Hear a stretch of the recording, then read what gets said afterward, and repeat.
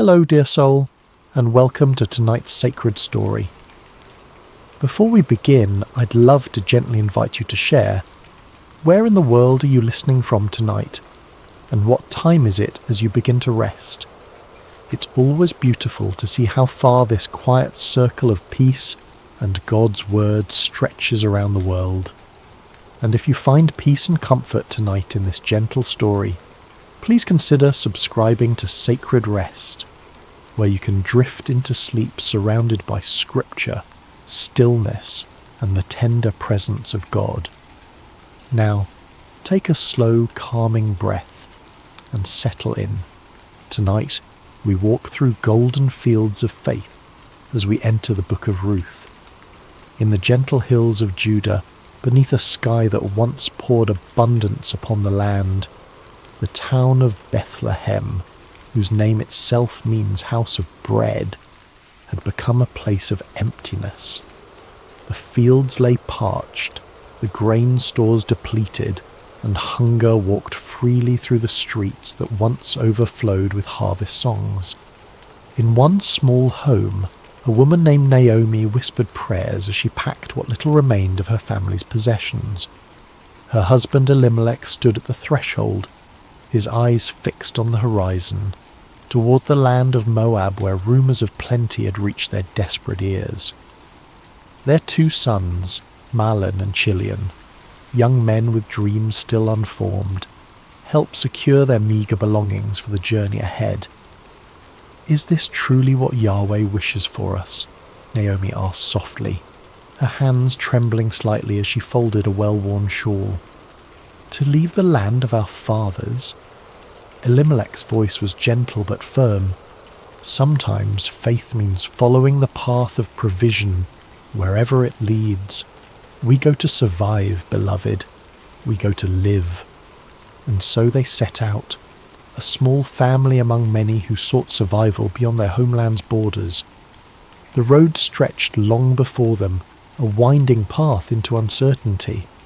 With each step away from Bethlehem, Naomi felt the weight of leaving grow heavier, like gathering storm clouds behind them. Moab received them with fields less barren than those they had left. They built a simple life there, foreigners in a strange land that worshipped strange gods. They kept to themselves, honouring the Sabbath in quiet ways, speaking of Yahweh in evening whispers when the day's work was done. But sorrow knows no boundaries, respects no borders. It found them even there, across the Dead Sea from their homeland. First came the quiet, unexpected night when Elimelech did not wake with the dawn. Naomi wept as they buried him according to their customs, as best they could in foreign soil. Her sons stood like slender reeds on either side of her, bending in the wind of grief but not breaking. Time continued its patient march. The sons found wives among the Moabite women. Mahlon married Ruth, a woman with gentle eyes and a voice like summer rain. Chilion took Orpah, whose laughter could brighten even their darkest days of longing for home. For 10 years they lived thus, not in abundance, but in enough, until enough became too little and the shadows returned. First Mahlon grew ill, his strength fading like evening light. Then Chilion, as if unable to walk this world without his brother, followed him into that quiet night from which no traveller returns. 3 widows remained, their grief a shared language that needed no translation. When news reached them that the famine had lifted in Judah, Naomi's heart turned homeward. What remained for her in this land of sorrows? Better to die in the place of her birth, among her own people, than to continue as a stranger in a land that had taken everything she loved. "Go back," she told her daughters-in-law, her voice thick with both love and sorrow. "Return to your mothers' homes.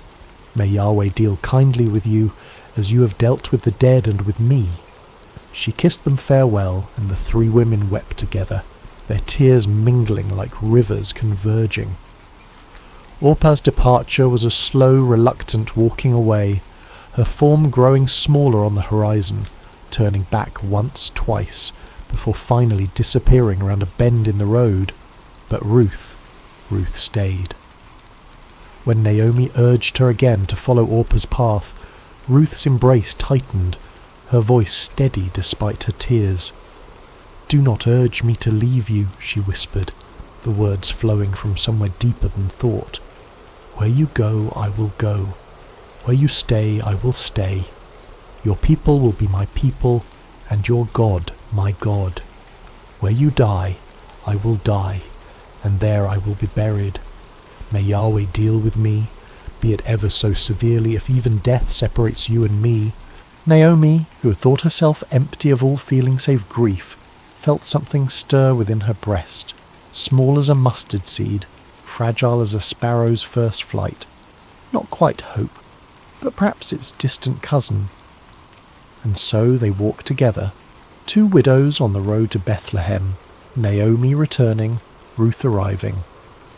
The older woman's steps were heavy with memories, the younger's light with the strange freedom that comes from choosing one's path with complete clarity. They arrived as the barley harvest was beginning, the fields around Bethlehem rippling like a green sea in the gentle breeze. Women drawing water recognized Naomi despite the years and sorrows that had reshaped her face. "Can this be Naomi?" they asked, voices bright with surprise. "Do not call me Naomi," she replied, the name that meant pleasant now a bitter irony on her tongue. "Call me Mara, for the Almighty has made my life very bitter. I went away full, but Yahweh has brought me back empty."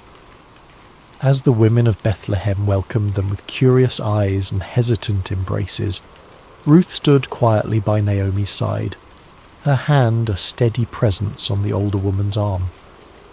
In this moment, on this threshold between past and future, neither could know what fields of possibility lay before them, what harvest Yahweh was already preparing, or how their names would one day be spoken with reverence across centuries yet unborn. They knew only this: the road behind them was empty, and the road ahead unknown, but they would walk it together, step by faithful step, beneath the watchful eyes of a God who sees even sparrows when they fall. The sun had barely lifted itself above the eastern hills when Ruth rose from her mat, careful not to disturb Naomi's rare peaceful sleep. The small house they had secured, more a room than a home, was cool in the early morning light, shadows still clinging to the corners like reluctant dreams. Ruth wrapped herself in a shawl, the fabric thin but serviceable, and tied back her hair with practiced movements. She had been a daughter of comfort in Moab. Now she was a gleaner in a foreign land. The transition might have broken someone with less resilience, but Ruth had discovered a quiet strength within herself, not the kind that roars or demands attention, but the kind that simply continues, putting one foot before the other when all other options have vanished. "I will go to the fields today," she had told Naomi the night before. "Perhaps someone will allow me to glean behind their harvesters." Naomi had nodded, gratitude and sorrow mingling in her tired eyes. "Go, my daughter," she'd whispered. "May Yahweh guide your steps." Now, as Ruth stepped into the awakening streets of Bethlehem, she carried those words like a small flame against the uncertainty of the day ahead. The law of Moses provided for the poor, the widow, the foreigner. They were permitted to gather what the harvesters missed or deliberately left behind. It was not charity but dignity, a way of working for one's bread even when one owned no land. But Ruth was doubly vulnerable, both widow and foreigner. Which field would welcome her? Would the law's protection extend to a Moabite woman? These questions followed her like shadows as she made her way to the edges of town where the barley fields began their gentle roll toward the horizon. She paused at the boundary of the first field she encountered, watching as workers began to form lines, their sickles catching the morning light with brief flashes of brilliance. The field's owner was not present, but the foreman eyed her with suspicion. "Move along," he called, not unkindly but firmly. We have enough local gleaners already." Ruth nodded and continued, her heart sinking slightly but her resolve undiminished. The second field brought similar results. By the time she reached the third, the sun had climbed higher, and her throat was dry with thirst and unspoken prayers. This field seemed different somehow. The workers moved with a relaxed efficiency, and there was conversation, even occasional laughter among them. Ruth hesitated, then approached the foreman, her eyes modestly lowered but her voice clear. "Please, sir," she said, "might I glean among the sheaves behind your harvesters?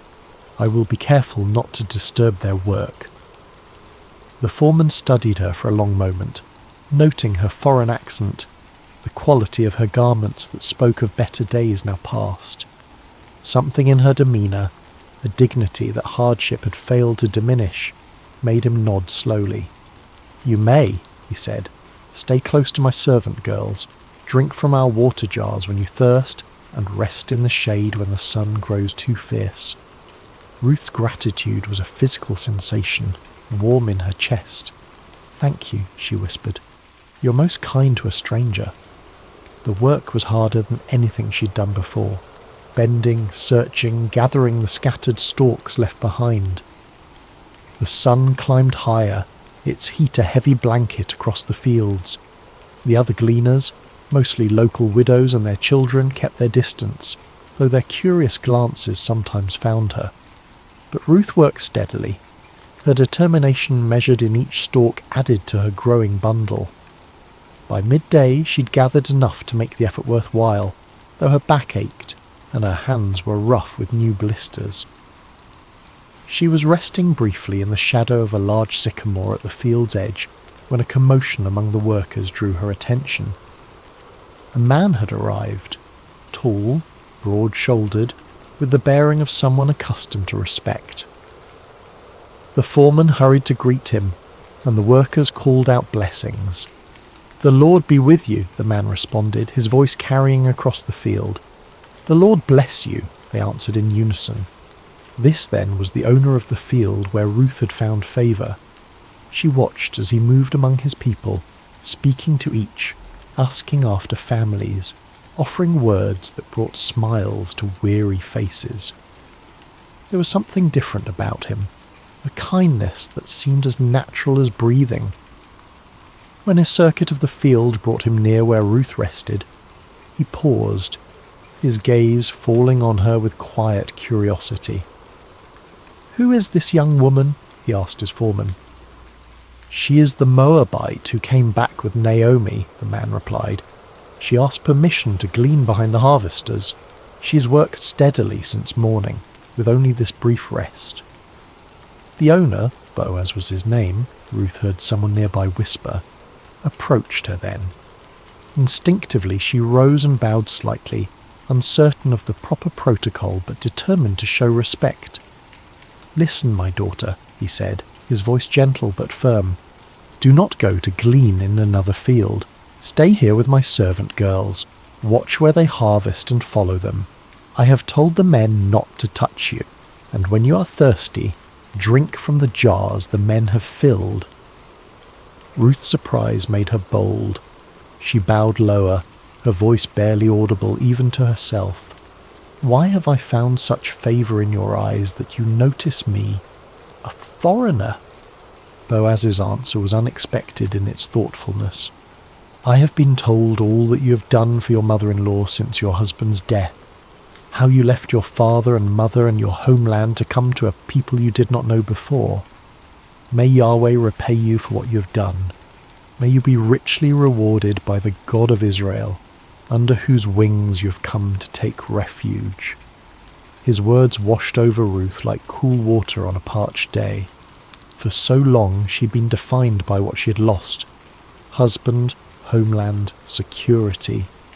Now, for the first time, someone saw what she'd chosen, what she had given, what she had become. "You have put me at ease, my lord," she said, her voice steadier now. "You have spoken kindly to your servant, though I do not have the standing of one of your servant girls." When the meal break came, Boaz himself invited her to share bread with the harvesters. He handed her roasted grain, more than she could eat, and she saved some for Naomi. Throughout the afternoon, Ruth noticed that the harvesters seemed to be dropping more grain than seemed accidental. Once she caught the foreman's eye as he instructed a worker to deliberately leave a small bundle behind. He looked away quickly, but not before she glimpsed something like approval in his gaze. When evening came and Ruth gathered her gleaning, an effort of barley, far more than she had dared hope for, she felt something she had not expected to feel again. The quiet satisfaction of provision, of having enough for tomorrow. As she walked back toward Bethlehem, the setting sun painting the limestone buildings in shades of amber and rose, Ruth carried not just barley, but something weightier. The knowledge that in this strange new land, under the wings of a God she was still coming to know, she had been seen. Not as Naomi's burden, not as an unwelcome foreigner, but as someone worthy of kindness, and in the shadow of that kindness, small seeds of possibility had begun to stir in the soil of her heart. The soft glow of oil lamps pushed back the evening darkness as Ruth entered the small dwelling she shared with Naomi. Her mother-in-law sat in the dimness, her hands, once strong and capable, now resting idle in her lap, testament to a weariness that went beyond physical exhaustion. "Is that you, my daughter?" Naomi called, her voice brightening slightly. "It is," Ruth answered, setting down her bundle with a soft thud. The sound seemed to fill the small space with promise. Naomi leaned forward, her eyes widening as Ruth opened the cloth to reveal the day's gleaning, golden barley catching the lamplight like treasure. "Where did you glean today?" she asked, running her fingers through the grain with wonder. "Blessed be the one who took notice of you." Ruth began to prepare a portion of the grain for their evening meal as she recounted the day's events, the field, the unexpected kindness, the owner who had spoken to her with respect rather than suspicion. The man's name was Boaz. She finished, watching as something flickered across Naomi's face. Recognition, then a sudden animation that had been absent for so long. "Boaz!" Naomi exclaimed, her voice stronger than Ruth had heard it in months. "That man is a relative of ours, one of our guardian redeemers." "Guardian redeemer?" Ruth echoed, unfamiliar with the term. Naomi's eyes held a spark now, like embers rekindling. "In our laws, in our customs, a guardian redeemer is a relative who has the responsibility to protect the interests of the needy members of the extended family, to redeem property that has been sold in times of hardship, to continue the family line." Her voice trailed off, her thoughts clearly racing ahead of her words. "The Lord has not stopped showing his kindness," Naomi whispered, almost to herself. "That man is one of our closest relatives." As they ate their simple meal of roasted grain and water, Ruth noticed that Naomi ate with more appetite than she had shown since their return to Bethlehem. Occasionally, the older woman would pause, her head tilted slightly as if listening to distant music only she could hear. The barley harvest continued, and Ruth returned to Boaz's fields each day. True to his word, she was protected, provided for, included in the shared meals. Some of the local women began to speak to her, their initial wariness giving way to cautious friendship. Ruth learned their names, heard stories of their children, shared in the communal rhythm of the harvest. When the barley harvest gave way to wheat, she remained in Boaz's fields, her presence now familiar, her diligence respected. Each evening she returned to Naomi with her gleanings. Each morning she rose before dawn to begin again. As the wheat harvest neared its end, Naomi called Ruth to sit beside her one evening. The older woman's face was thoughtful, her voice quiet but determined. "My daughter," she began, "should I not seek rest for you, that it may be well with you? Is not Boaz our relative, with whose young women you have been working? See, he's winnowing barley tonight at the threshing floor." Ruth listened carefully as Naomi outlined a plan. Bold, unconventional, but rooted in custom and law. She was to bathe, anoint herself with fragrant oil, put on her best garment, and go to the threshing floor where Boaz would be sleeping to guard the harvest. After he had eaten and drunk and lain down, she was to uncover his feet and lie down there, a symbolic gesture, a quiet request for protection. "All that you say I will do," Ruth promised, though her heart fluttered with uncertainty. She trusted Naomi's wisdom, trusted that this was not a plan born of desperation but of genuine care and cultural understanding.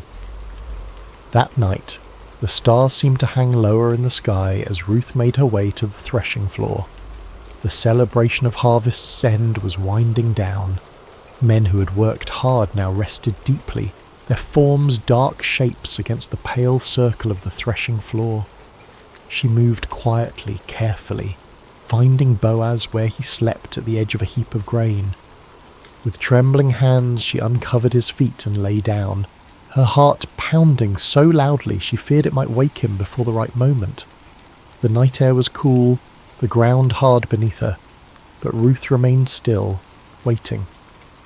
Near midnight, Boaz stirred, startled to find someone at his feet. "Who are you?" he asked, his voice thick with sleep but not angry.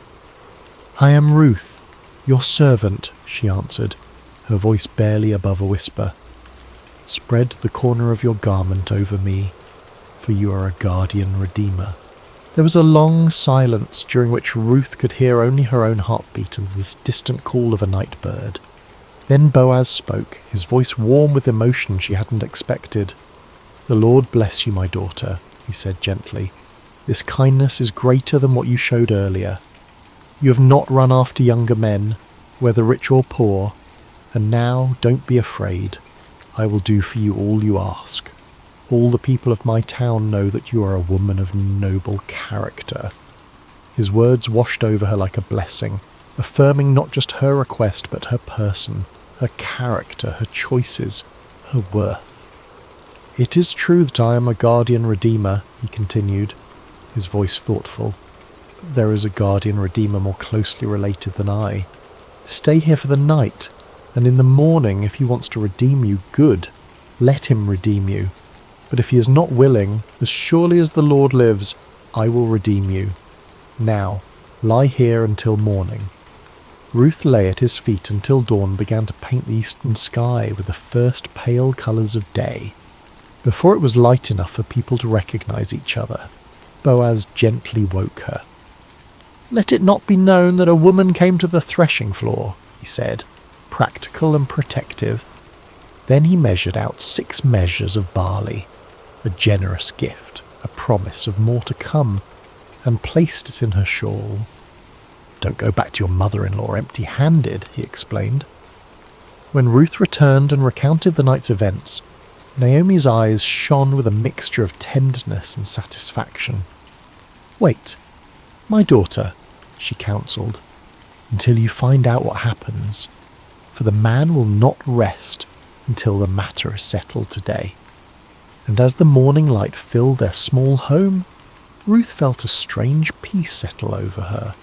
Not the peace of certainty, for much remained unresolved, but the peace that comes from having taken a step in faith, from having placed one's future in hands both human and divine. Outside, the streets of Bethlehem were coming to life. Somewhere in the town, Boaz was already moving toward the city gate, where matters of law and redemption were settled. Whatever the day would bring, Ruth knew that she had been seen, heard and valued, not despite her foreignness, her widowhood, her poverty, but somehow mysteriously, because of the person these circumstances had revealed her to be. And in that knowledge, she found a quiet strength to wait, to hope, to trust in the unfolding of a story that suddenly seemed larger than her own life. A story written in fields of barley and wheat, in promises spoken in the darkness, in the steadfast love of a God who sees the sparrow fall and counts the hairs on every head. The morning light spilled across Bethlehem like honey warm and golden, Boaz had risen early, his mind filled with purpose, his heart with a mixture of hope and determination. He made his way to the town gate, the place where elders gathered, where business was conducted, where justice was administered in full view of the community. He had barely settled himself when the guardian redeemer he had mentioned to Ruth approached. "Come over here, my friend," Boaz called, motioning to a seat beside him. "Sit down here." The man complied, curious about this formal invitation. Boaz then gathered 10 elders of the town, asking them to sit as witnesses. What was about to transpire was no small matter. It concerned inheritance, redemption, the continuation of a family line that had nearly been extinguished. "Naomi, who has returned from Moab," Boaz began carefully, "is selling the piece of land that belonged to our relative Elimelech. I thought I should bring the matter to your attention and suggest that you buy it in the presence of these seated here and in the presence of the elders of my people." The relative's eyes brightened with interest. Land was wealth, security, legacy. "I will redeem it," he said promptly. But Boaz was not finished. His next words were measured, precise, laying out the full implications of redemption. "On the day you buy the land from Naomi, you also acquire Ruth the Moabite, the dead man's widow, in order to maintain the name of the dead with his property." The relative's expression shifted.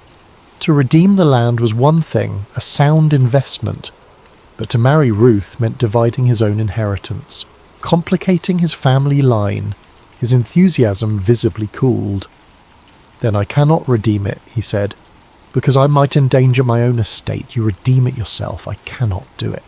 To formalize the transaction, the man removed his sandal, an ancient custom signifying the transfer of redemption rights.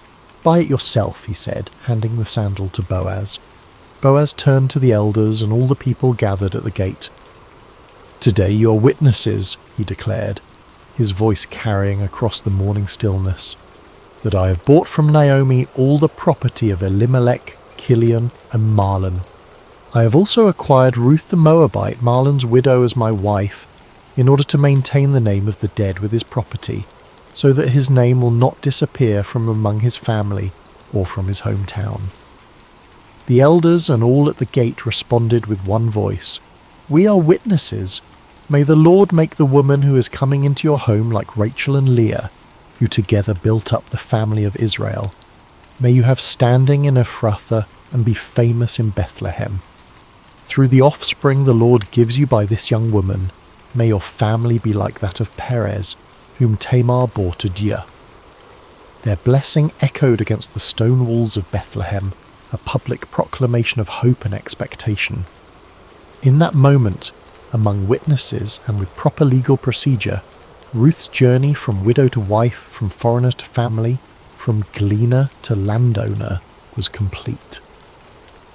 When Boaz returned to tell Ruth what had transpired, he found her helping Naomi prepare the midday meal, her movements graceful despite the humble task. At the sight of him in the doorway, both women paused, their eyes questioning. "It is done," he said simply. "All that I promised has been accomplished." Ruth's marriage to Boaz was celebrated with the quiet joy of those who have known sorrow and found unexpected sweetness on the other side. Naomi, who had returned to Bethlehem empty, now found herself part of a home filled with new beginnings. The seasons turned, bringing change to the land and to the small family. When Ruth's time came to deliver her first child, the women of Bethlehem gathered around her. The same women who had once whispered about the foreign daughter-in-law, now offering support and wisdom as she laboured. The child was a son, strong and healthy. They placed him in Naomi's arms, this woman who had lost both husband and sons, who had called herself bitter and empty. Now, as she cradled her grandson, the women of Bethlehem blessed her. "Praise be to the Lord, who this day has not left you without a guardian redeemer. May he become famous throughout Israel. He will renew your life and sustain you in your old age. For your daughter-in-law, who loves you, and who is better to you than 7 sons has given him birth." They named the child Obed, which means serving or worshipping, a name that spoke of gratitude, of recognition that this child was not just the continuation of a family line, but a gift from a God who sees the end from the beginning. What none of them could know as they celebrated the birth with bread and wine and laughter was that this child, Obed, would one day be the grandfather of David, the shepherd boy who would become Israel's greatest king. And from David's line centuries later would come the Messiah, the ultimate redeemer, whose story of love and sacrifice would echo Ruth's loyalty and Boaz's redemption on a cosmic scale. As Boaz watched Ruth with their son, he marvelled at the intricate weaving of their lives, how sorrow had led to joy, how loss had opened the door to finding, how endings had become beginnings. He thought of the day he had first noticed Ruth in his fields, her quiet dignity as she gleaned among the sheaves. How could he have known then what this foreign woman would come to mean not only to him, but to the future of his people? In the soft twilight of their home, with Naomi singing gentle lullabies to Obed and Ruth's hand warm in his own, Boaz understood that some harvests are gathered not in fields of grain, but in the human heart, in acts of kindness, in choices of loyalty, in the courage to begin again when all seems lost. Outside their window, the hills of Bethlehem were turning purple with evening shadows. Somewhere in those hills, shepherds watched their flocks, stars began their nightly vigil, and the world continued its ancient rhythms of planting and harvest, of birth and death, of loss and redemption. But within this one small home, within these few beating hearts, a miracle had occurred. The quiet, everyday miracle of restoration, of empty hands being filled again, of bitter lives turning sweet, of a future reclaimed from the ashes of the past. And as night fell over Bethlehem, as oil lamps were lit and evening prayers whispered, as the infant Obed drifted into sleep secure in the knowledge of being utterly loved, the story of Ruth and Boaz, of faithful love and kindness reciprocated, became another golden thread in the tapestry of faith that would one day welcome the world's Redeemer. The stars appeared one by one in the deepening blue of the evening sky, like silver seeds scattered across a celestial field. In homes throughout Bethlehem, oil lamps cast their gentle glow against limestone walls, and families gathered for evening meals, for prayers, for the sharing of the day's small victories and concerns. In one such home, the home of Boaz, Ruth, and Naomi, the day was drawing to its peaceful close. Little Obed, now a toddler with his father's strong build and his mother's gentle eyes, had been tucked into bed after a story from his grandmother Naomi. His breathing had deepened into the steady rhythm of childhood sleep, innocent and complete. Ruth sat in the courtyard, her fingers working methodically at a loom, creating fabric for their household. The rhythmic movement of the shuttle was soothing, meditative, a dance between yarn and skill that produced something both beautiful and necessary. Boaz watched her from the doorway, struck again by the quiet grace that had first drawn him to her in the fields. "Your hands create such beauty," he said softly, joining her in the cool evening air. Ruth smiled, her eyes never leaving her work. "My mother taught me to weave when I was a child," she replied. "She said that the making of cloth is like the making of a life, thread by thread, day by day, until a pattern emerges that was invisible at the beginning." Naomi appeared in the doorway, carrying a small cup of wine.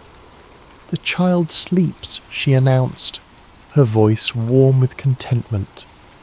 "He asked again for the story of how his mother came from a distant land."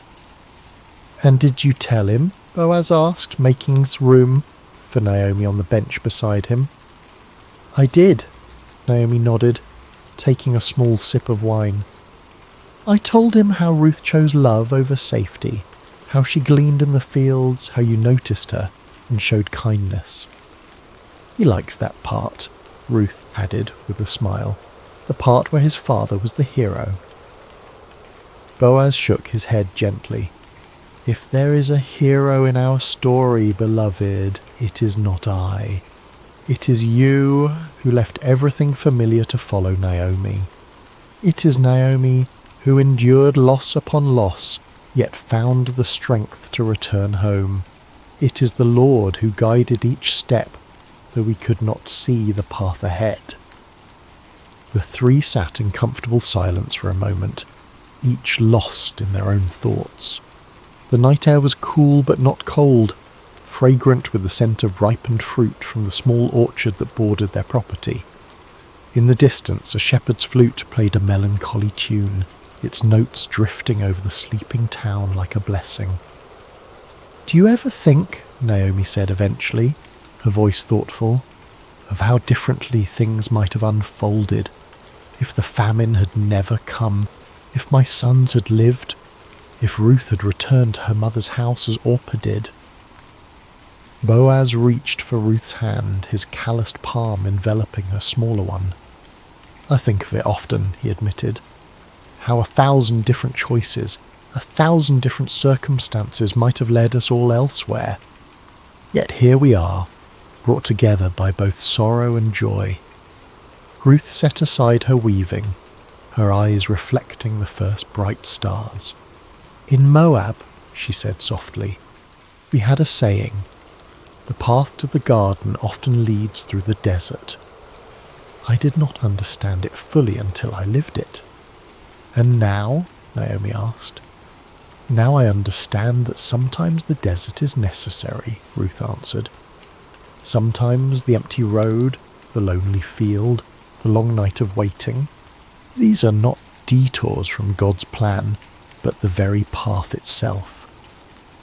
Boaz nodded, his face solemn in the gathering darkness. "When I was a younger man," he said, "I often questioned why the Lord had not blessed me with a wife, with children. I watched my friends build families while I built barns and storehouses. I wondered if I had somehow missed the fullness of life." He looked at Ruth, his eyes soft with wonder even after these years together. "Now I see that I was waiting for you, though I did not know it. That each harvest I oversaw, each field I planted, was preparation for the day when a Moabite widow would come to glean among my sheaves." Naomi's laugh was gentle, without bitterness. "And I, who accused the Lord of emptying my hands, look what he has filled them with." She gestured toward the house where Obed slept, toward the small but thriving household that had grown around her. Sometimes emptiness is just the space God is creating for something new. As they sat together in the deepening twilight, a sense of reverent gratitude settled over them. Not the loud exuberance of those who have never known loss, but the deeper, quieter joy of those who have walked through shadows and found light waiting on the other side. The tale of their lives, this unexpected family, formed from fragments of broken dreams, would be told and retold through generations. Not because it was extraordinary in its outward circumstances, but because it revealed an extraordinary truth, that in the hands of a loving God nothing is wasted. Not grief, not loyalty, not kindness, not love freely given with no expectation of return. In the quiet darkness of Bethlehem, as the household of Boaz and Ruth prepared for sleep, they could not know how their story would echo through time, how the great-grandson of their son would be anointed king of Israel, how from their lineage would come the promised Messiah. They knew only this, that the God who had led them through famine and loss, through foreign fields and threshing floors, through legal proceedings and new beginnings,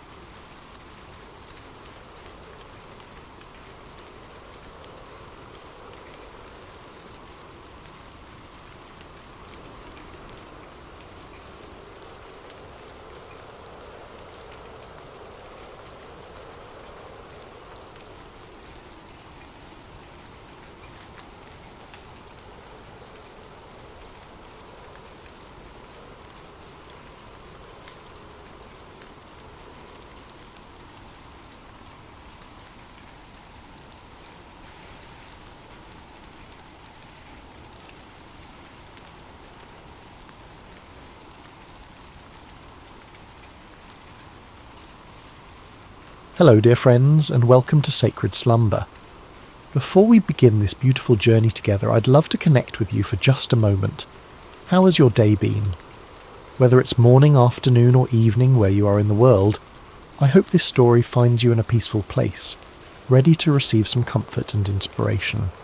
No matter what corner of the globe you're listening from, you're part of our Sacred Slumber family. If you haven't already, please consider subscribing to Sacred Slumber for more stories like this one that will nourish your soul and bring peace to your heart. Tonight, we're going to journey together through one of the most remarkable stories ever told, the true account of Joseph, a young man whose life teaches us profound lessons about resilience, faith, and the mysterious ways that purpose unfolds even in our darkest moments. This is a story that has inspired millions across centuries, reminding us that no matter how deep our pit may seem, there's always hope for palace moments ahead. In the ancient land of Canaan, where the sun painted golden hues across rolling hills dotted with olive trees and grazing flocks, there lived a patriarch named Jacob. His tents were pitched near Hebron, and his wealth was measured not in gold or silver, but in the size of his herds and the strength of his family. Jacob had 12 sons, but among them all one held a special place in his father's heart. Joseph was 17 years old, with eyes that sparkled with intelligence and a spirit that seemed to dance with dreams. He was the son of Rachel, Jacob's but loved wife, who had died giving birth to Benjamin, Joseph's younger brother. Perhaps it was the memory of Rachel that made Jacob's love for Joseph burn so brightly. Or perhaps it was something else, a recognition of the extraordinary destiny that seemed to hover around this particular son like morning mist around a mountain peak. The favouritism was evident to everyone in the household. While Joseph's older brothers, Reuben, Simeon, Levi, Judah, Dan, Naphtali, Gad, Asher, Issachar and Zebulun worked hard in the fields tending the flocks, Joseph often remained close to home. His brothers wore the simple, practical garments of shepherds, but Joseph wore something entirely different. One day Jacob called Joseph to his tent. The old man's hands, weathered by years of labour and life, held a garment that took Joseph's breath away. It was a coat of many colours, rich blues like the depths of the sea, vibrant reds like the sunset over the desert, brilliant yellows like fields of grain, and deep purples like the robes of kings. The fabric was fine, the workmanship exquisite. It was not the coat of a shepherd, but the robe of a prince. "My son," Jacob said, his voice thick with emotion as he placed the coat on Joseph's shoulders, "this is for you. You are precious to me beyond measure." Joseph felt the weight of the coat, but more than that, he felt the weight of his father's love and the unspoken promise it contained. As he walked among his brothers wearing this magnificent garment, he could feel their eyes following him, eyes that had grown cold with resentment and hard with jealousy. But the coat was only the beginning. Joseph had always been a dreamer, but now his dreams took on a quality that was both wonderful and troubling. One morning, as the family gathered for their meal, Joseph could no longer contain the vision that had visited him in the night. "Listen to this dream I had," Joseph said, his voice bright with excitement and innocence. "We were binding sheaves of grain out in the field, when suddenly my sheaf rose and stood upright, while your sheaves gathered around mine and bowed down to it." The silence that followed was deafening. His brothers exchanged glances that spoke volumes. Reuben's jaw tightened. Simeon's hands clenched into fists. Judah shook his head in disgust. "Do you intend to reign over us?" Simeon asked, his voice dripping with sarcasm. "Will you actually rule us?" But Joseph, in his youthful enthusiasm, seemed oblivious to the storm clouds gathering around him. Soon after he had another dream, even more vivid than the first. "Listen," he said one evening as the family sat around the fire, the flames casting dancing shadows on their faces.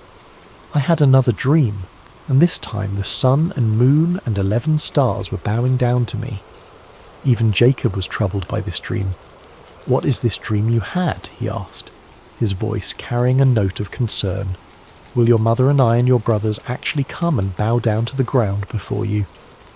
Though Jacob rebuked Joseph publicly, privately he pondered these words in his heart. There was something about his son's dreams that felt different from ordinary night visions. They carried the weight of prophecy, the sense of divine purpose. But for Joseph's brothers, these dreams were the final straw. Their hatred for Joseph grew like a cancer, fed by jealousy and watered by resentment. The brothers could hardly speak a civil word to Joseph anymore. When he approached, conversation stopped. When he tried to join their work, they found reasons to send him away. The coat of many colours became a symbol of everything they despised about their father's favouritism and their brother's apparent arrogance. One day, Jacob sent Joseph to check on his brothers who were grazing the flocks near Dothan, several days' journey from home. As Joseph set out, wearing his beautiful coat and carrying provisions for his brothers, he had no idea that he was walking toward a destiny that would change not only his life, but the course of history itself. The brothers saw him coming from a long distance, the colours of his coat visible even across the rolling hills. As that familiar figure approached, the resentment that had been building for years finally reached its boiling point. "Here comes that dreamer," one of them said with venom. "Let's kill him," another suggested. "We can throw him into one of these cisterns and say that a ferocious animal devoured him. Then we'll see what comes of his dreams." For a moment, murder hung in the air like a storm cloud ready to burst. But Reuben, the eldest, felt the weight of responsibility on his shoulders. "Let's not take his life," he said quickly. "Throw him into this cistern here in the wilderness, but don't lay a hand on him."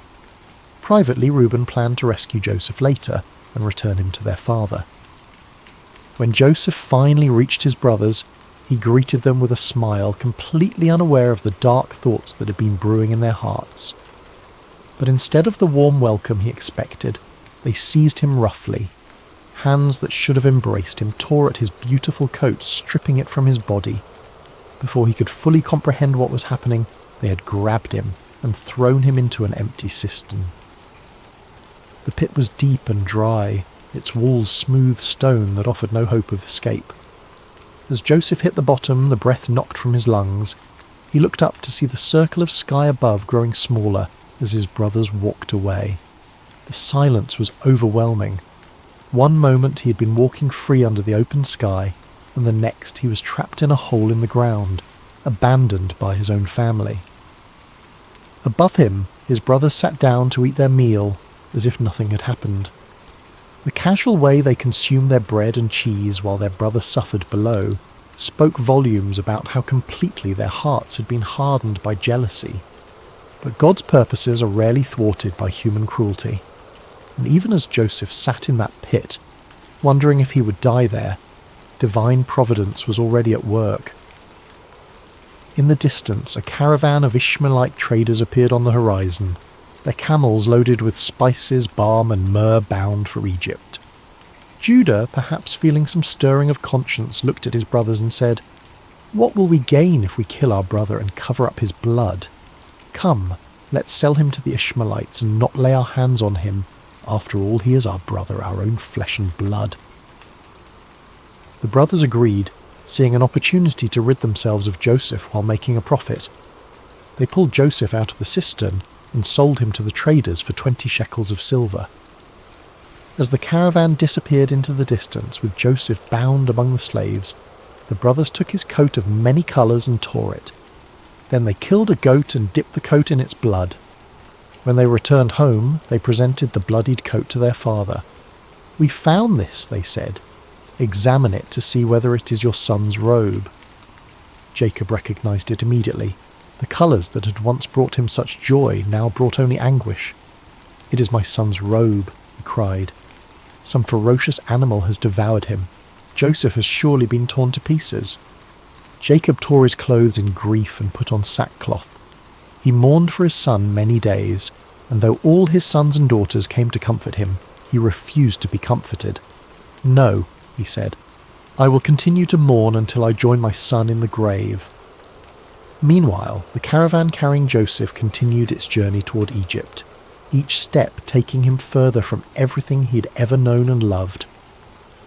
As the young man looked back at the fading hills of his homeland, he could not have imagined that this betrayal, this moment that felt like the end of everything, was actually the beginning of a story that would demonstrate the power of God to bring beauty from ashes and purpose from pain. The journey to Egypt was long and grueling. Joseph, who had never known anything but comfort and privilege, now found himself chained among slaves, his feet bloody from walking across rough terrain, his throat parched from the desert sun. The traders were not cruel, but neither were they kind. He was simply merchandise to them, a commodity to be delivered in good condition to fetch the best price. As the caravan crested the final hill before entering Egypt, Joseph's eyes widened at the sight before him. Egypt was unlike anything he had ever seen.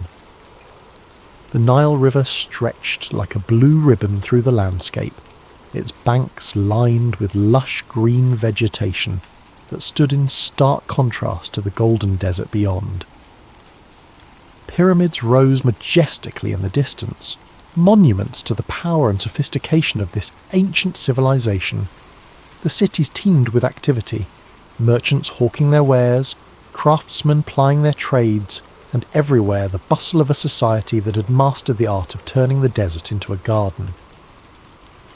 In the slave market of Memphis, Joseph stood with the others as potential buyers examined them like livestock. His youth and obvious intelligence caught the eye of several bidders, but it was Potiphar, an officer of Pharaoh and captain of the guard, who ultimately purchased him. Potiphar was a man of considerable wealth and influence, with a household that required numerous servants to maintain its operations. Joseph's new life began in Potiphar's house, where he was assigned to work among the other servants. Everything about his circumstances had changed. He who had once worn a coat of many colours now dressed in the simple linen of a slave. He who had once been served was now serving others. He who had once been the favoured son was now property, with no rights and no freedom.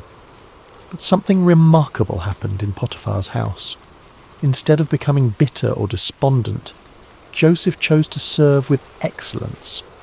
When he was given a task, he completed it better than anyone expected. When he was assigned to care for something, he treated it as if it were his own. His attitude was not that of a man who'd been wronged, but of someone who understood that his character was more important than his circumstances. It didn't take long for Potiphar to notice this exceptional young man.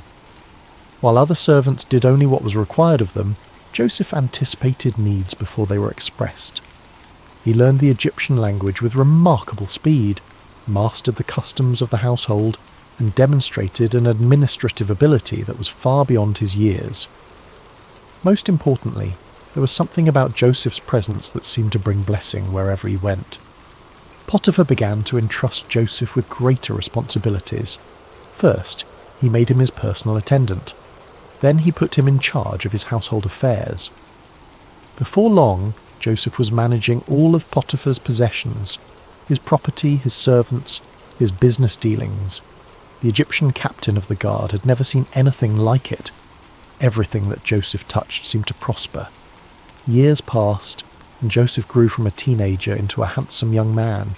The hardships he had endured had not broken him, but had instead forged him into someone of remarkable character and capability. Potiphar trusted him completely, to the point where he concerned himself with nothing except the food he ate. Everything else was in Joseph's capable hands. But success and favour can sometimes bring their own dangers, and Joseph was about to face a test that would prove even more challenging than the pit his brothers had thrown him into. Potiphar's wife had noticed the young Hebrew slave who had risen to such prominence in her household. Joseph was not only capable and trustworthy, but he had grown into a man of striking appearance. Day after day she watched him as he went about his duties with quiet dignity and remarkable competence. Soon, watching was not enough. "Come to bed with me," she said to Joseph one day when they found themselves alone. Joseph was stunned by her proposition. The wife of his master, a woman of rank and privilege, was propositioning a slave. But Joseph's response revealed the depth of his character and the strength of his convictions. "No," he said firmly but respectfully. "With me in charge, my master does not concern himself with anything in the house. Everything he owns he has entrusted to my care. No one is greater in this house than I am. My master has withheld nothing from me except you, because you are his wife. How then could I do such a wicked thing and sin against God?" Day after day she spoke to Joseph, but he refused to go to bed with her or even to be with her. Joseph understood that betraying Potiphar's trust would not only be wrong, but it would also be a sin against the God who had been with him through all his trials. His integrity was not for sale, regardless of the price or the pressure. But a person determined to do wrong will often become vindictive when their advances are rejected. Potiphar's wife's desire turned to anger, and her anger to a determination for revenge. She waited for the right opportunity, and one day when Joseph came into the house to attend to his duties, and none of the household servants were inside, she made her move. She caught him by his cloak and said, "Come to bed with me." But Joseph left his cloak in her hand and ran out of the house. Holding his cloak as evidence, Potiphar's wife called to the household servants. "Look," she said, "this Hebrew has been brought to us to make sport of us. He came in here to sleep with me, but I screamed. When he heard me scream for help, he left his cloak beside me and ran out of the house. When Potiphar came home, his wife told him the same story. That Hebrew slave you brought us came to me to make sport of me, but as soon as I screamed for help, he left his cloak beside me and ran out of the house." Potiphar burned with anger. The man he had trusted above all others, the servant who had brought such blessing to his household, had apparently betrayed that trust in the worst possible way.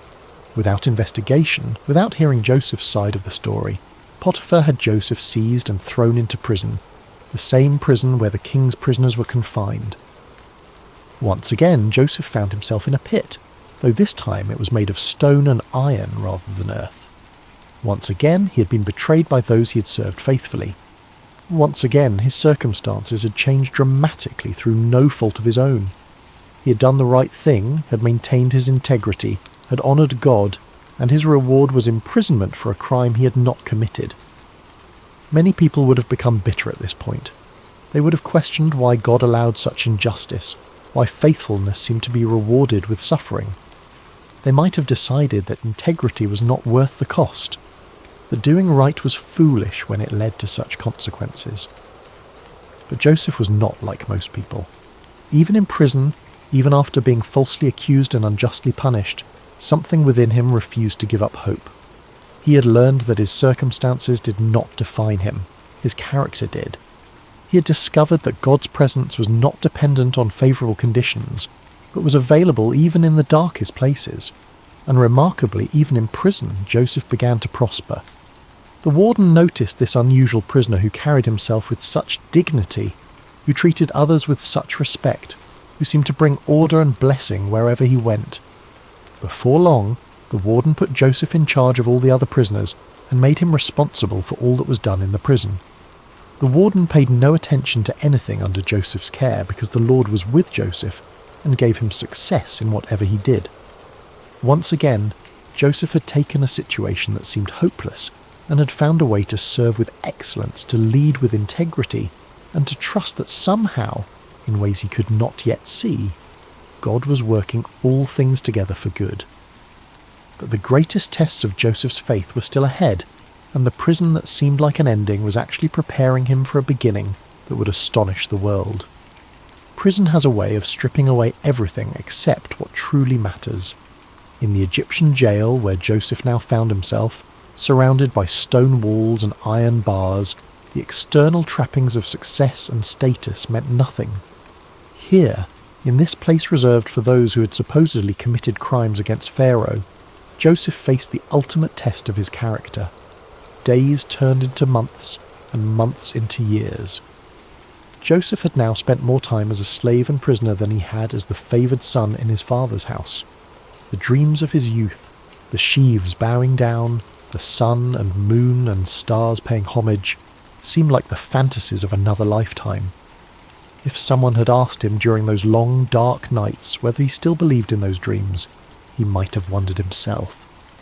But Joseph had learned something profound during his years of hardship, that faith is not about understanding God's timeline, but about trusting God's character. He had seen evidence of divine favour even in the darkest circumstances. When he was in Potiphar's house, God had blessed his work. Now, even in prison, he could see the same pattern. Blessing flowing through him to benefit others. Success following him, even in the most unlikely places. The other prisoners noticed something different about Joseph. While many of them spent their time in despair, anger, or plotting revenge, Joseph maintained a remarkable sense of peace. He listened to their stories with compassion, helped resolve disputes with wisdom, and carried himself with a dignity that prison walls could not diminish. The warden had made him the unofficial leader among the prisoners, and everyone, guards and inmates alike, respected him. One morning, Joseph noticed that two of his fellow prisoners seemed particularly troubled. They were not ordinary criminals, but former members of Pharaoh's household, the chief cupbearer and the chief baker.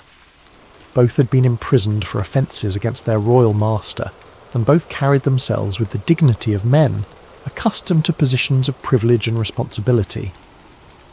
"Why do you look so sad today?" Joseph asked them. The cupbearer answered, "We both had dreams, but there is no one to interpret them." In the ancient world, dreams were considered messages from the gods, and their interpretation was a specialized skill typically reserved for trained priests and wise men. To have a significant dream and no way to understand its meaning was a source of genuine distress. Joseph's response revealed both his humility and his faith. "Do not interpretations belong to God? Tell me your dreams." The chief cupbearer went first. "In my dream," he said, "I saw a vine in front of me, and on the vine were 3 branches. As soon as it budded, it blossomed, and its clusters ripened into grapes. Pharaoh's cup was in my hand, and I took the grapes, squeezed them into Pharaoh's cup, and put the cup in his hand." Joseph listened carefully, and as the cupbearer spoke, understanding came to him with a clarity that felt like sunrise after a long night. "This is what it means," Joseph said. "The 3 branches are 3 days.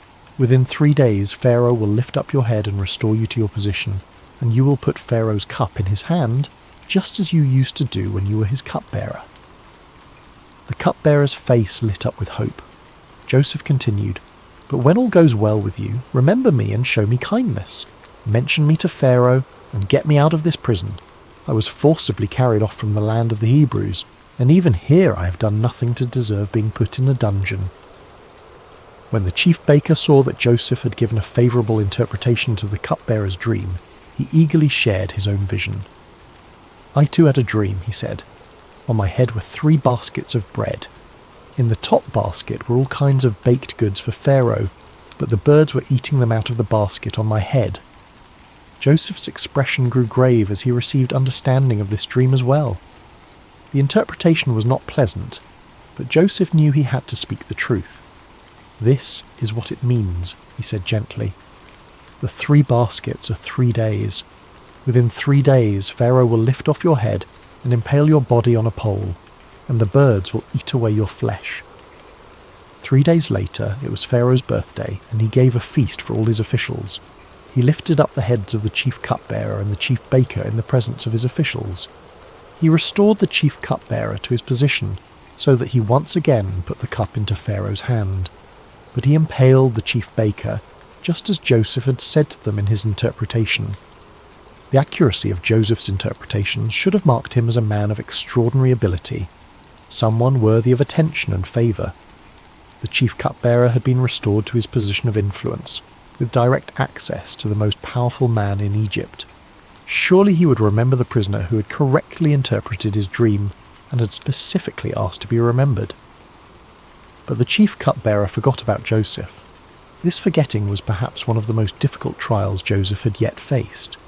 It was not the active betrayal of his brothers or the false accusation of Potiphar's wife, but the passive neglect of someone who simply failed to keep his word. Day after day, Joseph waited, hoping that this would be the day when guards would come to release him, when word would arrive that Pharaoh wanted to see him. But the days passed in silence. Months turned into a year, and then another year. 2 full years passed, and still the cupbearer, busy with his restored duties and privileges, did not remember the Hebrew slave who had correctly interpreted his dream. It was as if Joseph had been forgotten not just by one man, but by the entire world. During these 2 years of waiting, Joseph could have become bitter. He could have concluded that helping others was pointless, that kindness was wasted on those who would not return it. He could have decided that his gift for interpreting dreams was worthless if it could not even secure his own freedom. Many people would have given up hope entirely. But Joseph continued to trust, continued to serve, continued to maintain his character even when it seemed to bring no reward. He understood something that many people never learn, that our calling is to be faithful, not to control outcomes. His job was to use his gifts with integrity and kindness. God's job was to handle the timing and the results. In the darkness of those 2 forgotten years, Joseph's faith was refined like gold in a furnace. The dreams of his youth were still alive within him, but they had been purified of any pride or presumption. He was learning that God's promises are always fulfilled, but rarely on our timeline or in the way we expect. And unbeknownst to Joseph, his time of preparation was nearly complete. All the lessons he had learned, about integrity under pressure, about leadership in difficult circumstances, about maintaining faith when it seemed unrewarded, were about to be put to their ultimate test. The pit had prepared him for the palace, but first he would need to prove that he was ready for both the privilege and the responsibility that awaited him. The stage was being set for one of the most dramatic turnarounds in human history, and the forgotten prisoner was about to become the second most powerful man in the greatest empire on earth. Pharaoh stood on the balcony of his palace, looking out over the magnificent kingdom that stretched as far as the eye could see. The Nile flowed majestically past the royal residence, its waters reflecting the first light of dawn. Egypt was at the height of its power and prosperity, with abundant harvests, thriving trade, and monuments that would stand for millennia as testaments to its greatness. But on this particular morning, Pharaoh was deeply troubled. For 2 nights in a row, he had been visited by dreams so vivid and disturbing that they left him unable to rest. These were not ordinary dreams. They carried the weight of divine communication, the sense that the gods were trying to tell him something of vital importance. But what? The first dream had been strange and unsettling. Pharaoh had dreamed he was standing by the Nile when 7 cows, fat and sleek, came up out of the river and began grazing among the reeds. Then 7 other cows came up out of the river after them, but these were ugly and gaunt, more wasted and emaciated than any cattle Pharaoh had ever seen in all of Egypt. The ugly, gaunt cows ate up the 7 fat, sleek cows, but even after eating them they looked just as ugly and gaunt as before. The second dream was equally mysterious. This time Pharaoh saw 7 heads of grain growing on a single stalk, healthy and good. Then 7 other heads sprouted after them, but these were thin and scorched by the east wind. The thin heads of grain swallowed up the 7 healthy full heads. Pharaoh woke from each dream with a sense of foreboding that he could not shake. These dreams meant something, but what? He immediately called for all the magicians and wise men of Egypt, men who were trained in the ancient arts of dream interpretation and divine communication. They came quickly at their king's summons, eager to demonstrate their wisdom and earn royal favour. But as Pharaoh recounted his dreams to them, something unprecedented happened. These men, who had built their reputations on their ability to interpret dreams and divine the will of the gods, were completely baffled. They offered various theories and possibilities, but none of them carried the ring of truth. Pharaoh could sense their uncertainty, their fumbling attempts to provide answers they simply did not have. It was in this moment of royal frustration and growing anxiety that the chief cupbearer suddenly remembered something, or rather someone, he had forgotten for 2 long years. "Today I'm reminded of my shortcomings," the cupbearer said, approaching Pharaoh with obvious embarrassment. "Pharaoh was once angry with his servants, and he imprisoned me and the chief baker in the house of the captain of the guard. Each of us had a dream the same night, and each dream had a meaning of its own. Now a young Hebrew was there with us, a servant of the captain of the guard. We told him our dreams, and he interpreted them for us, giving each man the interpretation of his dream, and things turned out exactly as he interpreted them to us. I was restored to my position, and the other man was impaled." Pharaoh's eyes sharpened with interest. A Hebrew slave who could interpret dreams with perfect accuracy, when his own wise men were stumped. "Send for him immediately," Pharaoh commanded. Guards rushed to the prison and found Joseph. "Pharaoh wants to see you," they announced. "Quickly, make yourself presentable." Joseph could hardly believe what he was hearing. After more than a decade in Egypt, first as a slave, then as a prisoner, He was suddenly being summoned to appear before the most powerful man on earth. He shaved, changed his clothes, and tried to prepare himself mentally for whatever was about to happen. As Joseph was led into the royal presence, he could not help but be awed by the magnificence that surrounded him. The palace was a testament to Egypt's wealth and sophistication, with soaring columns, intricate carvings, and precious metals gleaming everywhere. Pharaoh himself sat on a throne that seemed to embody the power and mystery of the gods, dressed in robes that spoke of unimaginable authority. "I had a dream," Pharaoh said without preamble, "and no one can interpret it. But I have heard it said of you that when you hear a dream you can interpret it." Joseph's response revealed the humility and faith that had sustained him through all his trials. "I cannot do it," Joseph replied, "but God will give Pharaoh the answer he desires." This was a remarkable statement for several reasons. First, Joseph gave no credit to himself, acknowledging that any ability he had came from God. Second, he was confident that God would provide the interpretation, even though he had not yet heard the dreams. Third, he was willing to stand before the most powerful man on earth and speak about his Hebrew God, a courageous act that could have had serious consequences if Pharaoh had taken offense. Pharaoh proceeded to tell Joseph both of his dreams in detail, describing the fat and gaunt cows, the healthy and withered grain. As he spoke, Joseph listened with the same careful attention he had given to the dreams of his fellow prisoners years earlier. When Pharaoh finished, Joseph spoke with clarity and confidence that amazed everyone present. "The dreams of Pharaoh are one and the same," he said. "God has revealed to Pharaoh what he's about to do. The 7 good cows are 7 years, and the 7 good heads of grain are 7 years. It is one and the same dream. The 7 lean, ugly cows that came up afterward are 7 years, and so are the 7 worthless heads of grain scorched by the east wind. They are 7 years of famine." Joseph continued, his voice carrying the authority of divine revelation. "It is just as I said to Pharaoh. God has shown Pharaoh what he's about to do. 7 years of great abundance are coming throughout the land of Egypt, but 7 years of famine will follow them. Then all the abundance in Egypt will be forgotten, and the famine will ravage the land. The abundance in the land will not be remembered, because the famine that follows it will be so severe. The reason the dream was given to Pharaoh in 2 forms is that the matter has been firmly decided by God, and God will do it soon." But Joseph did not stop with the interpretation. Drawing on his years of experience in administration and his natural wisdom, he offered practical advice for dealing with the crisis that was coming. "And now let Pharaoh look for a discerning and wise man and put him in charge of the land of Egypt. Let Pharaoh appoint commissioners over the land to take 1/5 of the harvest of Egypt during the 7 years of abundance.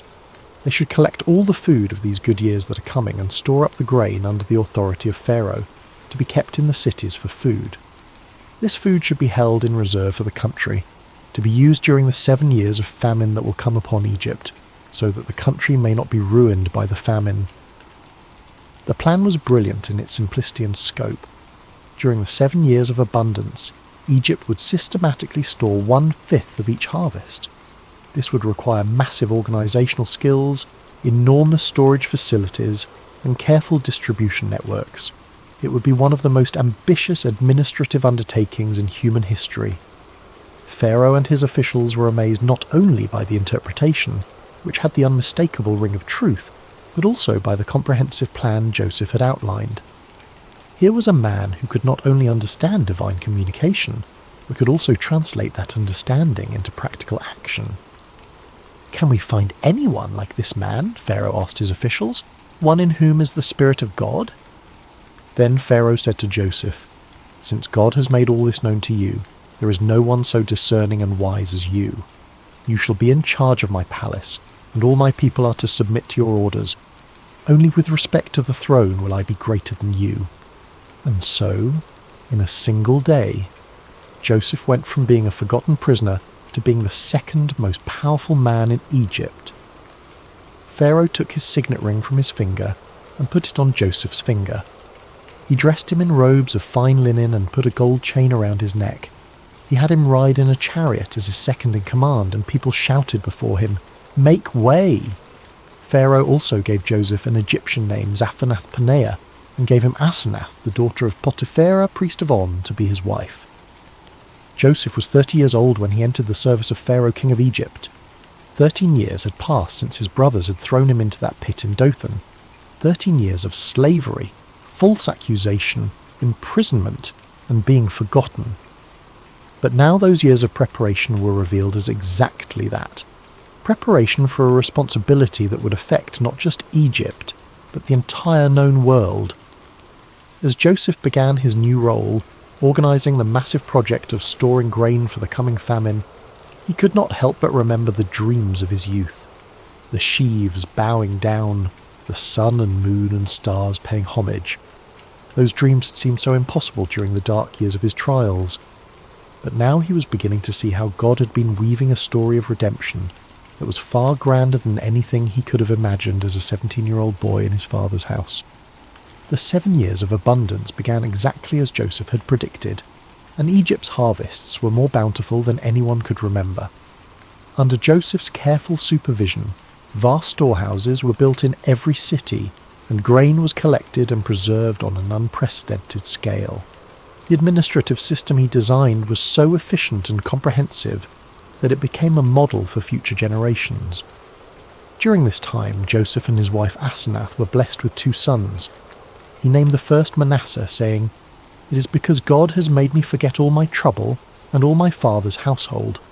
The second son he named Ephraim, saying, "It is because God has made me fruitful in the land of my suffering."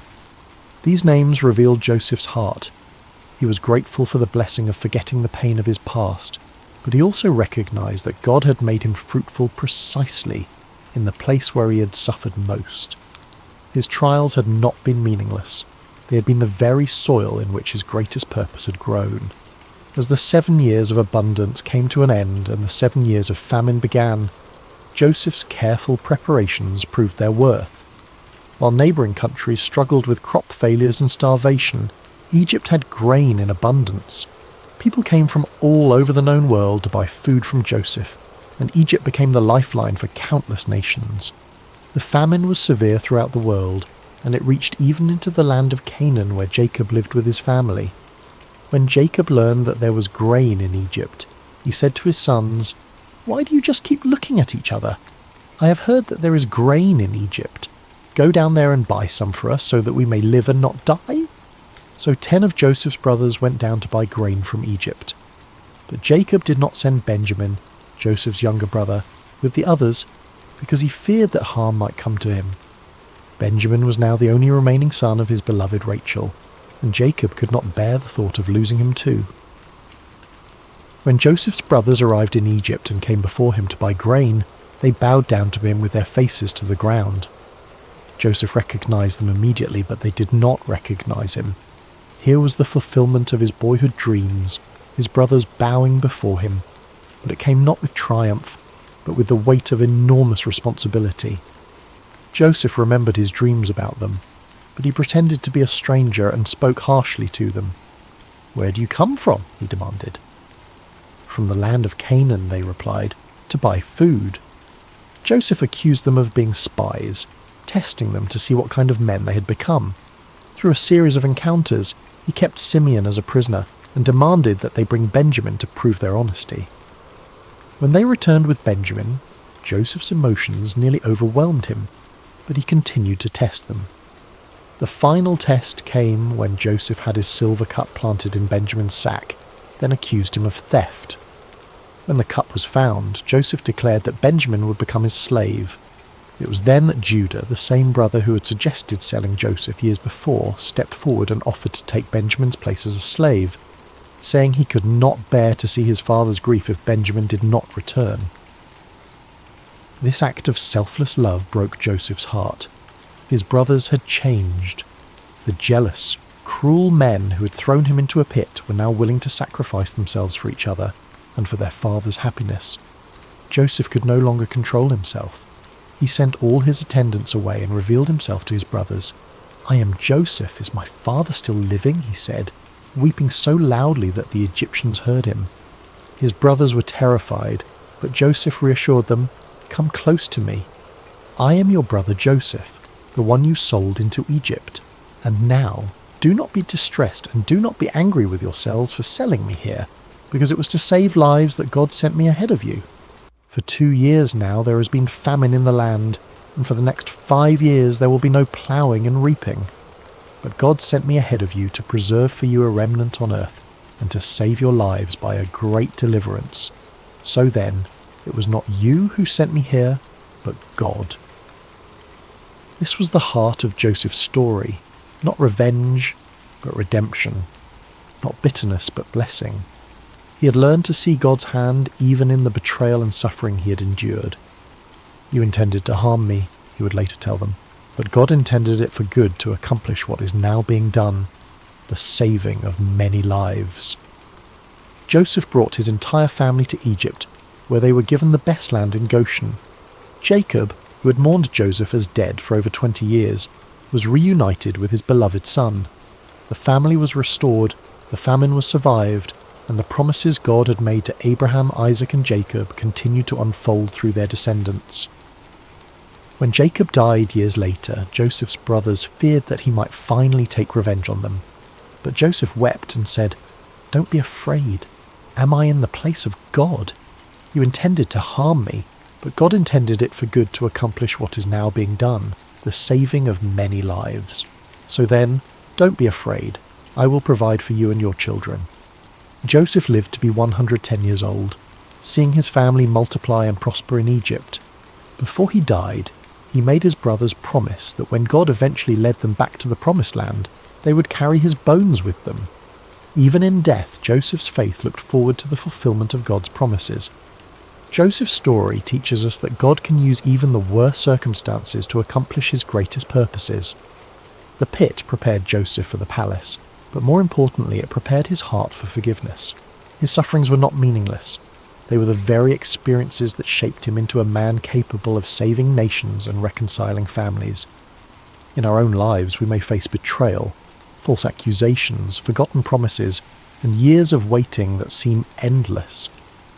But Joseph's story reminds us that God is always working, even when we cannot see his hand. Our calling is not to understand his timeline, but to trust his character and remain faithful in whatever circumstances we find ourselves. The dreams God gives us may take decades to fulfill, and they may come to pass in ways we never expected.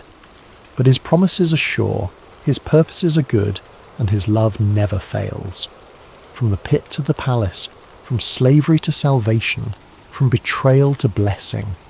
This is the pattern of redemption that runs through Joseph's story, and through our own lives when we place our trust in the God who makes all things work together for good.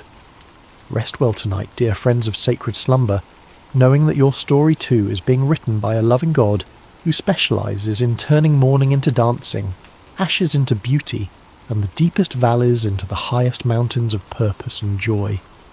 Sweet dreams, and may you find peace in knowing that no matter what pit you may find yourself in today, God is already preparing your palace for tomorrow.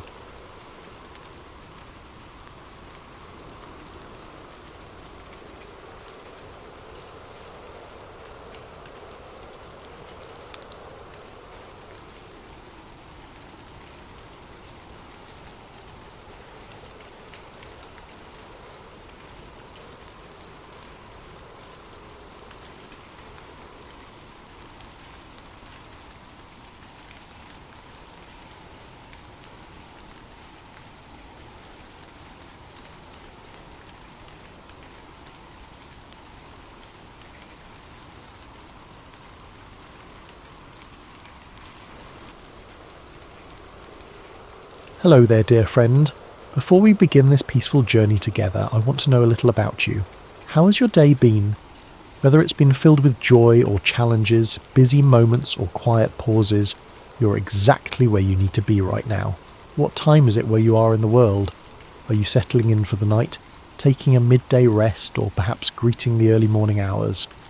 Wherever you are, from the bustling cities of New York to the quiet countryside of England, from the mountains of Colorado to the shores of Australia, you're welcome here in this sacred space. If this story brings you peace, I'd love for you to subscribe to Sacred Slumber, where we gather each week to find rest in timeless tales of faith, hope, and gentle grace. Now, let's begin. Take a deep breath with me. Let your shoulders soften, your jaw relax, and your heart settle into this moment. Whether morning light is streaming through your window, afternoon shadows are dancing on the walls, or midnight quiet surrounds you like a gentle blanket, let us walk together through a story of gentle strength and unseen grace. We're about to enter a time long ago during the days of the judges in ancient Israel. It was a time of chaos and uncertainty, when everyone did what was right in their own eyes. But this is not a story of chaos. This is a story of peace, of quiet faithfulness, of love that chooses to remain when it would be easier to leave. This is the story of Ruth, a young woman whose loyalty would echo through generations and whose humble heart would become part of the greatest story ever told. So close your eyes if you wish, breathe slowly, and let us journey together to the ancient land of Moab, where our story begins beside still waters of the soul. In the rolling hills of Moab, where the morning mist clung to the barley fields like a gentle prayer, lived a young woman named Ruth. She had married into a Hebrew family who had come to Moab during a time of famine in their homeland of Bethlehem. Her husband's name was Mahlon, and his mother was Naomi, a woman whose very name meant pleasant, and whose heart had once been full of joy. But sorrow has a way of finding us, even in the most peaceful places. First, Naomi's husband Elimelech died, leaving her alone with her 2 sons in a foreign land. The boys had grown into men and married Moabite women, Ruth and her sister-in-law Orpah. For 10 years they lived together, and Ruth learned to love not just her husband, but his faith, his God, and especially his mother, who had welcomed her with open arms. Then tragedy struck again, swift and merciless. Both Mahlon and his brother Chilion died, leaving 3 widows to face an uncertain world alone. In those days, a woman without a husband or sons had little hope of survival. They were vulnerable, forgotten, with no one to provide for them or protect them. Naomi sat in her small house, looking at the 2 young women who had become like daughters to her. The silence was heavy with grief, but also with decision. She had heard news from Bethlehem that the famine there had ended, that the Lord had visited his people and given them bread. Her heart longed for home, for the familiar hills of Judah, for the place where she had known happiness before sorrow came calling. "My daughters," she said softly, her voice worn thin by weeping, "I must return to my people. But you are young. You have your whole lives ahead of you. Go back to your mothers' houses. May the Lord deal kindly with you, as you have dealt with the dead and with me." She kissed them both, and they wept together. How can you say goodbye to someone who's been your family, your comfort, your companion through the darkest days? Orpah, after much tears and embracing, finally agreed to return to her people and her gods. It was the practical choice, the safe choice, the choice that made sense to everyone around them. But Ruth clung to Naomi with a determination that surprised them all. When Naomi urged her again to follow her sister-in-law, Ruth spoke words that would echo through history, words that came from the deepest place in her heart. "Do not urge me to leave you or to return from following you. For where you go, I will go, and where you lodge, I will lodge. Your people shall be my people, and your God my God. Where you die, I will die, and there will I be buried.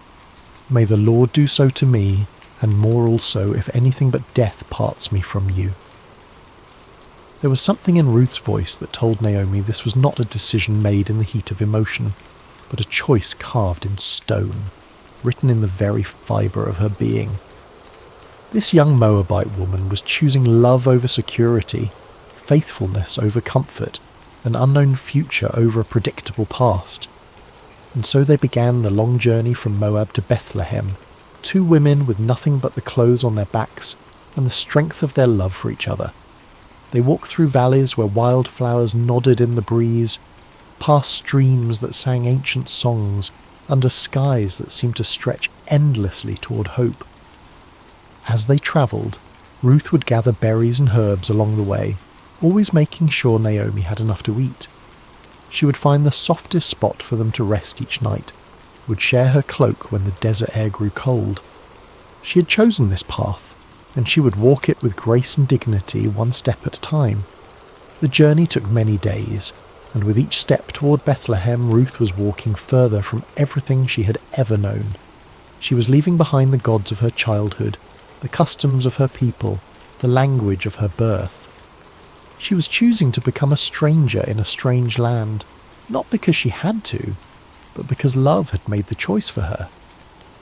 When they finally crested the hill that overlooked Bethlehem, the city spread before them like a handful of pearls scattered on brown velvet.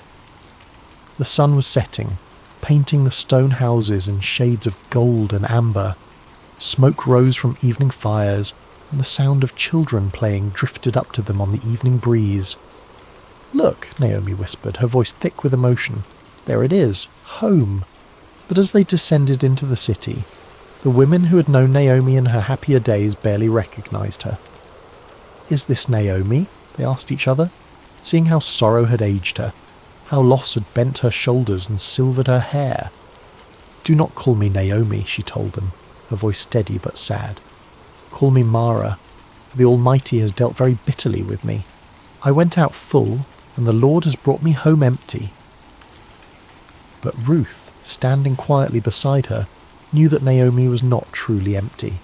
She had brought with her the love of this young woman, who had chosen to forsake all for the sake of faithfulness. And though neither of them knew it yet, they had arrived in Bethlehem at the beginning of barley harvest, when the fields were golden and ready, when provision was about to unfold in ways they could never have imagined. The story was just beginning, and the God who notices every sparrow that falls, who counts every tear that is shed, who remembers every act of kindness, was already preparing the next chapter of their lives. The morning air in Bethlehem was crisp and clean, carrying the scent of ripening grain and the promise of a new day. Ruth woke early, as she always did, listening to the gentle rhythm of Naomi's breathing beside her. They had found a small place to stay, but their provisions were nearly gone, and Ruth knew that something had to be done. She'd heard about the law of gleaning, a beautiful provision that the God of Israel had made for the poor and the stranger. After the reapers went through the fields harvesting the grain, the needy could follow behind and gather what was left. It was honest work, humble work, but it was work that could keep them alive. "Let me go to the fields," Ruth said gently to Naomi, "and glean among the ears of grain after him in whose sight I shall find favour." Naomi nodded, understanding the necessity but also the risk. Ruth was young and beautiful, and the fields could be dangerous places for a woman alone.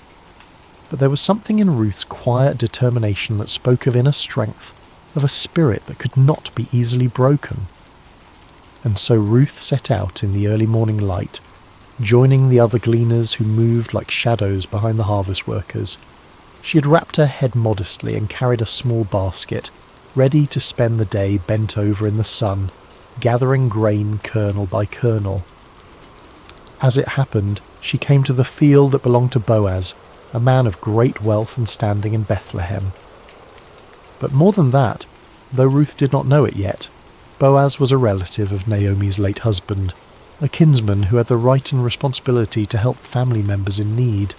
The phrase, "as it happened," seems simple enough, but sometimes the most profound movements of providence come disguised as coincidence. Ruth's feet carried her to that particular field not by accident, but by the gentle guidance of a God who was weaving a story larger than she could imagine. Boaz arrived at his field that morning, as was his custom, to greet his workers and oversee the harvest. He was a man in his middle years, with kind eyes and calloused hands that spoke of honest work. When he saw his reapers, he called out, "The Lord be with you," and they responded, "The Lord bless you." It was more than a greeting. It was a glimpse into the heart of a man who knew that all good things come from above. But his attention was caught by a young woman he had never seen before, working quietly at the edge of his field. She moved with grace and dignity, even in the humbling work of gleaning.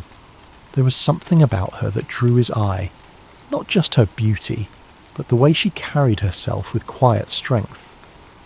"Whose young woman is this?" he asked his foreman. "She is the young Moabite woman who came back with Naomi from the country of Moab," the foreman replied. "She asked permission to glean and gather among the sheaves after the reapers, and she has been working steadily from early morning until now with only a brief rest." Boaz watched her for a moment longer, seeing how she worked without complaining, how she was careful not to take more than was rightfully hers, how she paused to help an elderly gleaner who had dropped her grain. His heart was moved by her diligence and her kindness. He approached her quietly, not wanting to startle her. "Listen, my daughter," he said gently. "Do not go to glean in another field, and do not leave this one. Stay close to my young women. Keep your eyes on the field that they are reaping, and go after them. I have charged the young men not to touch you, and when you are thirsty, go to the vessels and drink what the young men have drawn." Ruth was so surprised by his kindness that she fell on her face and bowed to the ground. "Why have I found favour in your sight," she asked, "that you should take notice of me, since I am a foreigner?" But Boaz had already heard the story of her loyalty to Naomi, how she had left her own people to care for her mother-in-law. "All that you have done for your mother-in-law since the death of your husband has been fully told to me," he said, his voice warm with admiration.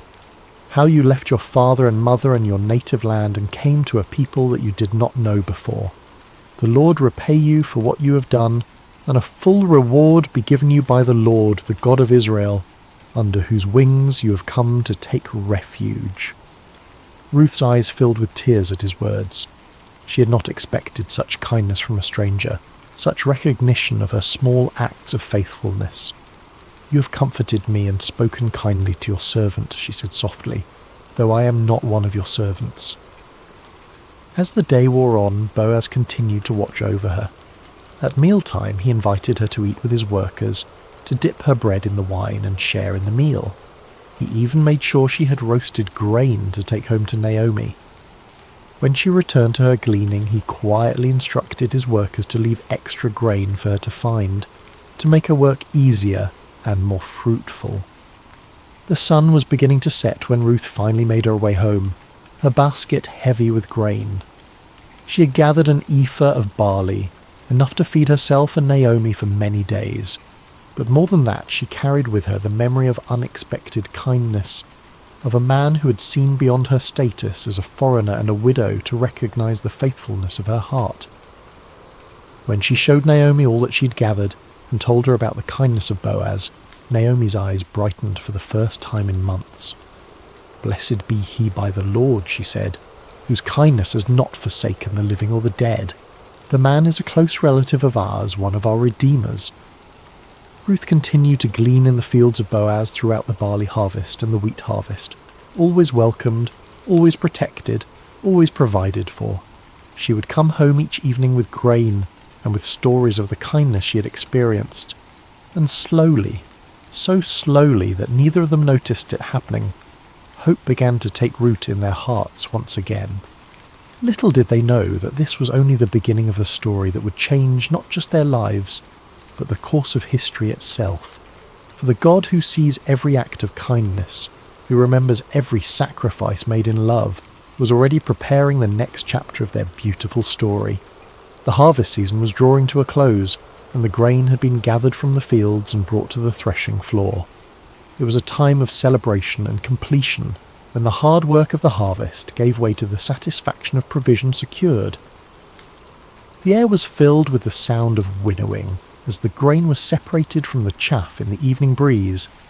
Naomi had been watching the growing affection between Ruth and Boaz with the wisdom of a woman who had lived long enough to recognize the hand of God in everyday circumstances. She had seen how Boaz's eyes followed Ruth, how he spoke to her with special gentleness, how he made sure she was always provided for and protected. And she had seen how Ruth, despite her natural reserve, had begun to smile more often, how she spoke Boaz's name with a special warmth.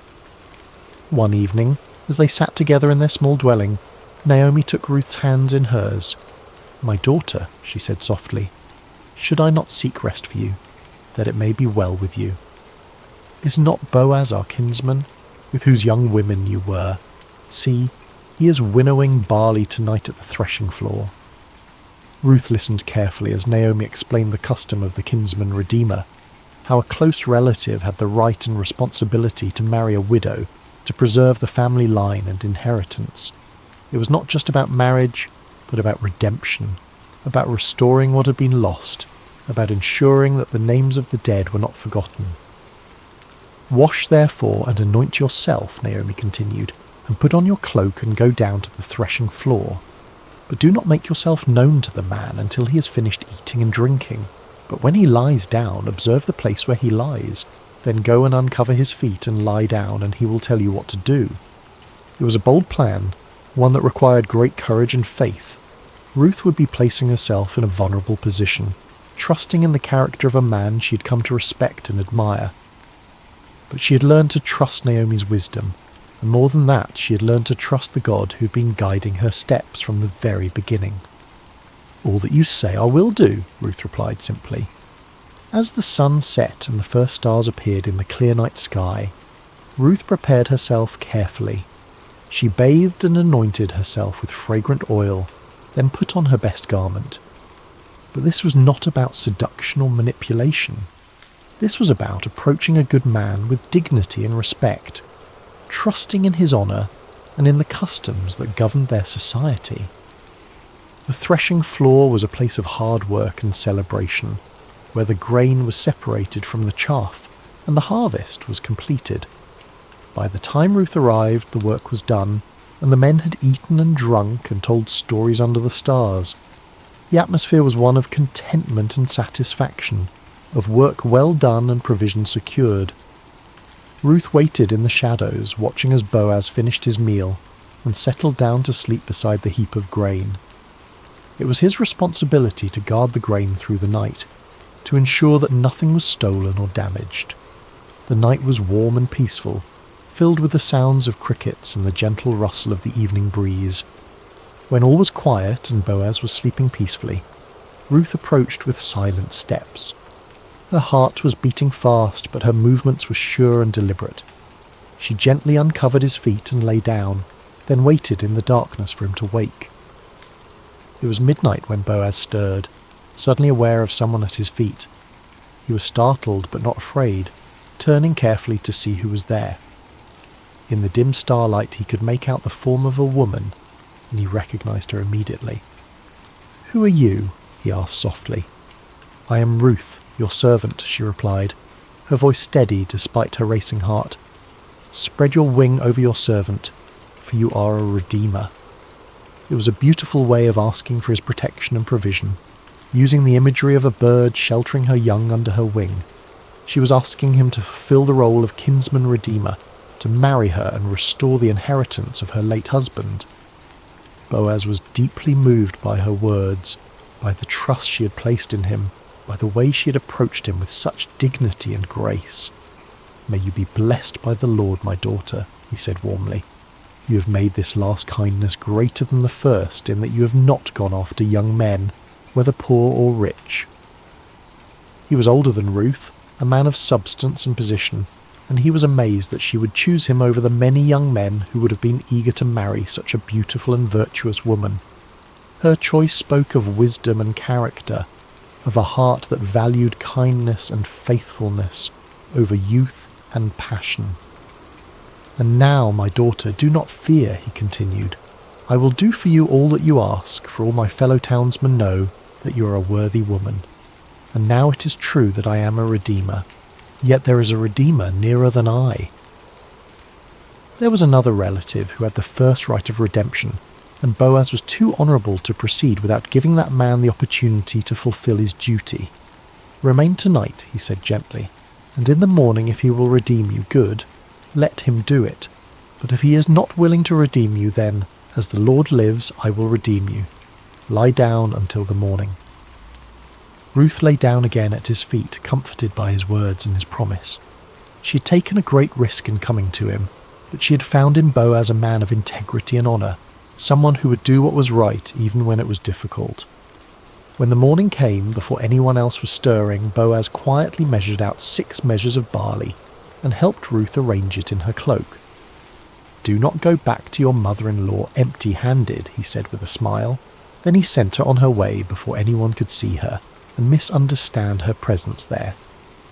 Ruth returned home with her heart full of hope and her arms full of grain. When Naomi saw her coming, she knew immediately that something significant had happened. "How did you fare, my daughter?" she asked eagerly. Ruth told her everything that had happened, every word that had been spoken, every kindness that had been shown. When she finished, Naomi smiled with satisfaction. "Wait, my daughter," she said, "until you learn how the matter turns out, for the man will not rest but will settle the matter today." And so they waited, two women who had learned that sometimes the greatest acts of faith happen in the quiet moments, when we trust in the goodness of others and in the providence of God. The next chapter of their story was about to unfold, and with it the fulfillment of promises they had hardly dared to hope for. The morning sun was just beginning to warm the stones of Bethlehem when Boaz made his way to the city gate. This was where the elders gathered, where business was conducted, where legal matters were settled according to the ancient customs of Israel. His heart was full of purpose as he took his seat and waited for the other Redeemer to pass by. He didn't have to wait long. Soon he saw the man approaching, and Boaz called out to him by name. "Come over, friend, and sit down here." The man, curious about what business Boaz might have with him, came and sat down. Then Boaz gathered 10 of the city elders to serve as witnesses, for what he was about to do would affect not just 2 people, but entire family lines and inheritances. "Naomi, who has come back from the country of Moab," Boaz began, his voice carrying clearly in the morning air, "is selling the parcel of land that belonged to our relative Elimelech. So I thought I would tell you of it and say, buy it in the presence of those sitting here and in the presence of the elders of my people.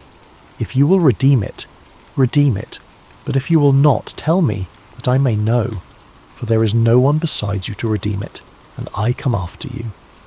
The other man considered this carefully.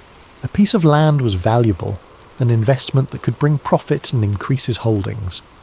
"I will redeem it," he said confidently. But Boaz was not finished.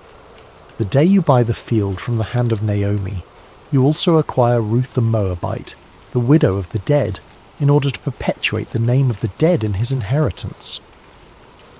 Suddenly the proposition became more complicated.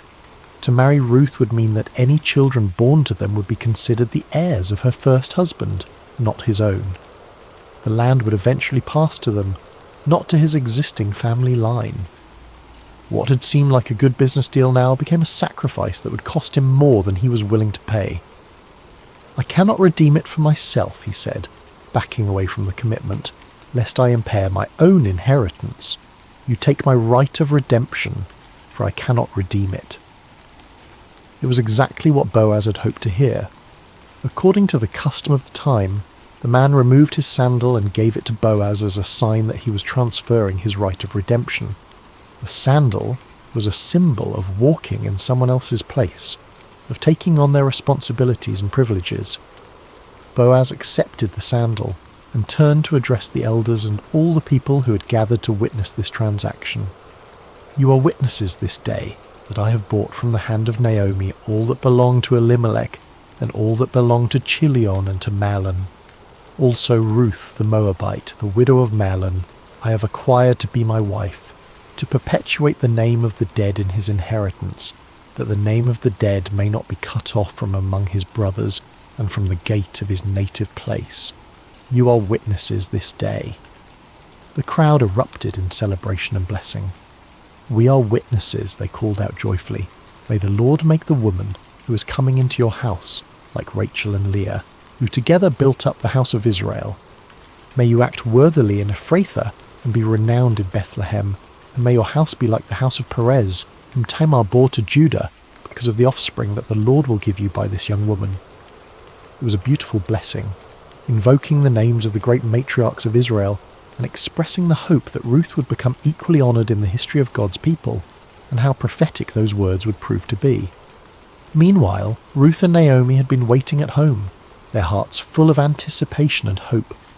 When the messenger came running to tell them what had happened at the gate, they could hardly believe their ears. The legal proceedings had gone exactly as they had hoped. Boaz had redeemed not just the land, but Ruth herself, and they were to be married. The wedding was a joyous occasion, celebrated by the entire community. Ruth, the young Moabite woman who had arrived in Bethlehem as a poor widow, was now the honoured wife of one of the most respected men in the city. But more than that, she had found in Boaz a man who valued her faithfulness, who cherished her loyalty, who would love and protect her for the rest of their days. As the seasons passed, Ruth and Boaz settled into a life of contentment and purpose. Boaz was a generous provider, and Ruth was a wise and gentle wife. Naomi, no longer bitter but filled with joy, lived with them and was cared for in her old age. The house that had once echoed with sorrow now rang with laughter and love. And then came the greatest blessing of all. Ruth conceived and bore a son, a healthy, beautiful child who would be raised in the love and fear of the Lord. The women of the neighbourhood came to congratulate Naomi, saying, "Blessed be the Lord who has not left you this day without a redeemer, and may his name be renowned in Israel. He shall be to you a restorer of life and a nourisher of your old age. For your daughter-in-law who loves you, who is better to you than 7 sons, has given birth to him." They named the child Obed, which means servant or worshipper, and Naomi took him on her lap and became his nurse. The child brought healing to her broken heart, restoration to her empty life, and joy to her golden years. But the story doesn't end there. Little Obed grew up to become the father of Jesse, who became the father of David, the great king of Israel, and through David's line would come the Messiah, the Saviour of the world. Ruth, the foreign woman who had chosen loyalty over security, faith over fear, had become part of the most important family tree in all of human history. In the genealogy of Jesus Christ, recorded in the Gospel of Matthew, we find these words: Boaz the father of Obed by Ruth, and Obed the father of Jesse, and Jesse the father of David the king. A Moabite woman's name is written forever in the lineage of the Son of God, a testament to the truth that God's grace knows no boundaries, that his love extends to all who seek refuge under his wings. Ruth's story teaches us that faithfulness in small things leads to blessing in great things, that loyalty and love are never wasted, that God can take our deepest sorrows and weave them into his greatest joys. She reminds us that sometimes the most profound acts of faith happen not in grand gestures, but in quiet decisions to remain faithful, to keep loving, to keep trusting, even when we cannot see the end of the story. As we come to the end of Ruth's story, let us pause beside these still waters and reflect on the gentle truths that flow through this ancient tale. Like a quiet stream that shapes the landscape over time, Ruth's life teaches us lessons that can transform our own journey of faith. Ruth's story shows us the profound power of remaining faithful, even in seasons of pain and uncertainty. When Naomi urged her to return to her people and her gods, Ruth could have chosen the easier path, the path that made sense to everyone around her. Instead, she chose love. She chose to remain loyal to a woman who had shown her kindness, to a faith that had captured her heart, to a God she was still learning to trust. Her famous words, "Where you go, I will go, and where you lodge, I will lodge. Your people shall be my people, and your God my God," were not spoken in a moment of emotional impulse, but from a deep well of commitment that had been growing in her heart over years of walking with Naomi. In our own lives, we face moments when loyalty is tested, when it would be easier to walk away from relationships, commitments, or callings that have become difficult. Ruth's example reminds us that some of the most beautiful chapters of our lives are written in the ink of faithful love, even when that love costs us something precious. Have you ever chosen love when it would have been easier to walk away? Perhaps you stayed with a friend through a difficult season, remained committed to a calling when it became challenging, or continued to love someone even when they couldn't love you back in the same way. These quiet acts of loyalty are never wasted. They shape us into people of depth and character, and they often open doors to blessings we never could have imagined. One of the most beautiful aspects of Ruth's story is how rarely God's name is mentioned, yet his presence is evident in every chapter. The phrase, "as it happened," appears when Ruth comes to Boaz's field. but we understand that this was no accident. It was divine providence working through ordinary circumstances to bring about extraordinary results. God's guidance in Ruth's life came not through burning bushes or angelic visitations, but through the kindness of a stranger, the wisdom of a mother-in-law, and the legal proceedings at a city gate. He worked through the natural rhythms of harvest and gleaning, through cultural customs and family relationships, through the everyday decisions of people who were simply trying to do what was right. This reminds us that God's hand is often most visible in hindsight, in the moments when we look back and see how perfectly things came together, how doors opened at just the right time, how people entered our lives precisely when we needed them most. The God who numbers our days and knows our needs is constantly at work in the ordinary moments of our lives, weaving together circumstances and relationships for our good and His glory. Can you see moments in your own life where something just happened at the perfect time? Perhaps you met a lifelong friend in an unexpected place, discovered an opportunity through a chance conversation, or found help arriving just when you needed it most. These are not coincidences, but glimpses of a loving God who is intimately involved in the details of our lives. Ruth's story is ultimately about transformation, about how God can take our deepest losses and weave them into His greatest purposes. She began as a young widow in a foreign land, with no prospects and no security. She was an outsider, a foreigner, someone who by all human standards had little to offer the grand story of God's people. Yet her simple acts of faithfulness, her quiet loyalty, her willingness to work humbly in the fields, positioned her to become part of the royal lineage of David and ultimately of Jesus Christ. Her name is recorded forever in the genealogy of the Messiah, a testament to the truth that no one is too small, too foreign, or too broken to be used by God for His purposes. Ruth's transformation from widow to wife, from foreigner to family member, from poverty to provision, reminds us that our current circumstances do not define our future possibilities. The God who saw potential in a Moabite gleaner sees potential in each of us, regardless of our background, our mistakes, or our limitations. No matter where you come from, no matter what losses you have experienced, no matter how ordinary your life may seem, your story can become part of something bigger. Your faithfulness in small things, your acts of love and loyalty, your willingness to trust God even when you cannot see the whole picture. These are the threads that God uses to weave His magnificent tapestry of grace. Perhaps you are in a season of loss right now, wondering if your pain has any purpose, if your faithfulness matters, if your small acts of love make any difference.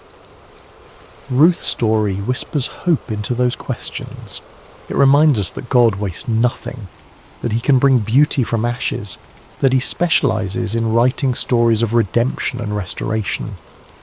The title of Ruth's story, Beside Still Waters, comes from the 23rd Psalm, where David writes about the Good Shepherd, who leads his sheep beside still waters and restores their souls.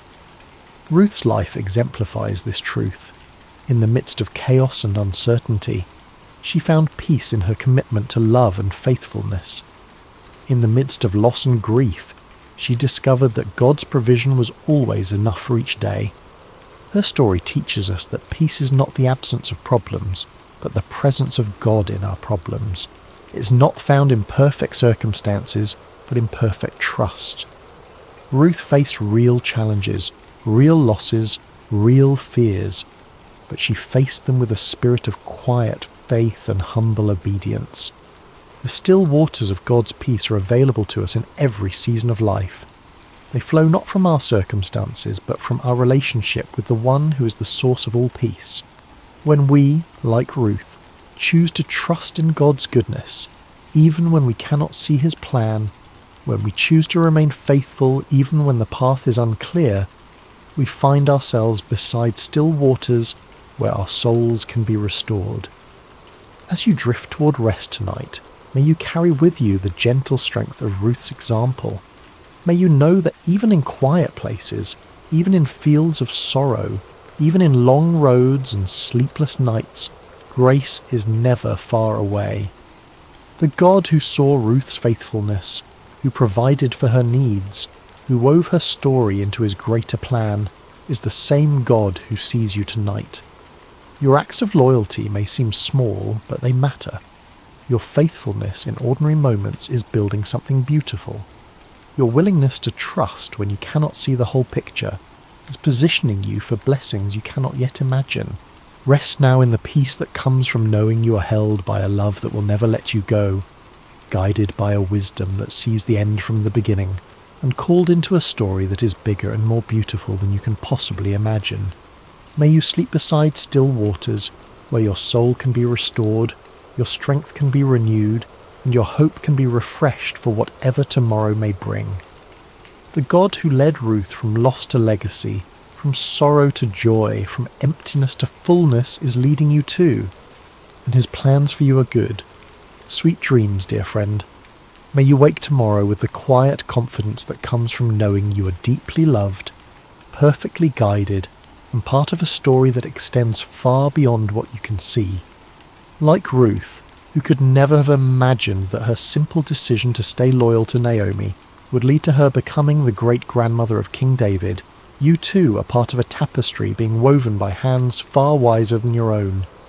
Your faithfulness today, your love tomorrow, your trust in the unseen God who walks beside you, these are the threads that he is using to create something beautiful, something lasting, something that will echo through generations.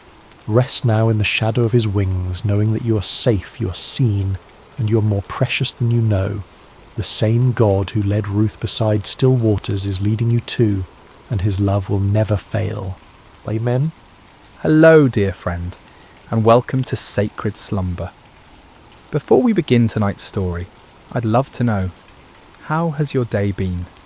Whether you're listening to this in the quiet hours of evening, perhaps as the sun sets wherever you are in the world, or if it's late at night and you're ready to rest, I hope you'll find peace in the story we're about to share together. Are you listening from a cosy bedroom in America, perhaps from a small town in England, or maybe from somewhere across the vast expanses of Australia or Canada? Wherever you are, whatever time zone cradles you tonight, you're welcome here. If this is your first time with Sacred Slumber, I invite you to subscribe so these stories can accompany you through many peaceful nights ahead. Now, let's settle in together and journey back to an ancient time, to a small town called Zarephath, where a miracle unfolded that would echo through the ages. The sun blazed mercilessly over the land of Israel, its rays beating down upon cracked earth and withered fields. For 3 long years, not a single drop of rain had fallen from the brass-coloured sky. The rivers had dwindled to dusty beds, lined with sun-bleached stones, and the wells that once bubbled with fresh water now echoed hollow when a stone was dropped into their depths. This terrible drought was no accident of nature. It was the judgment of the Almighty God upon a nation that had turned away from him. King Ahab, weak and easily swayed, had married the pagan princess Jezebel, and together they had led Israel into the worship of false gods, Baal, the supposed god of rain and fertility, and Asherah, the goddess of the sea. Golden calves and wooden idols dotted the landscape, where altars to the true God once stood. Into this spiritual darkness had stepped a man unlike any other, Elijah the Tishbite, a prophet wrapped in rough camel's hair, his eyes blazing with the fire of divine purpose. He had confronted King Ahab with words that still rang in the air. As the Lord God of Israel lives, before whom I stand, there shall not be dew nor rain these years, except at my word. For months after delivering this pronouncement, Elijah had hidden by the brook Cherith, east of the Jordan River. There in that secret place, ravens, those dark messengers of the wilderness, brought him bread and meat each morning and evening, while he drank from the brook's clear waters. It was a time of solitude and communion with God, but even this sanctuary could not last forever. Day by day, Elijah watched the brook grow shallower. The musical babbling that had once lulled him to sleep grew quieter until it was barely a whisper. Soon only scattered puddles remained, then mere dampness in the sand, and finally nothing but a dry bed where life-giving water had once flowed. It was then, when human resources failed and earthly security vanished, that the word of the Lord came to Elijah again. "Arise, go to Zarephath, which belongs to Sidon, and dwell there. See, I have commanded a widow there to provide for you." Zarephath. The name meant a place of refining, and how fitting it would prove to be. This small Phoenician town, nestled along the Mediterranean coast north of Israel, was under Gentile rule, beyond the borders of the chosen people, in a land where Baal and Asherah were worshipped openly. Yet it was here, in this unlikely place, that God would work one of his most tender miracles. So Elijah gathered his simple possessions, his mantle, his staff, and the unwavering faith that had sustained him through these years of drought and hiding. The sun was high as he began his journey northward, his feet raising small clouds of dust from the parched earth.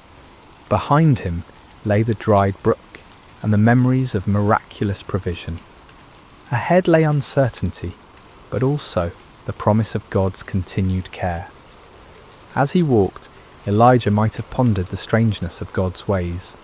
Here was a Hebrew prophet, a man who had proclaimed judgment upon Israel for their worship of foreign gods, now being sent to a foreign land where those very gods were revered. Yet if the years had taught him anything, it was that the Lord's thoughts were higher than his thoughts, and the Lord's ways past finding out. The journey from the Jordan Valley to the coastal region of Zarephath would take several days. Elijah travelled through landscapes scarred by drought, abandoned villages where the wells had run dry, fields where the stubble of failed crops crunched beneath his sandals, and hillsides where olive trees stretched their gnarled branches skyward in silent supplication for rain that would not come. At night he slept under stars that seemed to burn with unusual intensity in the clear, dry air. The moon, when it appeared, cast sharp shadows on the lifeless landscape, and sometimes he could hear, in the distance, the mournful cry of jackals searching for water in the empty wadis. But even as the physical landscape spoke of judgment and desolation, Elijah's heart remained anchored in hope. The same God who had sent ravens to feed him, who had made water spring from rock for Moses, who had provided manna in the wilderness for the children of Israel, had promised that a widow in Zarephath would care for him. It seemed impossible, even absurd. What widow in this time of famine would have enough to share? Yet Elijah had learned that impossibility was often the very stage upon which God chose to display his glory. On the third day of his journey, the scent of the sea began to reach his nostrils, carried on breezes that offered little relief from the heat, but spoke of his approaching destination. The landscape gradually changed from the brown hills of inland Palestine to the terraced slopes that descended toward the Mediterranean coast. In the distance, he could see the blue expanse of the Great Sea, its surface shimmering like hammered metal under the relentless sun. As he crested the final hill before Zarephath, Elijah paused to survey the town spread below him. It was modest in size, its flat-roofed houses clustered around a small marketplace, with narrow streets winding between them like tributaries of a dry river. The town's walls, though not as grand as those of the great cities, spoke of a community that had weathered many storms. Fishing boats lay pulled up on the beach, their nets spread out to dry, though in these days of little rain, even the sea seemed less generous with its bounty. Smoke rose from only a few chimneys, a sign that even here, far from Israel, the effects of the drought were being felt. Fuel was precious, when every piece of wood might be needed for cooking what little food remained, and families were learning to make do with cold meals and carefully rationed provisions. As Elijah descended the hill toward the town gate, his stomach reminded him that it had been hours since his last meal. The ravens no longer came with their mysterious daily provision, and the bread in his travelling pouch was long since consumed. For the first time in months, the prophet experienced the gnawing uncertainty that had become the constant companion of countless families throughout the region. But even as hunger and weariness pressed upon him, Elijah's step remained steady. Somewhere in this foreign town was a widow whom God had prepared to be his instrument of provision. The prophet did not know her name, her face, or her circumstances. He knew only that the Lord had spoken, and that was enough. The sun was now approaching its zenith as Elijah neared the gates of Zarephath, his shadow a small dark pool at his feet. Soon, very soon, he would meet the woman through whom God intended to demonstrate that his care extends beyond all human boundaries, his provision beyond all human understanding, and his power beyond even the finality of death itself. The stage was set for a miracle that would begin with a simple request for water and a piece of bread, but would culminate in wonders that neither the prophet nor the widow could have imagined. In this place of refining, in this encounter between a Hebrew man of God and a Gentile woman of faith, the character of the Almighty would be revealed in ways both tender and magnificent. The gates of Zarephath stood open in the midday heat, their wooden beams weathered and worn by countless seasons of sun and storm. As Elijah approached, he could see that the usual bustle of a town entrance was notably absent. No merchants haggled over goods, no children played in the dust, no elders sat in the shade discussing the affairs of the day. The drought and its accompanying famine had drained the life from this place, leaving behind only the essential movements of survival. Elijah's throat was parched from his long journey, and his lips were cracked from the dry air. Each step sent small puffs of dust up from the hard-packed earth, and the prophet found himself scanning the area, hopefully for any sign of a well or fountain. His eyes, accustomed to the blazing light of the Palestinian sun, squinted as he tried to make out the details of his surroundings. It was then that he noticed her, just outside the town gates near a grove of scraggly olive trees that had somehow managed to survive the prolonged drought. A woman was bent over, methodically gathering fallen sticks and dead branches. Her movements were slow and deliberate, speaking not of laziness but of the careful conservation of energy that comes from prolonged hunger. Her clothing, once perhaps a deep blue or brown, had faded to the nondescript colour of dust and wear, patched in several places with fabric that didn't quite match.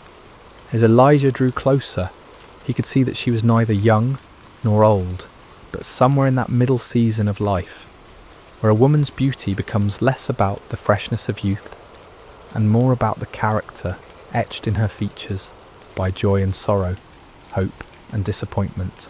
Her dark hair, streaked with premature grey that spoke of hardship born before its time, was partially covered by a worn headscarf that had slipped back as she worked. There was something in her posture, a weariness that seemed to go beyond physical exhaustion, that made Elijah's heart stir with compassion. This was a woman who had carried burdens, who had made hard choices, who had watched her resources dwindle day by day until she was reduced to gathering sticks in the heat of the day. The prophet paused for a moment, studying her face as she worked. In her features, he could read the story of the drought's impact on ordinary people. Her cheeks were hollow, her eyes shadowed with the particular kind of worry that comes from watching a child grow thin. Yet there was also a quiet dignity about her, a refusal to surrender to despair even in the face of seemingly impossible circumstances. "Excuse me," Elijah called softly, his voice rough from thirst and travel. The woman looked up, startled. Her eyes widened slightly as she took in the appearance of this stranger. His rough clothing, his weathered features, the staff in his hand that marked him as a traveller from far away. In her gaze, Elijah could see the wariness, that had become second nature to people in these hard times. Strangers might bring news, trade, or help, but they might also bring additional mouths to feed when food was already desperately scarce.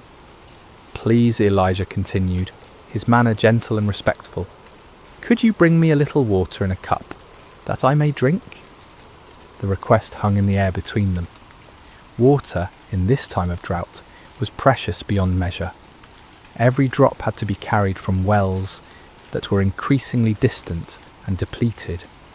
Yet something in the prophet's manner, perhaps the genuine need in his voice, or the courtesy with which he had made his request, caused the woman to hesitate rather than refuse outright. She studied his face for a long moment, as if trying to read his character in his features.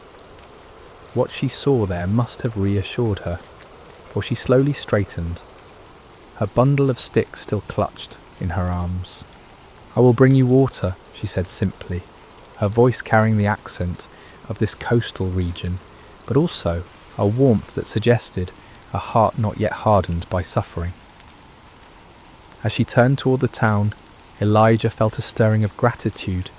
Here, in this foreign place, this Gentile woman was willing to share her precious water with a Hebrew stranger.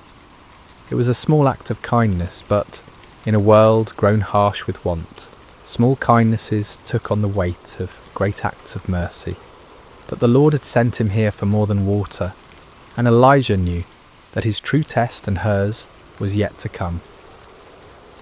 "Wait," he called gently, as she began to walk away, "and please bring me a morsel of bread in your hand."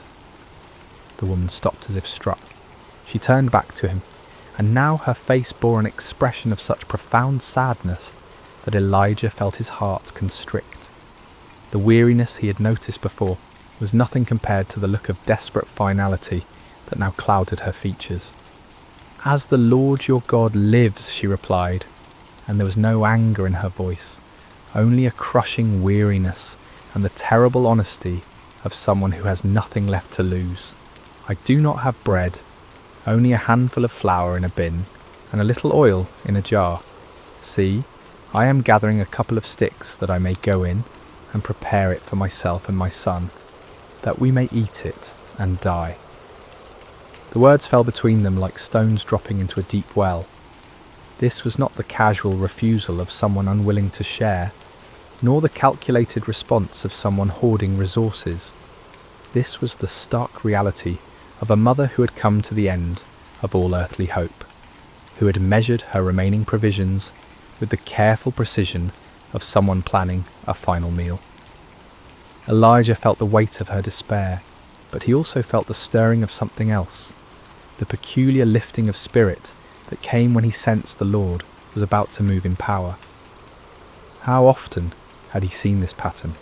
The moment when human resources failed completely was precisely the moment when divine intervention began. "Do not fear," he said, and his voice carried a new authority, a confidence that seemed to come from somewhere beyond his own understanding. The words were not merely a comfort, but a command, spoken with the certainty of someone who had learned to recognize the voice of the Almighty. The woman's eyes widened at the change in his tone. Something had shifted in this stranger's demeanour, as if he had suddenly remembered who he was and whom he served. "Go and do as you have said," Elijah continued, "but make me a small cake from it first and bring it to me, and afterward make some for yourself and your son." The request seemed almost cruel in its audacity. Here was a woman who had just confessed that she and her child were preparing to eat their last meal before death, and this stranger was asking her to give him the first portion. By any human standard of fairness or compassion, the request was outrageous, but Elijah was not speaking from human wisdom now.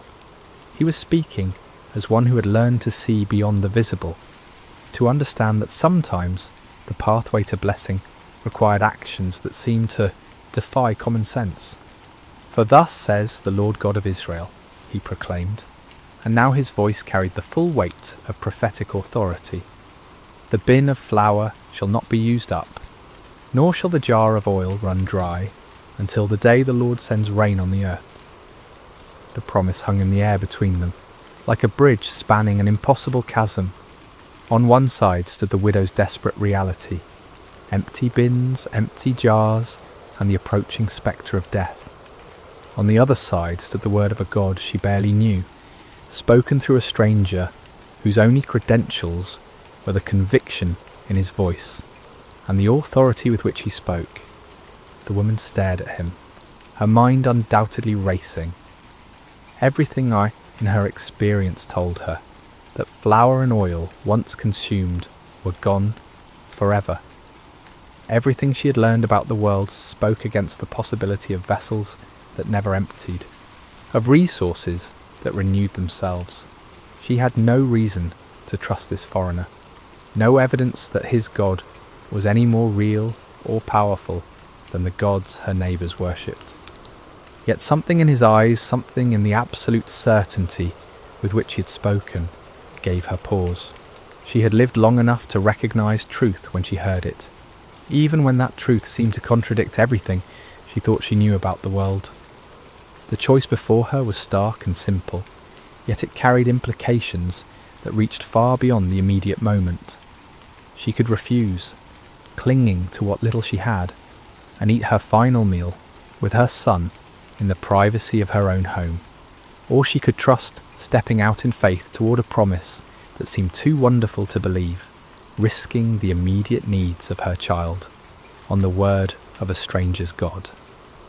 As she stood there in the dusty street of Zarephath, with her bundle of sticks still clutched in her arms, and the prophet's words echoing in her mind, the widow found herself at one of those crossroads that define a life. Her next decision would determine not only whether she and her son lived or died, but whether they would become part of a story that would be told for generations to come. A story of faith rewarded, of divine provision, and of the God who sees beyond the boundaries that divide nations and peoples. The sun beat down upon them both as she weighed her choice, but in that moment of decision, neither the heat nor the hunger nor the desperate circumstances seemed to matter. All that mattered was whether she would choose to believe that the impossible might, just possibly, be true. The widow stood motionless for what seemed like an eternity, though in reality it was perhaps only the span of a few heartbeats. In that suspended moment, the entire universe seemed to be waiting for her decision. The very air around them felt charged with possibility, as if creation itself was holding its breath to see whether faith would triumph over fear, whether hope would overcome the stark mathematics of survival.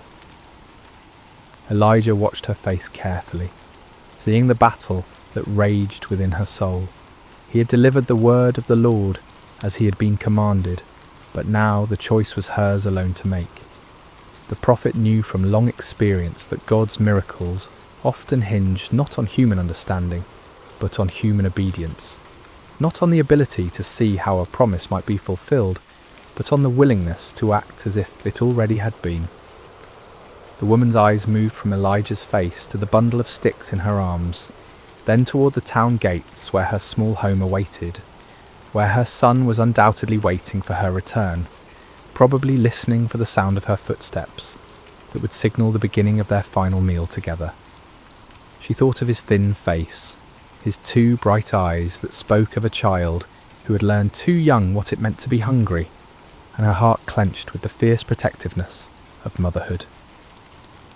Yet something else stirred within her as well, a memory perhaps of stories she had heard as a child about the God of the Hebrews, the one who was said to part seas and rain bread from heaven.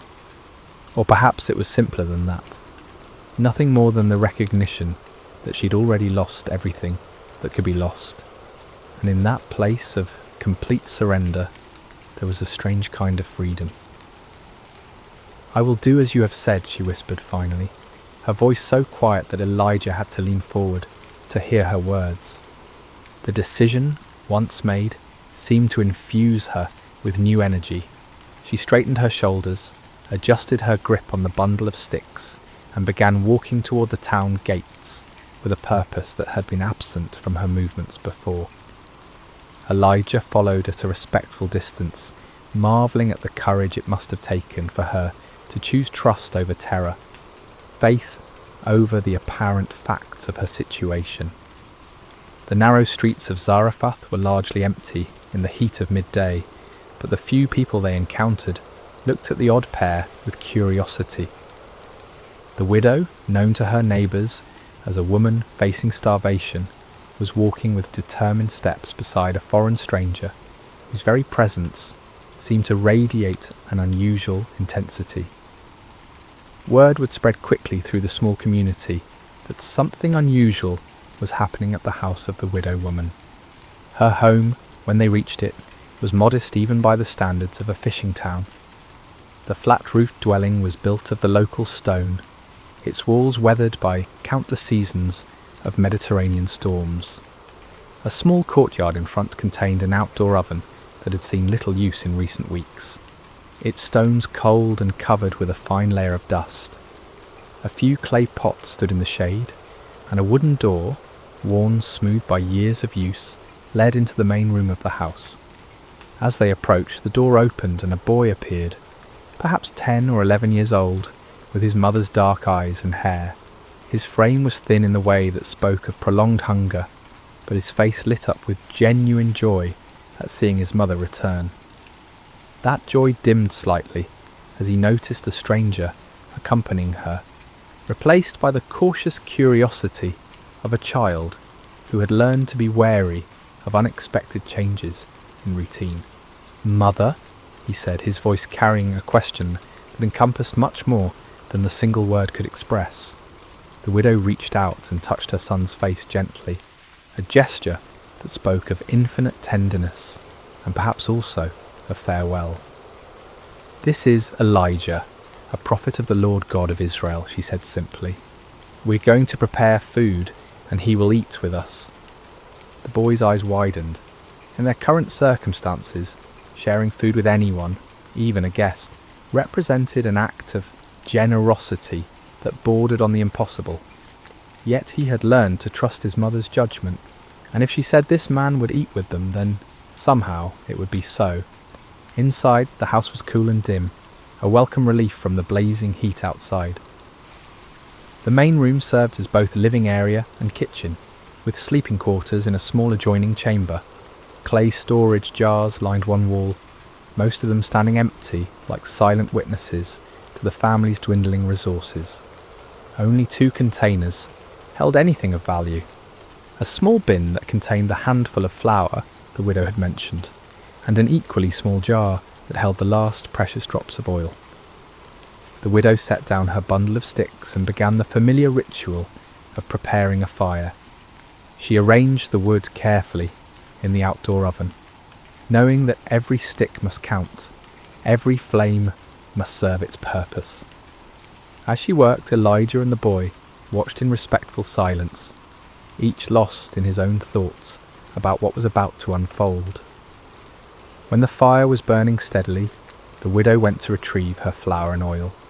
She opened the bin and looked inside, seeing the meagre handful of grain that represented all that stood between her family and starvation.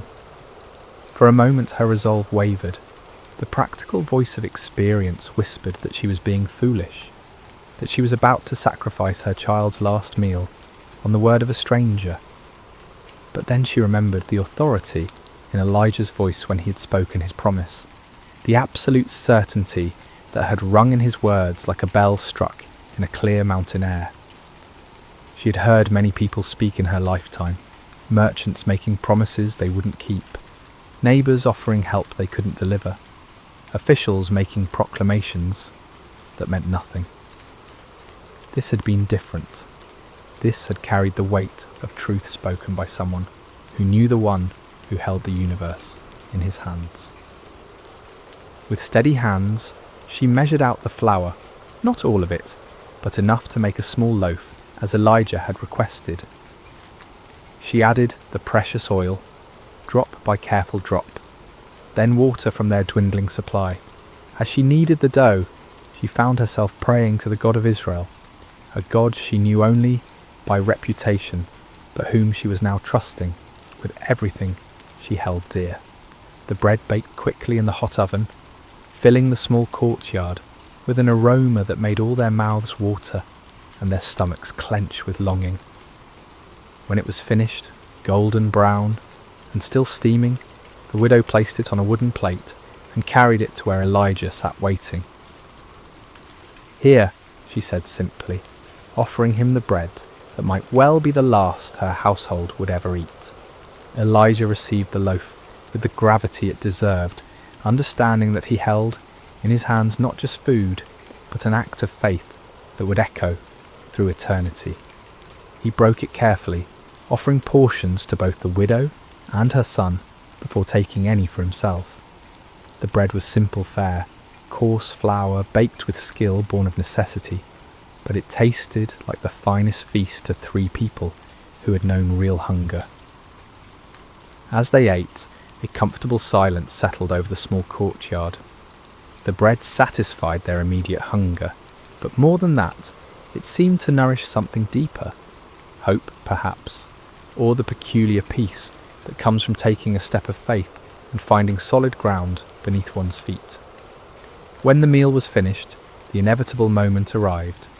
The widow rose to check her storage containers, knowing that according to every law of nature and economy, they should now be empty.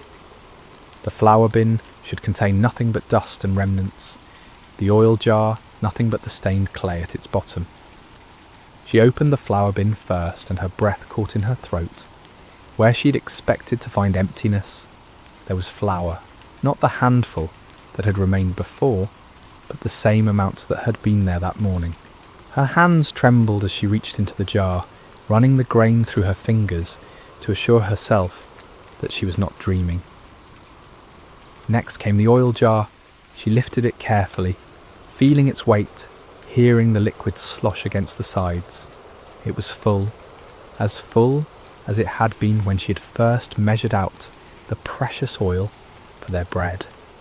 "Mother?" her son whispered, seeing the wonder and disbelief that played across her features. "The word of the Lord is true," she breathed, her voice filled with awe. "The flour and oil have not diminished. They are just as they were before." From that day forward, the miracle continued. Each morning, the widow would wake expecting to find her containers empty, only to discover them filled with the same amounts they had held the day before. She would measure out flour for the day's bread, pour oil for cooking, and use what was needed to sustain her household and their guest. But each time she checked, morning, noon, and evening, the levels remained constant, as if invisible hands were replenishing what had been taken. Word of the miracle spread slowly through Zarephath. Neighbours who had expected to attend a funeral instead saw smoke rising daily from the widow's oven. They saw the boy playing in the courtyard with more energy than he had shown in months. They saw the foreign prophet living in their midst, his presence somehow bringing blessing rather than burden to the household that sheltered him. Some whispered that it was sorcery, others that the gods were showing favour to the widow for her kindness to strangers. But the widow herself knew better. She had witnessed firsthand the power of the God of Israel, the one who could multiply resources that seemed exhausted, who could bring abundance from scarcity, who could sustain life when death seemed certain. As weeks turned into months, the relationship between the widow, her son, and Elijah deepened into something like family. The prophet helped with daily tasks, told stories of his journeys and the wonders he had witnessed, and taught them both about the nature and character of the God he served. The boy, who had never known a father's presence, began to look up to Elijah with the mixture of respect and affection that a son shows to a beloved elder. For his part, Elijah found in this simple household something he had rarely experienced in his years of prophetic ministry, the warmth of ordinary human fellowship. Here, far from the palaces and temples where he usually delivered his messages, he discovered the profound joy of seeing God's love expressed through daily provision, through the laughter of a child who was no longer hungry, through the grateful smile of a woman who had learned to trust in the impossible. The jar and jug that never emptied became more than just a miracle of physical provision. They became symbols of a deeper truth, that the God of Israel was not limited by human boundaries, that his love extended beyond the chosen people to encompass all who would trust in him, that his power was sufficient to meet every need of those who placed their faith in his promises.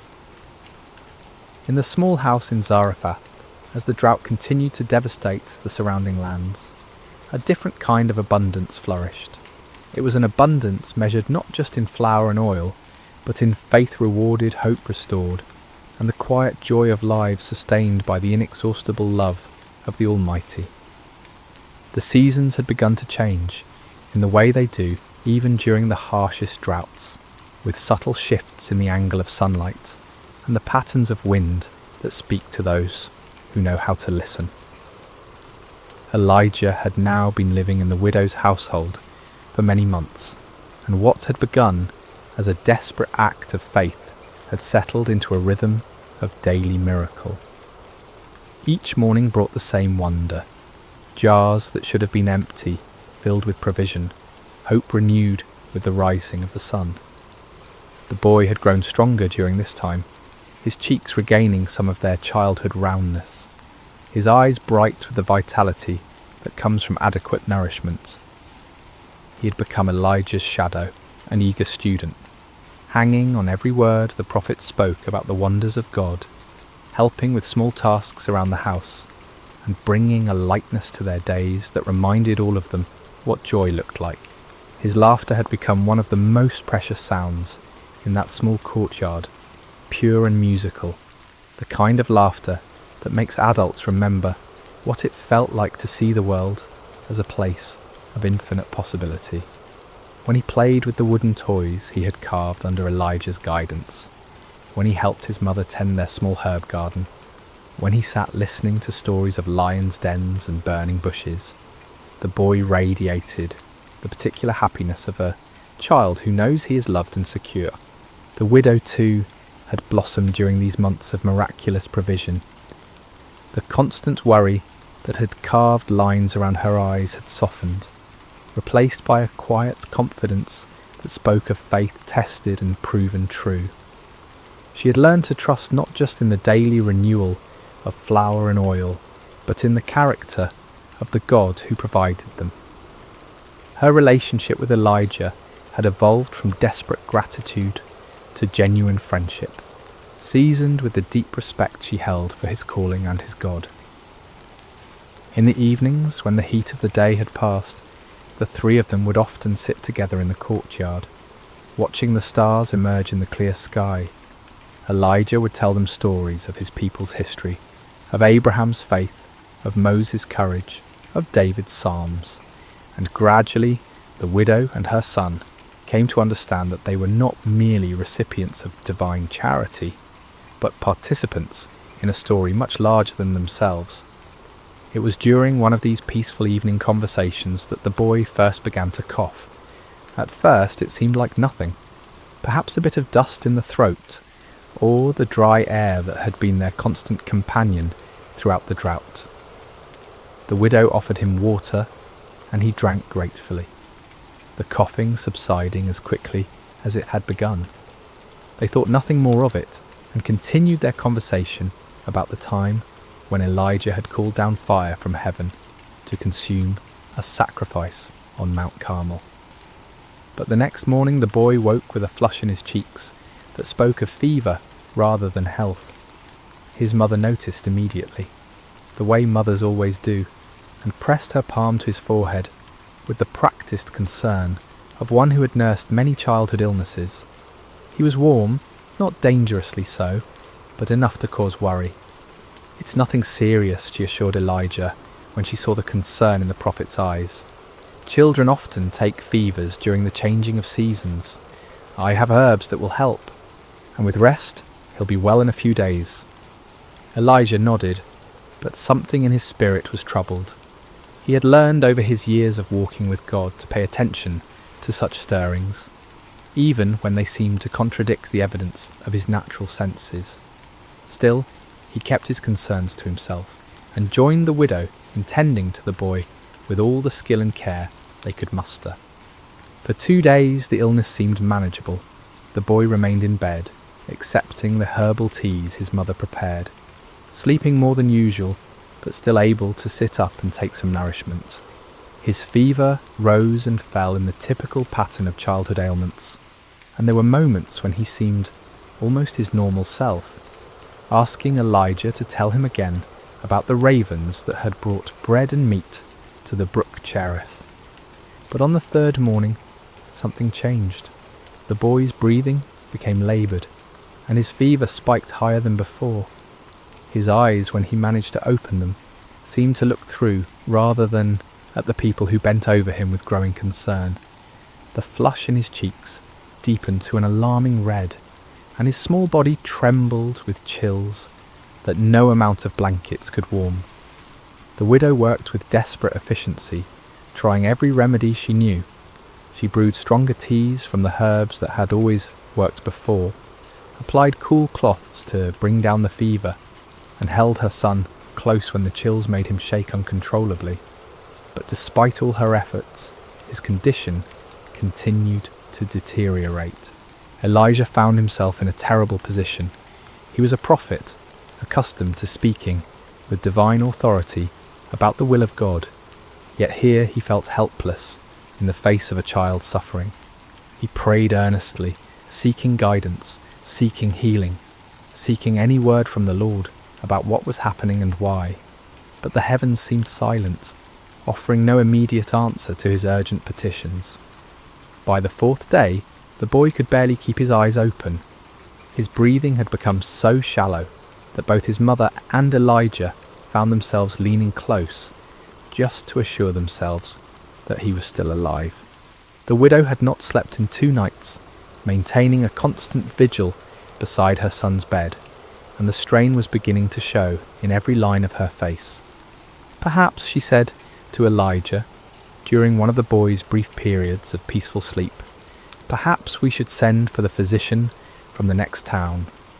I know we have little to pay him with, but surely the physicians have no more power over this illness than we do, Elijah replied gently. This is not a sickness that earthly medicine can cure. The words hung between them, carrying implications that neither wanted to fully acknowledge. If earthly medicine could not help, if the herbs and treatments that had always worked before were proving useless, then they were facing something beyond the normal course of illness and recovery. They were facing the possibility that God might be calling this beloved child home. On the 5th morning, as the sun rose with its customary indifference to human suffering, the inevitable happened. The widow, who had dozed fitfully in her chair beside the bed, was awakened by a silence that was somehow more alarming than any sound could have been. She looked at her son and knew immediately that something fundamental had changed. His face, which had been flushed with fever, was now pale and still. His chest no longer rose and fell with the rhythm of breathing. The boy was gone. The widow's scream of anguish pierced the morning air, a sound so raw and primal that it seemed to tear through the very fabric of hope itself. She gathered her son's lifeless body into her arms, rocking back and forth as tears streamed down her face. "What have you done to me, O man of God?" she cried, turning to Elijah with eyes blazing with grief and accusation. "Have you come to bring my sin to remembrance and to kill my son?" The words struck Elijah like physical blows. Here was a woman who had trusted him, who had shared her last meal based on his promise, who had opened her home to him for months, and now, in the presence of God's prophet, her only child lay dead. Without a word, Elijah gently took the boy from his mother's arms. "Give me your son," he said quietly, and despite her grief, something in his tone made her release her hold on the child.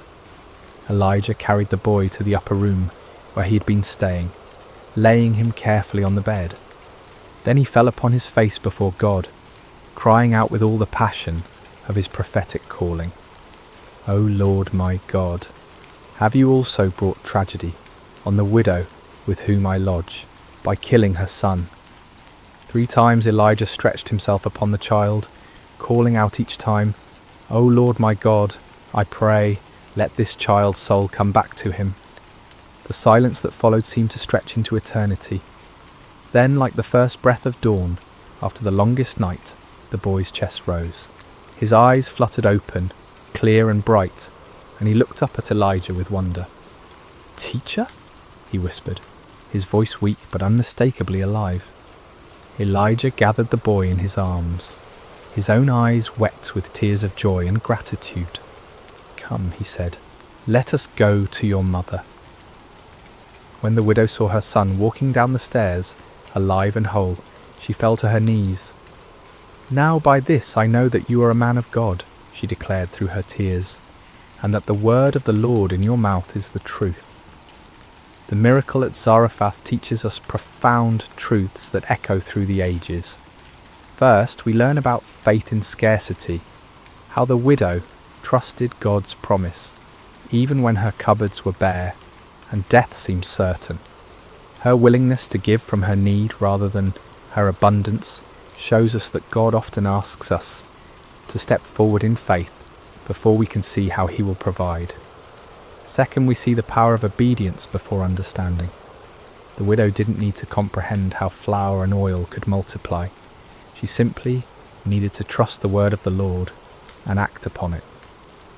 Blessings flowed not because she understood the miracle, but because she believed in the one who promised it. Third, this story reveals God's care beyond all boundaries. Here was a Hebrew prophet ministered to by a Gentile widow, showing that God's love transcends nationality, culture, and religion. The miracle in Zarephath foreshadowed the day when God's salvation would be offered to all nations. Finally, through Elijah's intercession for the dead boy, we glimpse God's ultimate power over life and death itself. This miracle points forward to the resurrection, hope that would one day be fully revealed in Christ, reminding us that with God, even death is not the final word. As our story draws to a close, I invite you to consider the empty jars in your own life, those places where resources seem exhausted, where hope feels depleted, where you wonder if God sees your need. The widow of Zarephath discovered that the God of impossible things delights in filling what appears empty, in multiplying what seems insufficient, in bringing life where death has reigned.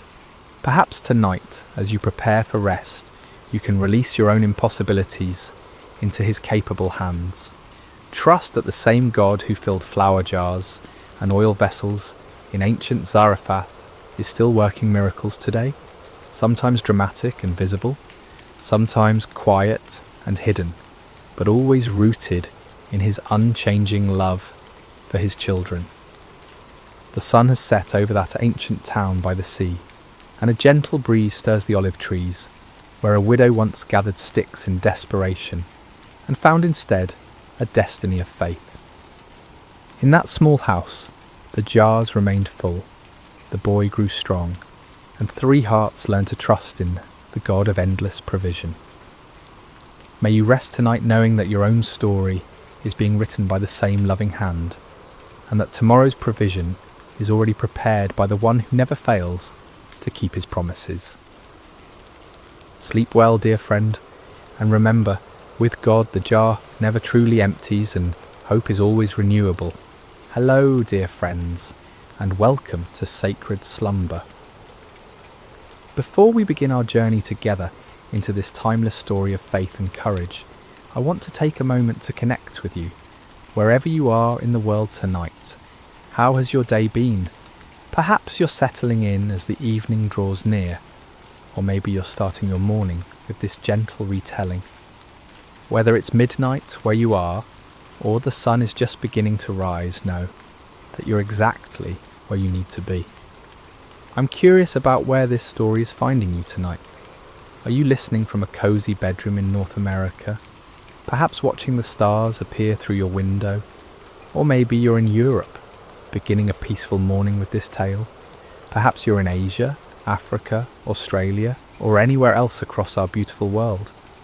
Wherever you are, you're part of our global sacred slumber family, and we're so grateful to have you here.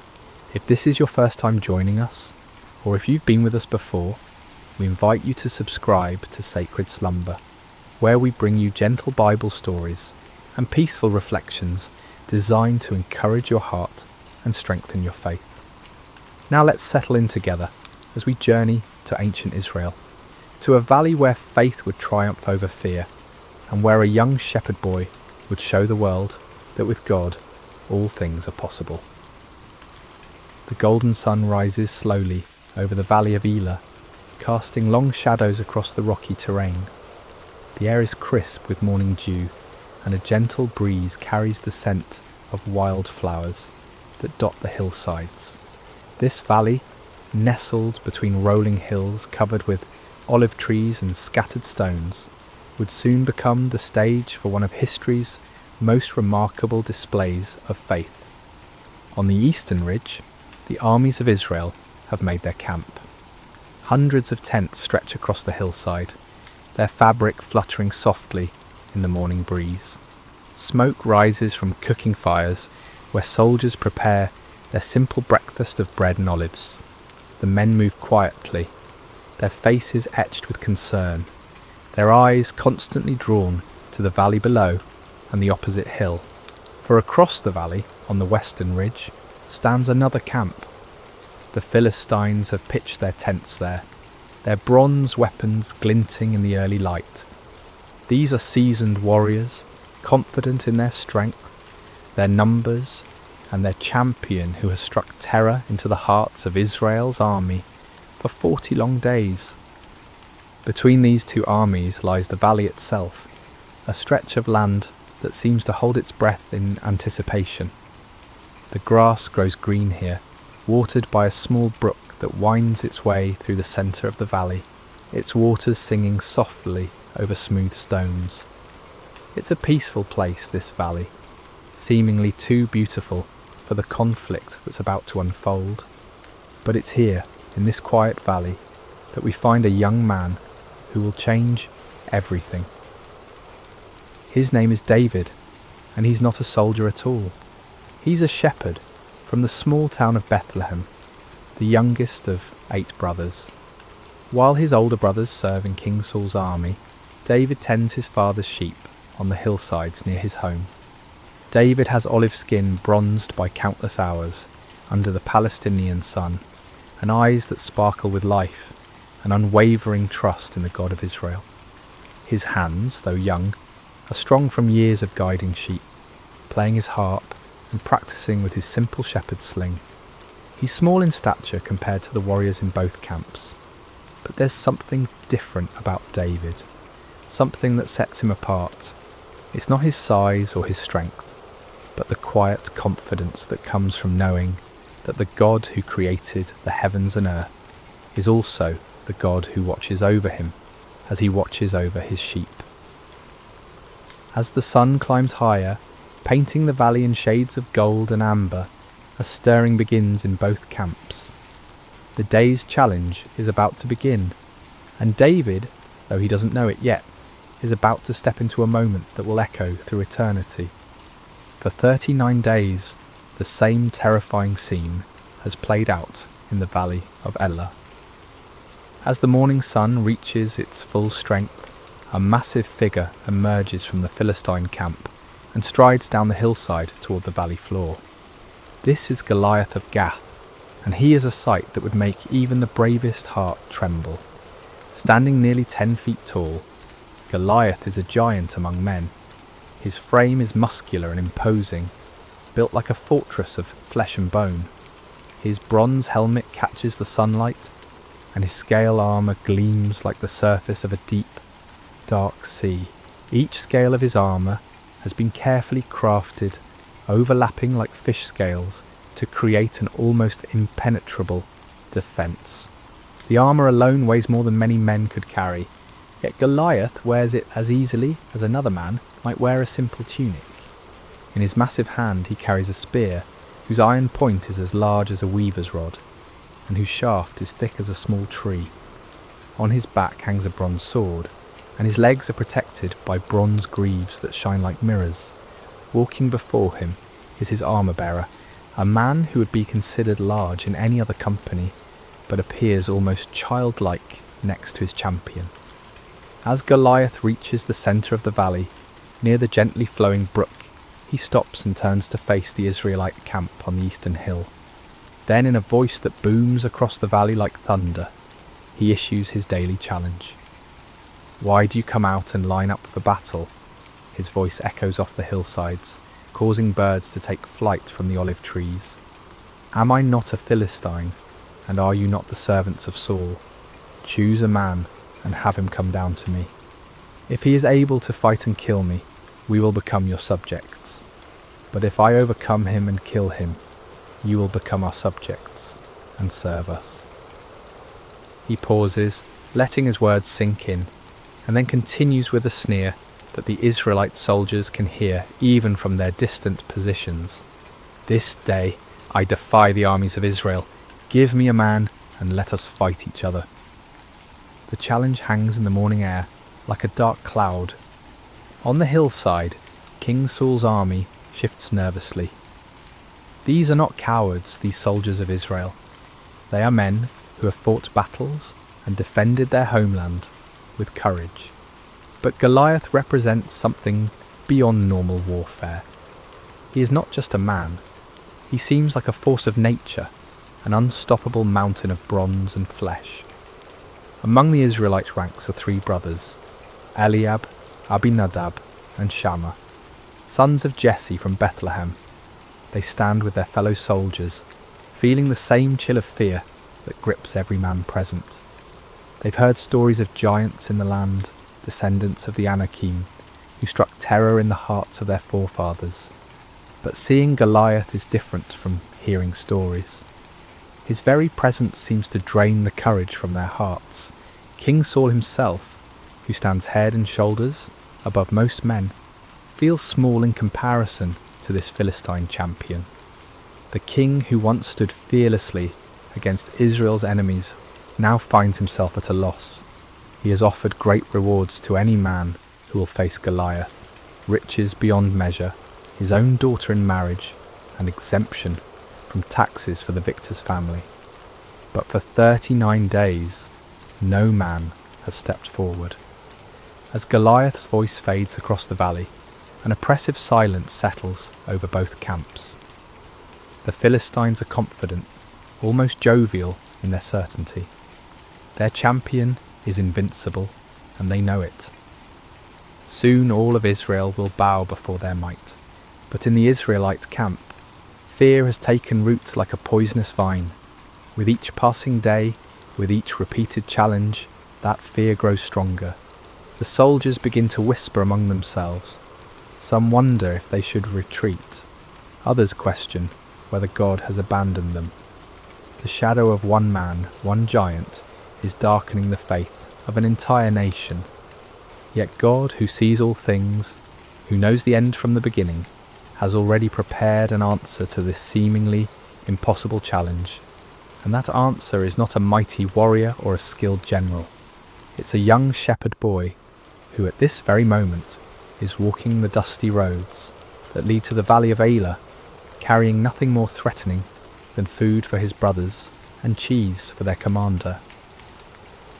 As the day progresses and Goliath returns to his camp with another unchallenged victory, the stage is being set for an encounter that will demonstrate once and for all that the battle belongs not to the strong, but to the Lord. The morning sun is climbing higher when David crests the hill overlooking the valley of Elah. He's been walking since before dawn, carrying a heavy pack filled with roasted grain and 10 loaves of fresh bread for his brothers and 10 cuts of cheese for their unit commander. His father Jesse, concerned about his sons serving in King Saul's army, has sent David to check on them and bring them provisions. As David approaches the Israelite camp, he can hear the familiar sounds of an army preparing for battle. The clank of bronze armour, the scraping of swords being sharpened, and the low murmur of soldiers' voices. But there's something else in the air. Something David can sense even before he understands it. There's a tension here, a fear that seems to hang over the camp like morning fog.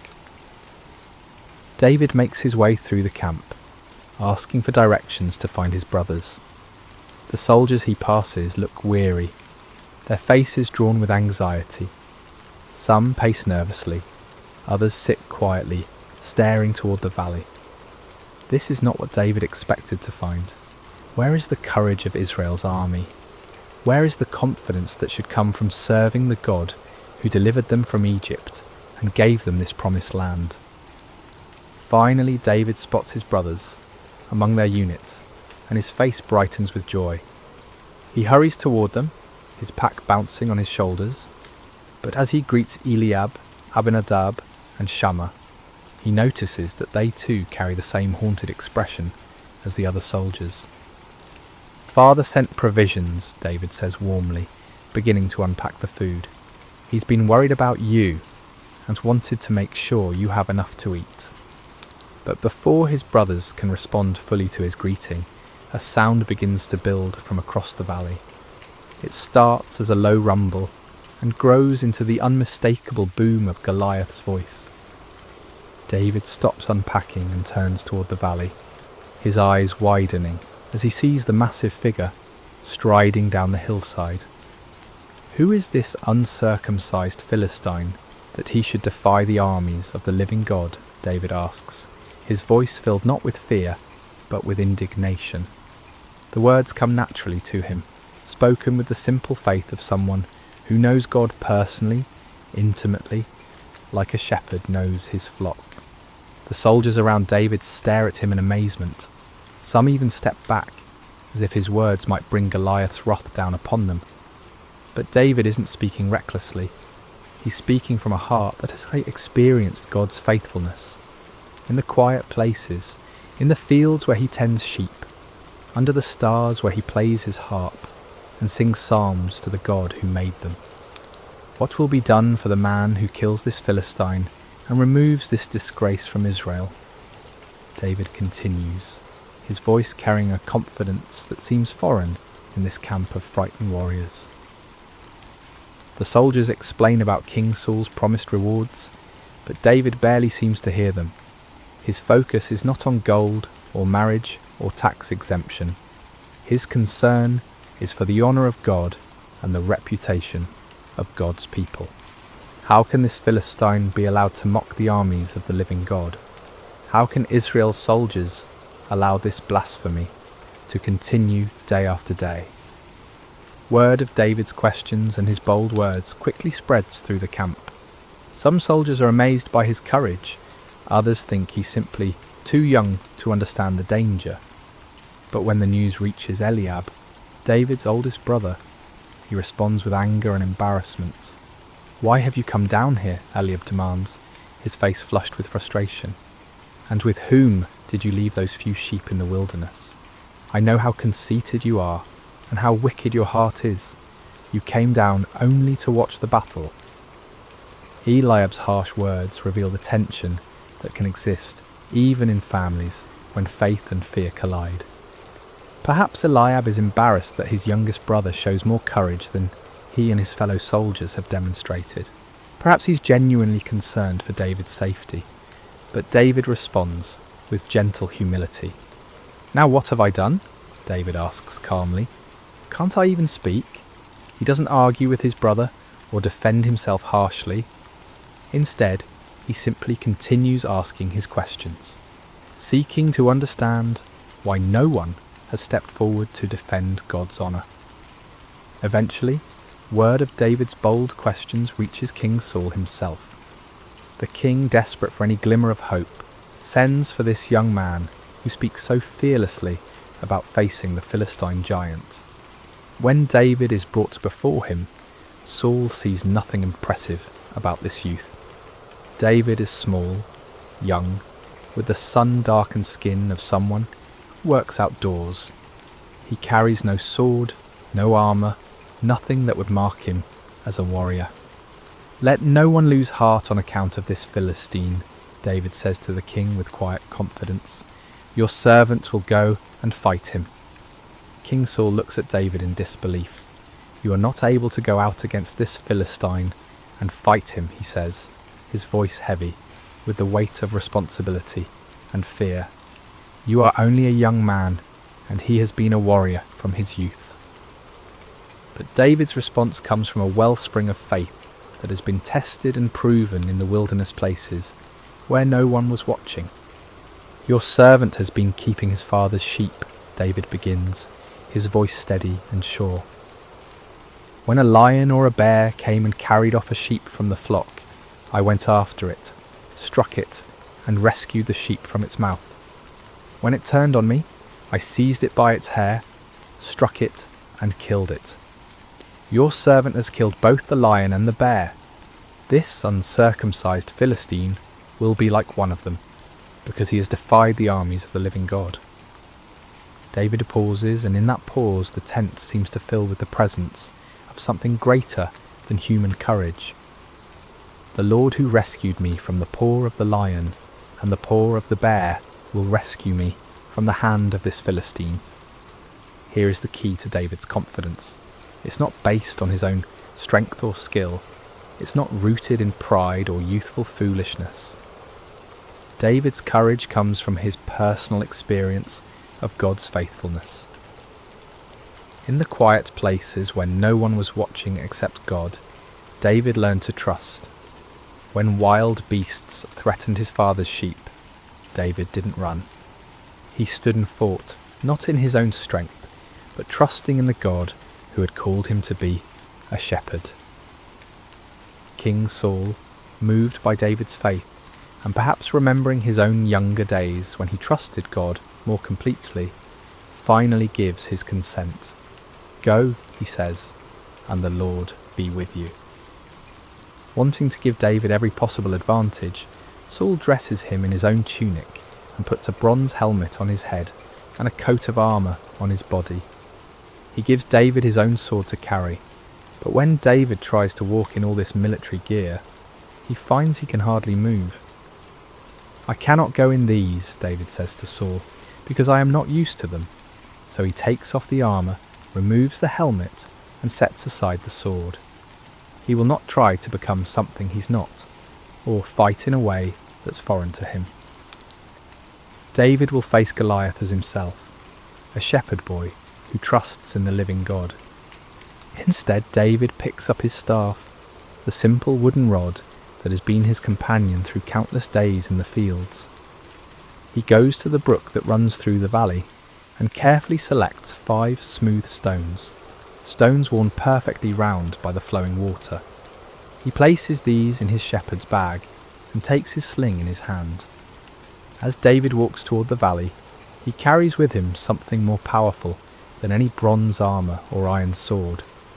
He carries the confidence that comes from knowing God personally, from experiencing his faithfulness in the quiet places of life. And he carries the understanding that this battle is not really between David and Goliath at all. This is a battle between the God of Israel and the false gods of the Philistines, between truth and blasphemy, between faith and fear. The young shepherd is ready to face the giant, not because he is strong, but because he knows the one who is stronger than any earthly power. The afternoon sun hangs bright and warm over the valley of Elah as 2 figures begin their approach toward each other across the grassy floor of the valley. The contrast between them could not be more dramatic, and yet it's precisely in this contrast that God's glory will be revealed. From the western hill, Goliath begins his descent, his bronze armour catching and reflecting the sunlight like a beacon. Each step he takes shakes the ground slightly, and the sound of his armour clanking echoes across the valley. He moves with the confidence of someone who has never known defeat, never felt the sting of uncertainty. His armour-bearer walks before him, carrying the massive shield that will protect the giant from any arrows that might be fired from the Israelite lines. From the eastern hill, David begins his own journey down into the valley. He walks with a steady, purposeful gait, his simple shepherd's clothing a stark contrast to the military spectacle approaching from the other side. In one hand he carries his staff, worn smooth by years of use. In the other, he holds his sling, a simple leather pouch attached to 2 cords, the kind of weapon that shepherds have used for generations to protect their flocks from predators. Behind David on the hillside, the entire Israelite army watches in stunned silence. Thousands of seasoned warriors stand motionless, their eyes fixed on the small figure walking steadily towards certain death. Some of them pray silently, asking God to protect this brave boy. Others shake their heads in disbelief at what they perceive as pointless sacrifice. King Saul watches from his position among his officers, his heart heavy with the responsibility for sending a youth to face a giant. On the opposite hill, the Philistine army watches with amusement and anticipation. They point at David and laugh among themselves, joking about how quickly their champion will dispatch this boy. Some of them are already making plans for the victory celebration they'll hold after Israel surrenders, as surely they must, after witnessing their champion's inevitable defeat. But as David walks down the hillside, his heart is neither fearful nor boastful. Instead, it's filled with a quiet confidence that comes from knowing he is not walking into this valley alone. The same God who helped him rescue sheep from the mouths of lions and bears is with him now. The same God who has been his shepherd will be his strength. As the 2 figures draw closer together, in the centre of the valley, near the gently flowing brook, Goliath gets his first clear look at his opponent. What he sees fills him with contempt and rage. This is not a warrior, this is just a boy, ruddy and handsome, carrying a shepherd's simple tools instead of weapons of war. "Am I a dog," Goliath roars, his voice booming across the valley, "that you come at me with sticks?" His anger at what he perceives as an insult burns hot. He expected Israel to send their greatest warrior, someone worthy of his attention. Instead, they've sent a child. Goliath continues his verbal assault, his voice carrying clearly to both armies.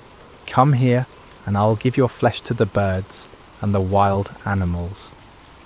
The threat hangs in the air like the cry of a predator, and even some of the Philistine soldiers feel a chill at the cruelty in their champion's voice.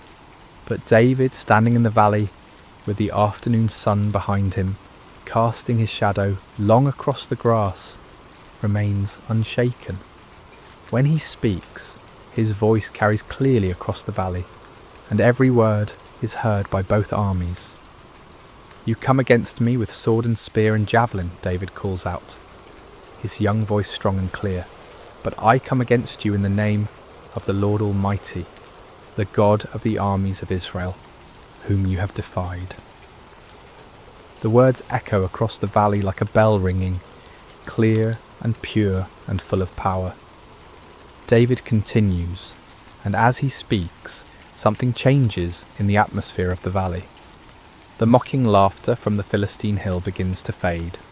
On the Israelite side, soldiers lean forward, straining to hear every word. "This day the Lord will deliver you into my hands, and I'll strike you down and cut off your head. This very day I will give the carcasses of the Philistine army to the birds and the wild animals, and the whole world will know that there is a God in Israel. All those gathered here will know that it is not by sword or spear that the Lord saves. For the battle is the Lord's, and he will give all of you into our hands." David's words ring with prophetic power and absolute certainty. He's not boasting in his own strength or skill. Instead, he's making a declaration of faith, a public testimony to the power and faithfulness of the God of Israel. This battle, David understands, is not ultimately about military might or human courage. It's about the honour of God and the revelation of his power to both Israel and the surrounding nations. Goliath, enraged by what he sees as blasphemous arrogance from a mere boy, begins moving quickly toward David, his massive frame covering the ground with surprising speed. His armour clanks and his weapons gleam as he bears down on his small opponent like an avalanche of bronze and iron. But David doesn't flee. Instead, he runs toward Goliath, closing the distance between them with swift, determined steps. As he runs, he reaches into his shepherd's bag and takes out one of the smooth stones he selected from the brook. With practiced ease, born of countless hours protecting sheep, he places the stone in his sling. The sling is not a child's toy, though it may appear simple. In the hands of a skilled shepherd, it's a precision weapon capable of tremendous force. David has used his sling to drive off wolves and bears, to guide wandering sheep, and to strike targets with accuracy at considerable distances. Now as he runs toward Goliath, all those years of practice culminate in this single, crucial moment. With fluid motion, perfected through countless repetitions, David begins to swing the sling around his head, building momentum. The leather pouch whispers through the air as it spins, faster and faster. Goliath, seeing David's movement, may have raised his shield or adjusted his position, but his great size, which has always been his advantage, now works against him. He cannot change direction quickly, cannot dodge with the agility of a smaller man. At the perfect moment, when the geometry of angle and distance and momentum align exactly right, David releases one of the cords. The stone flies from the sling like an arrow, swift and straight and true, guided by skill and powered by faith. The stone strikes Goliath in the centre of his forehead, at the one spot where his bronze helmet doesn't protect him, with tremendous force. The sound of impact echoes across the valley like the crack of thunder. For a moment time seems suspended. The giant warrior, seemingly invincible in his bronze armour, stands motionless. Then, like a great tree falling in the forest, Goliath topples forward and crashes to the ground. The earth trembles under the impact of his massive frame.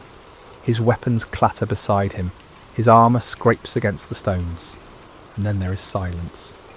David runs to where Goliath lies and stands over the fallen giant. Finding no sword of his own, David draws Goliath's own massive sword from its sheath, and with effort befitting his size, uses it to cut off the giant's head, fulfilling his prophecy exactly as he had spoken it. Then David lifts Goliath's head high above his own, and his voice rings out across the valley one more time, "The battle is the Lord's." The silence that follows is profound and complete, broken only by the gentle sound of the brook flowing peacefully through the valley, washing the smooth stones that remain in David's shepherd's bag. The sight of their fallen champion creates an immediate and dramatic transformation in both armies. On the Philistine hillside, the confident laughter and casual conversation die away instantly, replaced by stunned silence and then growing panic. These seasoned warriors, who moments before were planning their victory celebration, now stare in disbelief at the impossible scene in the valley below. Their champion, their giant, their seemingly invincible Goliath lies motionless in the grass, his own sword in the hands of the shepherd boy, who stands triumphant beside his massive form. The psychological impact is devastating. If Goliath could fall to this young Israelite, what protection did they have? What power could stand against the God of Israel? On the eastern hillside, the transformation is equally dramatic, but runs in the opposite direction. The Israelite soldiers, who have been paralysed by fear for 40 days, suddenly find their voices in a great roar of triumph that echoes off the surrounding hills. The sound builds and builds, a crescendo of relief and joy and renewed confidence that seems to shake the very foundations of the valley. "The Lord has given us victories," they cry. "God has delivered the Philistines into our hands." Swords are drawn from sheaths, not in fear this time, but in confidence. Spears are raised high, and the entire army begins to surge down the hillside like a mighty river breaking through a dam. King Saul, watching from his position among his officers, feels his own heart lift with amazement and gratitude. The burden of fear that has pressed down on him for weeks suddenly lifts, replaced by the returning memory of what it means to serve the living God. He gives the command that his army is already anticipating. Charge! The Philistine army, seeing the Israelites rushing toward them and having lost their champion and their confidence in a single moment, turns and flees. What had been an organised military force becomes a scattered mob running for their lives across the hills and valleys of the countryside. The rout is complete and devastating. But as the armies chase and flee across the landscape, David remains in the valley beside the brook, holding Goliath's head and looking up toward heaven with a heart full of gratitude. He has not forgotten, even in this moment of triumph, that the victory belongs to the Lord. This was never about David's skill with a sling, though his years of practice were important. This was never about David's courage, though his faith was essential. This was about God's power to save his people and his determination to show both Israel and the nations around them that he alone is God. David understands something that many of the celebrating soldiers rushing past him have not yet grasped.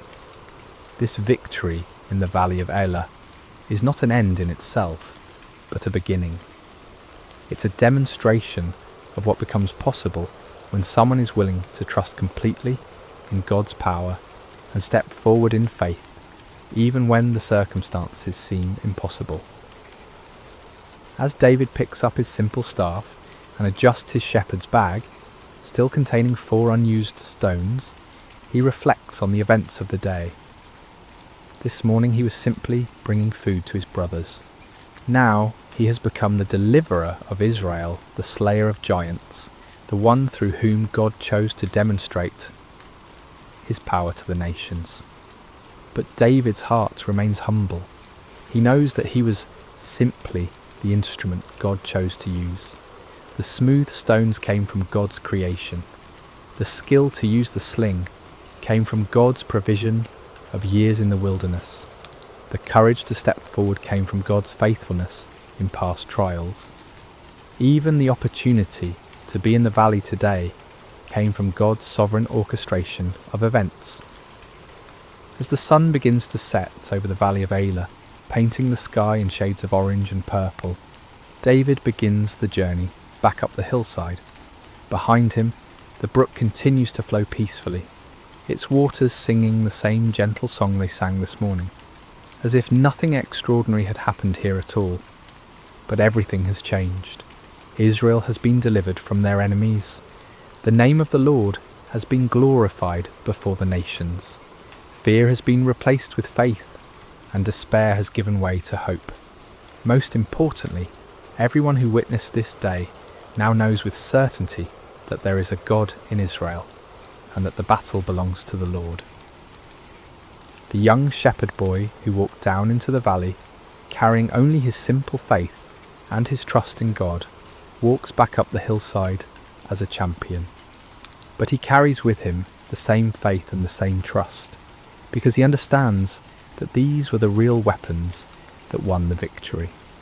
Size and strength and bronze armour are nothing compared to the power of the living God when it flows through a heart that trusts him completely. As David rejoins the celebrating Israelite army, his brothers look at him with new eyes. Eliab, who scolded him harshly this morning, now embraces him with tears of joy and amazement. The soldiers who barely noticed the young shepherd this morning now gather around him with respect and wonder, eager to hear him tell the story of his victory. But David's first words are not about his own actions or his own courage. Instead, he lifts his eyes toward heaven and says simply, "Blessed be the Lord God of Israel, who has delivered his people this day." The victory belongs to the Lord, and David never forgets it. This understanding, this heart of worship and gratitude, even in the moment of triumph, is what will carry David through all the challenges that lie ahead in his remarkable life.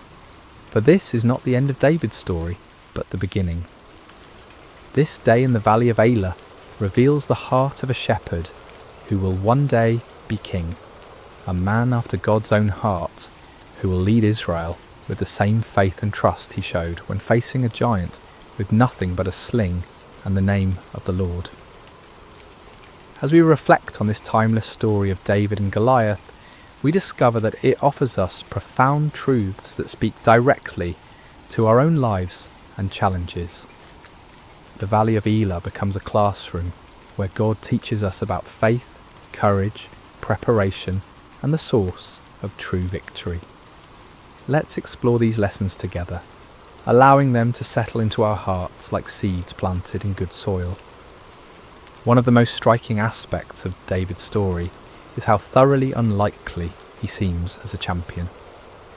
When the prophet Samuel came to Jesse's house to anoint the next king of Israel, Jesse didn't even bother to call David in from the fields at first. David was the youngest, the smallest, the one everyone overlooked. Even his own brothers saw him as insignificant, more of an annoyance than a hero. Yet God specifically chose this overlooked shepherd boy to accomplish what none of Israel's mighty warriors dared attempt. This pattern runs throughout Scripture and continues in our world today. God delights in using people the world considers insignificant to accomplish his greatest purposes. He chooses the weak to shame the strong, the foolish to confound the wise, the humble to teach the proud. This truth offers tremendous encouragement to anyone who has ever felt overlooked, undervalued, or insignificant. Perhaps you feel too young, too old, too inexperienced, or too ordinary to make a difference. Perhaps others have dismissed your dreams or minimized your contributions. If so, you're in excellent company. Moses felt too inadequate to speak for God. Gideon felt too weak to lead an army. Esther felt too powerless to influence a king. Mary felt too young to bear the Messiah. But God sees what others miss. He looks at the heart while others focus on outward appearances. He values faithfulness over fame, character over credentials, availability over ability. When you feel small in the eyes of the world, remember that you serve a God who specializes in doing extraordinary things through ordinary people who trust him completely. The key is not to become someone else, but to offer who you already are to God with complete surrender. David didn't try to become a traditional warrior. He remained a shepherd who trusted God. Your background, your personality, your unique experiences and perspective are not accidents. They are part of God's preparation for the work he has planned for you. David's courage in facing Goliath didn't appear suddenly on the day of battle. It was forged over years of faithful service in places where no one was watching except God. While tending his father's sheep in the wilderness, David faced lions and bears that threatened the flock. In those lonely, dangerous moments, with no audience to impress and no recognition to gain, David learned to depend completely on God's strength. These wilderness experiences became David's training ground. Each time he trusted God to help him protect the sheep, his faith grew stronger. Each time he saw God's faithfulness in the small things, his confidence in God's power increased. By the time he faced Goliath, David had a history with God, a track record of divine assistance that gave him unshakable confidence. This principle applies directly to our lives. The character we develop in private, the faithfulness we demonstrate when no one is watching, the trust we build through small challenges prepare us for the larger battles we'll face later. God often prepares us through what seem like insignificant experiences, developing in us the spiritual muscles we'll need for greater tasks. Perhaps you're in a season of quiet preparation right now. Maybe you're in a job that feels unimportant, dealing with challenges that seem mundane, or serving in ways that go unnoticed. Don't despise these experiences. See them as God's training ground, places where you can learn to trust Him completely without the pressure of public attention. Every act of faithfulness in small things builds spiritual strength. Every time you choose to trust God rather than worry, you're developing the faith muscles you'll need for larger challenges. Every moment you spend in prayer, study and worship during the ordinary days creates the spiritual foundation that will hold firm when storms come. David's Psalms reflect a man who knew God intimately through countless hours of communion in the wilderness. His worship wasn't reserved for public occasions. It was the natural overflow of a heart that had learned to recognize God's presence in solitary places. This private relationship with God became the source of his public courage. The contrast between David's response to Goliath and that of Israel's army reveals the transformative power of proper perspective. The Israelite soldiers saw Goliath's size and focused on their own inadequacy. They measured themselves against the giant and found themselves wanting. Fear paralyzed them because they were looking at the problem instead of at God. David saw the same giant but responded completely differently. Instead of focusing on Goliath's size, David focused on God's greatness. Instead of measuring himself against the Philistine champion, he remembered God's faithfulness in past challenges. Most importantly, David saw this confrontation not as David versus Goliath, but as the God of Israel versus the false gods of the Philistines. This shift in perspective made all the difference. When we focus on our problems, they appear insurmountable. When we focus on God, our problems find their proper proportion. The same challenge that paralyzes us with fear can become an opportunity to witness God's power when we view it through the lens of faith. Your Goliath may not be a 9-foot giant in bronze armour, but it's probably just as real and just as intimidating. It might be a health diagnosis that fills you with dread, a financial crisis that keeps you awake at night, a broken relationship that seems beyond repair, or a dream that feels impossible to achieve. Whatever giant you're facing, the same God who empowered David is available to you today. The key is learning to see your challenges through God's eyes rather than your own. When you focus on how big your problems are, they grow larger in your mind, and your faith shrinks. But when you focus on how big your God is, your problems find their proper place, and your faith grows stronger. Faith doesn't mean pretending problems don't exist or minimizing real challenges. David didn't pretend Goliath was small. He acknowledged the giant's formidable appearance and weapons. But faith means recognizing that God is greater than any challenge we face, and that His power is available to those who trust Him completely. Perhaps the most important lesson from David's story is his understanding that victory belongs to God alone. David never claimed credit for defeating Goliath. He never boasted about his skill with a sling or his courage in facing the giant. Instead, he consistently pointed to God as the source of his victory. This humility wasn't false modesty, it was accurate theology. David understood that without God's strength, he would have been just another casualty in the valley. With God's power, he became an instrument of divine deliverance. The difference was not in David himself, but in David's relationship with God and his willingness to trust completely in divine strength. This principle protects us from both despair and pride. When we face challenges that seem impossible, we can take courage from knowing that we don't have to rely on our own strength. The same God who empowered David is available to empower us. When we experience victory and success, we can maintain humility by remembering that every good gift comes from above. Recognizing that victory belongs to the Lord also frees us from the crushing pressure of trying to achieve success through our own efforts alone. We can work diligently, prepare thoroughly, and act courageously, but we do so knowing that ultimate success depends on God's blessing and power.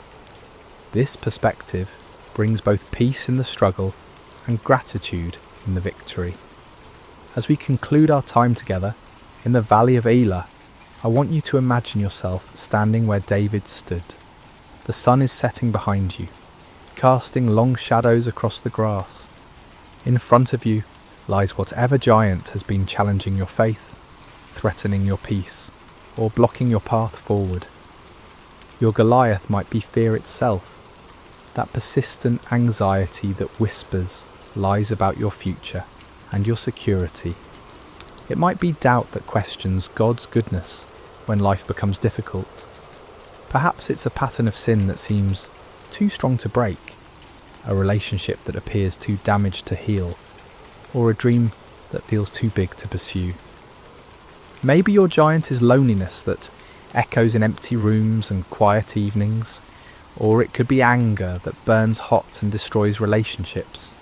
Perhaps it's despair that covers your days like a dark cloud, making it hard to see hope or purpose. Whatever giant you're facing, remember David's words, "I come against you in the name of the Lord Almighty." You don't have to face your challenges alone. You don't have to rely solely on your own strength, wisdom, or resources. The same God who empowered a shepherd boy to defeat a giant warrior is present with you today. Like David, you may feel small and inadequate when you look at the size of your challenges.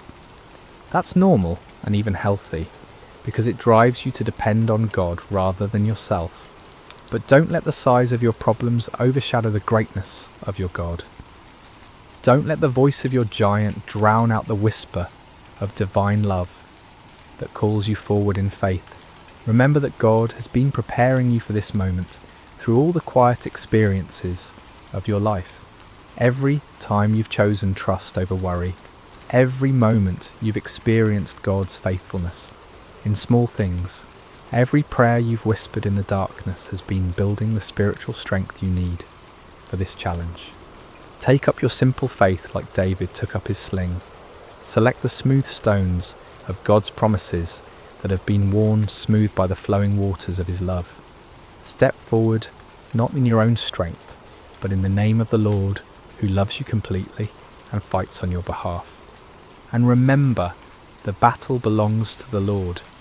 Your job is not to guarantee the outcome, but to trust the one who holds the outcome in his hands. Your calling is not to be strong enough to win, but to be faithful enough to step forward when God calls. As you face your giants, may you have David's courage to step forward, his faith to trust completely, and his wisdom to give God all the glory for whatever victories he grants. May you discover, as David did, that with God all things are possible, and that no giant is too large for the power of divine love. Let us pray together. Heavenly Father, we thank you for the story of David and Goliath, which reminds us that you delight in using ordinary people to accomplish extraordinary things. Help us to see our challenges through your eyes rather than our own fears. Give us David's courage to step forward when you call, his faith to trust in your power rather than our own strength, and his humility to give you glory for every victory. We place our giants before you today, Lord, whatever form they may take in our lives. We acknowledge that we cannot defeat them in our own strength, but we trust in your power to deliver us. Use our weaknesses to display your strength, our fears to showcase your faithfulness, and our victories to bring glory to your name. Help us to be faithful in the quiet places of preparation, knowing that you are building in us the character and faith we'll need for the challenges ahead. May we never forget that the battle belongs to you, and may we always be quick to give you praise for your goodness and mercy in our lives. In the name of Jesus, our Good Shepherd and mighty champion, we pray. Amen.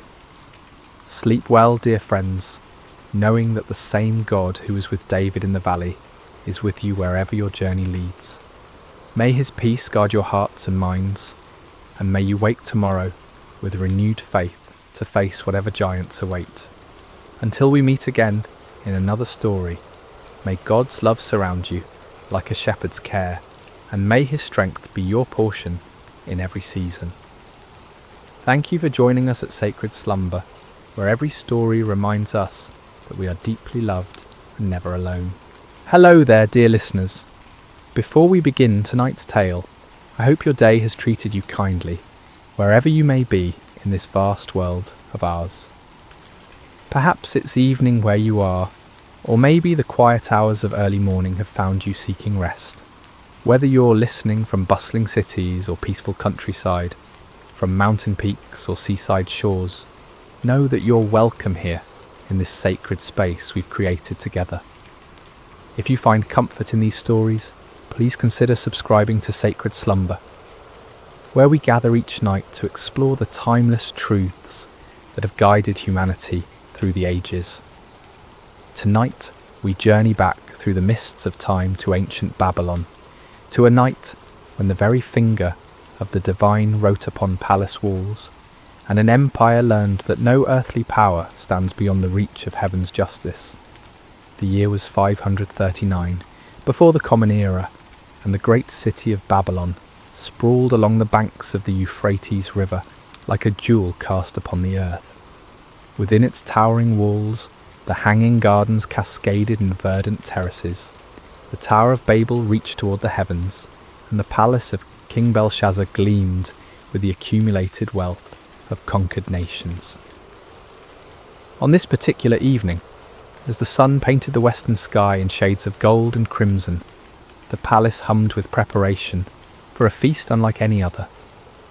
Servants scurried through corridors lined with glazed brick murals depicting lions and dragons, carrying platters of delicacies from every corner of the known world. The finest wines from the hills of Judah, exotic spices from distant India, and fruits that glistened like precious stones filled the tables. King Belshazzar, grandson of the great Nebuchadnezzar, had spared no expense. The banquet hall stretched vast as a temple, its ceiling supported by columns carved from single blocks of marble, each one telling the story of Babylonian conquest and glory. Golden lamps suspended on silver chains cast dancing shadows across walls adorned with tapestries, depicting the gods of Babylon in all their imagined splendour. Yet beyond the palace walls, unseen by the revellers within, the armies of Cyrus the Persian stretched across the horizon like a dark sea. For months they had laid siege to the great city, but Babylon's walls had never been breached, her gates never forced. The Babylonians had grown complacent in their strength, confident that their city was impregnable, their empire eternal. As night fell and torches blazed to life throughout the city, 1,000 noble guests made their way through the palace gates. They came dressed in silk and purple, adorned with gold and precious stones, their laughter echoing through the corridors as they anticipated the evening's pleasures. The sound of lyres and flutes drifted through the warm air, mingling with the voices of singers whose melodies spoke of victory and endless prosperity. King Belshazzar himself appeared resplendent in robes of deepest blue, a golden crown upon his brow, rings flashing on his fingers as he gestured grandly to his guests. He was a man in the prime of life, his beard oiled and perfumed, his eyes bright with wine and confidence. This night, he had declared, would be remembered for generations as the greatest feast Babylon had ever witnessed. But even as the celebration reached its crescendo, even as the wine flowed like water and the music swelled to fill every corner of the vast hall, dark currents moved beneath the surface of the evening's joy. For this was not merely a feast, but an act of defiance against the very heavens themselves. As the evening wore on, and the wine loosened tongues and lowered inhibitions, King Belshazzar rose from his golden throne, swaying slightly, as he surveyed the sea of faces before him. The hall fell gradually silent, 1,000 conversations dying away as all eyes turned toward their sovereign. In the flickering lamplight, his face bore an expression of cruel amusement, as if he harboured some secret that would shock and delight his guests. "My lords and ladies," he called out, his voice carrying easily across the vast space, "tonight we celebrate not merely the glory of Babylon, but the supremacy of our gods over all the earth. We have conquered nations, we have humbled kings, and we have taken the treasures of their temples as trophies of our victories." A murmur of approval rippled through the crowd. Many of the nobles present had been part of those conquests, had seen the wealth of distant lands flow into Babylon's coffers. They raised their goblets in salute, the wine within glinting like liquid rubies in the torchlight. But Belshazzar was not finished. His eyes gleamed with a dangerous light as he continued, "Yet there is one treasure, taken from one temple, that we have never properly honoured. Tonight that changes." He clapped his hands, and servants appeared as if from nowhere, carrying between them objects that made the assembled nobles gasp in recognition and wonder. These were vessels of pure gold and silver, wrought with such exquisite craftsmanship that they seemed to glow within a light. Cups and bowls, pitchers and goblets, each one a masterpiece of the metalworker's art. These were the sacred vessels of Solomon's temple in Jerusalem, taken by Nebuchadnezzar when he conquered that holy city decades before. They had been stored away in the temple of Marduk, treated with the respectful caution due to objects sacred to another people's god. But tonight, under the influence of wine and the intoxication of power, Belshazzar had decided to make them part of his feast. "Behold," the king proclaimed, lifting one of the golden goblets high above his head, "the vessels of the God of the Jews, who could not protect his own temple from our armies, whose people even now languish in exile throughout our empire. Tonight we drink from these cups and show all the world which gods truly hold dominion over the earth." The crowd erupted in cheers and applause, though some of the older nobles shifted uncomfortably in their seats. They remembered the strange stories told about the Hebrew god, the plagues that had befallen Egypt, the walls of Jericho falling at the blast of trumpets. But wine and peer pressure overcame their caution, and soon they too were caught up in the moment's enthusiasm. Servants moved through the hall, distributing the sacred vessels among the guests. Belshazzar himself took the largest of the golden goblets, a magnificent piece that had once held wine, blessed by the priests of the Most High God. He filled it to the brim with the finest vintage from his royal cellars, the red wine dark as blood in the sacred cup. "To Marduk, chief of our gods," he cried, raising the goblet high, "who gives us victory over all our enemies."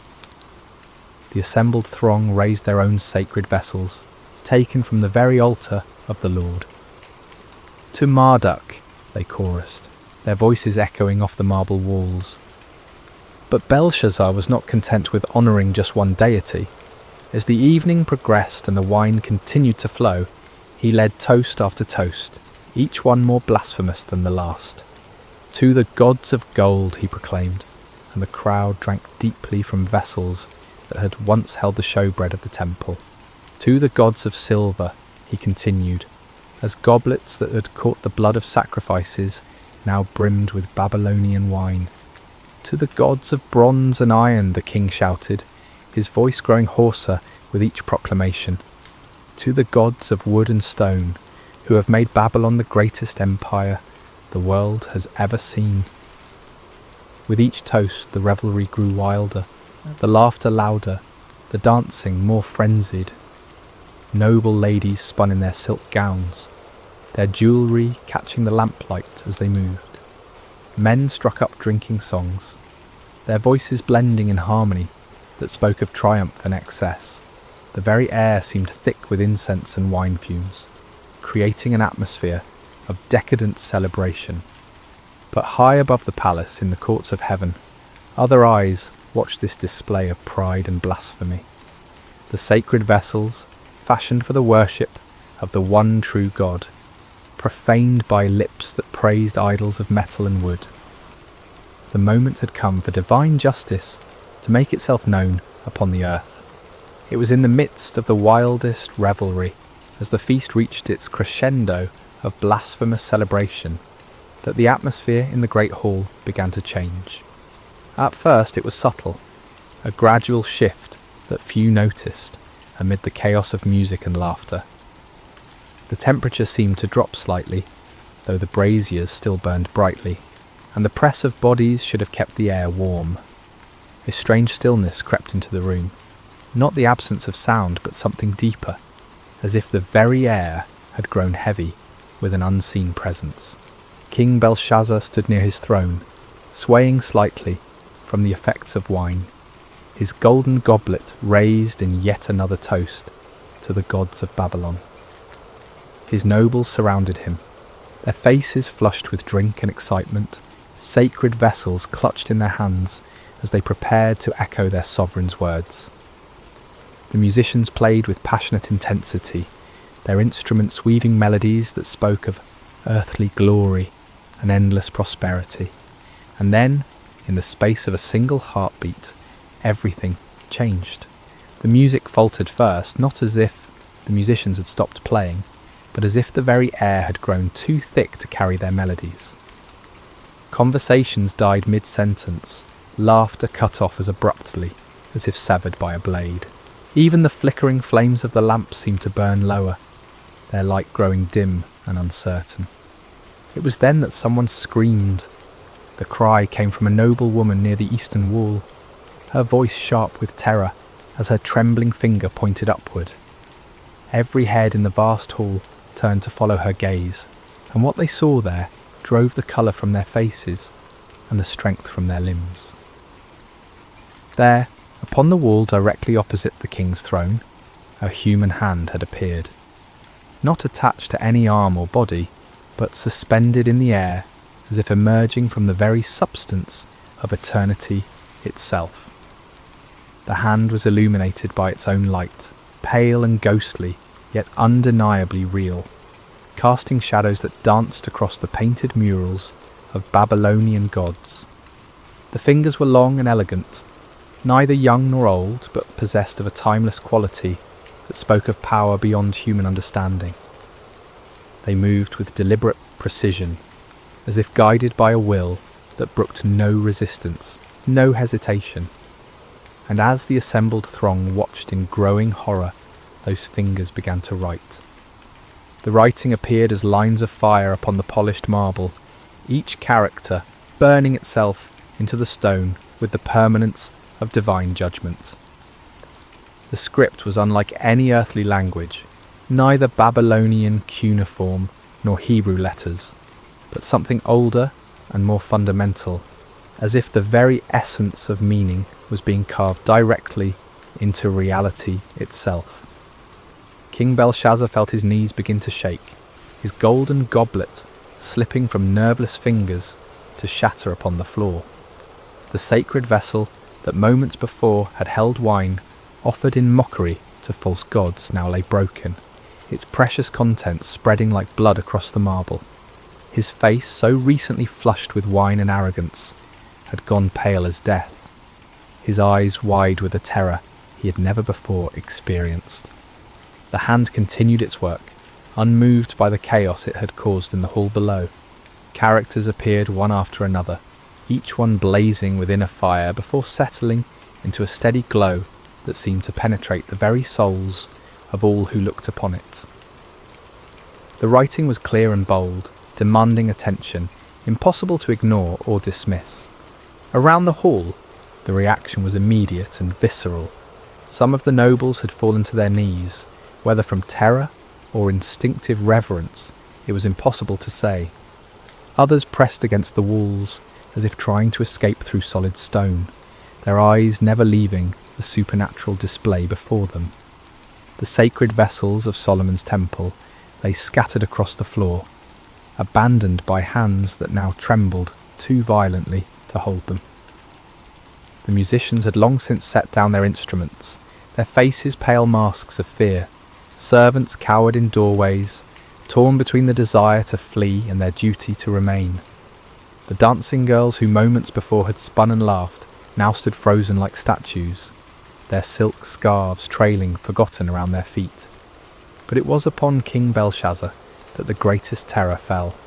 As the ruler who had ordered the profanation of the sacred vessels, as the one who had led the blasphemous toasts, he felt the weight of divine displeasure focusing upon him like the heat of a burning glass. His crown, so recently a symbol of earthly power, now felt heavy as lead upon his brow. His royal robes, dyed in the finest purples and blues, seemed to hang upon him like grave clothes. The hand finished its work and faded from view as suddenly as it had appeared, leaving behind only the words burning upon the wall like coals of fire. But even in its absence, the presence that had guided it remained, filling the hall with an atmosphere of judgment that made every breath a struggle. Silence reigned in the great banquet hall of Babylon, broken only by the occasional sob or whispered prayer. The greatest feast in the empire's history had become a scene of terror and divine revelation, and upon the wall, where gods and heroes had been painted in their imagined glory, 4 words now blazed with the fire of heaven's judgment. Mene, Mene, Tekel, Parsin. In the awful silence that followed the hand's disappearance, King Belshazzar stood transfixed, his gaze locked upon the burning words that seemed to sear themselves deeper into his consciousness with each passing moment. The weight of divine judgment pressed down upon the hall like a physical force, and the king's breath came in short, sharp gasps, as if the very air had grown too thin to sustain life.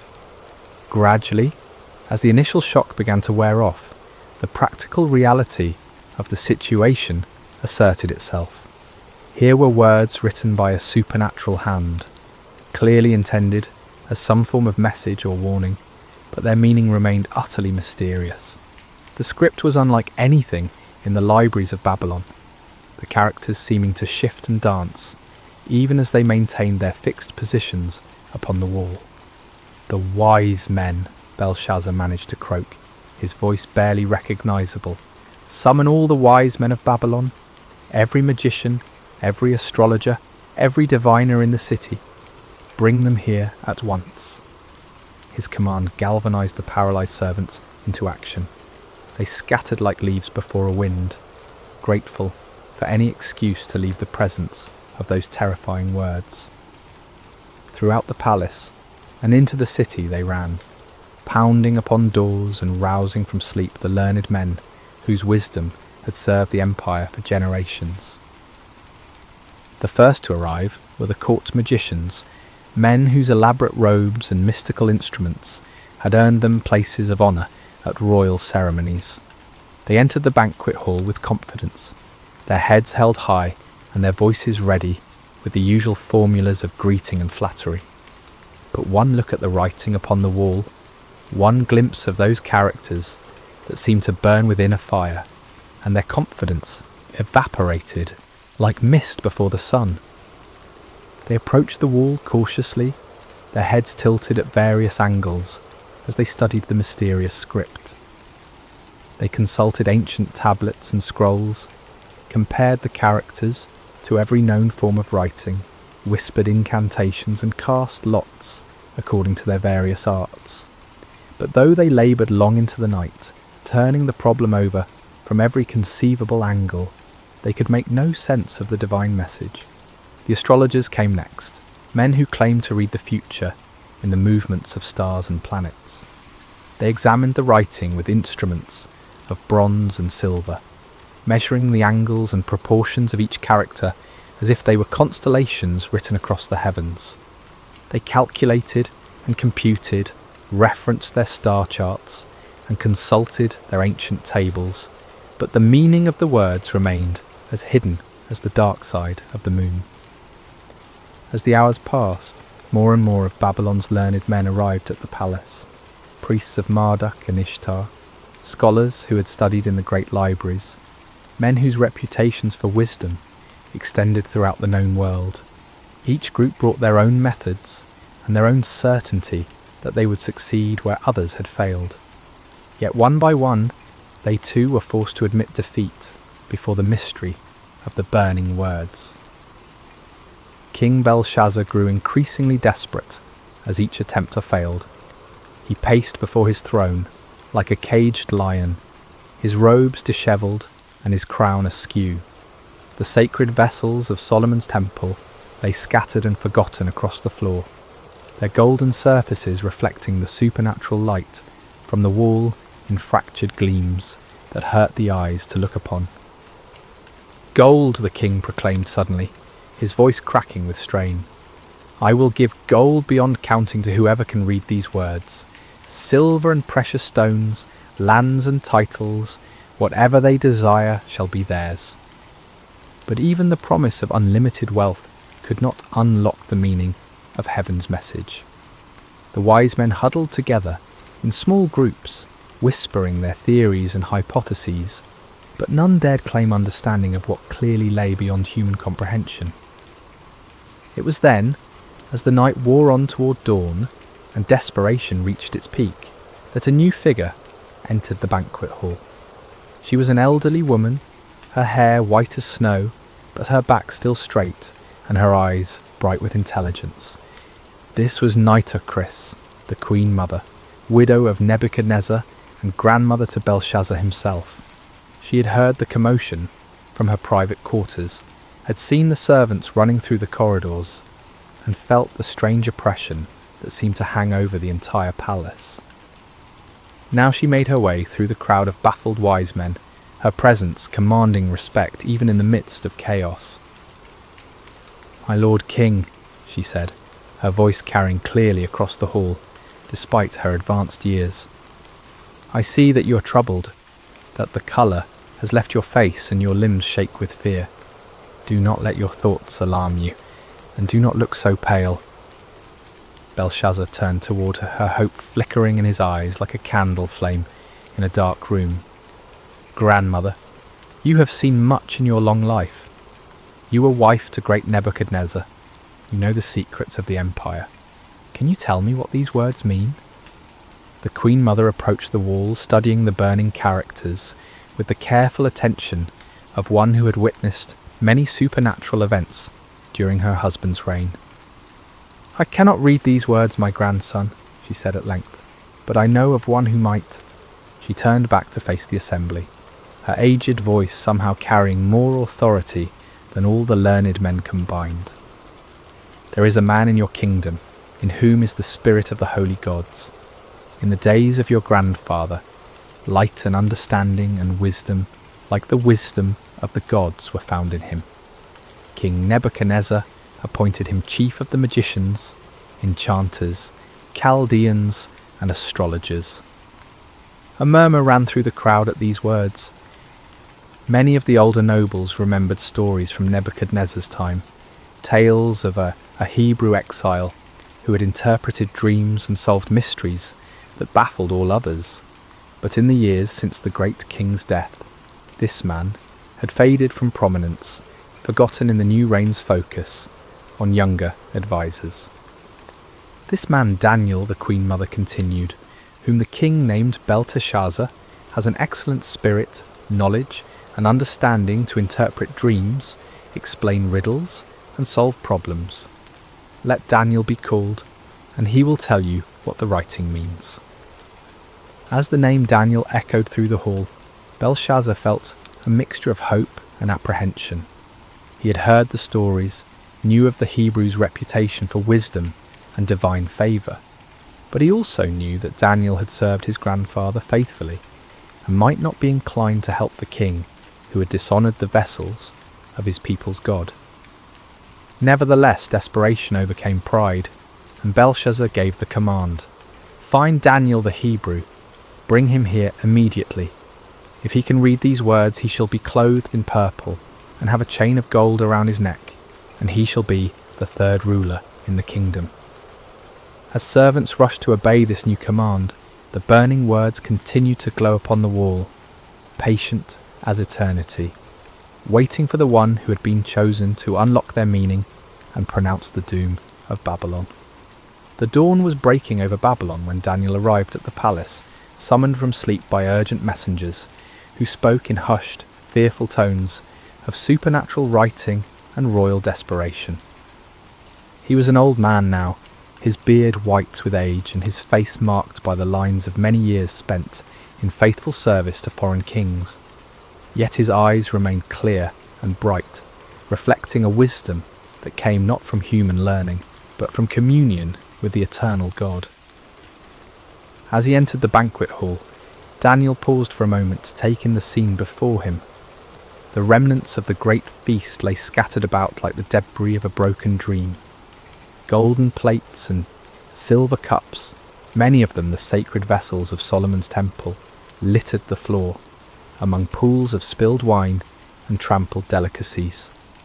The nobles who had revelled so wildly just hours before now stood in small frightened groups, their fine clothes dishevelled and their faces pale with terror. But it was the writing upon the wall that commanded his attention, those 4 words blazing with divine fire that no earthly wisdom could extinguish. Daniel looked upon them without fear, for he recognised the hand that had written them, and he understood that he stood in the presence of the Almighty's judgment. King Belshazzar approached him with hasty, desperate steps, his royal dignity forgotten in his need for answers. "Are you Daniel, one of the exiles from Judah, whom my grandfather the king brought from Judah?" he asked, though he already knew the answer. "I have heard of you, that the spirit of the gods is in you, and that light and understanding and excellent wisdom are found in you." The king gestured toward the wall with a trembling hand. "Now the wise men and enchanters have been brought in before me to read this writing and make known to me its interpretation, but they could not show the interpretation of the matter. But I have heard that you can give interpretations and solve problems. Now if you can read the writing and make known to me its interpretation, you shall be clothed with purple and have a chain of gold around your neck, and shall be the 3rd ruler in the kingdom." Daniel listened to these promises of wealth and power with the patience of one who had seen empires rise and fall, who had served in the courts of kings and understood the vanity of earthly honours. When Belshazzar finished speaking, the old prophet's response came with quiet authority that somehow filled the vast hall more completely than the king's desperate entreaties. "Let your gifts be for yourself, and give your rewards to another," Daniel said, his voice calm and steady in the face of royal panic. "Nevertheless, I will read the writing to the king and make known to him the interpretation." But before he would interpret the supernatural message, Daniel had words of his own to speak, words that cut to the heart of the night's blasphemous revelry, and laid bare the spiritual rebellion that had brought divine judgment upon Babylon. "O king," he began, his voice growing stronger as he spoke, "the Most High God gave Nebuchadnezzar, your grandfather, kingship, and greatness, and glory, and majesty. And because of the greatness that he gave him, all peoples, nations, and languages trembled and feared before him. Whom he would, he killed, and whom he would, he kept alive. Whom he would, he raised up, and whom he would, he humbled." The assembled nobles listened in growing discomfort as Daniel recounted the story they all knew but preferred to forget. Nebuchadnezzar's pride, his claim to have built Babylon by his own power and for his own glory, and the terrible judgment that followed. How the great king had been driven from among men to live like a beast in the wilderness, eating grass like an ox, and letting his hair grow long as eagle's feathers and his nails like birds' claws. But when his heart was lifted up, and his spirit was hardened so that he dealt proudly, Daniel continued, his eyes never leaving Belshazzar's face, he was brought down from his kingly throne, and his glory was taken from him. He was driven from among the children of mankind, and his mind was made like that of a beast, and his dwelling was with the wild donkeys. He was fed grass like an ox, and his body was wet with the dew of heaven, until he knew that the Most High God rules the kingdom of mankind, and sets over it whom he will. The silence in the hall was absolute as Daniel paused, letting the weight of his words sink into the hearts of all who heard them. Then, with the authority of one who spoke for the God of heaven, he delivered his devastating rebuke. "And you, his son, Belshazzar, have not humbled your heart, though you knew all this," he declared, his voice now ringing with prophetic power. "But you have lifted up yourself against the Lord of heaven, and the vessels of his house have been brought in before you, and you and your lords, your wives, and your concubines have drunk wine from them. And you have praised the gods of silver and gold, of bronze, iron, wood and stone, which do not see or hear or know, but the God in whose hand is your breath, and whose are all your ways you have not honoured." Each word fell upon the assembled company like blows from a hammer, shattering their illusions of security and exposing the full extent of their rebellion against the Most High. Belshazzar himself seemed to shrink before Daniel's accusing words, his royal robes hanging loose about his diminished frame, his crown sitting askew upon a head bowed with shame and terror. The sacred vessels lay scattered around the hall like silent witnesses to the truth of Daniel's words. These cups and bowls, crafted for the worship of the one true God, had been defiled by lips that praised idols of metal and stone. The wine that had flowed so freely in blasphemous toasts now seemed to accuse those who had drunk it, its red stains upon the marble floor like drops of blood that cried out for justice. Then from his presence the hand was sent, Daniel concluded, pointing toward the burning words upon the wall, and this writing was inscribed. The hall remained wrapped in profound silence as all waited to hear the interpretation that would seal Babylon's fate. The wise men who had laboured through the night stood humbled before this Hebrew exile who had succeeded where they had failed. The nobles who had revelled in their blasphemy now cowered before the prospect of divine judgment. And King Belshazzar, who had thought himself secure in his power, waited to hear the doom that had been written by the finger of God upon his palace wall. Daniel turned from the cowering king to face the wall where the divine words blazed with undiminished fire. The characters seemed to pulse within a light, each one carrying the weight of heaven's judgment and the certainty of prophetic fulfillment. In the profound silence of the great hall, the aged prophet lifted his voice and began to speak the words that would seal the fate of the Babylonian Empire. "And this is the writing that was inscribed," Daniel announced, his voice carrying to every corner of the vast space. "Many, many tekel and parsin." He paused, allowing the strange words to echo through the hall, their sounds somehow both foreign and familiar, like a half-remembered dream that carries portents of future sorrow. The assembled nobles leaned forward despite their fear, desperate to understand the message that had struck such terror into their hearts. "This is the interpretation of the matter," Daniel continued, his aged voice gaining strength as he spoke for the God of heaven. "Mene, God has numbered the days of your kingdom and brought it to an end." The first word fell upon the assembly like a death sentence. Here was the divine accountant taking inventory of Belshazzar's reign, counting each day of blasphemy and rebellion, each moment of pride and defiance against the Most High. The king's face went even paler, if such a thing were possible, and several of the nobles gasped aloud at the finality of the pronouncement. But Daniel was not finished. The second judgment followed hard upon the first, each word a hammer blow against the foundations of Babylonian pride.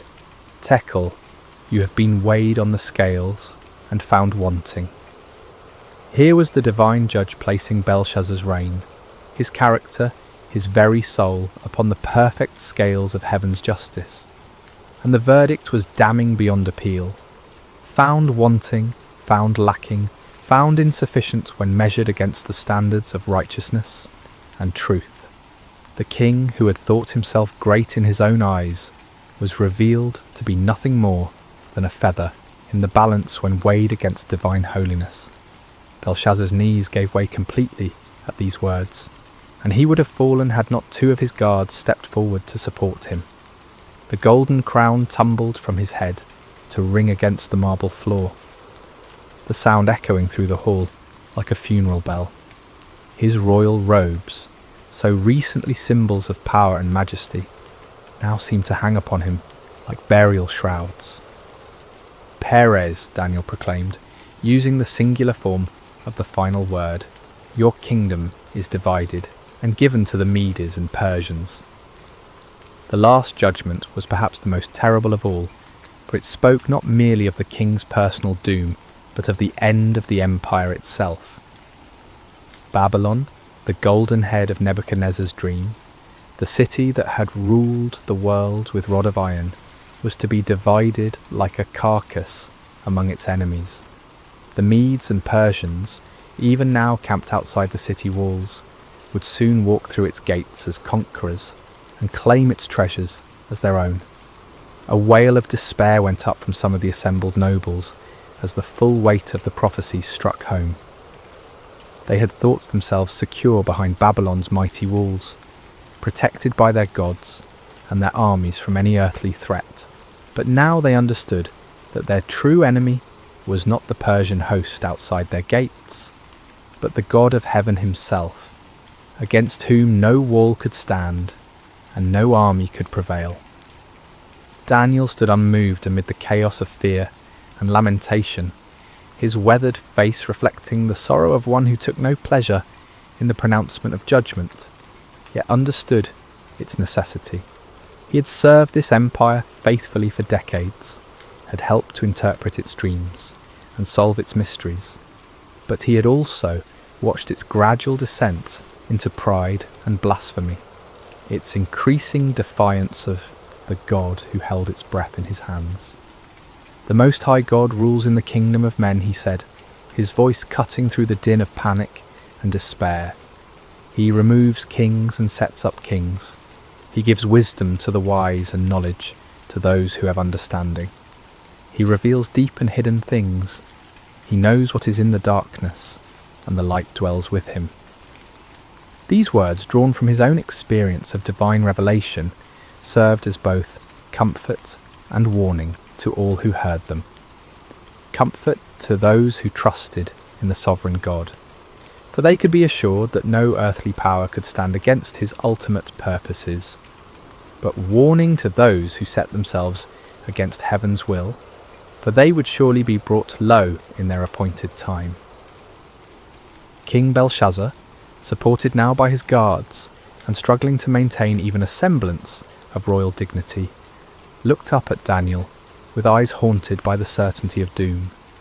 Yet even in his extremity, he sought to honour his promise to the man who had solved the mystery that had baffled all his wise men. "Clothe Daniel with purple," he commanded, in a voice barely above a whisper, "and put a chain of gold around his neck, and proclaim that he shall be the third ruler in the kingdom." It was a pathetic gesture, the dying king attempting to bestow honours, even as his kingdom crumbled around him. The purple robe was brought, the golden chain placed around Daniel's neck, but these earthly symbols of power seemed hollow and meaningless in the face of the divine judgment that had been pronounced. Daniel accepted the honours not for their own sake, but as a testimony to the truth of his words. When the people saw that the king himself acknowledged the accuracy of the Hebrew prophet's interpretation, they would know that the doom of Babylon was certain and that the God of Israel was indeed sovereign over all earthly kingdoms. As the purple robes settled around Daniel's aged shoulders and the golden chain caught the light of the supernatural writing on the wall, the contrast could not have been more stark. Here stood a man clothed with earthly honours, yet serving a heavenly king, while around him, an empire clothed in pride and blasphemy faced its final hour of judgment. The words on the wall continued to burn with undiminished intensity, their message now fully revealed but their power unabated. They served as a permanent reminder that the kingdoms of this world are temporary, subject to the sovereign will of the God who numbers their days and weighs their deeds in the balance of perfect justice. Even as Daniel spoke his interpretation and received the hollow honours of a doomed king, the wheels of divine judgment were already turning beyond the palace walls.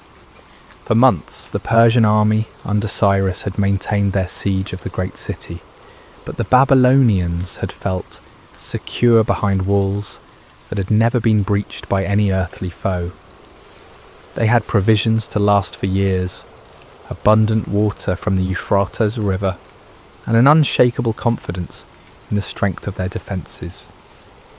But on this night, as supernatural writing blazed upon the palace wall and prophecy sealed the empire's fate, Cyrus was putting into motion a plan of breathtaking audacity that would prove that no human fortress can stand against the purposes of the Almighty. The Euphrates River, which flowed through the heart of Babylon and provided both water and transportation for the great city, was also its greatest vulnerability. The river entered the city through massive gates that could be lowered into the water, and it flowed beneath the walls through channels that were thought to be too narrow and well defended for any army to use as an entrance.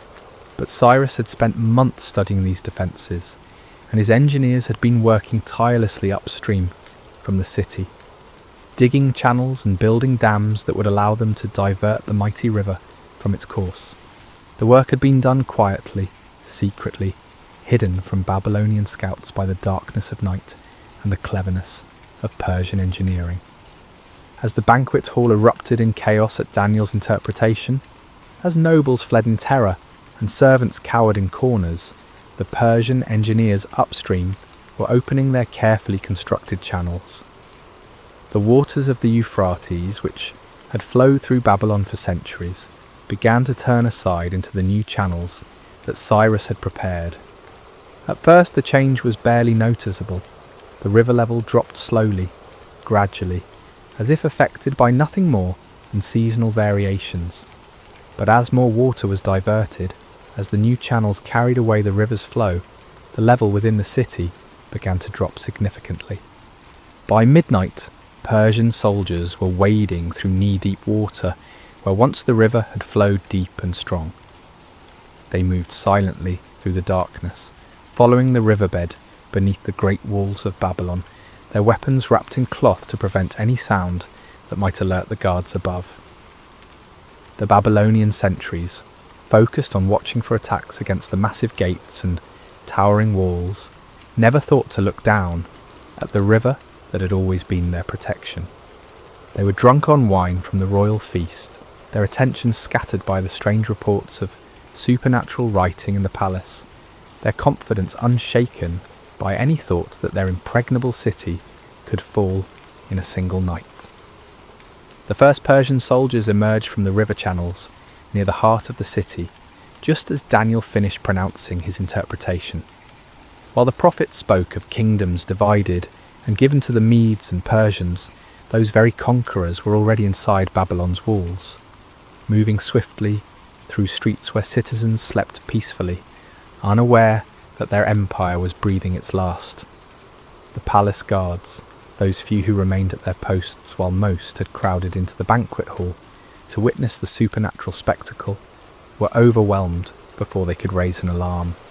Persian steel, sharp and silent in the darkness, found its mark with deadly efficiency. Within minutes, the palace was secured, its approaches controlled by Cyrus's elite troops.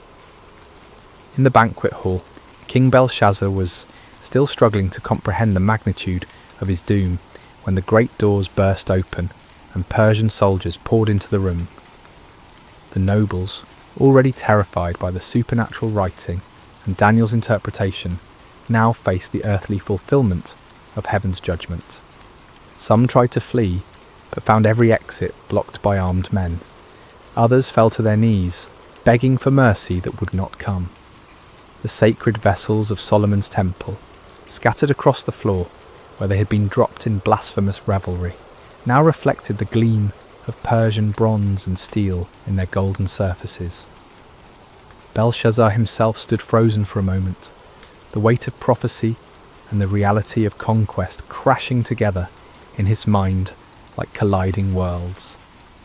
The writing on the wall blazed with undiminished fire, its message now fulfilled before his very eyes. The Medes and Persians had indeed inherited his kingdom, just as the divine hand had written and Daniel had interpreted. The end came swiftly. Persian soldiers, their orders clear and their duty unwavering, moved through the hall with grim efficiency. King Belshazzar, the ruler who had mocked the God of heaven and profaned his holy vessels, fell beneath Persian swords before the night was through. The golden crown that had tumbled from his head lay forgotten on the marble floor, while his blood mingled with the spilled wine from the sacred goblets. Throughout the great city, the same scene was repeated. Persian forces, having entered through the river channels, swept through Babylon like an irresistible tide. The gates were opened from within, the walls manned by conquerors rather than defenders, the mighty empire brought to its knees in a single night of divine judgment. By dawn, Cyrus's standards flew from the towers of Babylon, and Darius the Mede had been installed as the new ruler of the greatest city in the world. The empire that had seemed eternal, the walls that had appeared impregnable, the power that had dominated the known world for generations, all had fallen before the sovereign will of the God who rules in the kingdoms of men. As the sun rose over conquered Babylon, painting the great city in shades of gold and crimson that seemed somehow fitting for its fall, Daniel stood again before the wall where the supernatural writing continued to glow with divine fire. The banquet hall was empty now, save for the debris of the feast and the silent testimony of judgment fulfilled. Mene, Mene, Tekel, Parsin, the words that had sealed an empire's fate, now served as an eternal reminder of truths that transcend the rise and fall of earthly kingdoms. God had indeed numbered the days of Belshazzar's reign and brought it to an end. The king had been weighed in heaven's perfect scales and found wanting. The kingdom had been divided and given to the Medes and Persians, just as the supernatural hand had written and the faithful prophet had interpreted. The sacred vessels of Solomon's temple, once profaned by blasphemous lips, would soon be restored to their proper place of honour. Under Cyrus's benevolent rule, the Jewish exiles would be free to return to Jerusalem and rebuild their temple, carrying with them the golden cups and silver bowls that had witnessed both the depths of human pride and the certainty of divine justice. Daniel himself, now clothed in the purple of a dying empire, yet serving the eternal kingdom of heaven, had once again demonstrated that those who trust in the Most High God will never be disappointed. Through him, the sovereignty of the Almighty had been proclaimed in the halls of earthly power, and the vanity of human pride had been exposed for all to see. The lesson of that terrible night echoes through the corridors of history, speaking to every generation that dares to lift itself up against the Lord of heaven. Kingdoms rise and fall like waves upon the shore. Empires that seem eternal prove to be as fleeting as morning mist, but the kingdom of God endures forever. No wall can stand against his purposes, no power can resist his will, no pride can escape his judgment. In our own age, when earthly kingdoms still vie for dominion and human pride still challenges heaven's authority, the writing on Babylon's wall remains as relevant as ever. We who read these ancient words would do well to remember that the God who humbled Nebuchadnezzar, who numbered Belshazzar's days, who gave Babylon to the Medes and Persians, is the same yesterday, today, and forever. The scales of divine justice still weigh the actions of nations and individuals. The sovereign hand that writes the destiny of empires still guides the course of human history. And the kingdom that Daniel served, the kingdom that outlasted Babylon and Persia and all the empires that followed, remains the only power that will never pass away. As night falls once again over the ancient site where Babylon once stood in all its glory, as stars appear in the darkness above ruins that once housed the pride of earthly kingdoms, the eternal truth proclaimed by that supernatural hand continues to shine with undiminished light. The Most High God rules in the kingdom of men, and blessed are those who humble themselves before his throne. May we who hear this ancient story find in it not merely a tale of judgment long past, but a present reminder of the God who sees all, knows all, and judges all with perfect righteousness. And may we, like Daniel, serve faithfully in whatever earthly kingdom we find ourselves, while keeping our ultimate allegiance to the kingdom that cannot be shaken, the kingdom that endures forever and ever. The writing is on the wall, dear friends. The question that remains is whether we will read it in time to humble ourselves before the King of Kings, or whether we will follow Belshazzar's path to destruction. The choice, as always, is ours to make, is ours to the fire on Mount Carmel, Elijah and the prophets of Baal. Hello everyone, and welcome to Sacred Slumber. Before we dive into today's powerful message, I want to connect with each of you personally. How has your day been treating you so far? Whether you're watching this in the early morning hours as the sun rises, during your lunch break, in the middle of a busy day, or perhaps late at night when the world has quieted down, I want you to know that this moment we're sharing together is sacred.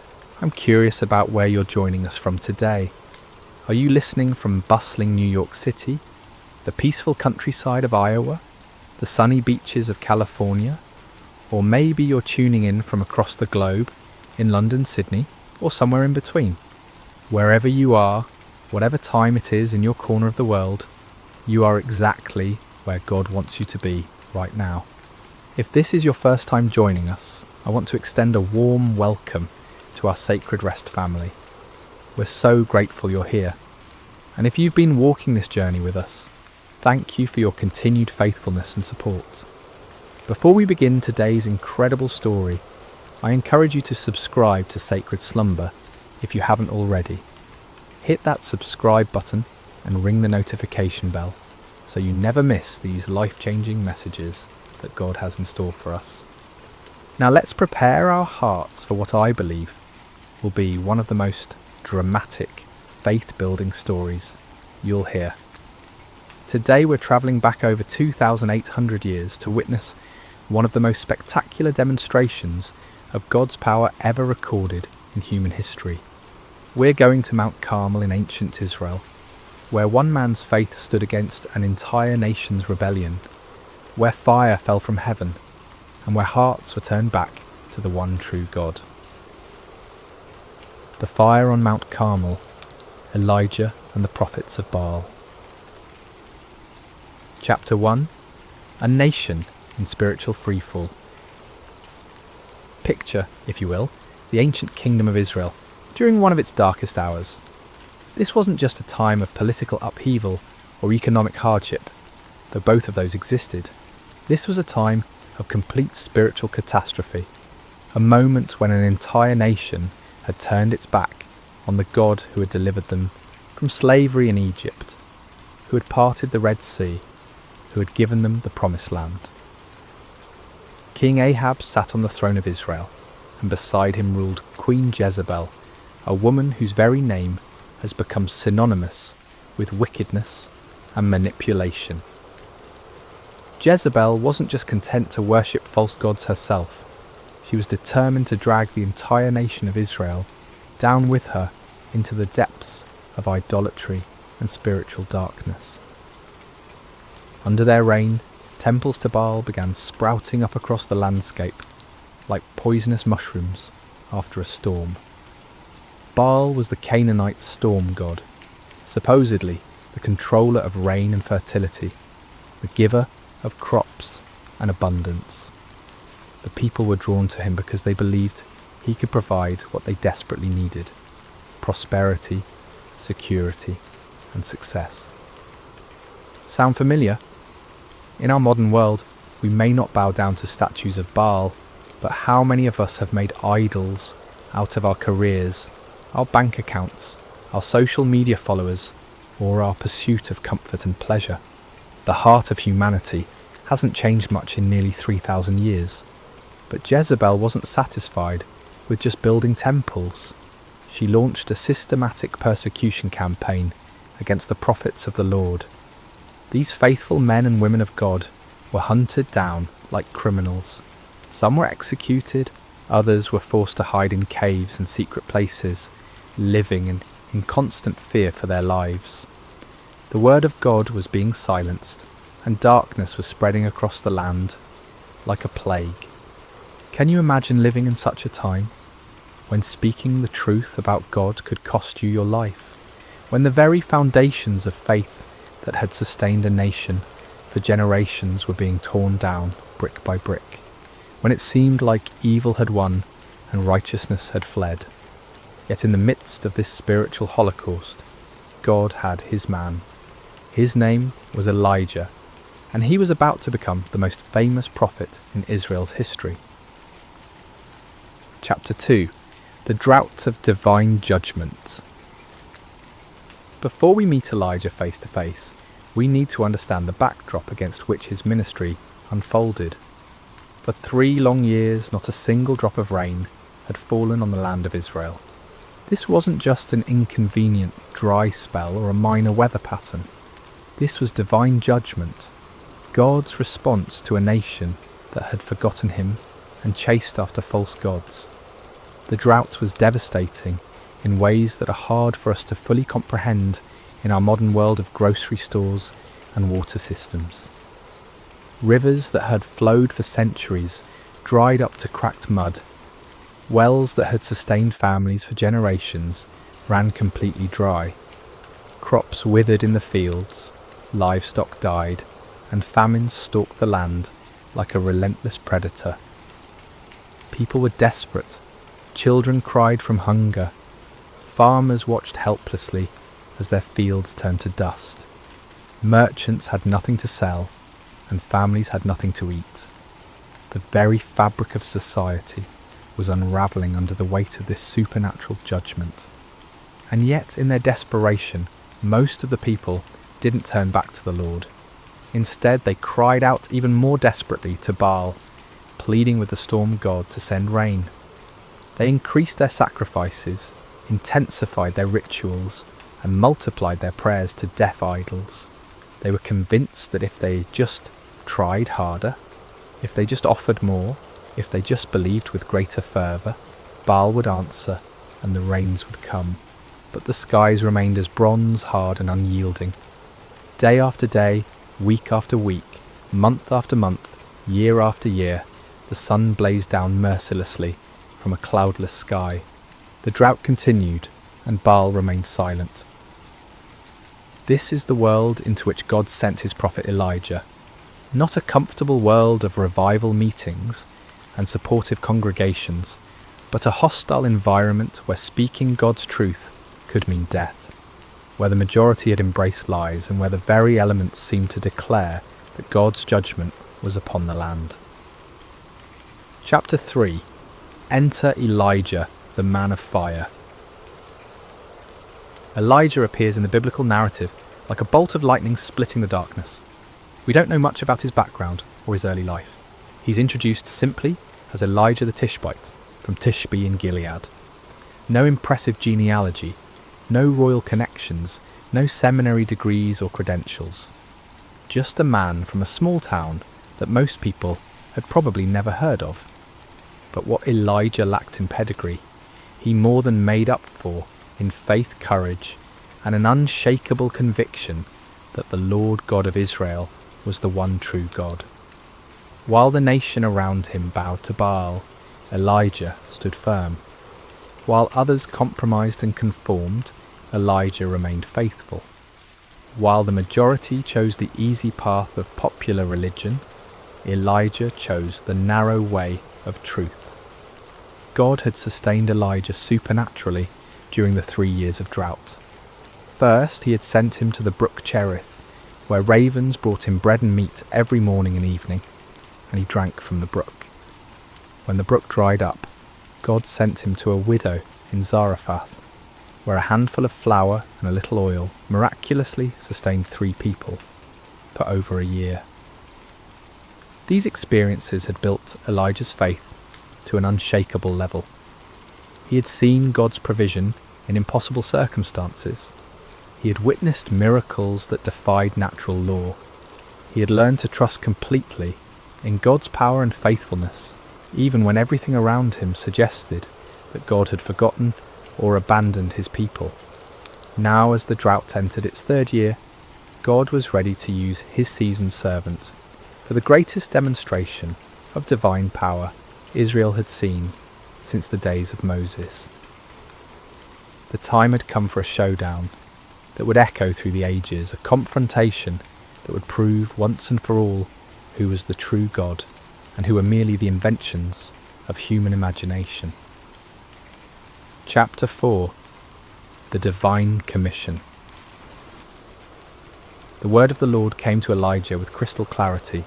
Go and present yourself to Ahab, and I will send rain on the land. It was time for the drought to end, but first there would be a reckoning. God wasn't just going to quietly restore the rain and let everyone go back to their lives as if nothing had happened. He was going to make a statement that would be impossible to ignore or explain away. Elijah set out to find King Ahab, but Ahab was already looking for him. The king had been searching throughout his own kingdom and in neighbouring nations, trying to find the prophet he blamed for the drought. When Ahab finally encountered Elijah, his greeting was filled with accusation and anger. Is that you, you troubler of Israel? Can you imagine the audacity? Here was a king who had led his nation into idolatry, who had allowed his wife to murder God's prophets, who had built temples to false gods throughout the land, and he had the nerve to call God's faithful prophet a troublemaker.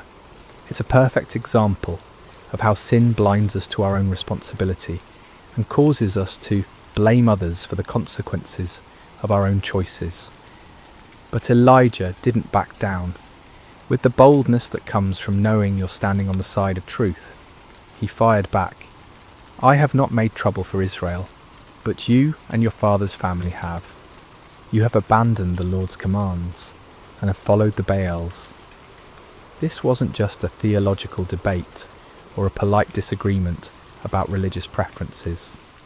This was a confrontation between the kingdom of God and the kingdom of darkness, between truth and deception, between the power of the Almighty and the impotence of human-made idols. Chapter 5. The challenge issued.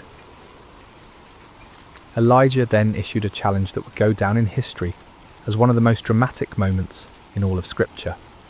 Now summon the people from all over Israel to meet me on Mount Carmel, and bring the 450 prophets of Baal and the 400 prophets of Asherah who eat at Jezebel's table. Mount Carmel was the perfect location for this showdown. Rising about 1,800 feet above sea level, it offered a commanding view of the surrounding countryside and could accommodate the massive crowd that would gather. More importantly, Mount Carmel was considered sacred to Baal worship. The Canaanites believed it was one of Baal's favourite dwelling places. By choosing this location, Elijah was essentially challenging Baal on his home turf. The terms of the contest were elegantly simple. Get 2 bulls for us.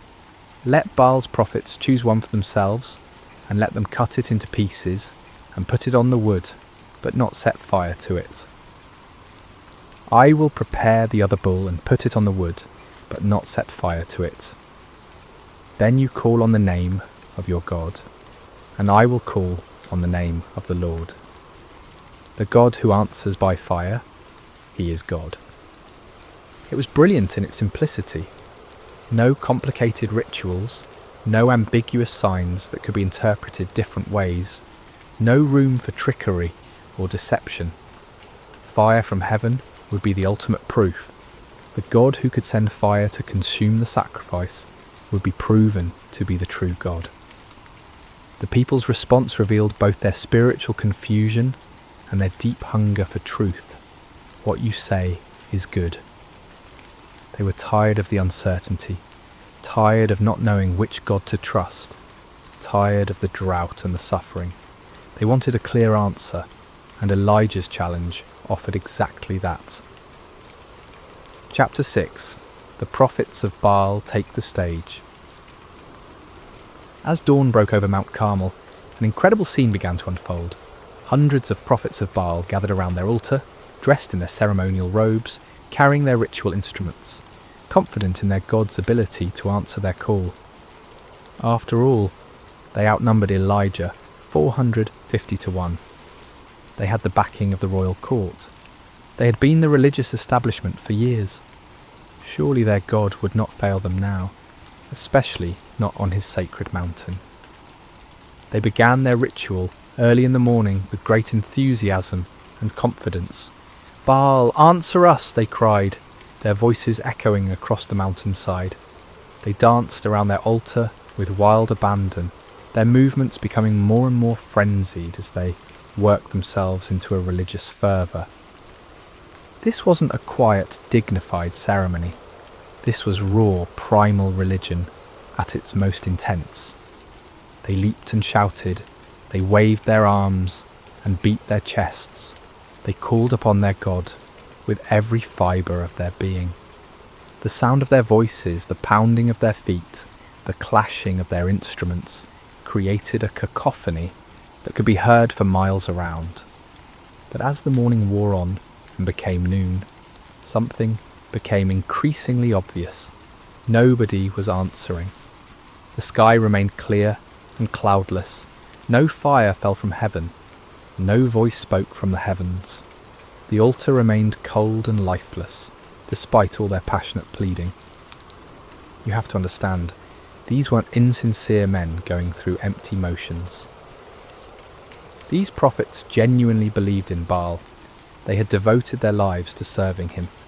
They had staked their reputations, their careers, and their very identities on the belief that he was real and powerful. The failure of their God to respond wasn't just embarrassing, it was devastating to everything they had built their lives upon. Chapter 7. Elijah's Divine Sarcasm. As the noon sun blazed overhead and the prophets of Baal continued their increasingly desperate rituals, Elijah decided it was time for some divine commentary. With a wit that was both cutting and brilliant, he began to mock their futile efforts. "Shout louder! Surely he is a god. Perhaps he is deep in thought, or busy, or travelling. Maybe he is sleeping and must be awakened." Can you imagine the scene? Here's Elijah, one man against 450, calmly watching their frantic efforts and offering helpful suggestions for why their God might not be responding.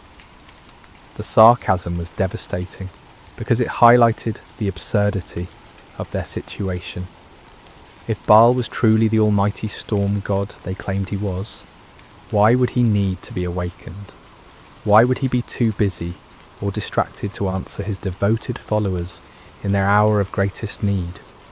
But Elijah's mockery served a deeper purpose than just humiliating the false prophets. He was exposing the fundamental weakness of all false gods. They are not truly there. They cannot hear because they have no ears. They cannot speak because they have no voice. They cannot act because they have no power. They are creations of human imagination, given form by human hands, but possessing no divine substance. The prophets of Baal, stung by Elijah's taunts and desperate to prove their God's reality, intensified their efforts to an almost unbelievable degree. They began to cut themselves with swords and spears, following their religious traditions until their blood flowed freely. This wasn't just symbolic, this was literal self-mutilation in the name of religious devotion. From noon until evening, they continued this horrific display, their voices growing hoarse from shouting, their bodies weakened by loss of blood, their spirits crushed by the growing realization that their God was not going to answer. The contrast couldn't have been more stark. On one side, frantic activity and desperate self-harm producing nothing. On the other side, one man waiting calmly for his turn, confident in his God's ability to act. Chapter 8. Elijah prepares his altar. As evening approached and the prophets of Baal finally exhausted themselves in defeat, Elijah stepped forward to take his turn. But before he called upon the Lord, he had some important work to do.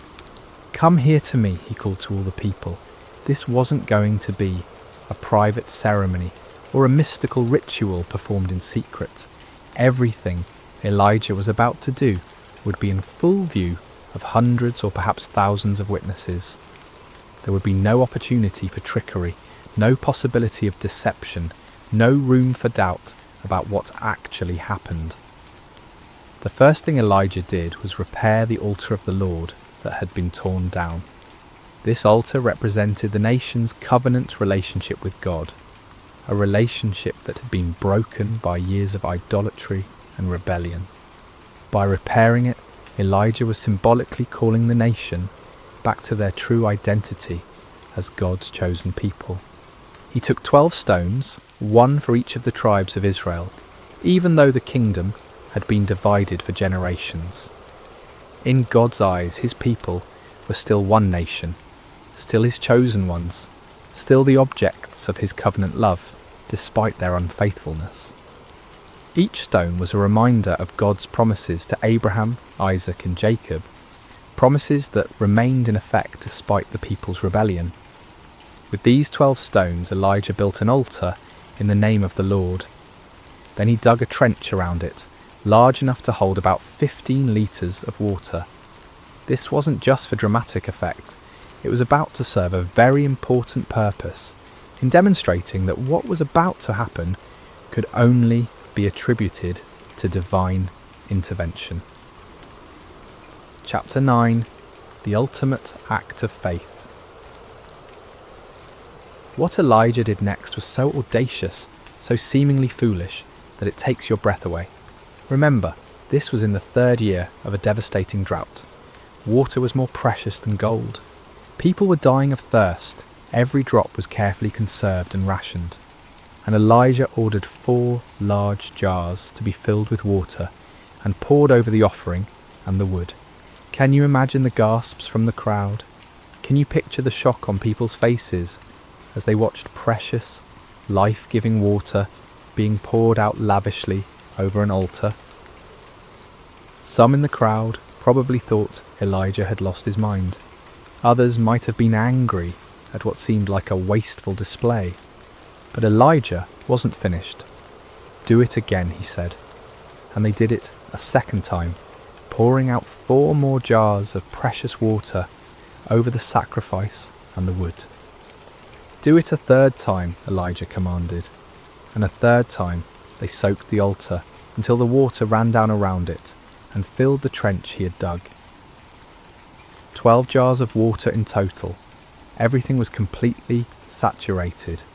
The wood was soaked through. The sacrifice was drenched. The stones were wet. Even the ground around the altar was muddy with water. If anyone had been planning to suggest that Elijah had somehow hidden fire or used trickery to ignite his altar, that possibility was now completely eliminated. This act of faith was staggering. Elijah was so confident in God's power that he was willing to make the miracle as difficult as possible. He wasn't just asking God to light dry wood. He was asking him to consume a sacrifice that was literally underwater. He was putting his reputation, his ministry, and his very life on the line, betting everything on God's ability to do the impossible. Chapter 10. The Prayer That Shook Heaven and Earth. As evening approached and the time for the evening sacrifice arrived, Elijah stepped up to the altar he had prepared. The moment had come. Everything led to this point. The drought, the confrontation with Ahab, the challenge to the prophets of Baal, the repair of the altar, the soaking with water, all of it was preparation for this moment when one man would call upon the name of the Lord. But notice what Elijah didn't do. He didn't scream and shout like the prophets of Baal.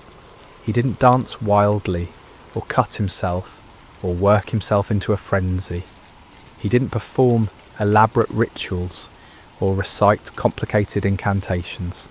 He simply prayed, and his prayer was a model of faith, simplicity, and complete dependence upon God. Lord, the God of Abraham, Isaac, and Israel, he began, immediately identifying the God he served not as a local deity or a tribal God, but as the God of the covenant, the God who had made promises to the patriarchs and had been faithful to those promises for generations. Let it be known today that you are God in Israel, and that I am your servant and have done all these things at your command. This wasn't about Elijah's reputation or glory. This wasn't about proving his own power or wisdom. This was about demonstrating to a watching world that the Lord alone is God, and that Elijah was merely his obedient servant. Answer me, Lord, answer me, so these people will know that you, Lord, are God, and that you are turning their hearts back again. The purpose of the miracle wasn't to show off, or to defeat enemies, but to turn hearts back to God. This was an act of divine love, a desperate attempt to rescue a nation from the spiritual destruction they had brought upon themselves. The prayer was short, simple, and powerful. No theatrical performance, no manipulation of emotions, no attempt to work up faith through human effort. Just a straightforward request from a faithful servant to his all-powerful God. Chapter 11. Fire falls from heaven. What happened next has never been equalled in human history. The response to Elijah's prayer was immediate, dramatic, and absolutely unmistakable. Fire fell from heaven. Not a small flame that gradually grew, not a spark that ignited the wood, not a natural phenomenon that could be explained by meteorology or chemistry. This was supernatural fire, divine fire, holy fire that blazed down from the throne of God himself. And this fire didn't just consume the sacrifice, it didn't just burn up the wood, it consumed everything. The offering was instantly vaporized. The wood disappeared in a flash. The 12 stones that Elijah had so carefully arranged were completely consumed. Even the soil around the altar was burned up. The water in the trench, all those precious gallons that had been poured out, was licked up by the divine flames as if it had never been there. The heat must have been incredible. The light must have been blinding. The sound must have been like thunder echoing across the mountainside. Everyone watching would have felt the power of God in a way that shook them to their very core. This wasn't just a miracle, it was a demonstration of absolute divine authority. God was making a statement that could not be ignored, denied, or explained away. He was declaring to Israel, to the prophets of Baal, to King Ahab and Queen Jezebel, and to everyone watching, that he alone is God, that he alone has power over the elements, and that he alone deserves worship and obedience. Chapter 12. The people's response. When the people saw the fire fall from heaven and consume everything on the altar, their response was immediate and overwhelming. They fell prostrate on the ground, not just kneeling, but face down in the dirt, overwhelmed by the presence and power of the Almighty God. And they cried out in unison, "The Lord, He is God! The Lord, He is God!" Think about what this meant. Many of these same people had been worshipping Baal just hours before. They had been convinced that the storm god was real and powerful. They had invested their hopes, their prayers, and their sacrifices in a false deity. But now, confronted with undeniable evidence of God's power, they acknowledged the truth they had been running from for 3 years. This wasn't just an intellectual acknowledgement or a polite religious sentiment. This was a deep, heart-level recognition of divine authority. They had seen something that shattered their old beliefs and transformed their understanding of spiritual reality. The God of Israel, the God of Abraham, Isaac and Jacob, the God their fathers had worshipped.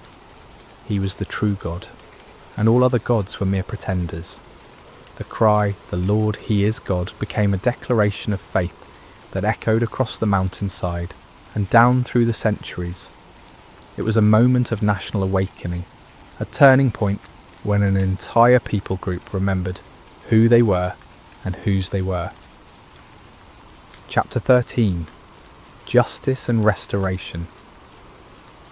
But the story didn't end with the people's declaration of faith. God's justice demanded that those who had led the nation astray face the consequences of their deception. Under Elijah's direction, the people seized the 450 prophets of Baal who had spent the day proving the powerlessness of their God. This might seem harsh to our modern sensibilities, but we need to understand the context. These men had been leading an entire nation away from the true God. They had been accomplices in the persecution and murder of God's true prophets. They had been teaching lies in the name of religion, deceiving people who were desperately seeking spiritual truth. Their deception had contributed to the spiritual darkness that had brought God's judgment upon the land. Justice was swift and final. All 450 prophets of Baal were executed, removing the source of false teaching that had poisoned the nation's spiritual life. With the false prophets dealt with and the people's hearts turned back to God, it was time for the next phase of God's plan, the restoration of His blessing upon the land. Chapter 14. The sound of abundant rain. Elijah said to Ahab, "Go, eat and drink, for there is the sound of a heavy rain." This statement is remarkable for several reasons. First, there wasn't a cloud in the sky. The weather conditions were identical to what they had been for 3 years. Hot, dry, and utterly cloudless. But Elijah had the faith to hear the sound of rain that existed only in the promise of God. This is the kind of faith that sees the invisible and hears the inaudible. Elijah wasn't looking at circumstances or relying on weather forecasts. He was trusting in the word of God, who had promised to send rain upon the land. While Ahab went to eat and drink, Elijah climbed to the top of Mount Carmel and threw himself down on the ground in prayer. This wasn't a casual request or a polite religious ritual. This was intense, fervent prayer from a man who understood that he was participating in God's plan to restore his people. 7 times Elijah sent his servant to look toward the sea for signs of rain. 6 times the servant returned with the same report. There is nothing there. But Elijah didn't give up. He didn't doubt God's promise or question his own faith. He kept praying, kept believing, kept expecting God to fulfill his word. On the 7th time, the servant returned with different news. A cloud as small as a man's hand is rising from the sea. To most people, a tiny cloud on the horizon wouldn't seem significant, especially after 3 years of drought. But to the eyes of faith, that small cloud was the beginning of God's abundant provision. Elijah immediately told his servant to run to Ahab with this message: "Hitch up your chariot and go down before the rain stops you." Chapter 15. The Storm of Restoration. What followed was one of the most dramatic weather changes in recorded history. The tiny cloud that had appeared on the horizon quickly grew and multiplied. The sky, which had been clear blue for 3 years, suddenly turned black with storm clouds. The wind began to blow with increasing intensity, and then the rain began to fall. But this wasn't a gentle shower or a light drizzle. This was a torrential downpour, a deluge that made up for 3 years of drought in a matter of hours. The rain came down in sheets so heavy that visibility was reduced to just a few feet. The ground, which had been hard as concrete from years of drought, couldn't absorb the water fast enough, and soon rivers of rainwater were flowing down every hillside and through every valley. It was as if God was saying, "You thought I had forgotten how to send rain? You believed that Baal was the god of storms? Let me show you what real divine power looks like." The storm was so intense that King Ahab, travelling in his royal chariot, had difficulty making the journey back to his palace in Jezreel. But here's one of the most amazing details of the entire story. The power of the Lord came on Elijah, and tucking his cloak into his belt, he ran ahead of Ahab's chariot all the way to Jezreel. Picture this scene. A middle-aged prophet who had just spent an entire day in intense spiritual warfare, who had just called down fire from heaven and orchestrated the execution of 450 false prophets who had just prayed intensely for rain. This same man was given supernatural strength to outrun a horse-drawn chariot for about 17 miles through a driving rainstorm. This wasn't natural human endurance.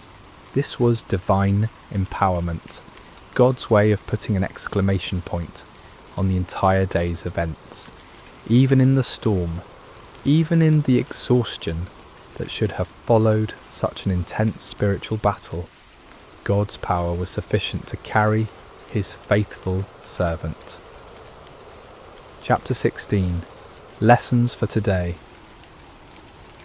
The story of Elijah on Mount Carmel is far more than just an exciting historical account. It's a template for understanding how God works in our world today and how he calls each of us to live lives of faith and courage. First, we see the power of standing alone for truth. Elijah was outnumbered 450 to 1, but he wasn't really alone because God was with him. In our culture today, it often feels like those who stand for biblical truth are vastly outnumbered by those who have embraced the false gods of our age. Materialism, relativism, hedonism, and secular humanism. But numbers don't determine truth, and God's power isn't limited by human statistics. Second, we learn that false gods will always disappoint. The prophets of Baal cried out to their God from morning until evening, but he never answered because he wasn't real. Today's false gods, money, success, pleasure, power, technology, entertainment, promise fulfillment, but can never deliver on their promises. Only the true God can satisfy the deepest longings of the human heart. Third, we see that God often chooses to work through ordinary people who have extraordinary faith. Elijah wasn't from a prominent family or an influential background. He was just a man who believed God and was willing to stake everything on that belief. God is still looking for such people today, men and women who will trust him completely and obey him fully, regardless of the circumstances or the opposition. Fourth, we learn the importance of prayer in the life of faith. Elijah's prayer was simple but powerful because it was offered in complete faith and alignment with God's will. He wasn't trying to manipulate God or impress people. He was simply communicating with his heavenly Father and trusting him to act according to his promises. Fifth, we see that God's miracles often come after periods of preparation and testing. The 3 years of drought weren't just punishment for sin, they were preparation for a miracle. God was setting the stage for a demonstration of his power that would be undeniable and unforgettable. Sometimes what looks like delay in our lives is actually divine preparation for something greater than we could imagine. Conclusion. Where is your Mount Carmel? As we conclude this incredible story, I want to ask you a personal question. Where is your Mount Carmel? What situation in your life is calling for a clear demonstration of God's power and faithfulness? What false gods have you been trusting instead of the one true God? What impossible circumstance are you facing that only divine intervention can resolve? Maybe you're facing a financial crisis that seems hopeless and you need God to provide for your needs in supernatural ways. Perhaps you're dealing with a health challenge that has left doctors puzzled, and you need the great physician to demonstrate his healing power. It could be that you're struggling with a relationship that seems beyond repair, and you need the God of restoration to work a miracle in your marriage or family.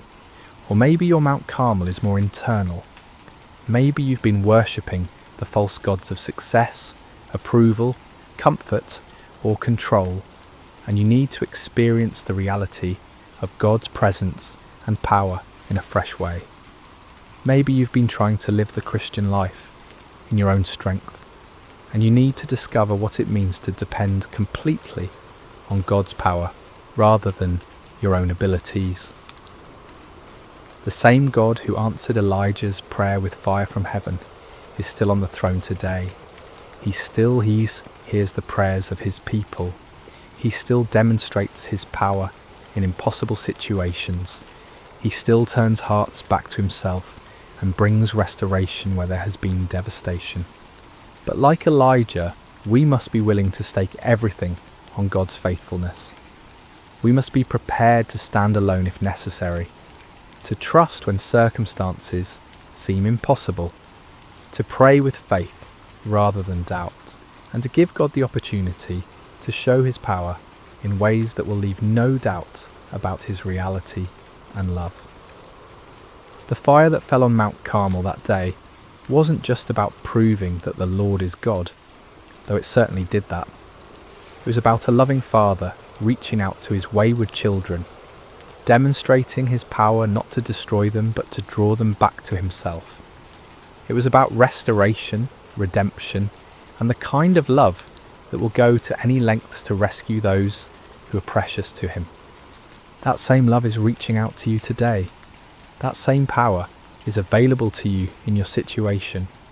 That same God who answered Elijah is waiting to answer your prayers and demonstrate his faithfulness in your life. The question isn't whether God is able. The question is whether you're willing to trust him completely, to step out in faith even when the odds seem impossible, and to give him the opportunity to show his power in your Mount Carmel moment. So I challenge you today, don't settle for the false gods of our culture.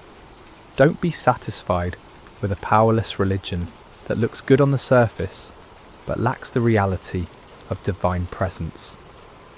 Cry out like the people on Mount Carmel, "The Lord, he is God. The Lord, he is God." And then watch as the fire of his presence transforms your impossible situation into a testimony of his faithfulness and power. The same God who sent fire from heaven is ready to move in your life today. Are you ready to trust him completely and see what he will do?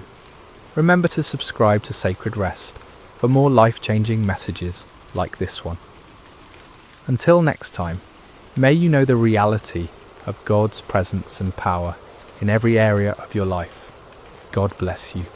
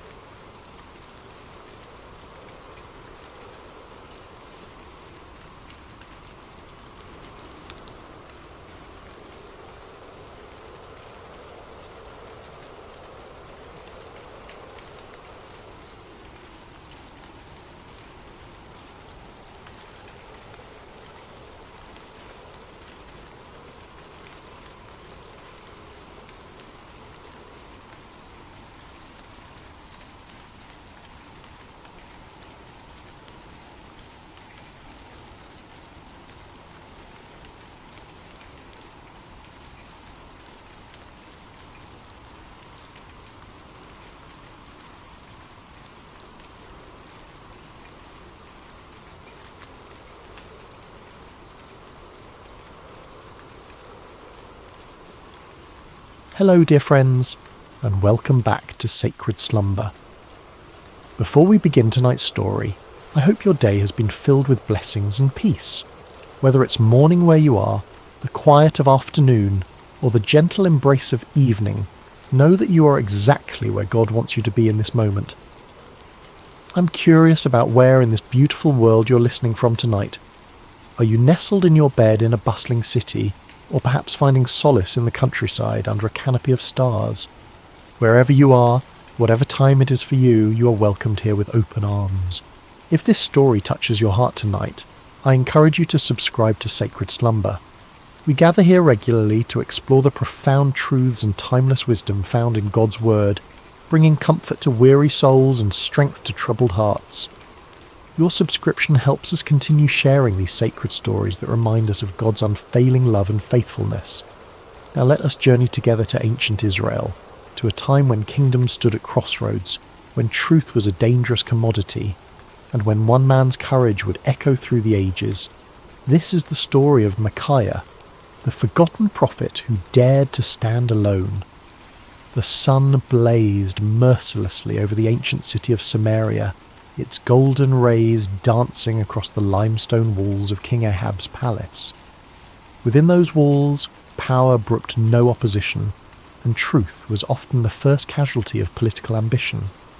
It had been 3 years since the last war between Israel and Syria, 3 years of uneasy peace that sat heavy on King Ahab's shoulders like an ill-fitting crown.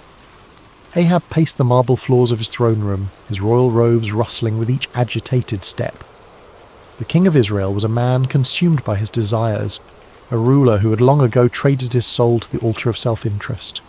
His marriage to the foreign princess Jezebel had brought prosperity to his kingdom, but at a cost that would echo through generations. The worship of Baal had infiltrated the very heart of Israel, and the prophets of the Lord had been hunted, killed, or driven into hiding. Yet today something stirred within Ahab's ambitious heart. News had arrived that morning of Syrian movements near Ramoth-Gilead, a strategic city that had once belonged to Israel, but now languished under enemy control. The city's location made it a prize worth fighting for, a gateway that could secure trade routes and strengthen his kingdom's eastern border. As Ahab contemplated this opportunity, word came that King Jehoshaphat of Judah was approaching Samaria with a considerable entourage. Jehoshaphat was everything Ahab was not. A king who sought the Lord's face, who had torn down the high places of idol worship, and who ruled with righteousness as his compass.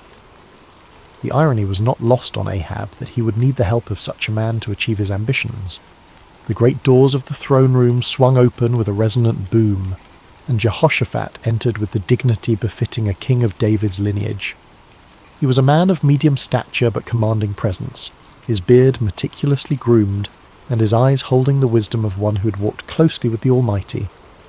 Behind him came his advisors and military commanders, their expressions respectful but cautious, as they entered the domain of Israel's controversial king.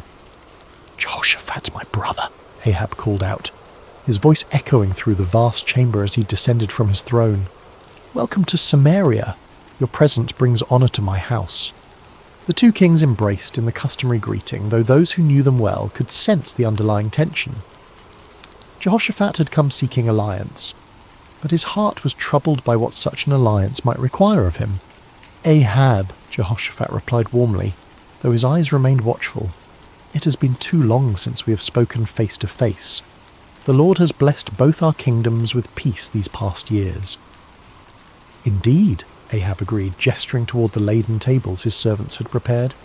"Come, let us feast together and speak of matters that concern us both." The banquet that followed was a spectacle of royal excess. Tables groaned under the weight of roasted meats, exotic fruits, and wine from the finest vineyards.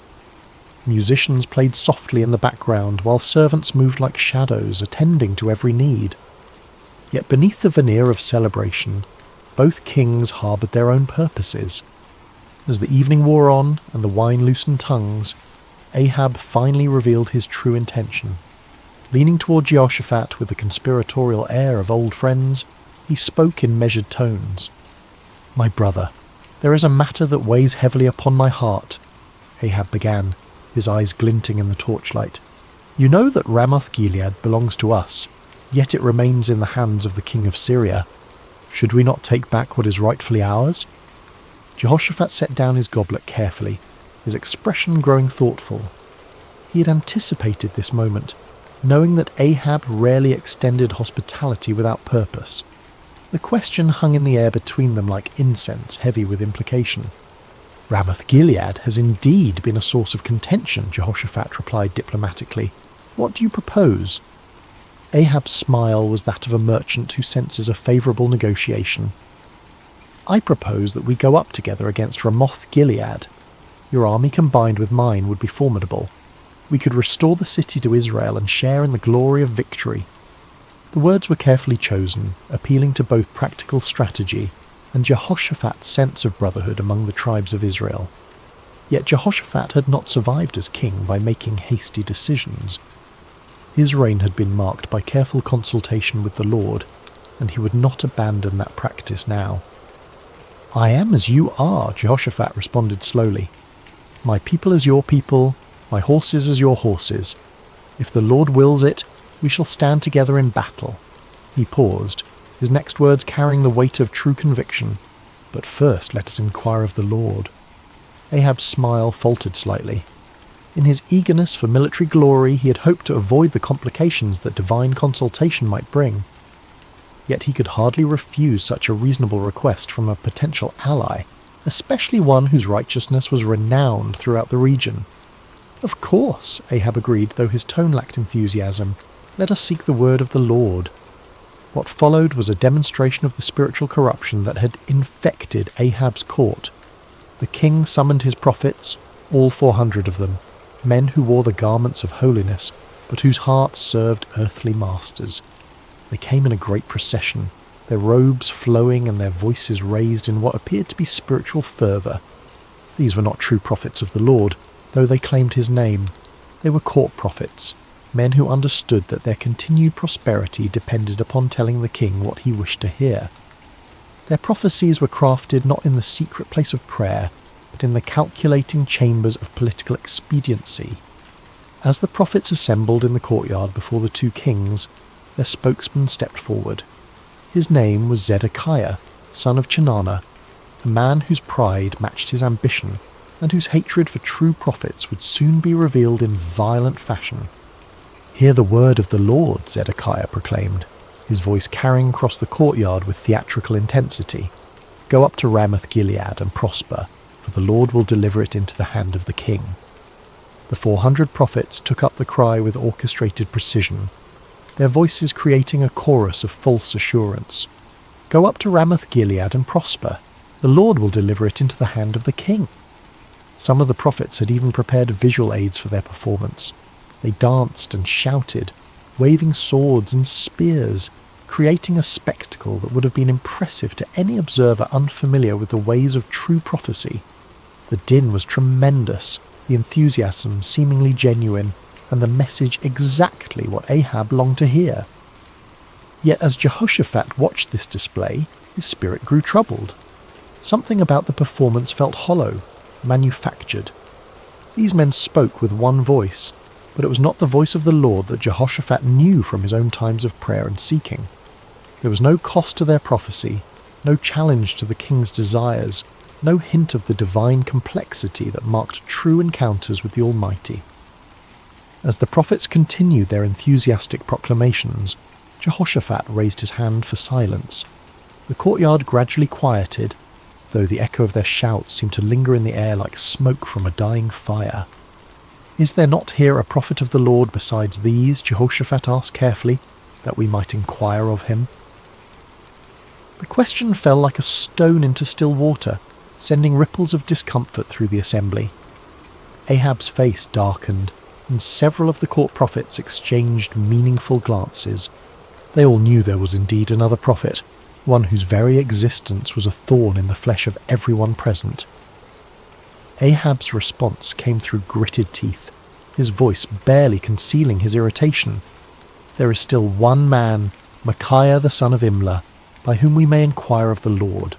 But I hate him, for he does not prophesy good concerning me, but evil." The honesty of Ahab's admission was startling in its nakedness. Here was a king openly declaring his hatred for a prophet based not on any moral failing or false prophecy, but simply because the man refused to tell him what he wanted to hear. It was a moment that revealed the true spiritual state of Israel's leadership.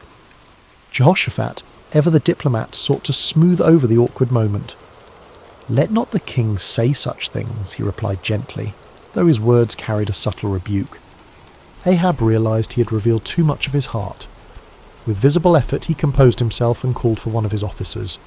"Bring Micaiah the son of Imlah quickly," he commanded, though his tone suggested he would rather summon a plague upon his house. As the officer hurried away on his grim errand, the two kings settled in to wait. The 400 prophets remained in the courtyard, their earlier enthusiasm now tempered by the knowledge that their unanimous voice was about to be challenged by a single man they both feared and despised. The sun continued its relentless journey across the sky, and in the distance the sound of the officer's horse could be heard galloping toward the place where truth dwelt in isolation, where a forgotten prophet waited in the shadows of his integrity. The horse's hooves struck the dusty road with rhythmic precision as the king's officer rode toward the humble dwelling where Micaiah made his home. The prophet lived simply, far from the luxury of the royal court, in a stone house that spoke of function rather than ostentation. Here, away from the corrupting influence of political power, dwelt a man who had chosen faithfulness over favour, truth over comfort. Micaiah son of Imlah was not an imposing figure by earthly standards. Of average height and lean build, he bore the weathered appearance of one who had walked through many storms. His beard was streaked with silver, and his eyes held the deep weariness of a man who had spoken unpopular truths for too many years. Yet there was something unbreakable in his demeanour, a quality that suggested he had found his anchor in something far stronger than human approval. When the king's messenger arrived, Micaiah was in his garden, tending to the vegetables that provided much of his sustenance. The prophet lived modestly, supported by the occasional gifts of those few souls who still valued truth above comfort. He had long ago learned to find contentment in simple things, the satisfaction of honest work, the peace of prayer, and the quiet joy of communion with the Almighty. "Micaiah," the officer called out as he dismounted, "the king commands your presence immediately." The prophet looked up from his work, unsurprised. He had sensed in recent days that the Lord was preparing him for something significant. His prayers had been marked by an unusual intensity, and his dreams had been filled with visions he did not yet fully understand. "Very well," Micaiah replied simply, setting aside his tools. "Let me wash and prepare myself." As Micaiah went about the task of making himself presentable for the royal court, the officer felt compelled to share information that might save the prophet from making a costly mistake. The man had witnessed what happened to those who crossed King Ahab, and despite his loyalty to the crown, he possessed enough humanity to feel concern for this solitary figure. "Listen to me, Micaiah," the officer said, his voice dropping to a confidential tone. "The words of the prophets declare good to the king with one mouth. Let your word be like the word of one of them, and speak favourably."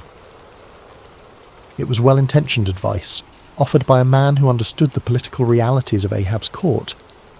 The officer had seen the 400 prophets deliver their unanimous message of victory and prosperity. He knew that Micaiah's reputation for speaking uncomfortable truths could lead to imprisonment, exile, or worse. In his mind, he was offering the prophet a lifeline, a chance to align himself with the majority and avoid the consequences of standing alone. Micaiah paused in his preparations, considering the messenger's words. The offer was clear: conform, agree with the crowd, tell the king what he wants to hear, and enjoy the benefits of royal favour. It would be so easy, so practical, so utterly reasonable by every human measure. But as Micaiah looked into the officer's earnest face, he felt the familiar stirring of the spirit within him, that unmistakable presence that had guided him through decades of faithful service. The Lord had not called him to an easy path, but he had never failed to provide strength for the journey. "As the Lord lives," Micaiah replied with quiet dignity, "whatever the Lord says to me, that I will speak." The words hung in the air between them, a declaration of absolute commitment that left no room for compromise. The officer's face showed his disappointment and concern, but he knew better than to argue further. He had delivered his warning. What the prophet did with it was beyond his control. The journey back to Samaria was made in relative silence, the officer pondering the stubborn integrity of his passenger, while Micaiah prayed and prepared his heart for whatever lay ahead. As they approached the city, the prophet could see the banners of both Israel and Judah flying from the palace walls, confirming his suspicion that this summons involved more than a routine consultation. The palace courtyard was a scene of controlled chaos when they arrived. Servants scurried about preparing for what appeared to be an important gathering, while guards stood at attention in their finest armour. The 400 prophets were still present, clustered in small groups and speaking in hushed tones. Their earlier enthusiasm had given way to a more subdued attitude, though their confidence in their message remained unshaken. As Micaiah dismounted and followed the officer toward the throne room, he could feel the weight of many eyes upon him. Some looks were curious, others hostile, and a few held the barely concealed contempt of those who viewed his independence as a personal affront. He had grown accustomed to such reactions over the years, understanding that his very presence served as an uncomfortable reminder of the spiritual compromise that permeated the court. The great doors opened before them, revealing the opulent throne room where Kings Ahab and Jehoshaphat waited. The contrast between the two rulers was immediately apparent even to a casual observer. Ahab sat upon his throne with the restless energy of a man driven by ambition, his fingers drumming impatiently on the armrest. Jehoshaphat, seated in a chair of equal honour nearby, maintained the composed dignity of one accustomed to seeking divine guidance before making important decisions. "Ah, Micaiah," Ahab said as the prophet entered, his tone carrying forced joviality that fooled no one. "At last, our final consultant arrives." Micaiah approached the throne with measured steps, neither hurrying to show deference nor dawdling to display defiance. He had learned long ago that in the presence of earthly power, his allegiance belonged to a higher authority. When he reached the appropriate distance, he bowed respectfully but not obsequiously, acknowledging the king's position without compromising his own integrity. "You summoned me, Your Majesty," Micaiah said simply, his voice carrying clearly through the chamber. King Jehoshaphat studied the prophet with interest. He had heard reports of Micaiah's reputation for uncompromising honesty, and after witnessing the theatrical performance of the 400 prophets, he was eager to hear from someone who might offer a different perspective. Ahab leaned forward on his throne, his eyes fixed on the solitary figure before him. "Micaiah, shall we go to war against Ramoth-Gilead, or shall we refrain?" It was the same question that had been posed to the 400 prophets, the same inquiry that had produced such enthusiastic unanimity. Now it fell upon the shoulders of one man who stood alone, without allies or supporters, facing the combined expectation of two kings and their assembled courts. The moment stretched taut with anticipation. Everyone present understood that they were witnessing something significant, though few could have predicted the drama that was about to unfold. In the silence, Micaiah felt the familiar stirring of the spirit, but what came first was not the word of the Lord, but something altogether unexpected. What happened next would be remembered and debated for generations to come. Micaiah, the prophet known for his uncompromising honesty, looked directly at King Ahab and delivered exactly the message the king wanted to hear. "Go up and prosper," Micaiah declared, his voice carrying throughout the throne room, "for the Lord will deliver it into the hand of the king." A murmur of surprise rippled through the assembled court. The 400 prophets exchanged glances of confusion and perhaps a touch of irritation. Here was the man they had feared would contradict their unanimous verdict, and instead he was confirming their prophecy word for word. Some of them smiled with what they imagined was vindication, while others seemed puzzled by this unexpected development. But King Ahab was no fool. Despite his many moral failings, he had known Micaiah for years, had heard his prophecies of judgment and warning countless times. Never once had the prophet told him what he wanted to hear. Never once had Micaiah's words aligned so perfectly with royal desires. The king's eyes narrowed as he studied the prophet's face, searching for the truth behind this suspicious compliance. There was something in Micaiah's tone, a subtle quality that suggested layers beneath the surface of his words.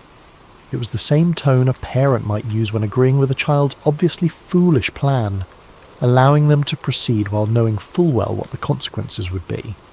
King Jehoshaphat, too, sensed that something was amiss, though he remained silent, observing the interaction with keen interest. "How many times shall I make you swear," Ahab said slowly, his voice carrying a warning, "that you tell me nothing but the truth in the name of the Lord?" It was a remarkable moment. Here was a king who had just received exactly the prophecy he desired, yet his own conscience convicted him that it could not be genuine. Ahab understood Micaiah well enough to know that such easy agreement was completely out of character. In demanding the truth, the king was inadvertently acknowledging that he recognized the difference between authentic prophecy and the comfortable lies he typically preferred. Micaiah stood silent for a moment, and those watching could see a visible change come over him. The sardonic expression faded from his face, replaced by the solemn countenance of one who was about to deliver a message from the throne room of heaven. When he spoke again, his voice carried a different quality altogether, the unmistakable authority of divine revelation. "I saw all Israel scattered on the hills like sheep that have no shepherd," Micaiah began, his words falling like stones into the sudden silence. "And the Lord said, 'These have no master. Let each return to his house in peace.'" The impact of these words was immediate and devastating. The vision was clear to everyone present. Israel would be defeated, their army scattered, and their king would not return from battle. It was a prophecy of military disaster and royal death, delivered with the calm certainty of one who had seen beyond the veil of earthly circumstances. King Ahab's face flushed with anger, but beneath the rage was something that looked remarkably like fear. He turned to Jehoshaphat with the bitter satisfaction of one whose worst expectations have been confirmed. "Did I not tell you," Ahab said, his voice heavy with frustration, "that he would not prophesy good concerning me, but evil?" But Micaiah was not finished. The Spirit of the Lord had opened his eyes to see into the very council chambers of heaven, and what he had witnessed there needed to be shared, regardless of the consequences. The prophet's voice took on an even more solemn tone as he continued. "Therefore hear the word of the Lord," Micaiah declared, his words cutting through the tension in the room like a sword. "I saw the Lord sitting on his throne, and all the host of heaven standing by, on his right hand and on his left." The court fell absolutely silent. Even the most worldly and cynical among them recognized that they were hearing something extraordinary. This was not the political maneuvering they were accustomed to, nor the comfortable reassurances of the court prophets. This was a glimpse into eternal realities, a revelation of divine purpose that transcended human understanding. "And the Lord said," Micaiah continued, "Who will persuade Ahab to go up, that he may fall at Ramoth-Gilead?" So one spoke in this manner, and another spoke in that manner. Then a spirit came forward and stood before the Lord and said, "I will persuade him." The Lord said to him, "In what way?" And he said, "I will go out and be a lying spirit in the mouth of all his prophets." And the Lord said, "You shall persuade him and also prevail. Go out and do so." The revelation was staggering in its implications. Micaiah was claiming that the Lord himself had allowed, indeed, had orchestrated, the deception that had been proclaimed by the 400 prophets. It was a divine judgment in the form of false prophecy, a spiritual trap set for a king who had repeatedly chosen lies over truth. "Therefore," Micaiah concluded with inexorable logic, "look, the Lord has put a lying spirit in the mouth of all these prophets of yours, and the Lord has declared disaster concerning you." The silence that followed was deafening. Every person present was forced to grapple with the implications of what they had heard.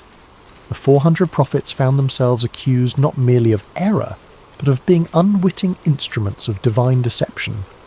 The kings faced the terrifying possibility that their carefully planned military campaign was actually a trap set by the Almighty himself. But the silence was short-lived. Zedekiah, the spokesman for the 400 prophets, was a man of considerable pride and ambition.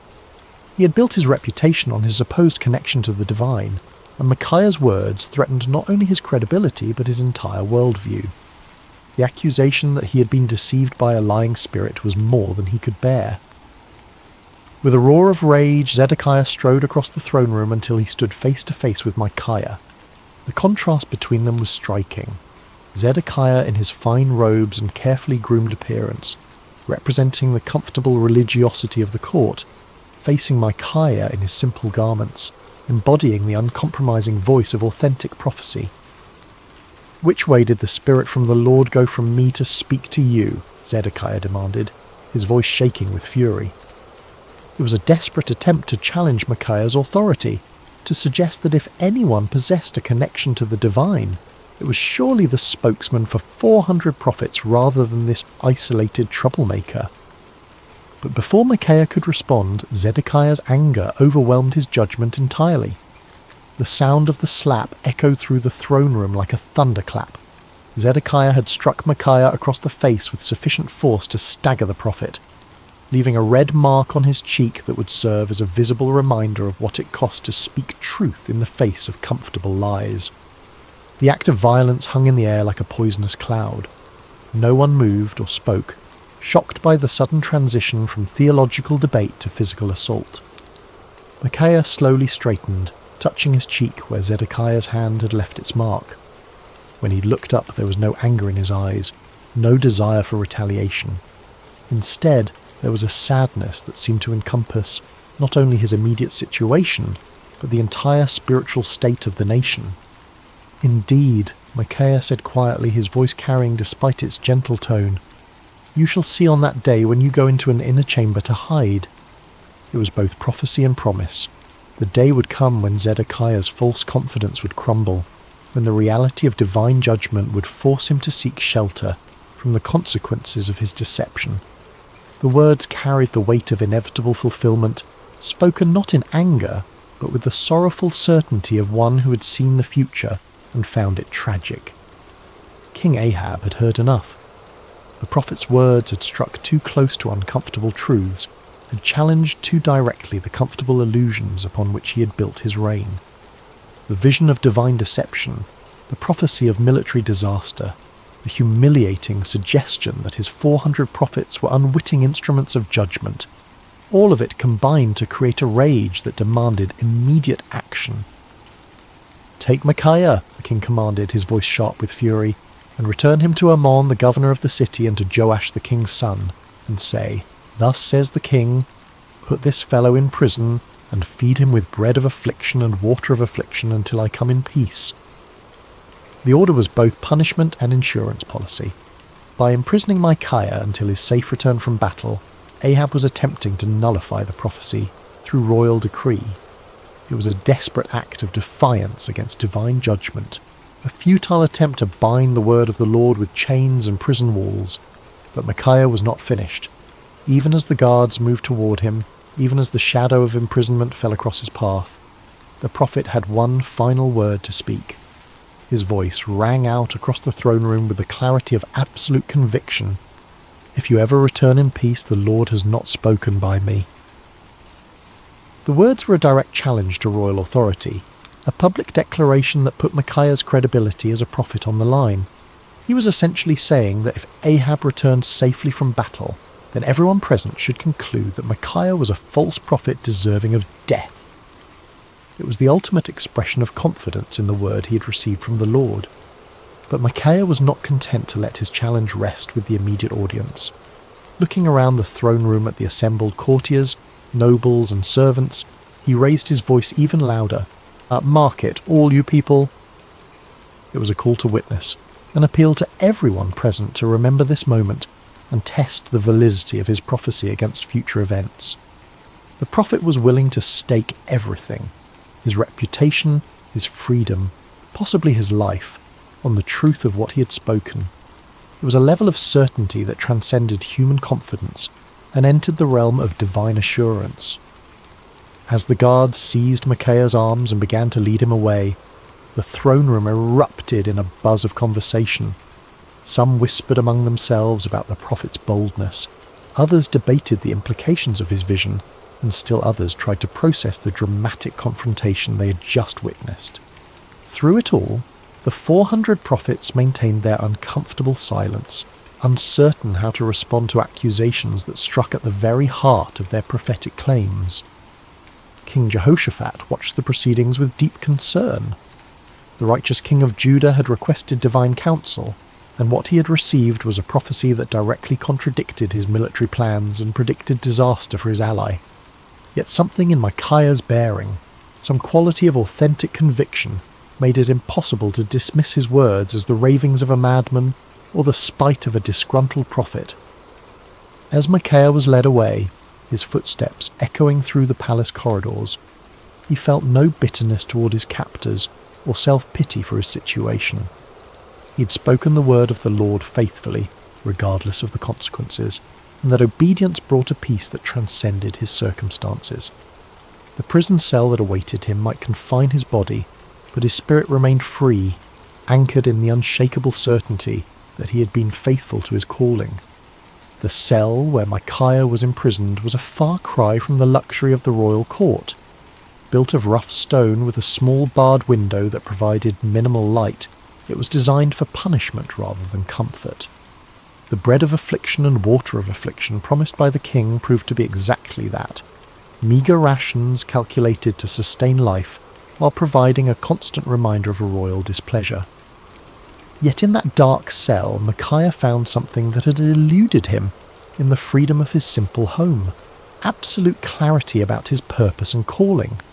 Stripped of all earthly comforts and securities, he was forced to rely entirely upon his relationship with the Lord. In the long hours of solitude, he prayed not for deliverance but for continued faithfulness, not for vindication but for grace to endure whatever lay ahead. Meanwhile, preparations for war continued with increasing intensity. King Ahab threw himself into military planning with the fervour of a man trying to drown out unwelcome voices of conscience. He consulted with his generals, inspected his troops, and made elaborate arrangements for what he was determined would be a glorious victory. The prophecy of the 400 court prophets was repeated frequently, as if constant repetition could somehow make it more reliable. King Jehoshaphat, however, found himself deeply troubled by the day's events. The contrast between the theatrical unanimity of the 400 prophets and Micaiah's stark authenticity had left him with serious doubts about the wisdom of the planned campaign. Yet he had given his word to stand with Ahab, and the political implications of backing out now were significant. As the day of departure approached, Ahab made one final attempt to circumvent the prophecy that haunted his thoughts. If the word of the Lord through Micaiah was true, then King Ahab was destined to die in battle. But perhaps, the king reasoned, he could outwit divine judgment through human cleverness. "I will disguise myself and go into battle," Ahab announced to his commanders, "but you put on your robes." It was a cunning plan. By dressing as an ordinary soldier while Jehoshaphat wore royal garments, Ahab hoped to deceive the enemy about his identity and location. If the Syrians could not identify him as the king of Israel, perhaps he could survive the battle and prove Micaiah wrong. It was the kind of tactical thinking that had served Ahab well in political manoeuvring, but he was about to discover that divine judgment operates by different rules than human conflict. The morning of battle dawned clear and bright, with a gentle breeze that carried the scent of wildflowers across the plains surrounding Ramoth Gilead. It seemed an unlikely day for the fulfillment of prophecy, too beautiful for the tragic events that were about to unfold.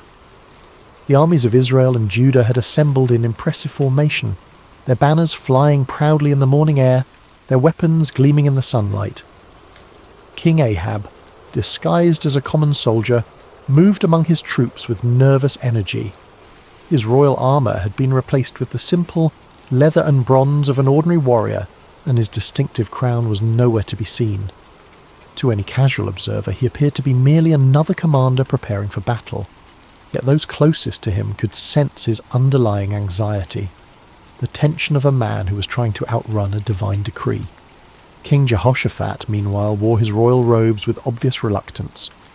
The righteous king of Judah had agreed to this deception as part of their military strategy, but his conscience troubled him. The memory of Micaiah's words weighed heavily on his mind, and he found himself offering frequent prayers for divine protection and guidance. The Syrian army was formidable, well-trained and confident in their ability to defend their territory.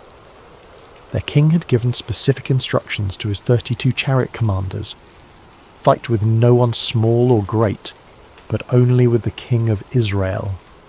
It was a strategic decision based on the understanding that killing or capturing the enemy king would effectively end the battle and secure victory. As the two armies faced each other across the field of battle, the air was thick with tension and anticipation. Horses stamped impatiently, armour creaked as soldiers shifted their weight, and commanders made final adjustments to their battle plans. In the distance, the walls of Ramoth-Gilead stood as silent witness to the conflict that was about to determine its fate. The battle began with the thunderous clash of armies colliding, the sound of metal against metal mixing with the shouts of warriors and the screams of the wounded. Chariots raced across the battlefield like instruments of divine wrath, their wheels churning up clouds of dust that obscured vision and added to the chaos of combat. For a time, it seemed as though Ahab's strategy might succeed. Hidden among his soldiers, the disguised king fought with the desperation of a man who believed his life depended on remaining unrecognized. His years of military experience served him well as he wielded sword and spear with deadly efficiency, contributing to the initial success of the Israelite forces. But the Syrian chariot commanders were not easily deceived. When they spotted King Jehoshaphat in his royal robes, they immediately assumed they had found their primary target. A group of them converged on the king of Judah with deadly intent, their chariots cutting through the battle lines like ships through stormy seas.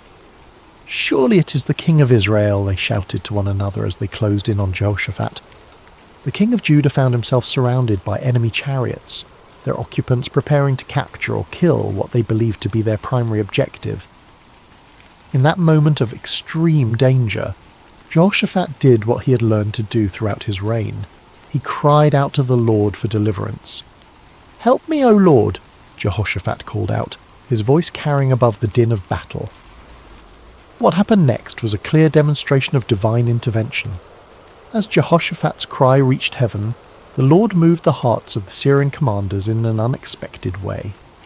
Something about the king's appearance or manner suddenly convinced them that this was not their intended target after all. "It is not the king of Israel," one of them declared, and just as quickly as they had converged upon Jehoshaphat, they turned away to search for their real quarry elsewhere on the battlefield. Meanwhile, across the chaos of combat, King Ahab continued his desperate masquerade. His disguise had served him well throughout the morning, allowing him to participate in the battle without attracting the special attention of enemy forces. For a brief moment, it seemed as though human cunning might indeed triumph over divine decree. But the Lord's purposes are not thwarted by earthly schemes, no matter how cleverly conceived. As the battle raged on, a Syrian soldier drew his bow at random, not aiming at any particular target, but simply shooting into the mass of enemy forces. It was the kind of arrow that soldiers loose when they cannot see clearly, through the dust and confusion of battle, hoping to strike something useful, but with no specific intent. The arrow flew through the air with the invisible guidance of divine providence. It passed over the heads of common soldiers, sailed between the wheels of racing chariots, and found its mark with the precision of perfect justice. The bronze point struck King Ahab between the joints of his armour, penetrating the one gap in his defences that his disguise could not protect. The king felt the arrow's impact like a thunderbolt, the sudden sharp pain followed by the warm spread of blood across his chest. He looked down in shock to see the Syrian arrow protruding from his body, its shaft trembling with the force of impact. In that instant, Ahab understood with perfect clarity that no amount of human cleverness could circumvent the word of the Lord. "I am wounded," the king cried out to his chariot driver, his voice tight with pain and the dawning realization of his doom. "Turn around and carry me out of the battle." The chariot driver, a loyal servant who had recognized his disguised king despite the common soldier's garb, immediately began maneuvering toward the edge of the battlefield. But extricating themselves from the chaos of combat proved more difficult than anticipated. The battle had intensified throughout the day, and enemy forces blocked many of the potential escape routes. As they struggled to retreat, King Ahab's condition continued to deteriorate. The arrow had found a vital spot and blood flowed freely from the wound despite his attempts to stanch it. Yet with grim determination, the king remained propped up in his chariot, unwilling to let his army see him fall. His presence, even in his wounded state, served to encourage the Israelite forces and maintain their fighting spirit. The battle raged from morning until evening, the outcome hanging in the balance as both sides fought with desperate intensity. But as the sun began to set, painting the sky in shades of red that seemed to mirror the blood spilled on the battlefield below, King Ahab's strength finally gave out. The disguised king who had tried to outwit divine judgment slumped forward in his chariot, his life ebbing away with each laboured breath. As word of the king's condition spread through the ranks, the cry went up that would fulfill Micaiah's prophecy with devastating accuracy. Every man to his city, and every man to his own country. The army of Israel, leaderless and demoralized, began to scatter across the hills just as the prophet had foreseen. Like sheep without a shepherd, they abandoned their positions and fled toward home, their dreams of victory dissolving into the nightmare of defeat. King Ahab died as the sun set over Ramoth-Gilead, his blood pooling in the bottom of his chariot. The man who had spent his reign choosing comfortable lies over uncomfortable truths had finally encountered a reality that no amount of deception could alter. The word of the Lord, spoken through his faithful prophet, had been fulfilled to the letter. News of King Ahab's death spread quickly through the land, carried by the scattered remnants of his army and the merchants who followed military campaigns. In the palace at Samaria, the reaction was one of stunned disbelief. The 400 prophets who had proclaimed certain victory found themselves facing a crisis of credibility that would haunt them for the rest of their lives. In his prison cell, Micaiah heard the news with a mixture of sadness and vindication. He had taken no pleasure in prophesying disaster, had felt no joy in predicting the death of his king. Yet the fulfillment of his prophecy served as a powerful reminder that the word of the Lord does not return void, regardless of how unwelcome it might be to human ears. When the guards came to release him from prison, Micaiah emerged into the daylight a changed man. His body bore the marks of his confinement. He was thinner, paler, and bore the lines of one who had endured hardship. But his spirit was unbroken, perhaps even strengthened by his ordeal. He had spoken truth in the face of overwhelming opposition, had maintained his integrity under pressure, and had been vindicated by the very events that had brought tragedy to the kingdom. The political ramifications of Ahab's death were immediate and far-reaching.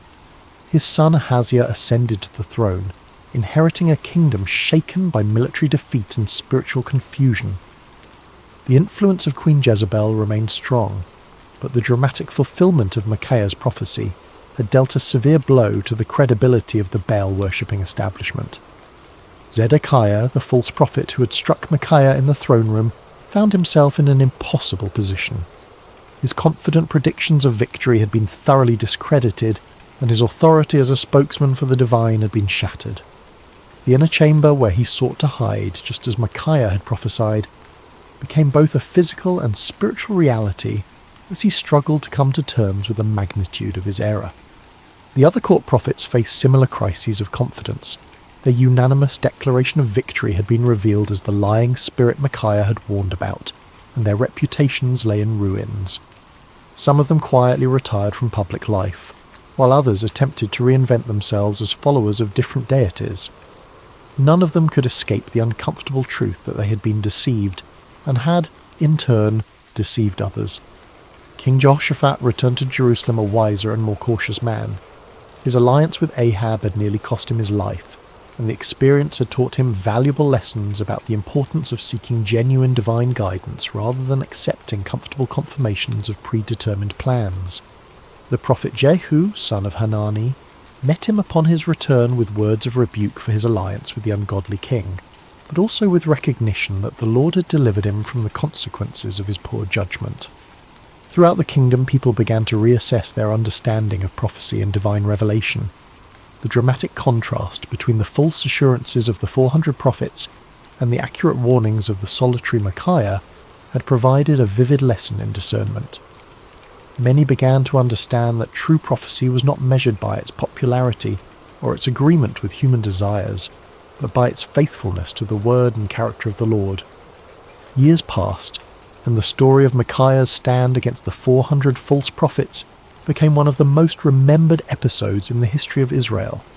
Parents told it to their children as an example of courage and integrity, while religious teachers used it to illustrate the difference between true and false prophecy. The tale grew in significance with each telling, not because it was embellished, but because its lessons proved to be timeless and universal. The first and most obvious lesson was about the cost of speaking truth. Micaiah had paid a heavy price for his faithfulness: imprisonment, isolation, and the hostility of the powerful. Yet his willingness to endure these hardships had ultimately served a greater purpose, preserving the integrity of prophetic ministry and providing a clear example of what it meant to fear God rather than man. His story became a source of encouragement for future generations of prophets and faithful believers who found themselves standing alone against popular opinion. The second lesson concerned the danger of groupthink and manufactured consensus. The 400 prophets had created an impressive display of unanimity, but their agreement had been based on political expediency rather than divine revelation. Their story served as a warning about the seductive power of majority opinion and the importance of seeking truth, even when it contradicted popular sentiment. The comfort of belonging to the crowd, they learned, was no substitute for the sometimes lonely path of authentic faith. The third lesson was perhaps the most theologically complex: the reality that God sometimes allows deception as a form of judgment. The lying spirit that had influenced the false prophets was not an independent force, but an instrument of divine justice, permitted by the Lord as part of his sovereign plan. This aspect of the story forced believers to grapple with difficult questions about the nature of divine sovereignty and human responsibility, helping them develop a more mature understanding of how God works in the world. The fourth lesson focused on the importance of discernment in spiritual matters. King Jehoshaphat's initial uneasiness with the 400 prophets had been a manifestation of spiritual discernment, a recognition that something was amiss despite the impressive display of consensus. His request for a prophet of the Lord had demonstrated the value of seeking authentic divine guidance, rather than accepting convenient confirmations of predetermined plans. The fifth lesson was about the ultimate futility of human schemes when they oppose divine purposes. King Ahab's elaborate disguise had been a clever attempt to circumvent prophecy through human ingenuity, but it had proven utterly useless against the sovereign will of the Lord. The random arrow that found its mark had served as a powerful reminder that God's purposes will be accomplished regardless of human attempts to thwart them. As the years passed and the kingdom of Israel continued its spiritual decline, the story of Micaiah took on additional significance. It became a benchmark against which other prophets and prophecies were measured, a reminder of what authentic faithfulness looked like in the face of opposition. When Elijah stood alone against the prophets of Baal on Mount Carmel, people remembered Micaiah's solitary stand. When Jeremiah faced persecution for his unpopular messages, the example of Micaiah's courage provided encouragement and precedent. The story also served as a cautionary tale for those in positions of authority. King Ahab's admission that he hated Micaiah because the prophet never spoke favourably about him had revealed the dangerous tendency of leaders to surround themselves with yes men rather than truthful counsellors. Future kings and officials who heard the story were challenged to examine their own relationships with advisors and to consider whether they were seeking truth or merely confirmation of their existing beliefs. In the quiet of his later years, Micaiah often reflected on that pivotal day when he had stood alone before 2 kings and 400 false prophets. The physical scars from his imprisonment had faded, but the spiritual impact of his experience continued to shape his understanding of his calling and his relationship with the Lord. The prophet had learned that faithfulness was not measured by immediate results, but by obedience to divine instruction. His warning had not prevented the battle or saved King Ahab's life, but it had preserved the integrity of prophetic ministry and provided a clear demonstration of the difference between true and false revelation. Sometimes, he realized, the greatest victories were won not through changing circumstances, but through maintaining faithfulness in the midst of difficult circumstances. Micaiah had also discovered that standing alone was not the same as being alone. In his prison cell, deprived of human companionship and comfort, he had experienced a deeper intimacy with the Lord than he had ever known before. The isolation that had seemed like punishment had actually become a pathway to greater spiritual understanding and strength. He had learned that the approval of the crowd was a poor substitute for the approval of the Almighty. The prophet had come to understand that his role was not to be popular, but to be faithful, not to tell people what they wanted to hear, but to speak what the Lord had given him to say. This understanding had freed him from the burden of trying to manage people's reactions to his messages, and had allowed him to focus entirely on the sacred responsibility of accurate communication of divine truth. The peace that came from this clarity of purpose was worth more than all the royal favour he might have gained through compromise. As news of Micaiah's faithfulness spread beyond the borders of Israel, his story began to influence other nations and cultures. Foreign dignitaries who visited the kingdom often asked to hear the account of the prophet who had stood against 400 false prophets and accurately predicted the death of a king. The story became a testament to the power of truth and the importance of moral courage, inspiring people of various backgrounds to examine their own commitments to integrity and faithfulness. The story also had a profound impact on the understanding of prophecy itself. Future generations would use Micaiah's example as a standard for evaluating prophetic claims, recognizing that true prophecy was characterized by faithfulness to the Lord's character and purposes rather than by popular appeal or immediate gratification. The account helped establish criteria for distinguishing between authentic divine revelation and human manipulation disguised as spiritual authority. In the broader context of Israel's history, Micaiah's stand represented a crucial moment in the preservation of true worship and authentic faith. At a time when the kingdom was sliding towards spiritual apostasy, his unwavering commitment to truth served as a beacon of hope for those who still sought to follow the Lord with integrity. His example encouraged other faithful believers to maintain their convictions even when they seemed to be in the minority. The story of Micaiah also served as a bridge between the ministries of the earlier prophets like Elijah and later ones like Jeremiah and Ezekiel. His experience of standing alone against popular opinion and suffering for his faithfulness would be echoed in the lives of many subsequent prophets who faced similar challenges. The patterns of persecution, vindication, and ultimate triumph that characterized his story became recurring themes in the ongoing narrative of God's relationship with his people. As we reach the end of Micaiah's story, we find ourselves confronted with questions that transcend the ancient world and speak directly to our modern hearts. In an age of social media echo chambers and manufactured consensus, the prophet's example challenges us to examine our own commitment to truth and our willingness to stand alone when necessary. The 400 false prophets of Micaiah's day have their counterparts in every generation. Those who tell us what we want to hear rather than what we need to hear, who offer comfortable lies instead of challenging truths. The temptation to join the crowd, to find safety in numbers, to seek approval rather than accuracy, remains as strong today as it was in ancient Israel. Micaiah's courage reminds us that faithfulness is not a group activity, but an individual responsibility. Each of us must decide whether we will speak truth or remain silent, whether we will stand for what is right or compromise for what is convenient. The prophet's example shows us that the path of integrity is often lonely, but it is never walked alone by those who trust in the Lord. The story also challenges us to examine our own relationship with authority and our tendency to surround ourselves with people who confirm our existing beliefs rather than challenging us to grow. Like King Ahab, we may find ourselves preferring the comfort of familiar lies to the discomfort of unfamiliar truths. Micaiah's example calls us to seek out voices that speak with authenticity, rather than those that merely echo our own opinions. Perhaps most importantly, the story of Micaiah reminds us that truth has a way of prevailing in the end, even when it seems overwhelmed by opposition.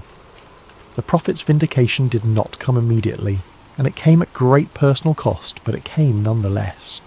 His example encourages us to trust in the ultimate triumph of truth, and to remain faithful even when the outcome is uncertain. In our own lives, we may face moments when we are called to be like Micaiah, to stand alone against popular opinion, to speak uncomfortable truths, to choose faithfulness over favour. When those moments come, may we remember the forgotten prophet who found his courage not in the approval of men, but in the approval of his God. The story of Micaiah teaches us that true strength is not found in numbers, but in conviction, that real courage is not the absence of fear, but the willingness to do what is right despite our fears, and that lasting victory comes not from avoiding conflict, but from maintaining integrity in the midst of it. As you close your eyes tonight and drift towards sleep, may you carry with you the quiet courage of Micaiah, the man who dared to stand alone because he knew he was not truly alone. May his example inspire you to speak truth with love, to stand for what is right with humility, and to trust in the ultimate triumph of God's purposes even when the immediate circumstances seem overwhelming. In a world that often rewards conformity and punishes authenticity, may you find the strength to be like Micaiah, faithful, courageous, and true. For in the end, it is not the approval of the crowd that matters, but the approval of the one who sees all hearts and knows all truths. The forgotten prophet's story ends, but its echo continues in every heart that chooses truth over comfort, courage over convenience, and faithfulness over favour. May that echo sound clearly in your own life, guiding you toward the kind of integrity that leaves a lasting legacy long after the voices of the crowd have faded into silence. Rest well, dear friends, and may your dreams be filled with the peace that comes from knowing you serve a God who honours faithfulness, rewards courage, and never abandons those who trust in him. The story of Micaiah reminds us that in God's kingdom, standing alone with truth is always better than standing with the crowd in deception. Sleep peacefully, knowing that like Micaiah, you're never truly alone when you walk in the light of divine truth. Picture this: a young widow standing at a crossroads, dust swirling around her feet as she faces the most important decision of her life. Behind her lies everything familiar: her homeland, her people, her gods. Ahead stretches an uncertain path toward a foreign land with a grieving mother-in-law who has nothing left to offer but heartache. Most would choose the safety of the familiar. But Ruth, she chose love over security, loyalty over convenience, and in that single moment of breathtaking faithfulness, she stepped into a story that would echo through eternity. What if I told you that in the midst of hardship, one small act of kindness could change the course of history? The Book of Ruth isn't just another ancient tale gathering dust on library shelves. It's a masterpiece of hope, painted against the darkest canvas of human loss. This isn't a story of mighty warriors or thundering prophets. There are no plagues here, no walls crumbling at the sound of trumpets. Instead, we find something far more profound: the quiet power of unwavering devotion and the gentle hand of divine providence working through ordinary people making extraordinary choices. In a world that often celebrates the loud and flashy, Ruth's story whispers a different truth. It tells us that loyalty can triumph over loss, that kindness can overcome cruelty, and that sometimes the most powerful force in the universe isn't found in earthquake or fire, but in the still, small voice of love, choosing to stay when everything else falls apart. This is a tale of hope, peace, and God's gentle provision. A story that begins with death and ends with life, starts with emptiness and concludes with abundance, opens with despair and closes with joy so profound it reverberates through generations. The beauty of Ruth's narrative lies not in its complexity, but in its simplicity. It's a story anyone can understand because it touches the universal human experiences of loss, love, loyalty, and redemption. Yet beneath this surface simplicity runs a current so deep it connects the heart of ancient Moab to the throne of David, and ultimately to a manger in Bethlehem, where another story of divine love would unfold centuries later. The story begins not with triumph, but with tragedy. Not in the promised land, but in foreign territory. Naomi, whose name ironically means pleasant, finds herself in the bitter reality of compound grief that would break most spirits entirely. She had left Bethlehem during a famine with her husband Elimelech and their 2 sons, Mahlon and Chilion, seeking survival in Moab, a land that was both geographically close to Israel and spiritually distant from its God. What started as a temporary sojourn became permanent residence when Elimelech died, leaving Naomi a widow in a foreign land. In ancient times, widowhood wasn't just a personal tragedy, it was an economic and social death sentence. Women had little legal standing, no inheritance rights, and depended entirely on male relatives for protection and provision. Yet Naomi found a glimmer of hope when her sons married Moabite women, Orpah and Ruth. These marriages, while controversial by Israelite standards, brought companionship and the promise of grandchildren who would carry on the family name. But hope proved fleeting. After about 10 years in Moab, both sons died, leaving 3 widows to face an uncertain future together. The Hebrew text doesn't elaborate on how they died. Perhaps disease, perhaps accident, perhaps the simple harsh realities of ancient life. What matters isn't the how, but the devastation that followed. Naomi found herself stripped of everything that defined her identity: wife, mother, provider, protector. She was a living emblem of loss, carrying nothing but grief and 2 foreign daughters-in-law who had their own mourning to bear. When news reached Moab that the famine in Bethlehem had ended, Naomi made a decision, born of both hope and desperation. She would return to her homeland, to her people, to whatever remained of her former life.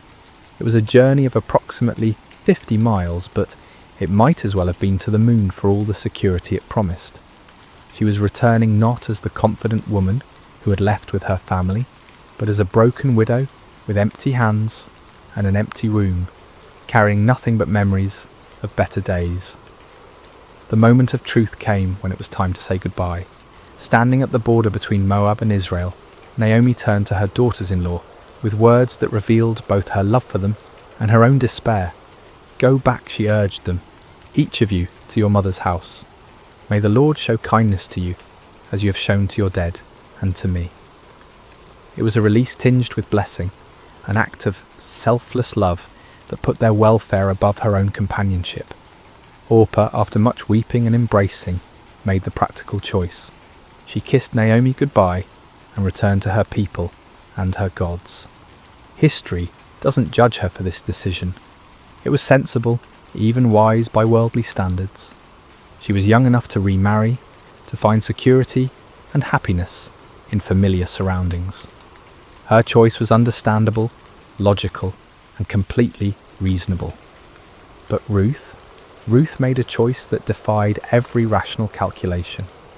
When Naomi urged her to follow Orpah's example, Ruth responded with words that have echoed through millennia, words that capture the very essence of covenant love.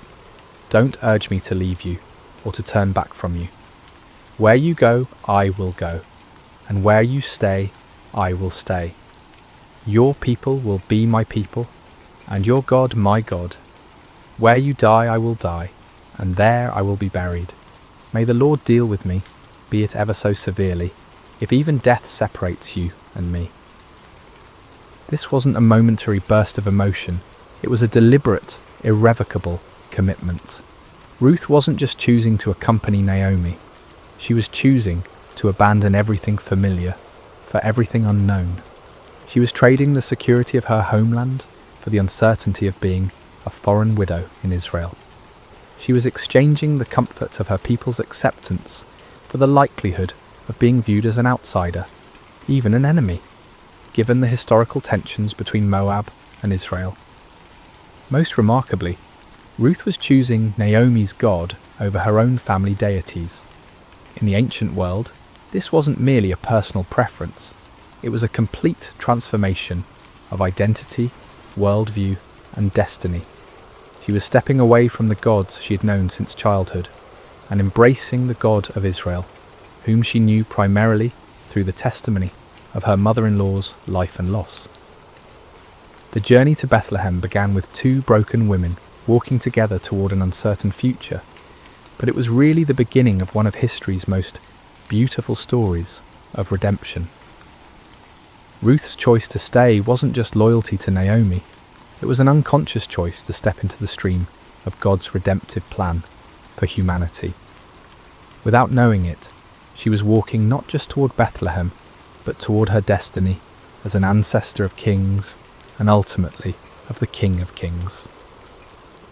The arrival in Bethlehem was far from triumphant. When Naomi and Ruth entered the town, the women who had known Naomi before could hardly believe their eyes. "Can this be Naomi?" they asked, seeing the toll that loss and hardship had taken on their former neighbour. Naomi's response revealed the depth of her pain. "Don't call me Naomi, call me Mara, because the Almighty has made my life very bitter. I went away full, but the Lord has brought me back empty." It was barley harvest time, a detail that might seem incidental, but carries profound significance. In God's economy, timing is never accidental. They arrived not during the lean months when work was scarce and food scarcer, but during the season of harvest when there might be opportunities for survival. Still, being widowed foreigners in a patriarchal society meant they stood at the very bottom of the social ladder, dependent on the kindness of others and whatever work Ruth could find. Ruth, whose name likely means friendship or companion, immediately proved the accuracy of her name through her actions. Without waiting for Naomi to devise a plan or wallowing in self-pity over their circumstances, she took initiative with the words that reveal her character. "Let me go to the fields and pick up the leftover grain behind anyone in whose eyes I find favour." This simple statement masks the courage it required.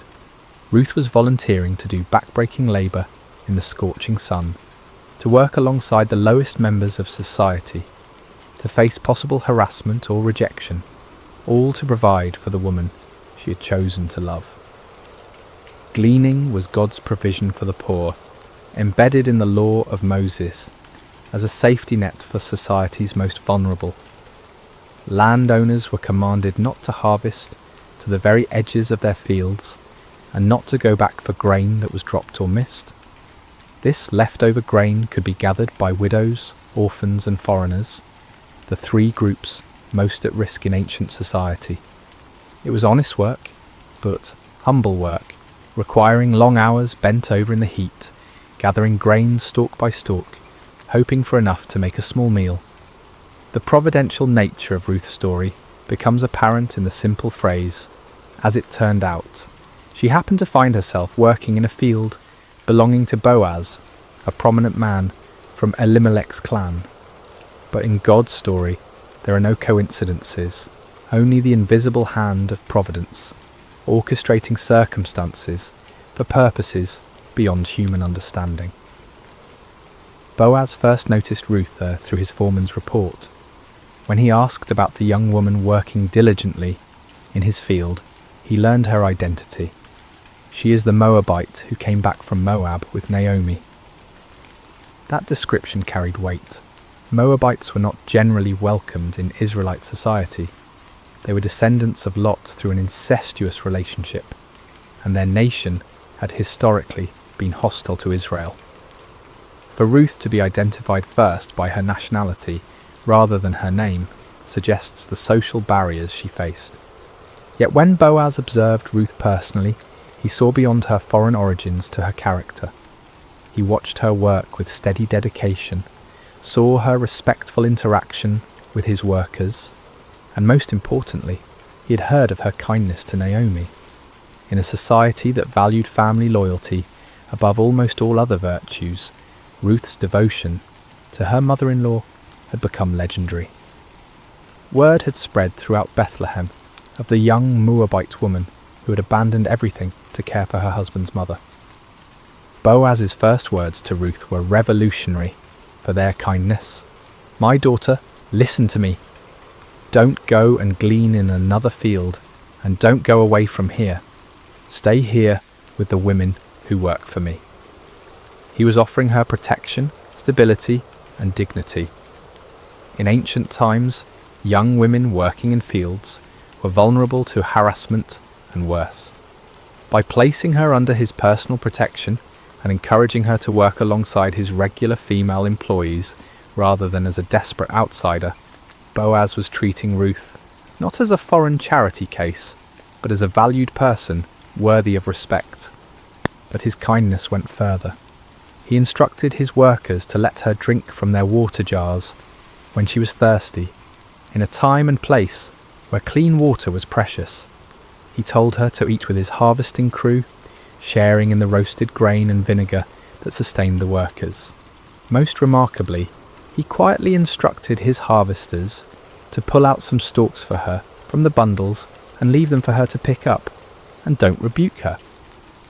Ruth's response to this unexpected kindness reveals both her humility and her wisdom. She fell prostrate before Boaz, asking, "Why have I found such favour in your eyes that you notice me, a foreigner?" Her question acknowledges her outsider status while expressing genuine gratitude for treatment she neither expected nor felt she deserved. Boaz's answer illuminates the reputation Ruth had already built in Bethlehem. "I've been told all about what you have done for your mother-in-law since the death of your husband, how you left your father and mother and your homeland and came to live with a people you did not know before. May the Lord repay you for what you have done. May you be richly rewarded by the Lord, the God of Israel, under whose wings you have come to take refuge." These words are more than polite conversation. They're a blessing that recognises Ruth's choice to trust in Israel's God. The image of taking refuge under God's wings evokes the protective presence of the Almighty, like a bird sheltering its young. Boaz was acknowledging that Ruth's kindness to Naomi was really an act of faith, a stepping into the covenant community of Israel despite her foreign birth. That day Ruth gathered approximately an ephah of barley, about half a bushel, far more than a typical gleaner could hope to gather. When she returned home and showed Naomi her extraordinary harvest, along with the leftover food from the workers' meal, Naomi immediately recognised God's hand in these events. Her response, "Blessed be he by the Lord, whose kindness has not forsaken the living or the dead," reveals her growing awareness that their apparent coincidental encounter with Boaz was actually divine appointment. When Naomi learned that the field owner was Boaz, her excitement was palpable. "The man is our close relative," she explained to Ruth. "He is one of our kinsman redeemers." This wasn't just good news, it was the first glimpse of hope Naomi had felt since leaving Moab. The kinsman redeemer system was God's provision for protecting family lines and property. A close male relative had both the right and responsibility to buy back family land that had been sold due to poverty and to marry a widowed relative to preserve the family name and inheritance. Ruth continued working in Boaz's fields through both the barley and wheat harvests, likely a period of several months. Day after day, she laboured faithfully, building a reputation for diligence and integrity while gradually becoming part of the community. She was no longer just the Moabite woman, but Ruth, the devoted daughter-in-law whose character spoke louder than her foreign birth. During this time, a subtle transformation was taking place. Ruth was learning the ways of Israel, observing their customs, participating in their community life. She was also, unknowingly, becoming the object of Boaz's growing admiration and affection. Though significantly older than Ruth, Boaz found himself drawn not to her physical beauty, but to the beauty of her character, her loyalty, her faith, and her gentle strength. This season in the fields was more than economic survival. It was Ruth's integration into the covenant community of Israel and the beginning of a love story that would have implications far beyond the borders of Bethlehem. As the harvest season continued, the relationship between Ruth and Boaz deepened through daily interactions, marked by mutual respect and growing affection. Boaz's kindness wasn't mere politeness, it was the recognition of extraordinary character in someone society might easily overlook. Every morning when Ruth arrived in his fields, every conversation they shared, every protective gesture he made, was weaving a tapestry of love, built on a foundation of honour and integrity. Naomi, meanwhile, was experiencing her own transformation. The bitterness that had defined her return to Bethlehem was gradually giving way to something she hadn't felt in years: hope. Watching Ruth's faithful service and witnessing Boaz's unprecedented kindness toward her daughter-in-law, Naomi began to see the hand of God moving in their circumstances. The woman who had declared herself empty was beginning to see the possibility of fullness once again. It was Naomi who first recognized what Ruth, in her humility and focus on daily survival, might have missed.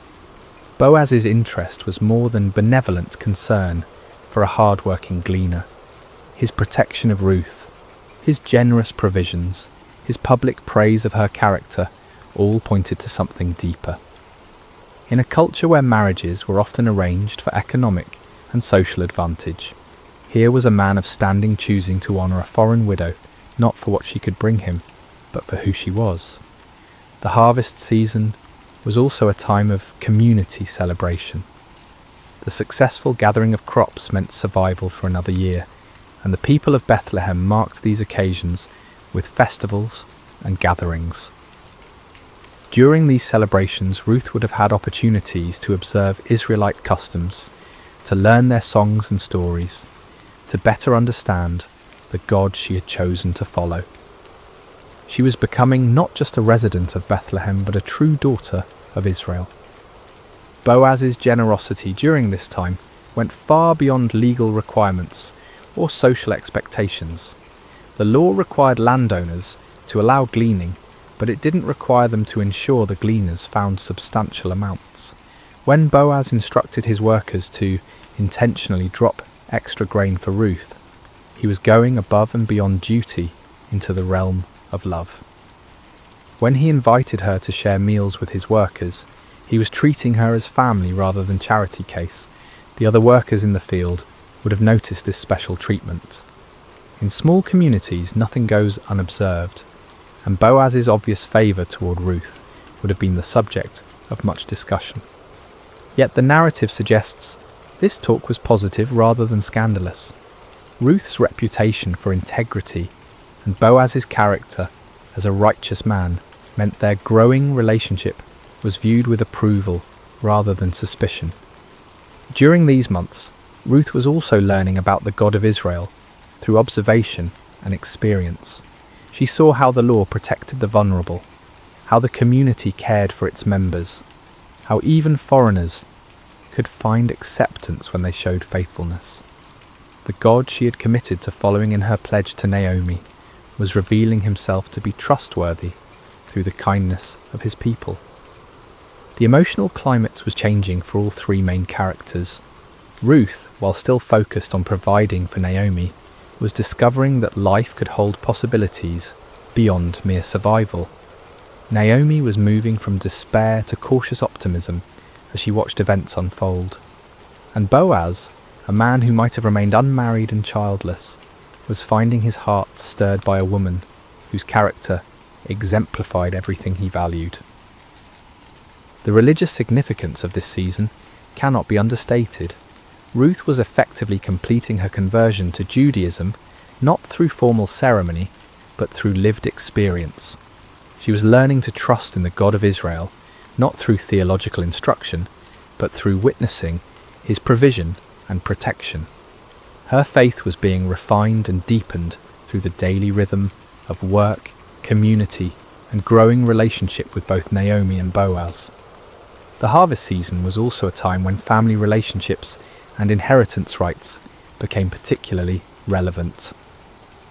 With successful crops came discussions of land ownership, family obligations, and the duties of kinsman redeemers. Naomi would have been acutely aware of these conversations, knowing that her late husband's property rights and family obligations remained unresolved. The presence of a kinsman redeemer like Boaz, combined with his obvious interest in Ruth, would have sparked hope for resolution of their precarious situation. As the wheat harvest drew to a close, the foundations had been laid for the dramatic events that would follow. Ruth had proven her character through months of faithful work.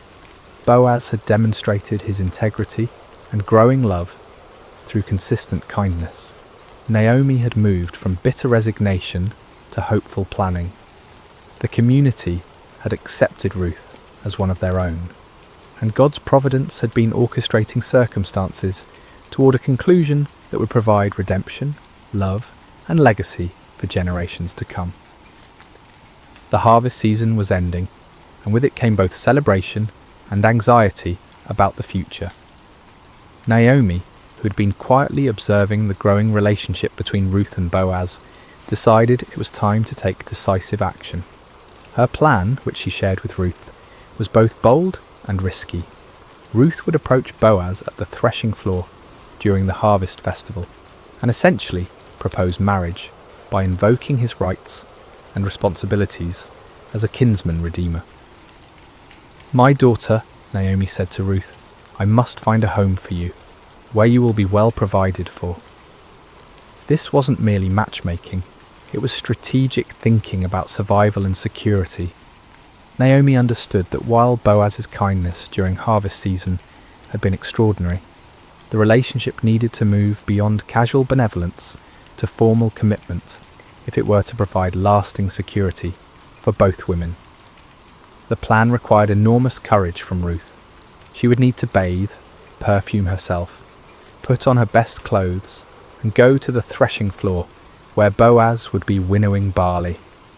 After he had eaten and drunk and was sleeping beside the grain pile, she was to uncover his feet and lie down. When he woke and asked what she wanted, she was to say, "Spread the corner of your garment over me, since you're a kinsman redeemer." This might sound forward by modern standards, but it was actually a proper, though bold, way for a woman to request marriage from a kinsman redeemer. The act of lying at his feet was a gesture of submission and trust. The request to spread his garment over her was asking him to take her under his protection as his wife. The same imagery Boaz had used earlier when he spoke of Ruth taking refuge under God's wings. Ruth's response to this plan reveals the depth of her trust in Naomi. "I will do whatever you say." She didn't question the wisdom of the approach or worry about the potential for misunderstanding or rejection. She had committed herself to following Naomi's guidance, and she would do so even in this most vulnerable moment. The night at the threshing floor was a pivotal moment in the story. Ruth followed Naomi's instructions precisely, approaching quietly and lying at Boaz's feet after he had fallen asleep. Around midnight, Boaz stirred and discovered someone at his feet. "Who are you?" he asked in the darkness. Ruth's answer was direct and humble. "I am your servant Ruth. Spread the corner of your garment over me, since you're a kinsman redeemer." She was formally requesting that he fulfill his family obligations by marrying her, thereby providing security for both her and Naomi, and potentially redeeming Elimelech's family property. Boaz's response exceeded Ruth's hopes. "The Lord bless you, my daughter," he said. "This kindness is greater than that which you showed earlier. You have not run after the younger men, whether rich or poor." He was acknowledging that Ruth's approach to him wasn't born of desperation or opportunism, but of faithfulness to family obligations and trust in God's provision. However, Boaz revealed a complication Ruth hadn't known about. There was another kinsman redeemer who had a closer family relationship and therefore first rights to redeem Elimelech's property and marry Ruth. "Although it is true that I am near of kin," Boaz explained, "there is a kinsman redeemer nearer than I." This was devastating news, but Boaz assured Ruth that the matter would be resolved properly according to law and custom. Boaz's handling of this delicate situation reveals his character perfectly. He could have taken advantage of Ruth's vulnerable position, but instead he protected her reputation and committed himself to resolving the legal complications honourably. He told Ruth to stay until morning, but leave before anyone could recognise her, protecting her from potential scandal. Before she left, he filled her cloak with 6 measures of barley, ensuring she didn't return to Naomi empty-handed. When Ruth returned home and reported everything to Naomi, the older woman's response was confident. "Wait, my daughter, until you find out what happens, for the man will not rest until the matter is settled today." Naomi knew Boaz well enough to trust that he would handle the situation with integrity and dispatch. That very morning, Boaz went to the city gate, the place where legal and business matters were conducted in ancient Israel. He sat down and waited for the other kinsman redeemer to pass by. When the man appeared, Boaz called him over and assembled a group of 10 elders as witnesses for the legal proceedings that would follow. The negotiation was masterful. Boaz began by telling the man about a piece of land that had belonged to their relative Elimelech, which Naomi was selling. According to law, the nearest kinsman redeemer had first rights to purchase the property, to keep it in the family. The man was interested until Boaz explained the complete package. "On the day you buy the land from Naomi," Boaz said, "you also acquire Ruth the Moabite, the dead man's widow, in order to maintain the name of the dead with his property." This changed everything. Purchasing the land was one thing, but marrying Ruth meant taking responsibility for supporting her and Naomi, and any sons born to Ruth would inherit the redeemed property rather than being part of the Redeemer's own family line.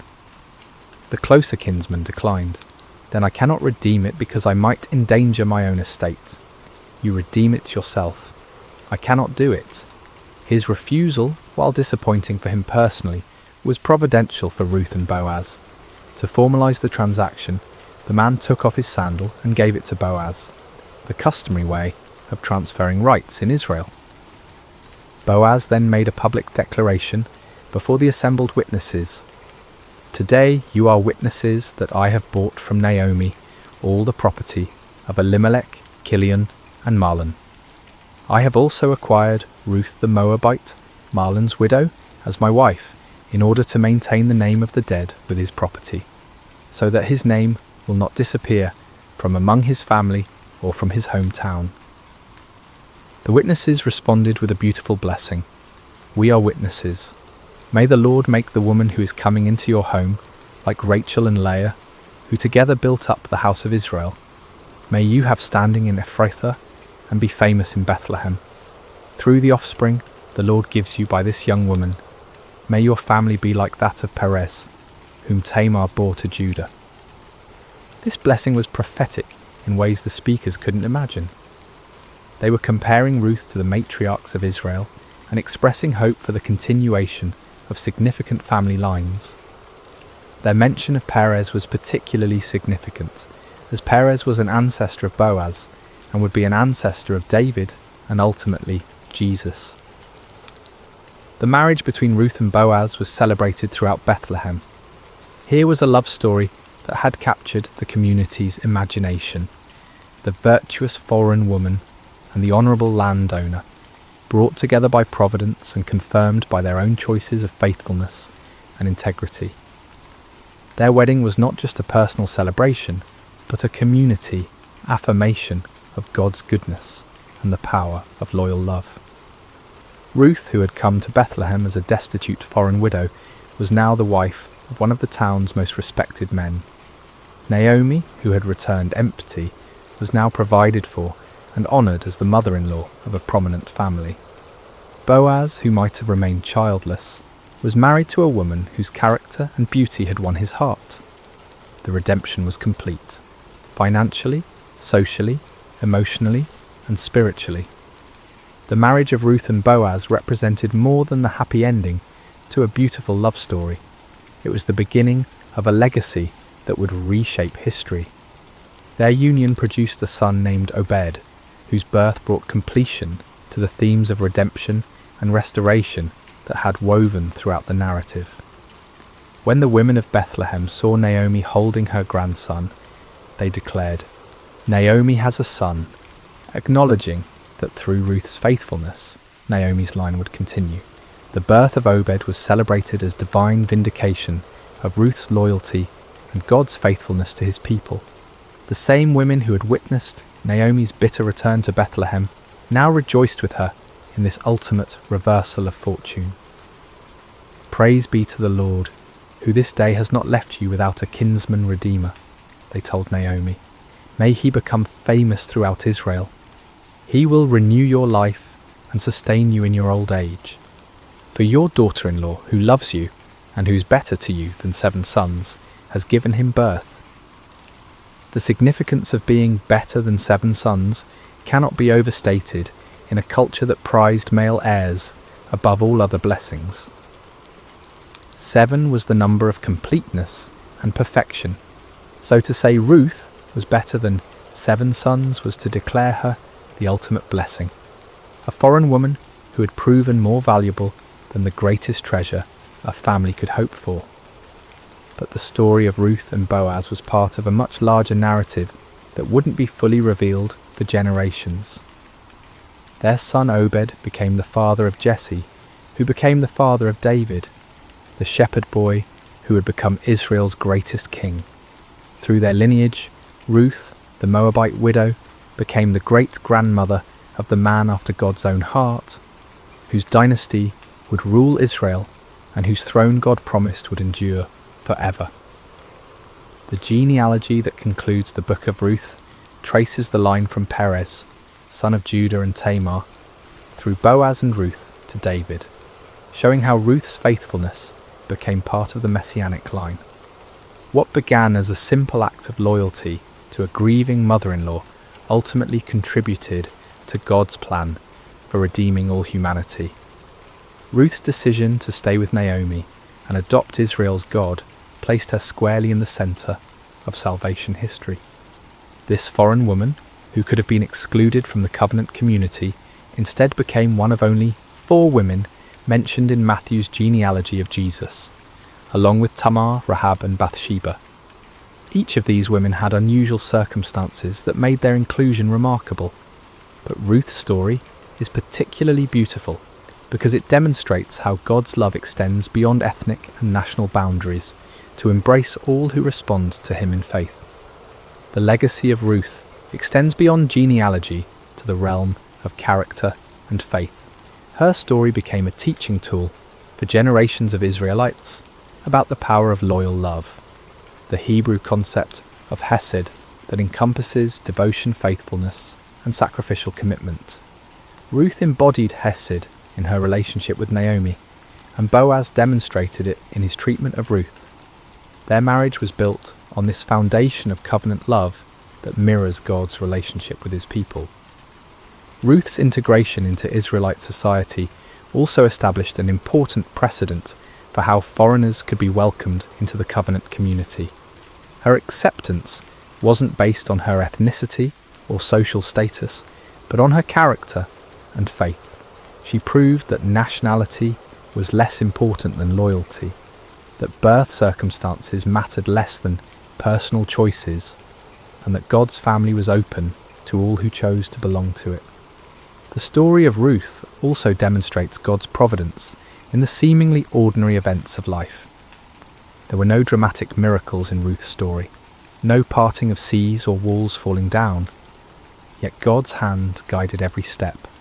The timing of their arrival during harvest season, the chance encounter with Boaz's field, the availability of the kinsman redeemer laws, the other redeemer's decision to decline his rights. All of these coincidences work together to create the perfect conditions for redemption and blessing. For Naomi, Ruth's legacy meant the restoration of everything she thought she had lost forever. Through Ruth's son, Naomi's family line continued, her security was assured, and her later years were filled with joy instead of bitterness. The woman who had asked to be called Mara, bitter, was now surrounded by the sweetness of new life and hope. For Boaz, marrying Ruth brought fulfillment he might never have expected. Instead of remaining childless, he became the father of a son who would carry on his name and values. His kindness to a foreign gleaner was rewarded with a love that enriched his life and extended his influence through generations. For Bethlehem and the wider community, Ruth's story became a testament to the power of character over circumstances. Her reputation for faithfulness outlasted her foreign origins, and her descendants would bring honour to the very town where she had once worked humbly in the fields. The house of bread, Bethlehem's meaning, became truly blessed through the presence of this woman who had chosen loyalty over security. The themes of Ruth's story, loyalty rewarded, faithfulness blessed, love conquering prejudice, and providence working through ordinary events, would resonate throughout scripture and human experience. Her example of sacrificial love prefigures the ultimate sacrifice that would come through her descendant, Jesus, who would demonstrate the same kind of loyal love on a cosmic scale. Ruth's legacy teaches us that small acts of faithfulness can have eternal consequences, that God's plans often work through unlikely people in unexpected ways, and that the greatest blessings sometimes come disguised as difficult choices. Her decision to stay with Naomi seemed like the harder path, but it led to blessings she could never have imagined. As we close the pages of Ruth's story, we're left not with the thunderous echoes of conquest or the dramatic flourishes of miracle, but with something far more profound, the quiet certainty that love endures, that faithfulness matters, and that God's gentle hand guides even the most ordinary moments toward extraordinary purposes. Ruth's tale doesn't shout at us, it whispers truths that settle into our hearts, like seeds waiting for the right season to bloom. The beauty of Ruth's narrative lies in its accessibility. We may never face exile in a foreign land or need to glean in harvest fields, but we all encounter crossroads where we must choose between security and loyalty, between what's easy and what's right. Ruth's story reminds us that these moments, when we choose love over convenience, faithfulness over comfort, are the building blocks of legacy. In our contemporary world, where relationships are often disposable and commitment is seen as restriction rather than strength, Ruth's devotion to Naomi offers a counter-narrative. Her famous words, "Where you go, I will go, and where you stay, I will stay," weren't just poetry. They were a life philosophy that valued connection over independence, loyalty over self-preservation. In an age of radical individualism, Ruth models radical commitment. Her story also speaks to anyone who has ever felt like an outsider. Ruth was foreign by birth, widowed by circumstance, and poor by necessity. 3 strikes that should have kept her on society's margins. Yet through character and faith, she moved from the periphery to the centre of God's plan. Her journey from Moabite stranger to beloved ancestor of kings offers hope to everyone who has wondered if their background, circumstances, or mistakes disqualify them from significance. The gentleness of God's providence in Ruth's story offers comfort to those who wonder if their lives matter in the grand scheme of things. There were no burning bushes or angelic visitations in Ruth's experience, just the quiet orchestration of ordinary events toward extraordinary outcomes. Her story suggests that God is just as present in the mundane moments as in the miraculous ones, working through harvest seasons and chance encounters to weave tapestries of grace. For those experiencing seasons of loss like Naomi, Ruth's story offers hope without minimizing pain. Naomi's bitterness was real and justified. She'd lost everything that mattered to her. Yet through Ruth's faithfulness and God's providence, her empty hands were filled again. The story doesn't suggest that loss isn't real, or that pain isn't valid, but it does promise that emptiness isn't the end of the story. Boaz represents the power of kindness and integrity in a world that often seems harsh and selfish. His treatment of Ruth demonstrates how one person's compassion can transform another's entire trajectory.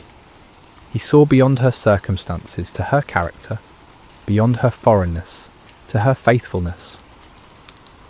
In doing so, he models how we might approach the marginalised and struggling people in our own communities. The redemption theme that runs throughout Ruth's story speaks to our deepest longing for second chances and new beginnings. Ruth redeemed Naomi's emptiness through loyalty. Boaz redeemed Ruth's vulnerability through love. Their union redeemed a family line that seemed destined for extinction. This pattern of redemption points toward the ultimate Redeemer who would come through their lineage, offering restoration to all who are broken, lost or forgotten. Perhaps most powerfully, Ruth's story reminds us that our choices ripple through eternity in ways we cannot foresee. When Ruth chose to stay with Naomi, she had no idea she was choosing to become the great-grandmother of King David or an ancestor of Jesus. She simply chose love. Her decision, made in a moment of grief and uncertainty, affected the course of history and the salvation of the world. The story teaches us that faithfulness is its own reward, but it's also the foundation for blessings we cannot imagine. Ruth's loyalty to Naomi brought her love with Boaz. Her willingness to work humbly brought her honour. Her choice to embrace Israel's God brought her into the centre of his redemptive plan. As we reflect on Ruth's journey from foreign widow to beloved ancestor, we're reminded that God delights in using the unlikely and the overlooked. He chooses the humble to confound the mighty, the faithful to accomplish the impossible, the loving to heal the broken. Ruth's story is ultimately not about her exceptional character, though that was remarkable, but about God's exceptional grace working through ordinary obedience.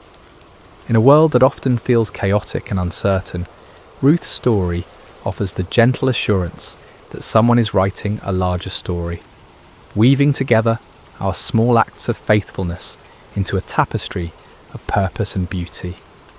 Every choice to love instead of abandon, to stay instead of leave, to serve instead of demand, becomes part of a narrative larger than ourselves.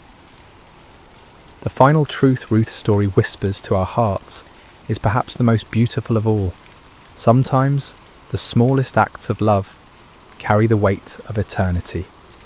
A foreign woman's decision to care for her grieving mother-in-law became part of the story that leads to Christmas morning and the cross of Calvary. Her simple faithfulness participated in God's plan to redeem not just a family, but a world. Ruth's legacy lives on not only in the genealogies of Scripture, but in every act of sacrificial love, every choice of loyalty over convenience, every decision to stay when leaving would be easier. Her story continues in our stories when we choose, as she did, to let love be our guide and faithfulness be our strength. In the end, Ruth teaches us that we don't need to be heroes to be heroic. We don't need to be perfect to be used by God, and we don't need to see the whole staircase to take the next step of faith. Sometimes, all that's required is the courage to say, like Ruth, "Where you go, I will go," and trust that the God who guided her steps will guide ours as well. The gentle hope of Ruth's story rests in this beautiful truth. In God's economy, no act of love is ever wasted, no gesture of faithfulness ever forgotten, and no choice to follow him ever in vain. Sometimes the smallest acts of love carry the weight of eternity, echoing through generations, and touching the very heart of God's redemptive plan for humanity. What if I told you there's a Bible story where a piece of iron floated, not metaphorically, not symbolically, literally floated on water like a cork bobbing on the surface of a pond? You've heard of Moses parting the Red Sea. You know about David slaying Goliath. The story of Daniel in the lion's den rolls off your tongue, but tucked away in the pages of 2 Kings chapter 6 lies one of the most overlooked miracles in all of Scripture. A miracle so humble, so seemingly insignificant, that most people skip right over it without a second thought. Yet this brief narrative, comprising only 6 verses, contains profound truths about faith, responsibility, and the God who cares about the smallest details of our lives. During the prophetic ministry of Elisha, miracles often happened in ordinary, almost mundane situations. While his predecessor, Elijah, called down fire from heaven and raised the dead, Elisha's ministry was marked by intimate, practical interventions, healing bitter water, multiplying oil for a widow's debt, and yes, making iron float. This story is brief in scripture but rich in meaning, a testament to faith in small things, a reminder that no problem is too insignificant for divine intervention. In a world where we're conditioned to believe that God only shows up for the spectacular, the floating axe head whispers a different truth. Sometimes, the most profound miracles happen in the most ordinary moments of our lives. The sun cast long shadows across the Jordan River Valley as another day began in the divided kingdom of Israel. It was a time of political turmoil and spiritual awakening, when the northern kingdom teetered between apostasy and revival, largely dependent on the influence of God's prophets. This was the era of Elisha's ministry, roughly 850 BC, decades after the dramatic departure of his mentor Elijah in a chariot of fire. The sons of the prophets, a community of disciples and spiritual students gathered around Elisha, had been growing steadily. These weren't prophets in the sense of fortune tellers or mystics, but rather men dedicated to learning God's ways, studying his word, and serving under the guidance of established prophets like Elisha. Think of them as a biblical seminary, a community of faith where young men came to deepen their understanding of the divine and prepare for ministry. Their current living situation had become cramped and inadequate. What had once been sufficient space for a handful of devoted followers was now bursting at the seams. The community was thriving, and with growth came practical challenges. They needed more room, more space to gather, to learn, to live together in their pursuit of spiritual wisdom. "The place where we dwell with you is too small for us," they told Elisha one morning, their voices carrying the respectful deference due their teacher, but also the practical urgency of their situation.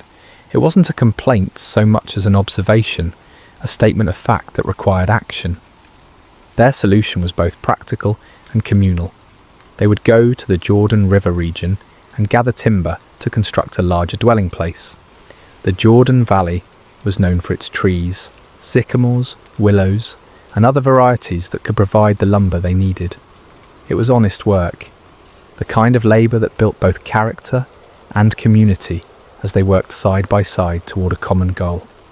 "Let us go to the Jordan," they proposed, "and let every man take a beam from there, and let us make a place where we may dwell." The plan was simple, straightforward, and entirely reasonable.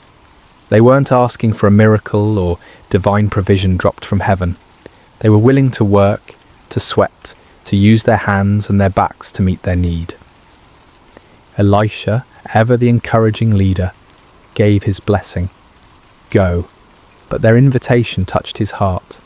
"Please consent to go with your servants." They wanted their teacher among them, not just giving permission but participating in their labour. And Elisha, who could have remained comfortably behind while his students did the hard work, responded with characteristic humility, "I will go." So the small company set out for the Jordan, tools in hand, ready to transform their vision into reality. The Jordan River had witnessed countless biblical events.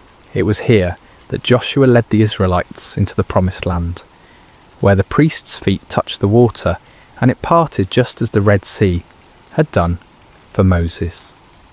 It was in these very waters that centuries later John the Baptist would immerse Jesus Christ himself. But on this particular day, there would be no grand procession, no miraculous river crossing, just a group of dedicated men heading to the riverside to cut timber, their hearts full of purpose, and their hands ready for honest labour. The Jordan Valley stretched before them, its banks lined with the trees they needed, its waters flowing steadily toward the Dead Sea, carrying with it the silt and sediment of the highlands above. None of them could have imagined that before the day was through, these same waters would become the stage for a miracle that defied every law of physics they understood. The ordinary was about to become extraordinary, but for now it was simply another day of work in service to God and community. The work began in earnest as the sun climbed higher in the morning sky. The sounds of labour filled the Jordan Valley, the rhythmic thud of axes biting into wood, the crack and groan of falling timber, the calls of men coordinating their efforts. It was satisfying work, the kind that produces visible results and builds camaraderie among those who share the burden. Among the workers was a young man whose name history has forgotten, but whose predicament would echo through the ages. Unlike some of his fellow students who had brought their own tools, he had needed to borrow an axe for the day's work. In ancient Israel, this was no small matter. Iron tools were precious commodities, expensive and carefully maintained. They weren't mass-produced items you could easily replace if lost or damaged. The transition from the Bronze Age to the Iron Age had been gradual in Israel, and iron tools still represented significant investment. A good axe might cost several days' wages for an ordinary labourer. For a student prophet, likely supported by the generosity of others and focused on spiritual rather than material pursuits, such a tool was far beyond his means to purchase. Borrowing the axe wasn't just a casual favour between friends. It was a serious responsibility, a trust that carried moral and financial weight. The lender had placed confidence in this young man's character and ability to care for a valuable tool. To lose or damage it would bring not only financial burden, but also shame and damaged relationships within the community. The young man worked diligently, perhaps even more carefully than usual, acutely aware of the responsibility he carried. The axe felt good in his hands, well balanced, sharp, effective. Each swing brought down chips of wood as he worked to shape a beam for their new dwelling. The rhythm of the work was almost meditative. Lift, aim, strike, lift, aim, strike. Then it happened. Mid-swing, with no warning, the iron head of the axe flew off the handle. The wooden shaft, suddenly lightened, completed its arc uselessly through the air, while the heavy iron head traced a different trajectory entirely. Time seemed to slow as the young man watched in horror as the precious tool spun through the air and landed with a splash in the muddy waters of the Jordan. "Alas, my master, it was borrowed!" The cry escaped his lips before he could stop it, a wail of despair that carried all the weight of his predicament. This wasn't merely an inconvenience or a temporary setback. This was a crisis that threatened his integrity, his relationships, and his financial future. The Jordan River at this point wasn't like a clear mountain stream, where you might hope to spot a lost item on the bottom. Fed by tributaries from the hill country, it carried sediment and silt that made the water murky and opaque. The riverbed was soft mud, perfect for swallowing a heavy piece of iron and holding it fast. Even if the water had been crystal clear, the iron head would have sunk quickly into the soft bottom, possibly disappearing entirely into the muck. The other workers had stopped their labour at the sound of his cry. Elisha, who had been moving among them, observing the work and encouraging the labourers, turned his attention to the young man's distress. Here was a scene that any leader would recognise, a moment when accident and circumstance converge to create a problem that seems insurmountable. For the young man, the calculations were stark and frightening. How long would he need to work to earn enough to replace the axe? How could he face the man who had trusted him with this valuable tool? What would this mean for his standing in the community of prophets? The borrowed axe represented more than just iron and wood. It was a symbol of trust, responsibility, and his place in the community. The irony wasn't lost on anyone present. Here they were, working to build a place for spiritual learning and growth, and yet they faced an utterly practical, mundane problem. There was no theological complexity here, no deep spiritual mystery to unravel. Just a young man, a borrowed tool, and the murky waters of an ancient river. Standing there on the bank, staring at the spot where the ripples were already beginning to fade, the young man faced a moment that would test not only his faith, but his understanding of God's character. Was this the kind of problem that merited divine attention? Did the God who controlled the fate of nations care about one lost axe head? The question hung in the air, like morning mist over the Jordan, waiting for an answer that would surprise everyone present and challenge their assumptions about the scope of God's concern for the details of human life. Elisha approached the distressed young man with the calm demeanour that had become characteristic of his ministry. Where others might have seen an unfortunate accident requiring practical solutions, perhaps organising a group effort to drag the river bottom or beginning calculations about replacement costs, the prophet saw something different entirely. He saw an opportunity for God to reveal his character in the midst of everyday trouble. Where did it fall? Elisha asked simply. There was no rebuke in his voice, no suggestion that the young man had been careless or irresponsible. Just a straightforward question seeking practical information. The prophet's tone carried neither judgment nor dismissal of the problem's seriousness. He understood the weight of borrowed responsibility and the genuine distress it caused when things went wrong. The young man pointed to the spot where the axe head had disappeared beneath the surface. By now, any ripples had long since faded, and the river flowed on as if nothing had happened. To everyone watching, it looked like any other section of the Jordan, muddy water flowing over an invisible bottom, carrying the same sediment and debris as every other part of the river. But Elisha saw it differently. In his spiritual vision, this wasn't just another spot in the river. It was a specific location where God could demonstrate his power and his care for individual needs. The prophet moved with purpose, scanning the riverbank until he found what he was looking for, a suitable piece of wood.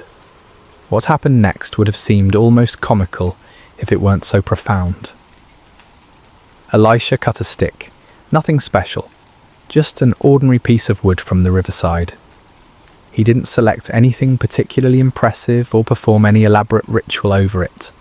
It was simply wood, the kind of material they had been working with all morning, as common and unremarkable as anything could be. Then, with the focused intent of someone who knew exactly what he was doing, Elisha threw the stick into the water at the exact spot the young man had indicated. To the observers, it must have seemed like an odd gesture, perhaps the first step in some complex retrieval process they didn't yet understand. But Elisha's action carried the quiet confidence of a man who had learned to cooperate with divine power in the most unexpected ways. What happened next violated every natural law the witnesses understood. The iron axe head, which should have been resting in the mud at the bottom of the river, began to rise. Not slowly, not gradually, but with the buoyant purpose of cork or wood designed to float. The heavy metal broke the surface of the water and bobbed there like a leaf, defying gravity, density, and everything they thought they knew about the natural world. The silence that followed was profound. Even the sounds of the river seemed muted as the group of prophets stared at the impossible sight before them. Iron doesn't float. Everyone knows that. It's one of those fundamental facts about the physical world that requires no explanation because it's so obviously true. Yet there it was, unmistakably iron, unmistakably floating, unmistakably real. Elisha's voice broke through their amazement with practical direction. Pick it up. There was no grand speech about the miracle they had just witnessed, no theological explanation of what had occurred, no demand for praise or recognition, Just simple, practical instruction to complete the restoration. The young man reached out, his hand probably trembling with a mixture of relief and awe, and lifted the iron axe head from the water. It was solid, real, unchanged, except for its brief defiance of natural law. The crisis was over. The debt was avoided. The trust was preserved. The borrowed tool was restored to its owner's care. But something much more significant than problem solving had just occurred. In those few moments beside the Jordan River, God had revealed something crucial about his character and his relationship with his people. This wasn't a miracle performed for crowds or kings. There were no political implications, no national consequences, no strategic advantages gained. This was simply God caring about one young man's distress over a borrowed tool. The miracle spoke to the heart of divine character, a God who notices when sparrows fall, who knows the number of hairs on each head, who cares about the details that seem insignificant to everyone else. The floating axe head declared that no genuine need is too small for divine attention, no honest trouble too mundane for miraculous intervention. As the young man hefted the restored tool, feeling its familiar weight and balance, the entire community of prophets had received a lesson they would never forget. They had come to the Jordan to cut timber for a building project. They were leaving with something far more valuable, a deeper understanding of the God they served and his intimate involvement in the practical details of their lives. The miracle of the floating axe head resonates through the centuries precisely because it speaks to truths that transcend its humble circumstances. In a world where we often compartmentalize the spiritual and the practical, this story demolishes the artificial barriers we create between sacred and secular concerns. The most striking aspect of this miracle is its ordinariness. God's intervention came not in response to a national crisis or a life-threatening emergency, but to solve an everyday problem that millions of people might face. The young prophet wasn't dying, wasn't facing persecution for his faith, wasn't even engaged in what we might consider particularly spiritual work. He was simply trying to help build a dormitory and had encountered the kind of mishap that makes any honest person's heart sink. This reveals something profound about God's character, his care for the complete range of human experience, not just the dramatic or spiritually significant moments. The God who controls the destiny of nations also notices when his children face embarrassment, financial stress, or the weight of broken trust. There's no problem too small, no concern too mundane, no worry too insignificant to merit his attention. The symbolism of Elisha's intervention method is equally meaningful. The prophet used a stick, one of the most common humble materials imaginable. He didn't employ exotic implements, rare metals, or elaborate ceremonies. Just wood thrown into water, the kind of action that in any other context would seem pointless or even foolish. This speaks to God's pattern of working through humble means to accomplish extraordinary purposes. Throughout Scripture, God consistently chooses the simple to confound the wise, the weak to overcome the strong, the ordinary to achieve the extraordinary. Moses had a staff, David had a sling, Gideon had clay pots and torches, and Elisha had a stick. The message is clear. God's power isn't dependent on impressive tools or elaborate methods. His strength is made perfect in weakness, his glory revealed through the most unlikely instruments. The miracle also serves as a powerful picture of restoration. What was lost was recovered. What seemed gone forever was returned. What threatened to bring shame and financial burden was transformed into a testimony of God's faithful care. This speaks to one of humanity's deepest needs, the longing for redemption, for second chances, for the restoration of what has been damaged or lost. In the broader context of human experience, we all have borrowed things that we've lost or damaged. Trust, opportunities, relationships, innocence, time. We all face moments when we stare at the metaphorical muddy water where something precious has disappeared, feeling the weight of responsibility we can't fulfill. The floating axe head whispers hope into those moments, suggesting that restoration is possible, that what seems irretrievably lost can be recovered. The response required of the young man is also significant. When the miracle occurred, he still had to reach out and take the floating iron. God provided the supernatural intervention, but human cooperation was still necessary. The axe head floated, but it didn't jump back onto the handle by itself.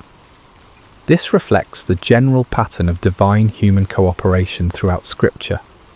God provides what only He can provide, but humans must still act in faith to appropriate His provision. Faith in action is another crucial theme woven through this narrative. The young man's cry for help wasn't a formal prayer with proper theological language. It was a raw expression of distress that nevertheless carried implicit faith that his predicament mattered to God and to God's representative, Elisha. His willingness to point out exactly where the axe head fell demonstrated trust that something could be done, even when the situation looked hopeless. Elisha's calm confidence throughout the episode reveals the prophet's deep understanding of God's character and ways. He didn't hesitate, didn't doubt, didn't suggest alternative solutions. He simply asked where the iron fell, and then acted with the assurance of someone who knew he served a God of intimate concern and unlimited power. The miracle also highlights the value of community and leadership. The young man wasn't facing his crisis alone. He was surrounded by fellow believers and guided by a seasoned prophet. Sometimes God's miraculous provision comes through the community of faith, through leaders who see possibilities where others see only problems, through the collective faith of those who believe God cares about every aspect of our lives. Perhaps most importantly, the floating axe head demonstrates that God's miracles often meet practical needs rather than serving merely as spectacular displays of power. This wasn't a miracle performed to convince skeptics or to showcase divine ability. It was a miracle of compassion, addressing a real need in the life of a faithful but distressed young man. It suggests that many of God's interventions in our lives might be similarly practical and personal rather than dramatic and public. The miracle of the floating axe head speaks across the millennia with surprising relevance to our contemporary struggles and concerns. In our age of complex problems and global crises, this ancient story reminds us that faith begins with trusting God in the small things, the everyday challenges that rarely make headlines but profoundly impact our daily lives. The first and perhaps most important lesson concerns the scope of prayer and divine concern. How many times do we hesitate to bring our smaller problems to God because they seem insignificant compared to global suffering or major life crises? The floating axe head shatters this false hierarchy of divine attention. If God cares enough to make iron float for a borrowed tool, then no legitimate concern is too small for prayer. This doesn't trivialize prayer or reduce it to a cosmic vending machine for convenience. Rather, it reveals the intimate nature of our relationship with the divine. Just as loving parents care about both the major milestones and the minor disappointments in their children's lives, our Heavenly Father is interested in the full spectrum of our human experience. Financial stress, damaged relationships, professional setbacks, personal failures, all of these matter to God because they matter to us. The principle of integrity and accountability that runs through this story remains powerfully relevant in our modern context.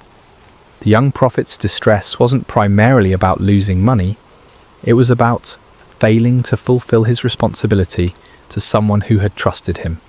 In a culture where personal accountability is often diminished and broken commitments are easily rationalized away, The ancient prophet's anguish over a borrowed tool offers a compelling counterexample. When we borrow, we incur genuine responsibility. When we make commitments, we create legitimate expectations in others. When we fail to fulfill these obligations, we damage more than our own interests. We harm relationships, erode trust, and diminish the social fabric that holds communities together. The young prophet understood this instinctively, which is why his cry for help carried such genuine distress. The story also demonstrates how God's miracles often meet practical needs rather than serving merely as spectacular demonstrations of power. In our entertainment-driven culture, we sometimes expect divine intervention to be dramatic, public, and unmistakably supernatural. But many of God's most meaningful interventions in our lives might be much quieter and more practical. The unexpected job opportunity that comes just when finances are stretched thin. The chance encounter that provides exactly the encouragement we needed. The solution that appears to an intractable problem. These interventions might not violate physical laws as dramatically as floating iron, but they reveal the same divine character, a God who cares about our practical needs and works in our circumstances to provide for them. Learning to recognize and appreciate these quieter miracles can transform our perspective on God's activity in our lives. The method of the miracle, using a simple stick to accomplish the impossible, continues to speak to God's pattern of working through humble means. In our technology-obsessed age, we often assume that bigger problems require more sophisticated solutions. The floating axe head reminds us that God's power isn't constrained by the impressiveness of our tools or the complexity of our methods. This has profound implications for how we approach problems, both personal and social. Sometimes, the most effective solutions are the simplest ones. Sometimes, the most powerful interventions come through the most ordinary means. The stick that Elisha threw into the Jordan wasn't impressive, but it was available, and God used it to accomplish the impossible. The story encourages us to bring our authentic selves and genuine problems to God without feeling the need to dress them up in spiritual language or make them sound more significant than they are. The young prophet's cry, "Alas, my master!"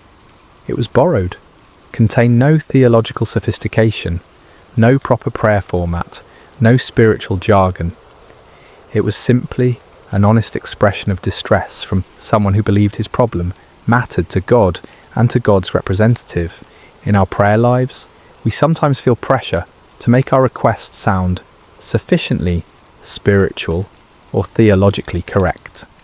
The floating axe head suggests that God values authenticity over eloquence, genuine need over religious rhetoric.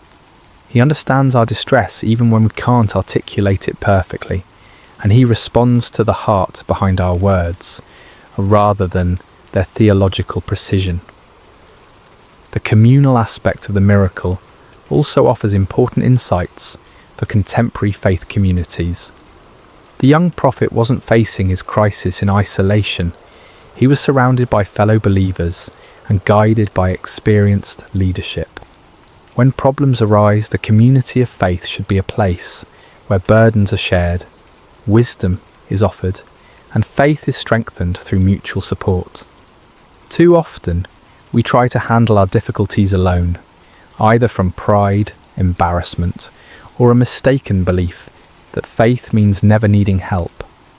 The sons of the prophets model a different approach, a community where needs could be expressed, help could be sought, and miracles could be witnessed together. This kind of authentic community creates an environment where God's provision can be both sought and celebrated corporately. Finally, the story reminds us that faith often requires us to act even when we don't understand the mechanism of God's provision. The young man still had to reach out and pick up the floating iron. He couldn't fully comprehend how iron could float, but he could respond to the miracle by accepting what God had provided. In our lives, we frequently face situations where we must act on faith without complete understanding of how God will work out the details. The floating axe head encourages us to focus on obedience and trust rather than demanding comprehensive explanations before we're willing to move forward. Sometimes the miracle becomes visible only as we step out in faith to receive what God has already provided. As we close this exploration of one of Scripture's most overlooked miracles, it's worth reflecting on why such a seemingly small event earned its place in the biblical narrative. In a book filled with the dramatic interventions of an almighty God, seas parting, walls falling, armies defeated, why does the story of one floating piece of iron deserve 6 verses in 2 Kings? The answer lies in what this miracle reveals about the God we serve and his relationship with his people. While the parting of the Red Sea demonstrated God's power to save nations, and the fall of Jericho showed his ability to conquer enemies, the floating axe head reveals something equally important but more intimate: his attention to individual needs and personal crises. This forgotten miracle has been overlooked precisely because it's so humble, so ordinary in its context, so focused on solving a simple human problem rather than achieving strategic objectives or demonstrating spectacular power. But perhaps that's exactly why it's so important. It serves as a counterbalance to our tendency to assume that God is only interested in the big things, the major decisions, the life-changing moments, the dramatic interventions that make compelling stories. The young prophet facing his borrowed axe head crisis represents all of us in those moments when we feel overwhelmed by problems that might seem insignificant to others but loom large in our personal experience. The financial burden we can't meet, the relationship we've damaged, the commitment we can't fulfill, the mistake that threatens to bring consequences we can't bear, the responsibility we've failed to handle properly. In these moments, the floating axe head whispers a profound truth. God sees, God cares, and God acts. Not always in the ways we expect, not always with the timing we prefer, not always through the means we would choose, but always with the same loving attention to our genuine needs and distress. The miracle also stands as a testament to the power of authentic community and spiritual leadership. Elisha didn't dismiss the young man's problem as trivial or suggest that he simply accept the consequences and learn from his mistake. Instead, the prophet engaged with the crisis as if it mattered deeply, which, to the person experiencing it, it certainly did. This models the kind of leadership and community that makes faith communities truly supportive rather than merely social. When someone faces a crisis, even one that might seem small from the outside, the appropriate response is compassionate engagement, not dismissive advice or spiritual platitudes that minimize the real impact of the problem.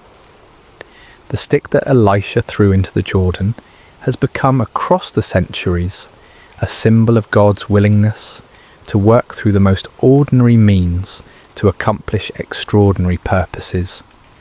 It reminds us that miracles don't always require impressive staging or elaborate preparation. Sometimes they happen through simple acts of faith, using whatever materials are at hand, in response to genuine need expressed with authentic desperation. As we navigate our own challenges, financial pressures, damaged relationships, professional setbacks, personal failures, the floating axe head offers both comfort and challenge.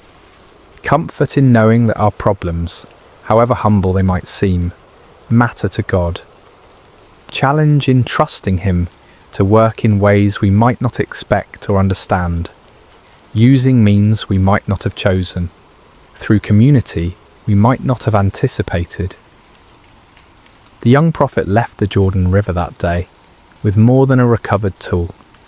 He carried with him a testimony of God's intimate care, a story that would strengthen his faith through future challenges, and a deeper understanding of the God he served. His fellow students witnessed not just a miracle, but a revelation of divine character that would shape their own ministries and their own relationship with the Almighty. Perhaps most importantly, the floating axe head reminds us to pay attention to God's activity in the ordinary moments of our lives. If we're only looking for dramatic interventions and spectacular displays of power, we might miss the quieter miracles happening all around us, the practical provisions, the timely encouragements, the unexpected solutions to everyday problems. The iron that floated in the Jordan River that day has long since returned to dust, but the truth it demonstrated remains as solid as ever. God's care extends to every aspect of human experience. No genuine need is too small for his attention, and no problem is too ordinary for his miraculous intervention. In a world that often feels divided between the spiritual and the practical, the sacred and the secular, the significant and the trivial, the floating axe head bridges all these false divisions. It declares that the God who spoke the universe into existence also cares when his children lose borrowed tools, face financial embarrassment, or struggle with the weight of unfulfilled responsibility. If God can make iron float, what's truly impossible? The question echoes across the centuries, challenging our assumptions about divine limitation and inviting us to bring our authentic needs, however humble they might seem, to the one who specialises in doing the impossible through the most ordinary means. The miracle you've never heard of might just be the one you need most to hear. Hey there, peaceful soul. Before we begin tonight's gentle journey through Scripture, I'd love to know where in the world you're listening from right now and what time it is in your corner of creation. Please leave a comment below sharing this. It's always such a blessing to see how God's Word brings rest to hearts across every time zone. And if tonight's story brings you peace, please consider subscribing to Sacred Rest for more scripture-based sleep stories delivered with calm, unhurried care. Now take a deep breath and let's rest in God's presence.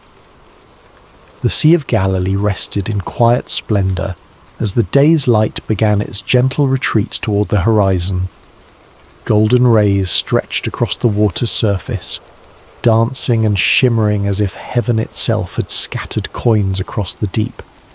It had been a full day, a day when crowds pressed in from every direction, hungry for wisdom, for healing, for a glimpse of this man who spoke as no one had spoken before.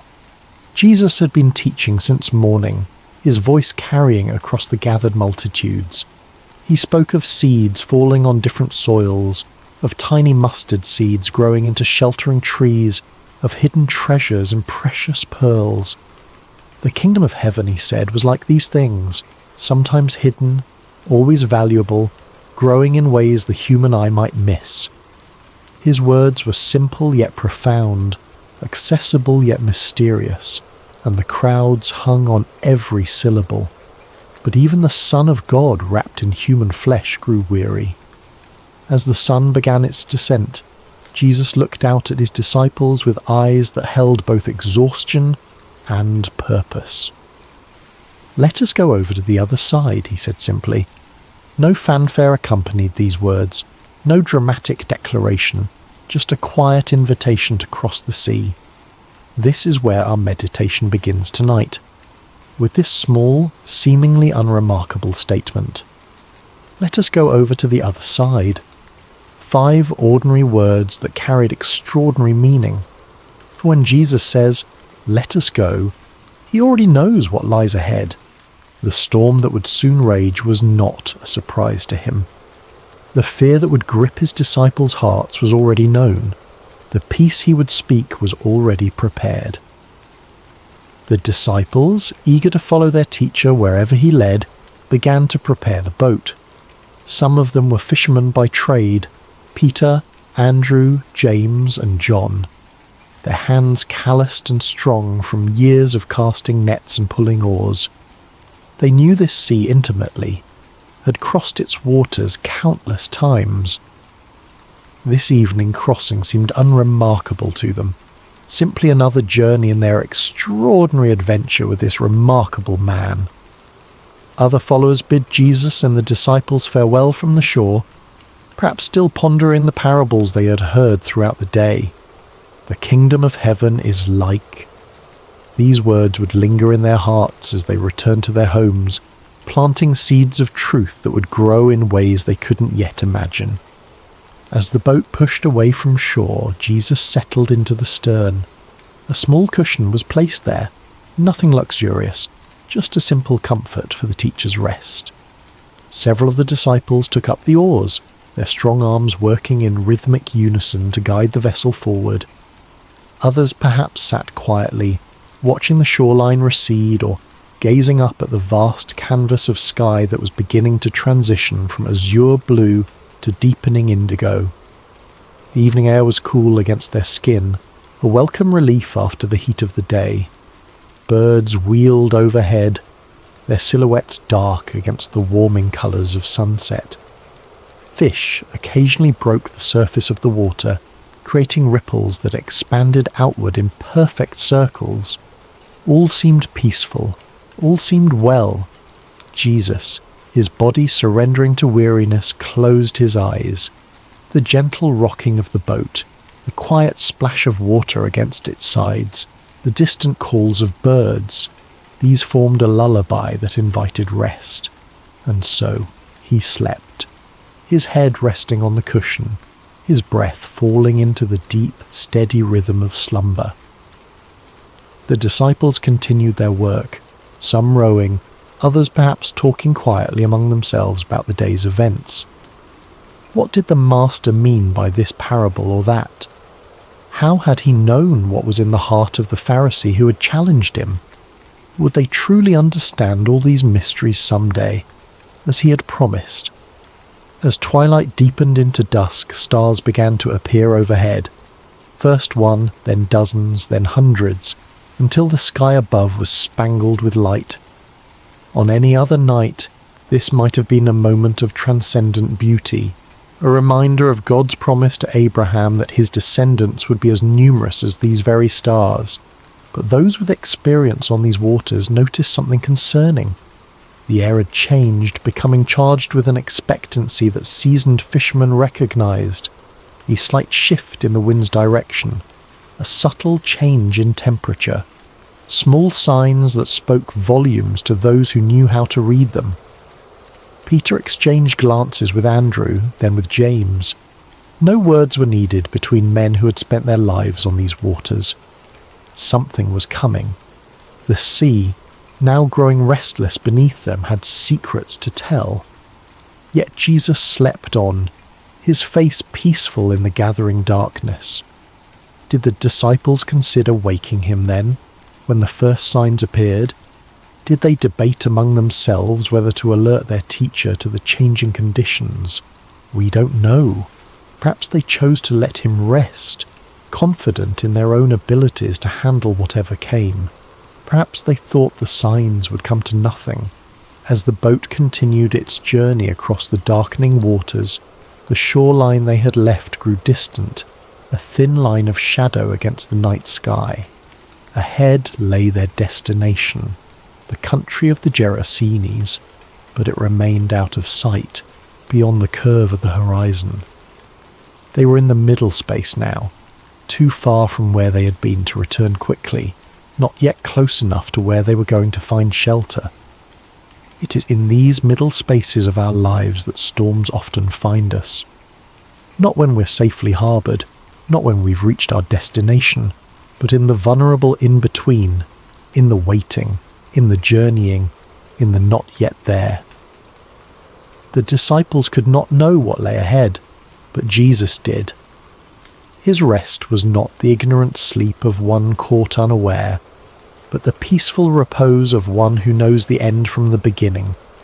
In this, there is profound comfort for us tonight as we rest. Whatever journey we're on, whatever middle space we find ourselves in, Jesus knows. He has already seen what we have not yet encountered. As our minds begin to slow and our bodies relax into this moment of rest, let us picture ourselves in that boat. Feel the gentle rocking beneath you. Hear the quiet splash of water against wood. See the stars appearing one by one in the vast expanse above, and know that Jesus is there with you, perfectly at peace even as the first winds of change begin to stir. It began with a whisper, a subtle change in the rhythm of the night. The stars that had shone so brightly overhead began to disappear, one by one, as clouds moved across the sky like silent spectators gathering for some celestial event. The gentle lapping of water against the sides of the boat grew more insistent, less soothing. The disciples, some of whom may have been drifting towards sleep themselves, grew more alert, their senses heightened by years of experience on these unpredictable waters. The Sea of Galilee, also known as Lake Gennesaret or the Sea of Tiberias, sits more than 600 feet below sea level, nestled in a basin surrounded by mountains. This unique geography creates a natural phenomenon well known to local fishermen. When cool air from the Mediterranean Sea, about 30 miles to the west, collides with the hot, humid air over the lake, sudden and violent storms can emerge with startling speed. This night would prove no exception to that natural law. One moment, the disciples were crossing in relative calm. The next, they found themselves battling a windstorm that seemed to descend upon them from nowhere. The Greek word used in Mark's Gospel to describe this storm is leilaps. Not a gentle rain shower or passing breeze, but a furious squall, a tempest of frightening power. The wind began to howl, no longer a whisper but a roar that filled their ears and made conversation nearly impossible. It seized the sail, straining the ropes that secured it, and threatening to tear the fabric from its moorings. Those disciples with seafaring experience would have worked quickly to secure what they could, their hands moving with practiced efficiency despite the growing chaos. Waves rose around them, no longer gentle undulations but angry mountains of water that lifted the boat high before dropping it with stomach-churning speed into the next trough. Water began to break over the sides, soaking the men to their skin and pooling at their feet. In the dim light of whatever lamps they might have had, or perhaps by now extinguished by wind and water, they could see the boat beginning to fill. For modern readers, it might be difficult to fully appreciate the terror of this moment. We who cross oceans in massive ships or fly above the clouds in airplanes may have experienced turbulence or rough seas, but few of us have truly feared for our lives while travelling. These men, however, even those who had spent their lives on the water, understood their mortality with stark clarity in this moment. The boat was filling with water faster than they could bail it out. The wind showed no signs of abating. The shore was nowhere in sight. In the ancient world where swimming was not a commonly taught skill, and where the depths of the sea represented chaos and death, their situation was dire indeed. And Jesus slept on, his head still resting on the cushion in the stern of the boat. This image of Christ sleeping peacefully while chaos rages is one of the most powerful in all of Scripture. There is something almost incongruous about it, something that both confounds and comforts. The disciples must have looked at him with bewilderment. How could anyone sleep through such a storm? Did he not feel the water soaking his garments? Did he not hear the howling wind, or feel the violent pitching of the vessel?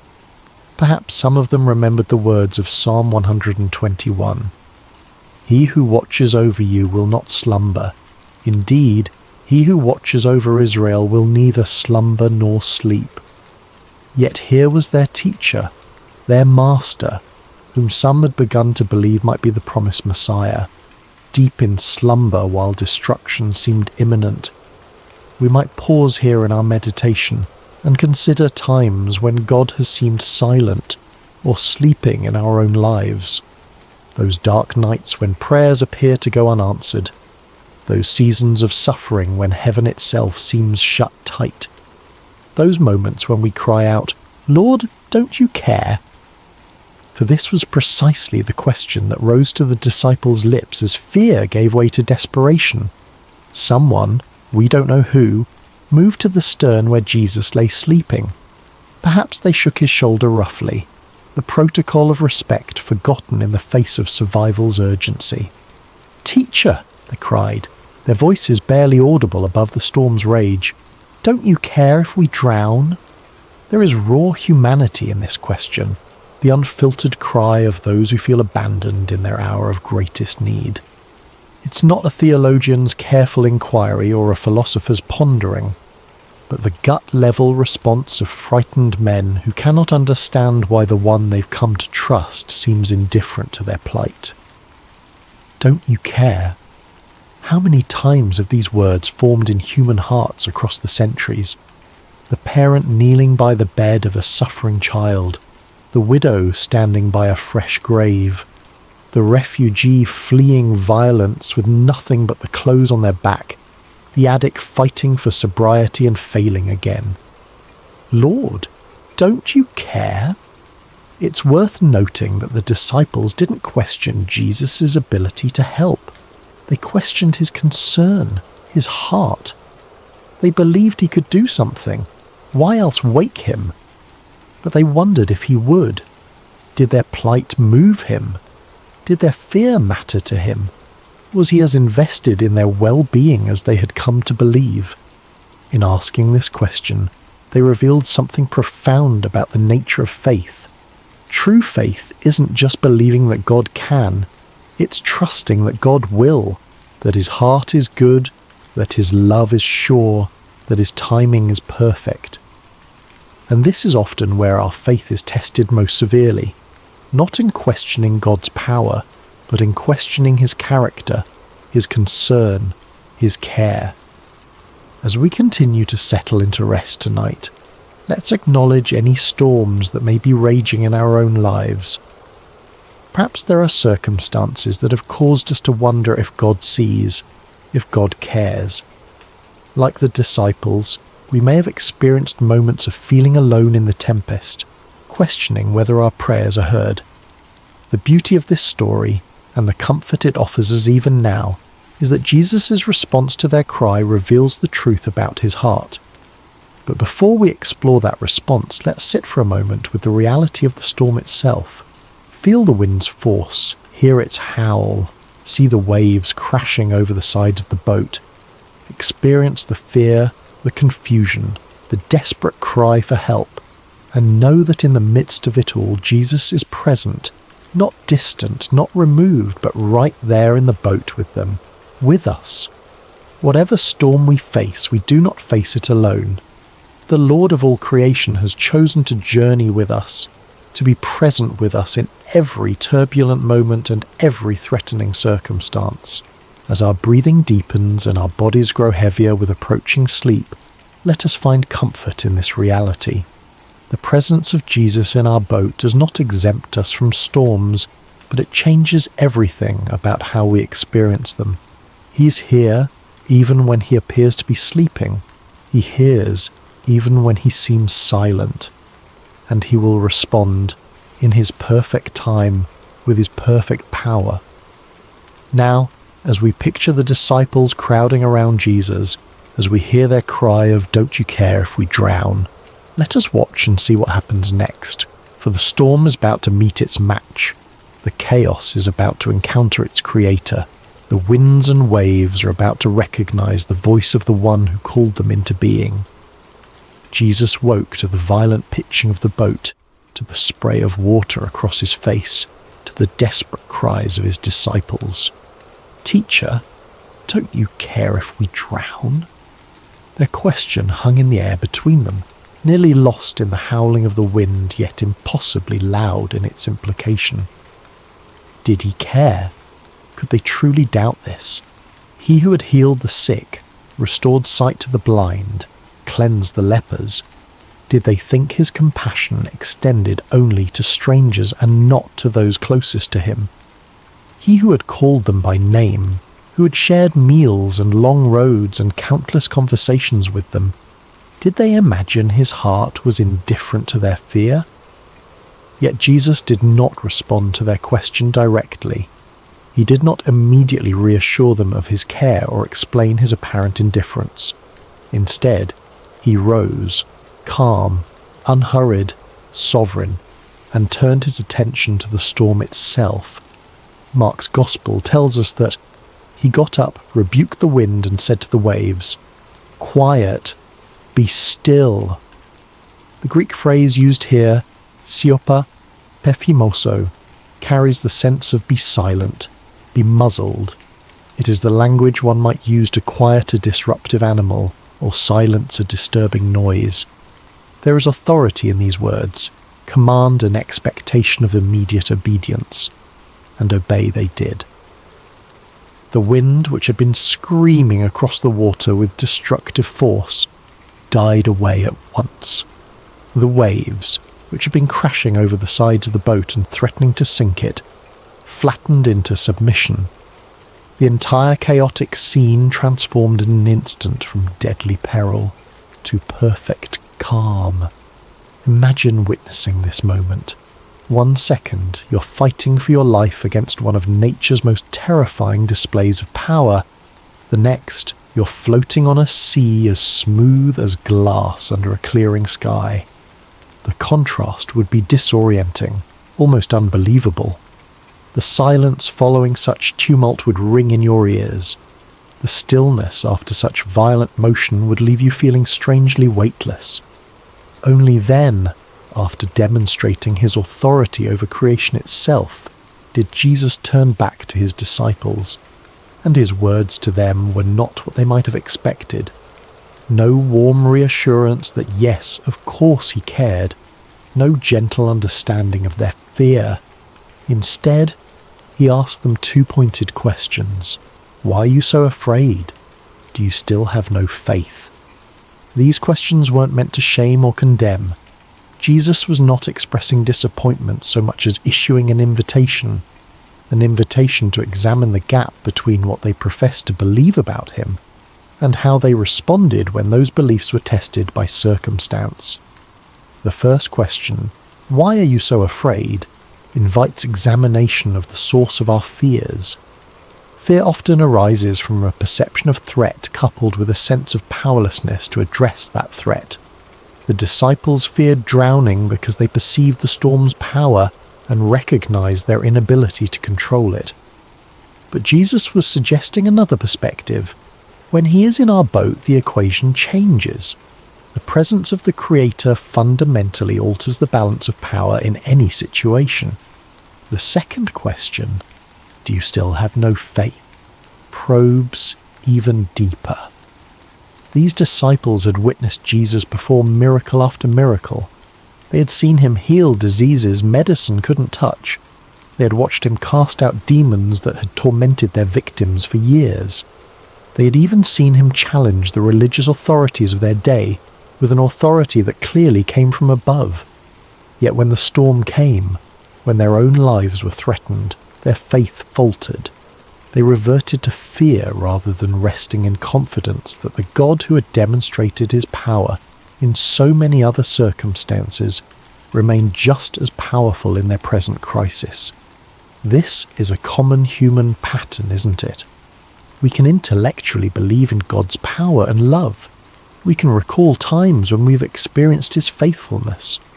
We can even testify to others about how he has worked in our lives. But when new challenges arise, particularly ones that feel overwhelming or threatening, we can forget everything we know and surrender to panic. Jesus' questions invite a different response. They challenge us to align our emotional reactions with our professed beliefs, to allow what we know about God's character to inform how we feel when facing life's storms. This is not about denying fear. Fear is a natural human emotion that even Jesus experienced in the Garden of Gethsemane. Rather, It's about preventing fear from distorting our view of God and his activity in our lives. The disciples' fear had led them to question Jesus' care for them. Don't you care if we drown? His questions in return invited them to question their fear instead. Was it consistent with what they knew of him? Was it justified in light of who he had revealed himself to be? As we continue our journey toward rest tonight, these questions can guide our own reflection. What fears keep us awake at night? What storms in our lives have made us wonder if God cares? And more importantly, what do we know about the character of Jesus that might speak to those fears?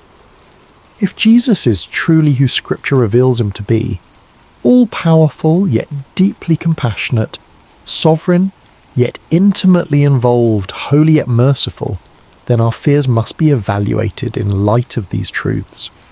Not dismissed or denied, but placed within the larger context of who God is and how he works. The disciples in that boat had to reconcile their experience of the storm with their experience of Jesus' power over it. We too must reconcile our experience of life's challenges with our understanding of God's character and capabilities. This reconciliation doesn't happen once and for all. It's an ongoing process, a continued growth in trust that develops as we walk with him through both calm seas and raging tempests. Perhaps the most comforting truth in this entire account is the simple reality that Jesus was in the boat with them. He had said, "Let us go over to the other side, you will," not "let me meet you on the other side," or "to try to make it to the other side." When Jesus says, "let us go," he commits to the entire journey, not just the destination. Similarly, when Jesus calls us to follow him, he doesn't promise absence of storms. He doesn't guarantee that the path will be smooth or the journey comfortable. What he does promise is his presence with us in whatever we face. "I am with you always," he would later tell his followers, "to the very end of the age." This presence changes everything. It doesn't always change our circumstances, though sometimes, as in this story, it dramatically does. But it always changes the meaning of those circumstances and how we can respond to them. As we feel sleep drawing nearer, let us rest in this truth. Whatever storm we face, Jesus is in our boat, not as a passive passenger, but as the Lord of wind and wave, the one whose word can transform chaos into calm, the one whose presence transforms our fear into faith. The question Jesus asks, "Why are you so afraid?" isn't meant to dismiss our feelings, but to direct our focus toward the greater reality of his presence and power. The perfect love he embodies casts out fear, not by pretending the storm doesn't exist, but by reminding us that he exists within the storm with us, and that makes all the difference. In the aftermath of the storm's sudden cessation, a profound silence settled over the Sea of Galilee. The only sounds remaining might have been the gentle lapping of now calm waters against the boat's hull, the dripping of seawater from soaked clothing and hair, and perhaps the still rapid breathing of men whose hearts had not yet caught up with the dramatic change in their circumstances. The contrast could not have been more stark. Moments before, chaos had reigned, wind howling, waves crashing, men shouting in fear. Now, perfect stillness surrounded them. The sky was clearing, stars reappearing like hesitant witnesses emerging after danger has passed. The sea, which had threatened to claim their lives, now cradled their boat with gentle care. In this strange new quiet, Jesus' words hung in the air.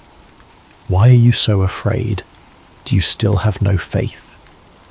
These questions weren't harsh or condemning.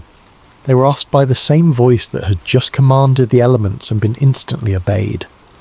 They were spoken by the same lips that had taught multitudes about the kingdom of heaven, that had pronounced forgiveness to the repentant, that had offered living water to the thirsty. His tone may have been one of genuine curiosity rather than criticism, a teacher using a powerful experiential lesson to reveal what was in his students' hearts. The disciples' reaction to this moment is profoundly revealing. Mark tells us that they were terrified and asked each other, Who is this? Even the wind and the waves obey him.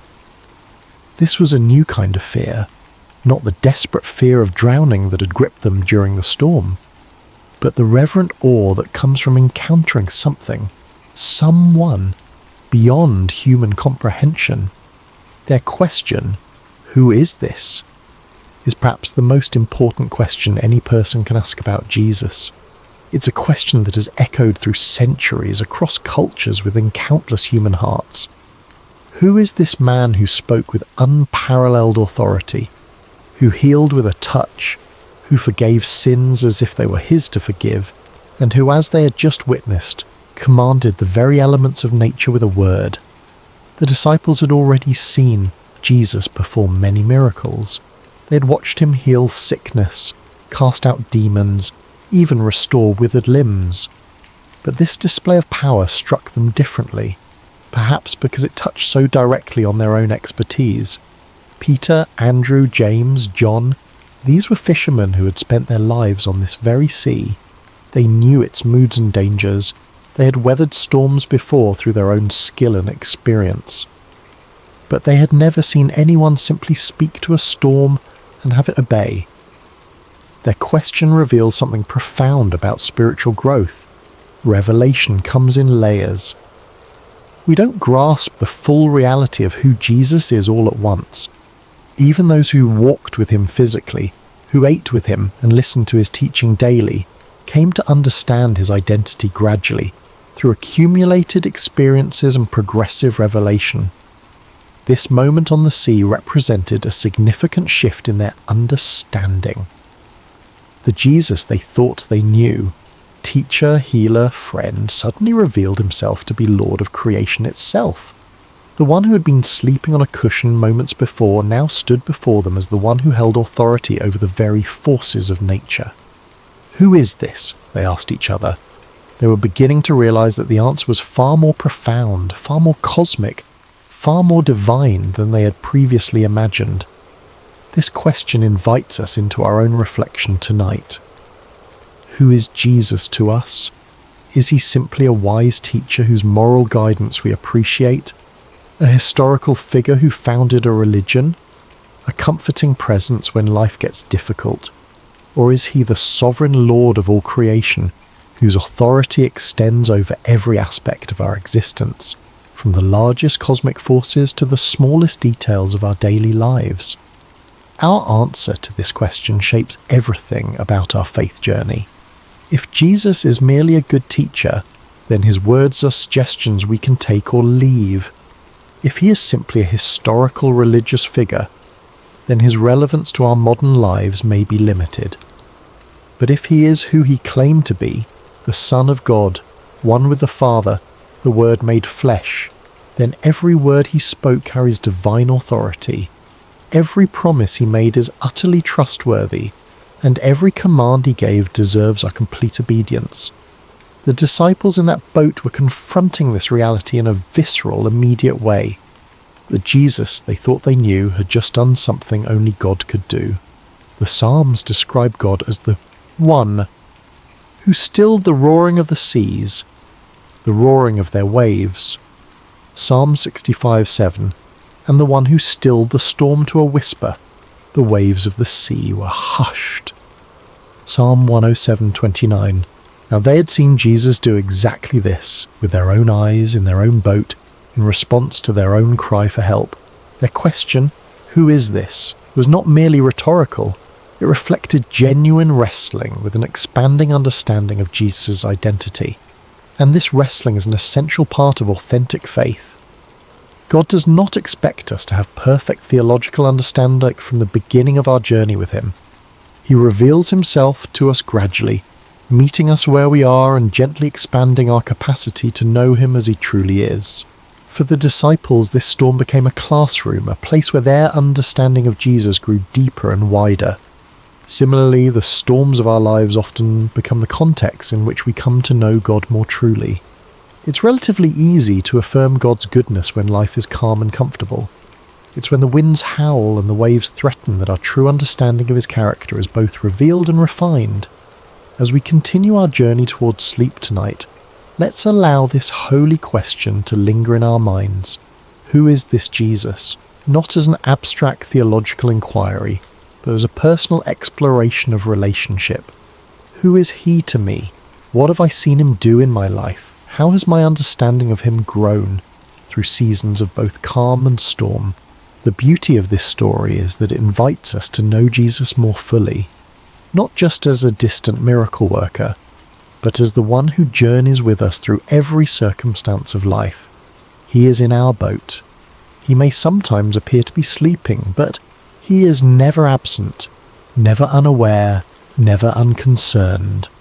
And when he speaks, whether to rebuke a storm or to question our fear, his words carry the authority of the one who created all things and holds all things together. The wind and waves recognize his voice, because they came into being through that same voice. All things were created through him and for him, Paul would later write to the Colossians. He is before all things, and in him all things hold together. Colossians 1:16-15. This is the Jesus who accompanies us through every storm. This is the one who has promised never to leave us or forsake us. This is the Lord who may ask us, as he asked his first disciples, "Why are you so afraid?" Not to shame us for our fear, but to invite us into deeper trust based on deeper knowledge of who he truly is. As our bodies grow heavier with approaching sleep, as our thoughts begin to slow and quiet, let us rest in this profound truth. The one who commands the wind and waves is with us. And if even the storm obeys his voice, how much more can we trust him with the circumstances of our lives, with the fears that sometimes keep us awake, with the future that remains unknown to us but is fully known to him. In this trust we find not just theological truth but practical peace, the kind of peace that allows us to rest even when circumstances remain uncertain. Jesus didn't promise his disciples a storm-free journey. He promised them his presence through whatever storms might come. He offers us the same today. Who is this? The disciples asked. The answer to that question continues to unfold for all who choose to journey with him, not in abstract propositions, but in lived experience, in daily walking with the one whose authority extends over every realm and whose love reaches into every heart that opens to receive him. As the boat continued its journey across the now peaceful sea, the disciples must have fallen into a contemplative silence. The question they had asked each other, "Who is this? Even the wind and the waves obey him," would linger in their hearts and minds for days, weeks, perhaps even years to come. Each time they recalled this night, this storm, this miracle, their understanding of Jesus would deepen a little more. This is often how spiritual growth unfolds for us as well. Not primarily through intellectual study, though that has its place, but through lived experiences that reveal God's character and power in ways that transform our understanding. Head knowledge becomes heart knowledge when we see God act in response to our deepest needs and most desperate prayers. The disciples were beginning to grasp something profound. Jesus was not merely with them, he was over all things. His presence in their boat didn't just mean companionship, it meant protection, provision, and peace that transcended circumstances. Even when he appeared to be sleeping, his sovereignty remained active and absolute. As the first light of dawn began to brighten the eastern sky, they could see their destination approaching, the region of the Gerasenes on the opposite shore of the lake. Jesus had said, "Let us go over to the other side," and despite all that had transpired during the night, they were indeed arriving exactly where he had intended to take them. This small detail carries significant comfort. When Jesus sets a destination, he ensures arrival. The storm, powerful as it was, had not prevented the fulfillment of his stated purpose. It had threatened, certainly. It had frightened the disciples badly. But in the end, it had simply become another opportunity for Jesus to reveal more of himself to those who followed him.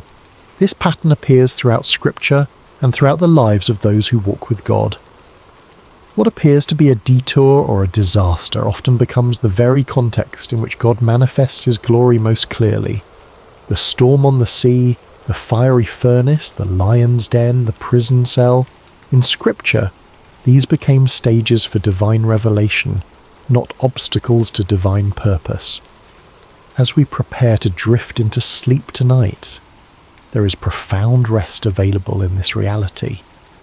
Whatever storms we face, they do not take Jesus by surprise. Whatever fears arise within us, they do not diminish his power.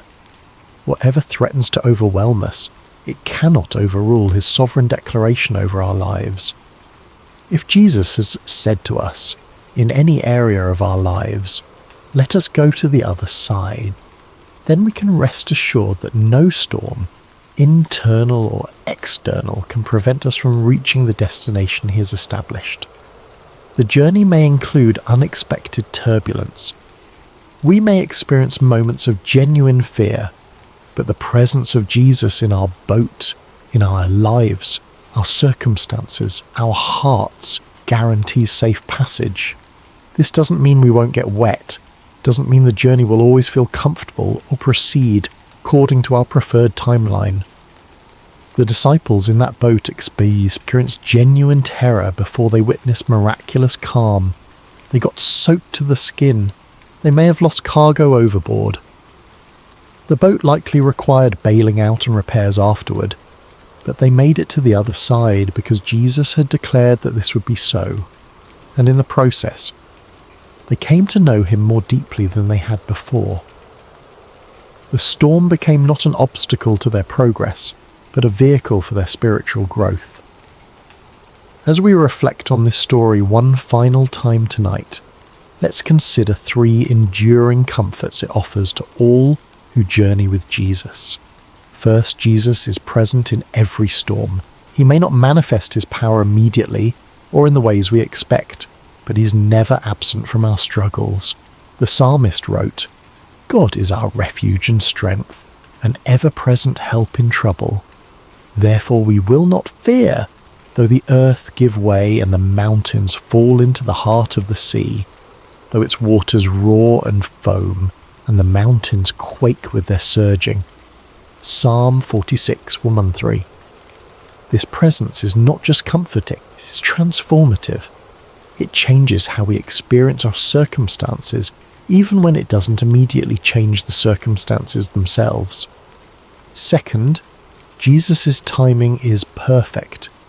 He allowed the storm to rage for a time before calming it, not because he was indifferent to the disciples' fear, but because the experience would deepen their understanding and strengthen their faith. Similarly, when he seems silent or inactive in our lives, it is never due to indifference. His timing takes into account purposes and perspectives that extend far beyond our immediate comfort, encompassing our long-term growth and God's eternal glory. Third, Jesus' authority is absolute. When he spoke to the wind and waves, they had no choice but to obey. The same voice that said, "Let there be light" at creation now said, "Be still" to the storm, with the same creative authority and the same immediate result. This ultimate authority means that nothing we face, no circumstance, no enemy, no fear, no failure, is beyond his power to redeem, restore, or transform according to his perfect will.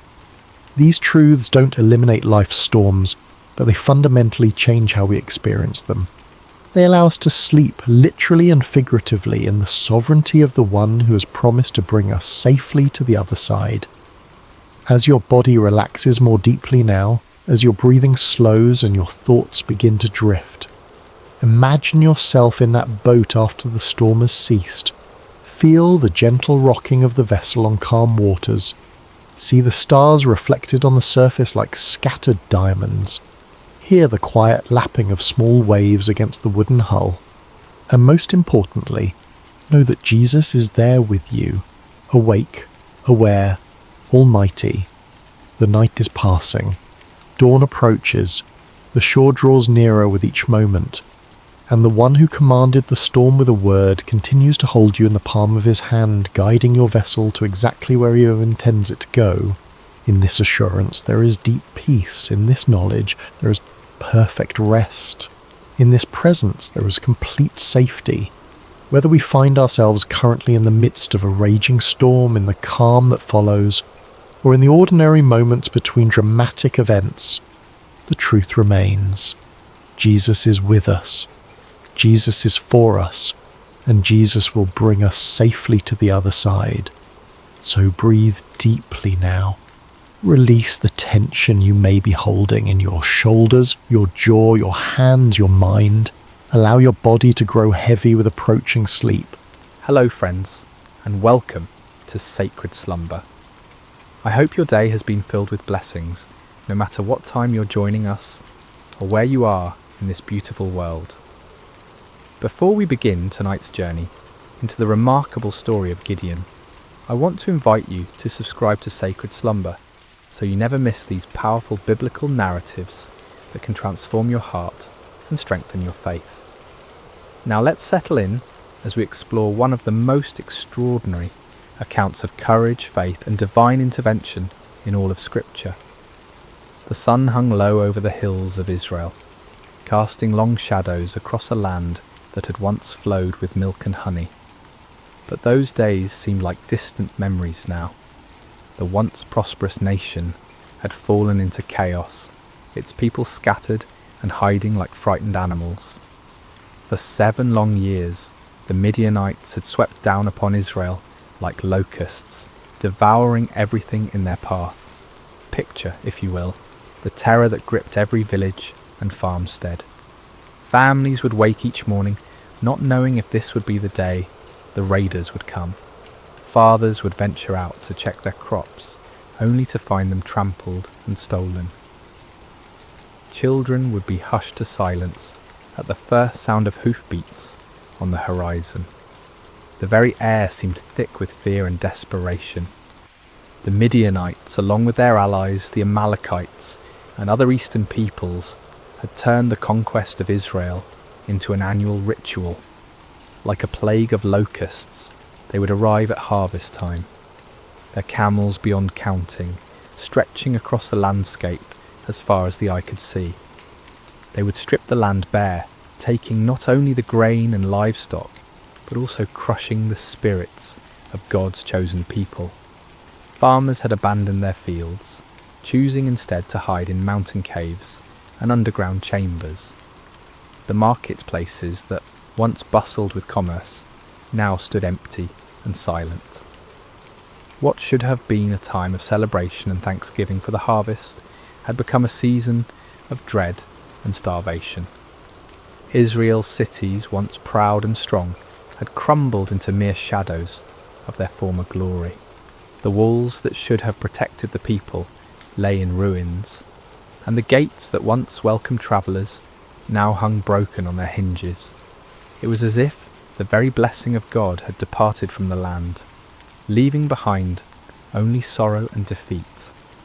In this atmosphere of despair, mothers would gather their children close and whisper the old stories of how God had delivered their ancestors from Egypt, how he had parted the Red Sea and given them victory over mighty enemies. But those stories seemed like fairy tales now, beautiful but impossible dreams from a time when God still cared about his people.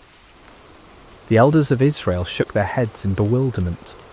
Where was the God of Abraham, Isaac and Jacob? Where was the mighty deliverer who had once fought for them? Had he forgotten his covenant? Had he abandoned them to their enemies forever? It was into this world of darkness and desperation that our story begins, in the small town of Ophrah, where a young man named Gideon was about to discover that God had not forgotten his people, after all.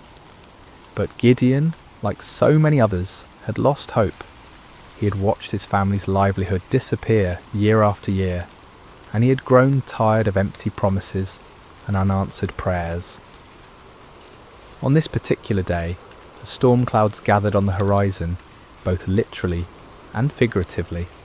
Gideon was engaged in the dangerous work of threshing wheat, but he wasn't doing it in the traditional threshing floor, where the grain could be properly separated from the chaff by the wind.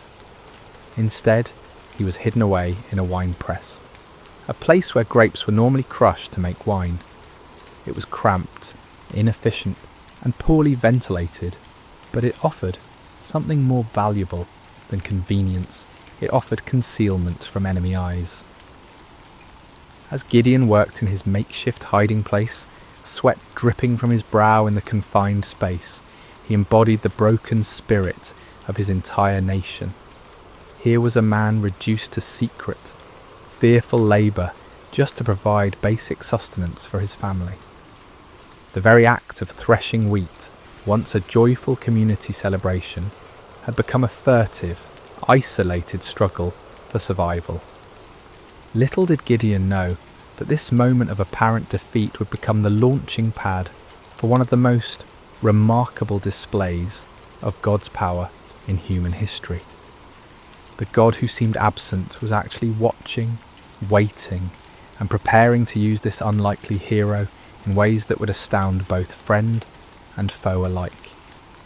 The rhythm of Gideon's work was steady but tense. Each strike of his flail against the wheat stalks echoed softly in the confined space of the wine press. His eyes darted frequently toward the opening above, watching for any sign of danger. The precious grain he was salvaging represented not just food for today, but hope for tomorrow, assuming the Midianites didn't discover his hiding place. The silence of the afternoon was broken by an unexpected voice. "The Lord is with you, mighty warrior." Gideon's heart nearly stopped. He spun around, flail raised defensively, expecting to see a Midianite scout who had somehow discovered his secret location. Instead, he found himself face to face with a figure unlike any he had ever encountered. The stranger sat calmly beneath the great oak tree that overlooked the wine press, his presence somehow both commanding and peaceful. The greeting struck Gideon as almost mockingly ironic. Mighty warrior? Him? The man who was reduced to threshing wheat in secret, constantly looking over his shoulder in fear. And the Lord is with you? If that were true, then why was Israel suffering under such devastating oppression? "Pardon me, my lord," Gideon replied, his voice heavy with skepticism and pain. "But if the Lord is with us, why has all this happened to us? Where are all his wonders that our ancestors told us about when they said, 'Did not the Lord bring us up out of Egypt?' But now the Lord has abandoned us and given us into the hand of Midian." The words poured out of Gideon like water from a broken dam. Years of frustration, disappointment, and unanswered questions came tumbling forth. He had grown up hearing the magnificent stories of God's mighty deeds, of pillars of fire and cloud, of armies defeated and nations subdued. But where was that God now? Where were those miracles when his people needed them most? The stranger listened patiently to Gideon's outburst, showing no offence at the young man's boldness or apparent lack of faith. There was something in his eyes that spoke of ancient wisdom and unlimited compassion. When Gideon finished speaking, the visitor's response was both simple and earth-shattering. "Go in the strength you have and save Israel out of Midian's hand. Am I not sending you?" The audacity of the command took Gideon's breath away. Save Israel? Him? The implications were staggering. This wasn't a request for him to join an army or support a cause. This was a divine commission to personally lead the deliverance of an entire nation from a seemingly impossible situation. "Pardon me, my lord," Gideon stammered, his mind reeling, "but how can I save Israel? My clan is the weakest in Manasseh, and I am the least in my family." Gideon's response revealed the depth of his feelings of inadequacy. In a culture where tribal strength and family position determined social standing and influence, he saw himself as doubly disqualified. His clan held no political power, commanded no great armies, and possessed no significant wealth. Within that already weak clan, he was the youngest, the most inexperienced, the least likely to be chosen for any position of leadership. But the stranger's next words would echo through the ages as one of the most profound promises ever given to a human being. I will be with you, and you will strike down all the Midianites, leaving none alive. The promise was comprehensive and absolute. Not some of the Midianites, not most of them, but all of them. The victory would be complete and decisive, but more importantly, it would not depend on Gideon's strength, wisdom, or experience. It would depend entirely on the presence and power of God himself. Still struggling to believe what he was hearing, Gideon made a request that would reveal both his desire for faith and his need for certainty. If now I have found favour in your eyes, give me a sign that it is really you talking to me. Please do not go away until I come back and bring my offering and set it before you. The stranger agreed to wait, and Gideon hurried to his house to prepare an offering. His heart raced as he worked, his hands trembling slightly as he prepared a young goat and made bread from an ephah of flour. This was not a small offering by the standards of his time, especially for a family struggling under the oppression of constant raids. Yet something within him compelled him to give generously, to honour this mysterious visitor properly. When Gideon returned with the prepared food, the stranger instructed him to place the meat and unleavened bread on a rock and pour out the broth. Gideon obeyed, though he couldn't understand the purpose of these strange instructions. What happened next would leave no doubt about the supernatural nature of his visitor. The stranger touched the meat and bread with the tip of the staff he carried, and immediately fire flared from the rock, consuming the entire offering in an instant. The flames burned with an intensity and heat that no ordinary fire could match, leaving nothing behind but the memory of their brilliance.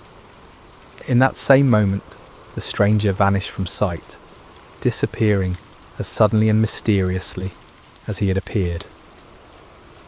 Terror gripped Gideon's heart as the full realization of what had just occurred crashed over him like a mighty wave. This had been no ordinary man, no mere messenger or prophet. This had been the angel of the Lord, a manifestation of God himself. In that moment of understanding, Gideon was overwhelmed not with joy, but with mortal fear. "Alas, sovereign Lord," he cried out in anguish, "I have seen the angel of the Lord face to face." In the ancient world, it was believed that no human could see God and live. The very encounter that should have filled him with confidence instead filled him with terror. Had his boldness in questioning and testing the Lord sealed his doom? Would he die for having stood in the presence of the Almighty? But even in his moment of greatest fear, God's grace reached out to comfort him. The voice of the Lord came to him again, gentle and reassuring. "Peace, do not be afraid, you are not going to die." With his own hands, Gideon built an altar on that spot and called it, "The Lord is Peace."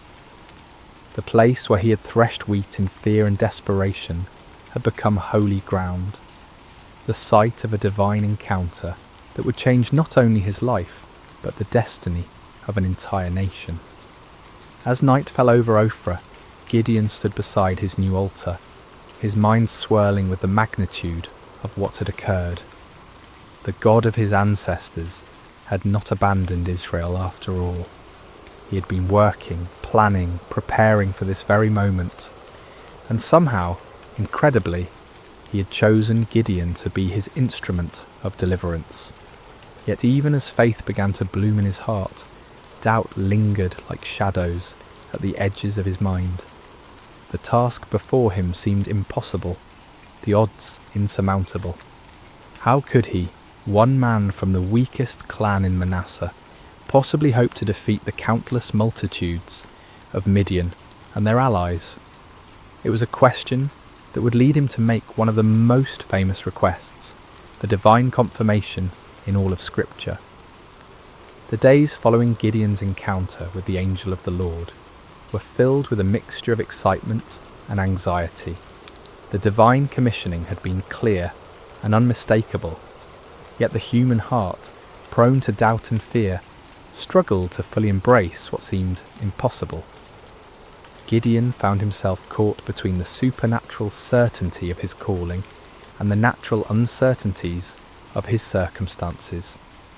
As he went about his daily tasks, Gideon's mind constantly returned to that moment when fire had consumed his offering and the angel had vanished from sight.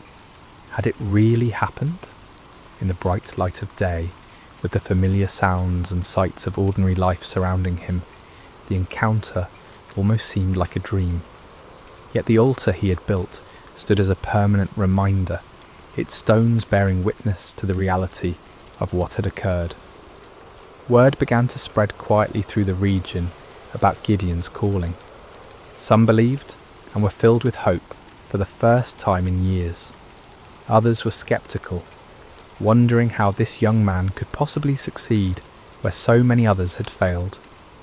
Still others were fearful, worried that any attempt at resistance would only bring more severe retaliation from their oppressors. The weight of responsibility pressed heavily on Gideon's shoulders. He was being asked not just to risk his own life, but potentially to lead others to their deaths. What if he had misunderstood? What if his faith had somehow led him astray? The consequences of a mistake would be catastrophic, not just for him, but for all who would follow him. It was in this state of mind that Gideon made his famous request for divine confirmation. The fleece test, as it would come to be known, represented not a lack of faith, but rather a deep desire for certainty in the face of overwhelming responsibility. "If you will save Israel by my hand as you have promised," Gideon prayed earnestly, "look, I will place a wool fleece on the threshing floor. If there is dew only on the fleece, and all the ground is dry, then I will know that you will save Israel by my hand, as you said." The request was specific and measurable. In the normal course of nature, dew would form on all surfaces exposed to the night air. If God could reverse this natural process, causing moisture to collect only on the fleece, while leaving the surrounding ground completely dry, it would serve as an unmistakable sign of divine intervention. Gideon placed the fleece carefully on the threshing floor as evening approached. All through the night, he must have awakened periodically, wondering what he would find in the morning. As dawn broke, he hurried to the spot where he had placed his test. What he discovered filled him with wonder and awe. The fleece was thoroughly saturated with dew, so much so that when he wrung it out, he was able to fill an entire bowl with water. Yet all around it, the ground was completely dry, as if an invisible barrier had prevented any moisture from settling anywhere but on the wool. The sign was clear and unmistakable, yet Gideon's human nature craved even greater certainty. The magnitude of what he was being called to do seemed to justify asking for additional confirmation. With remarkable humility and boldness, he approached God with yet another request. "Do not be angry with me," Gideon prayed, acknowledging that his repeated testing might seem to indicate a lack of trust. "Let me make just one more request. Allow me one more test with the fleece, but this time make the fleece dry and let the ground be covered with dew." This second test was even more remarkable than the first. It would be one thing for God to cause dew to collect on a single object, while keeping the surrounding area dry, but it would be quite another to keep one small piece of wool completely dry while saturating everything around it. This second sign would demonstrate not just God's power over nature, but his precise control over the smallest details. Again, Gideon placed the fleece on the threshing floor and waited through the night. When morning came, he found exactly what he had requested. The fleece was bone dry without a trace of moisture, while the ground all around it sparkled with heavy dew. The grass, the stones, the nearby trees, everything was wet with the night's moisture, except for that one small piece of wool. God had patiently granted both requests, demonstrating not anger at Gideon's need for reassurance, but understanding and compassion for human weakness. The fleece tests revealed important truths about the nature of faith and the character of God. Faith is not the absence of questions or doubts. Rather, it is the willingness to act in obedience despite those questions and doubts. Moreover, God's response to Gideon's requests showed his patience with those who seek him earnestly. He did not rebuke Gideon for his need for confirmation, nor did he withdraw his calling because of the young man's hesitation. Instead, he graciously provided the assurance that Gideon needed to step forward in faith. The fleece tests also demonstrated the balance between seeking divine guidance and taking action. There comes a point when further testing can become an excuse for inaction, when the desire for certainty becomes a barrier to obedience. Gideon wisely limited his requests to 2 clear signs, then proceeded to act on what he'd received. As news of these miraculous signs spread throughout the tribes of Israel, hope began to stir in hearts that had been dormant for years. Perhaps God had not forgotten them after all. Perhaps deliverance was indeed coming through this unlikely young man from Ophrah. But before Gideon could lead Israel into battle against their oppressors, he would need to assemble an army. The call went out throughout the territories of Manasseh, Asher, Zebulun, and Naphtali. Men who had been hiding in caves and mountain strongholds began to emerge, drawn by the promise of freedom and the reports of God's miraculous confirmations. The response was overwhelming. 32,000 men answered the call, a substantial army by any measure. These were not professional soldiers, but farmers and craftsmen, fathers and sons, united by their hatred of oppression and their desperate hope for liberation. They came carrying whatever weapons they could find, swords that had been hidden from enemy raids, spears hastily fashioned from farming tools, bows that had been used for hunting game in the wilderness. As Gideon looked out over this vast assembly of volunteers, he might have felt a surge of confidence. Surely with 32,000 men, even amateur fighters, he could mount a credible challenge to the Midianite forces. The odds were still daunting, given that the enemy could field armies many times larger, but at least now they had a fighting chance. Yet God had other plans. The fleece tests had been preparation not just for Gideon's faith, but for an even greater demonstration of divine power. The true test was not whether Gideon could trust God with impossible signs, but whether he could trust God with an impossible strategy. What happened next would shock both Gideon and his army, challenging every human assumption about warfare and victory. God was about to demonstrate that his ways are not our ways, and that his power is made perfect, not in human strength, but in human weakness. The morning sun cast long shadows across the camp as 32,000 men prepared for what they believed would be their march to war. Weapons were sharpened, provisions were packed, and final prayers were offered. The air buzzed with nervous energy as farmers turned warriors contemplated the battle that lay ahead. Gideon moved among his troops, offering words of encouragement and trying to project the confidence that a leader must display. Yet privately, he was still awed by the magnitude of what was happening. Just weeks earlier, he had been hiding in a wine press, and now he stood at the head of the largest volunteer army Israel had assembled in generations. But as the army prepared to march toward the enemy encampment, God spoke to Gideon with words that must have sent shockwaves through his entire being. "You have too many men. I cannot deliver Midian into their hands, or Israel would boast against me. Our own strength has saved us." Too many men? The statement seemed to defy all military logic. The Midianites and their allies numbered in the hundreds of thousands. Their camels alone described as being like locusts for multitude. How could 32,000 possibly be considered too many?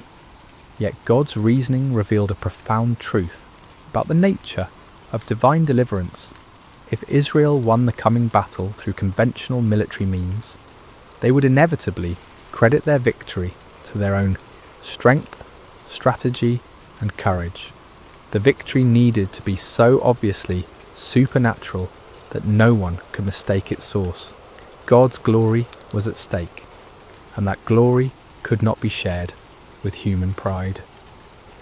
Following God's instructions, Gideon stood before his assembled army and made an announcement that must have stunned many of the volunteers. Anyone who trembles with fear may turn back and leave Mount Gilead.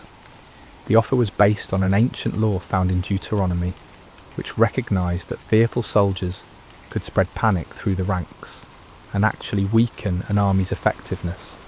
But in this case, the dismissal served a different purpose entirely. God was beginning the process of reducing the army to a size that would make his intervention unmistakable. The response to Gideon's announcement was immediate and devastating. 22,000 men took advantage of the opportunity to withdraw from what many probably saw as a suicide mission anyway. These were not cowards in the traditional sense. They were ordinary people facing an extraordinary situation, and they chose the safety of their families over the uncertainties of battle. As Gideon watched more than 2/3 of his army walk away, his heart must have sunk. 10,000 men remained, still a respectable force, but far fewer than what seemed necessary for the task ahead. Surely now they could proceed with God's blessing. But God was not finished with his reductions. "There are still too many men," came the divine word. "Take them down to the water, and I will thin them out for you there. If I say, 'This one shall go with you,' he shall go. But if I say, 'This one shall not go with you,' he shall not go." The instruction was puzzling and specific. Gideon was to observe how the men drank water and select his final army based on their drinking method.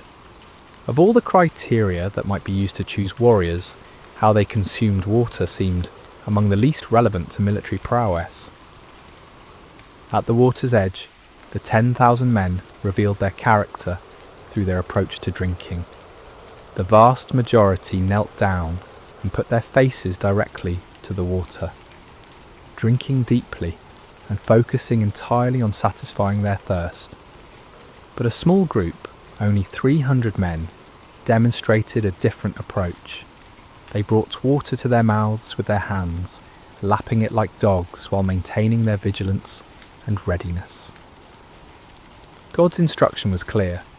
"With the 300 men that lapped, I will save you and give the Midianites into your hands. Let all the others go home." The reduction was complete and shocking. From 32,000 to 300 represented a decrease of more than 99%. What had begun as a substantial army was now reduced to little more than a large company. The odds, already daunting, had become mathematically absurd. Yet the selection criteria revealed profound spiritual truths. The 300 men who were chosen had demonstrated alertness, self-discipline, and readiness, even in a moment of personal need. While drinking, they had maintained their awareness of their surroundings, prepared for action at a moment's notice. These qualities, while admirable in soldiers, were really symbols of spiritual preparedness and faithfulness. As the dismissed soldiers departed, taking most of the weapons and supplies with them, Gideon was left with 300 men who looked more like a ceremonial guard than a fighting force. The enemy they faced was described in terms that emphasized their overwhelming numbers. All the Midianites, the Amalekites, and the other eastern peoples had settled in the valley, thick as locusts. Their camels could no more be counted than the sand on the seashore. The disparity was so extreme that it moved beyond the realm of military strategy into the realm of the miraculous. No human commander would voluntarily reduce his forces to such a level when facing such overwhelming odds. Yet this was precisely God's point. The victory that was coming would be so clearly divine in origin that no one could attribute it to human planning or prowess. For Gideon, this final reduction must have been the ultimate test of faith. Everything in his military thinking, everything in his natural instincts, everything in conventional wisdom screamed against such a strategy. Yet his experiences with the fleece had prepared him for this moment. He had learned to trust God's ways even when they contradicted human logic. The 300 men who remained showed remarkable faith as well. They could see the enemy forces spread across the valley below them. They knew the odds better than anyone, yet they chose to stay, to trust in the God who had called them through his servant Gideon. As night fell over the Israelite camp, the 300 men prepared for what would be the most unconventional battle in military history. They had no idea that they were about to participate in a victory that would be remembered and celebrated for thousands of years. A victory that would demonstrate God's power to use the weak to confound the mighty. The stage was set for a night that would change everything.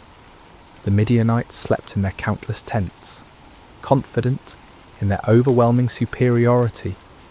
The 300 Israelites made their final preparations, trusting in a God who specialized in impossible victories.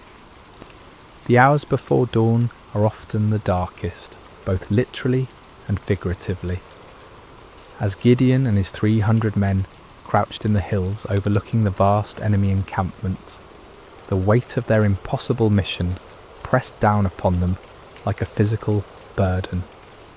The valley below was filled with the tents of their enemies, stretching as far as the eye could see in the starlight, a sea of canvas that housed an army larger than any they had ever faced. Despite the miraculous signs he had witnessed and the divine assurances he had received, Gideon still struggled with doubt. God, in his infinite understanding of human nature, provided one more confirmation before the battle commenced. "Get up, go down against the camp," the Lord instructed, "because I am going to give it into your hands. If you are afraid to attack, go down to the camp with your servant Purah and listen to what they are saying. Afterward, you will be encouraged to attack the camp." The offer revealed God's compassionate understanding of Gideon's anxiety. Rather than rebuking him for his continued fears, the Lord provided an opportunity for reassurance. Taking his servant Purah with him, Gideon crept down toward the perimeter of the enemy camp under cover of darkness. The Midianite camp was massive beyond imagination. Thousands upon thousands of tents housed warriors from multiple nations united in their conquest of Israel.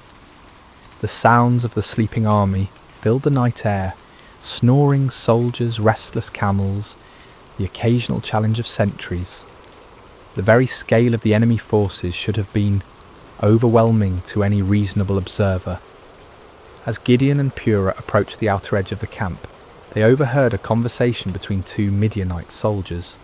One was telling his companion about a disturbing dream he had experienced. "I had a dream. A round loaf of barley bread came tumbling into the Midianite camp. It struck the tent with such force that the tent overturned and collapsed." The interpretation offered by his fellow soldier was even more remarkable. "This can be nothing other than the sword of Gideon, son of Joash, the Israelite. God has given the Midianites and the whole camp into his hands." The irony was profound. Here in the heart of the enemy camp, God was providing confirmation through the mouths of Israel's oppressors themselves. The barley bread in the dream was significant. Barley was considered the food of the poor, inferior to wheat. Yet in the dream, this humble loaf had the power to destroy the entire enemy position. The symbolism was clear. God would use the humble and despised to bring down the mighty and proud. That Gideon's name was already known to the enemy indicated that word of the gathering Israelite resistance had reached their ears.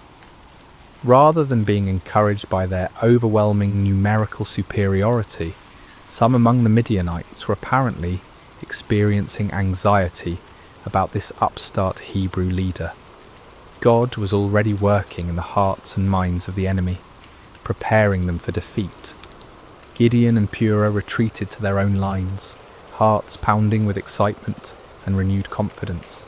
The doubt that had plagued Gideon was finally dispelled by this remarkable confirmation. When they reached the Israelite position, Gideon called his men together for final instructions. "Get up," he announced with newfound authority and confidence. "The Lord has given the Midianite camp into your hands." What followed was perhaps the most unusual battle plan in military history. Instead of swords and spears, Gideon distributed trumpets, empty clay jars, and torches to each of his 300 men. The weapons of conventional warfare were set aside in favour of items that seemed more suited to a religious ceremony than a military campaign. Gideon divided his small force into 3 companies of 100 men each. The strategy was simple, yet audacious. They would surround the enemy camp and, at Gideon's signal, create as much noise and confusion as possible while giving the appearance of a much larger force. "Watch me," Gideon instructed his men. "Follow my lead. When I get to the edge of the camp, do exactly as I do. When I and all who are with me blow our trumpets, then from all around the camp blow yours and shout, 'For the Lord and for Gideon.'" The plan required perfect timing and coordination. Each man would conceal his torch inside a clay jar, maintaining complete darkness and silence until the moment of attack. Then at Gideon's signal, they would simultaneously break their jars, revealing blazing torches, blow their trumpets with all their might, and shout their battle cry. The psychological impact was designed to be devastating. The enemy would suddenly find themselves surrounded by lights and noise, creating the impression of a massive attacking force. In the confusion of a night assault, with limited visibility and the disorientation of being awakened from sleep, even experienced soldiers could panic and lose their sense of direction. As the 3 companies moved into position around the vast perimeter of the enemy camp, each man must have felt the weight of the moment. They were not professional soldiers, but ordinary citizens who had answered the call to fight for their freedom. Now they found themselves in the most critical moment of their lives, armed with the most unconventional weapons imaginable, trusting in a God who had promised victory through seemingly impossible means. The middle watch around midnight was traditionally the time when sentries were changed, and vigilance was often at its lowest point. It was at this precise moment that Gideon and his 100 men reached their assigned position on the edge of the camp. Across the valley, 200 other men waited in similar positions, every eye fixed on their leader for the signal that would begin the battle. Gideon raised his torch-filled jar high above his head, then brought it down sharply, smashing it against a rock. The clay shattered with a sound that seemed to echo across the silent valley, and immediately his torch blazed forth in the darkness. At the same instant, he lifted his trumpet to his lips and blew a long, piercing blast. "For the Lord and for Gideon," he shouted at the top of his lungs. The signal rippled around the camp as 300 jars smashed simultaneously. 300 torches burst into flame, and 300 trumpet hags sounded their defiant call. The battle cry of "For the Lord and for Gideon" echoed from every direction, creating the impression that the Midianite camp was completely surrounded by a massive army. The effect was instantaneous and devastating. thousands of sleeping soldiers were jolted awake to find their camp surrounded by blazing lights and deafening noise. In the confusion and darkness, panic spread like wildfire through the ranks. Soldiers stumbled from their tents, grabbing whatever weapons they could find, unable to determine the size or direction of the attacking force. In their panic and confusion, the Midianites and their allies began attacking each other. Unable to distinguish friend from foe in the darkness, and hearing battle cries in their own languages from every direction, they assumed they had been betrayed by their allies. The coalition that had seemed so formidable began to tear itself apart. The 300 Israelites maintained their positions around the perimeter, continuing to blow their trumpets and hold their torches high, creating the illusion of a massive army that had the enemy completely surrounded. They watched in amazement as God fulfilled his promise in the most spectacular fashion imaginable. The panic spread throughout the entire camp like a plague. What had begun as confusion quickly escalated into a full-scale rout as the enemy forces fled in every direction, abandoning their weapons, supplies, and even their camels in their desperate attempt to escape what they perceived as certain destruction. The victory was complete and overwhelming, achieved not through superior numbers or military might, but through divine intervention, working through the obedience of 300 faithful men. The God who had called Gideon from his hiding place in the winepress had once again demonstrated that his power is made perfect in human weakness. As dawn broke over the valley, an astonishing sight greeted the 300 Israelites. Where the night before had stood the mighty encampment of Israel's oppressors, now lay only scattered debris and abandoned supplies. Tents stood empty, their guy ropes cut by fleeing soldiers. Weapons lay discarded where they had fallen from panicked hands. The camels that had been described as innumerable as locusts wandered aimlessly, their owners having fled into the wilderness. The ground itself told the story of the night's chaos.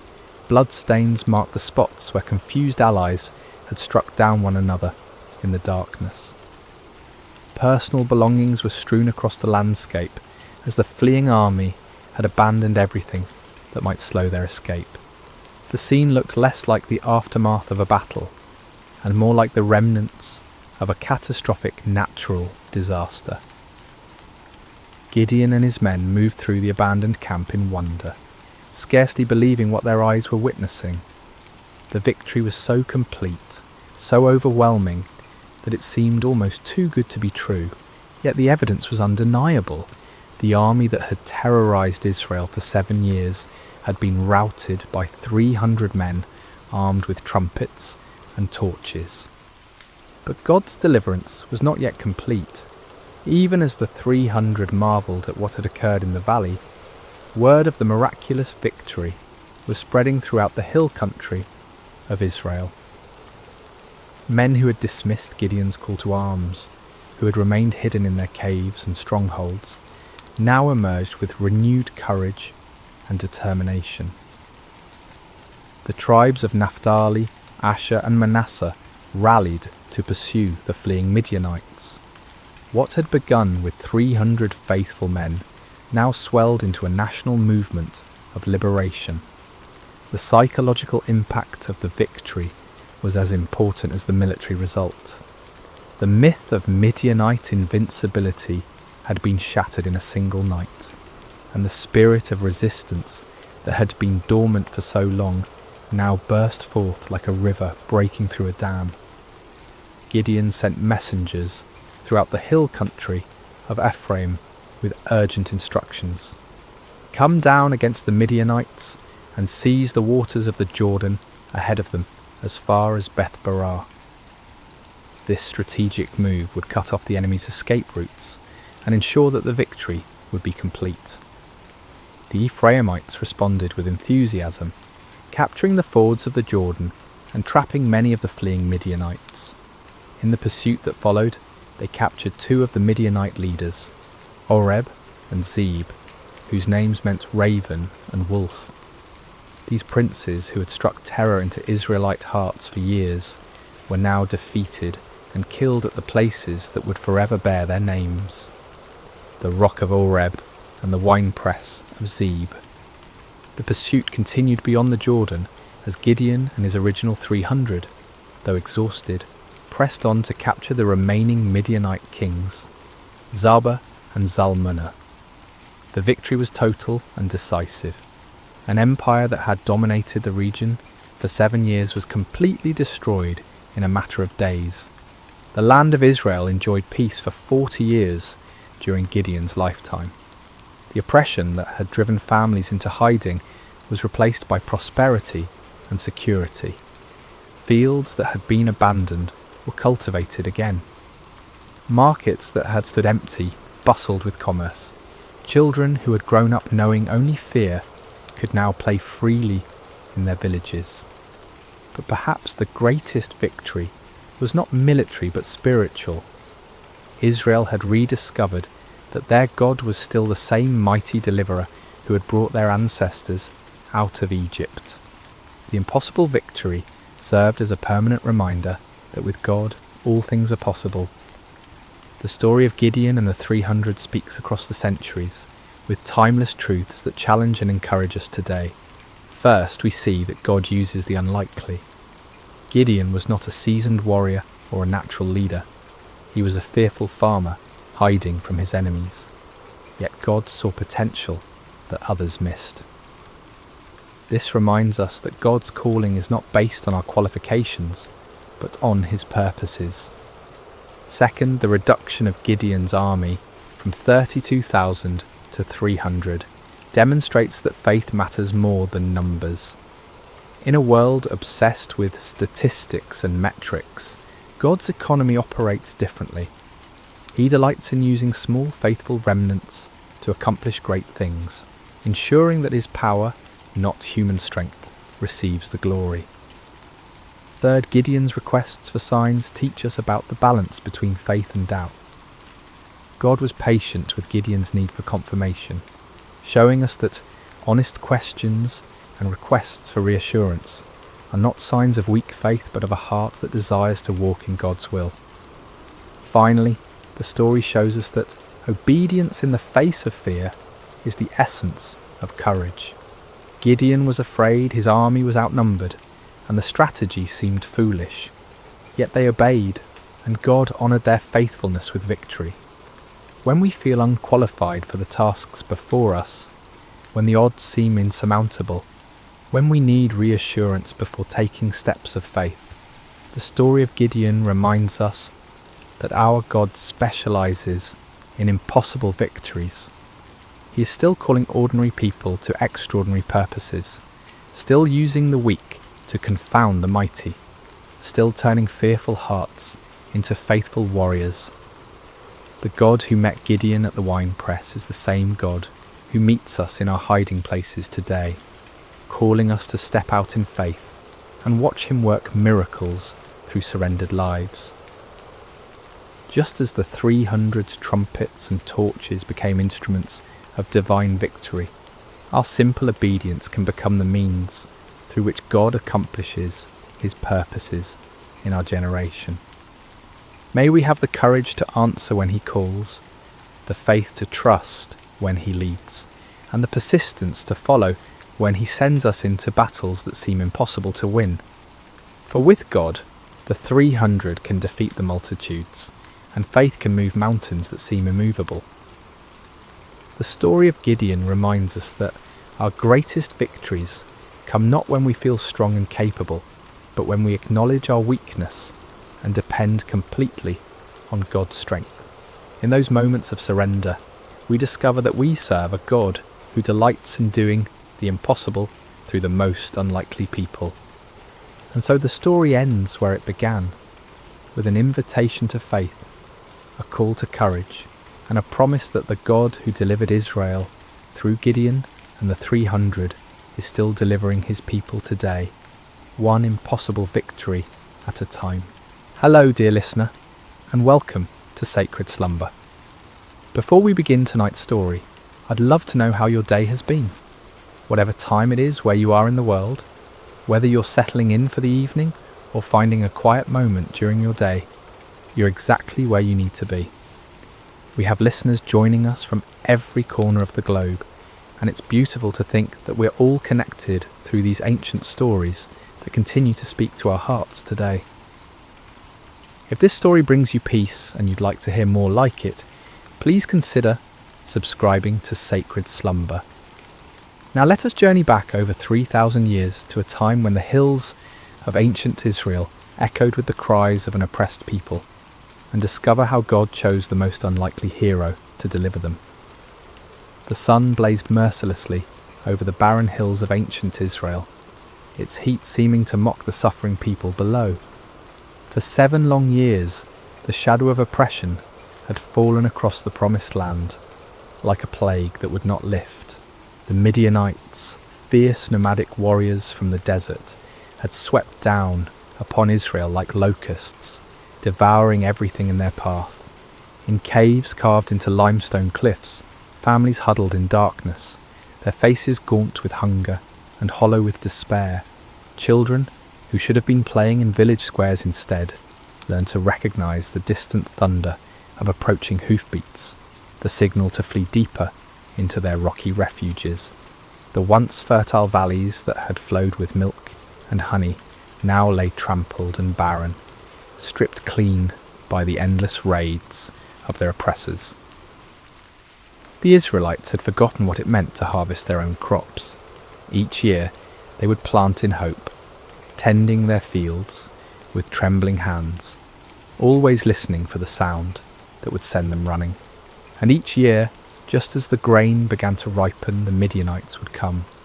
They arrived like a sandstorm, their camels innumerable as the sand by the sea, their warriors dark silhouettes against the burning sky. They took everything, left nothing, and vanished back into the wilderness, leaving behind only dust and desperation. In this time of darkness, when hope seemed as distant as the stars, there lived a young man named Gideon. He was not what anyone would call a mighty warrior. His hands, though calloused from labour, had never gripped a sword in battle. His shoulders, though broad from years of farm work, had never carried the weight of armour. His eyes, though keen from watching the horizon for danger, had never gazed unflinchingly into the face of an enemy.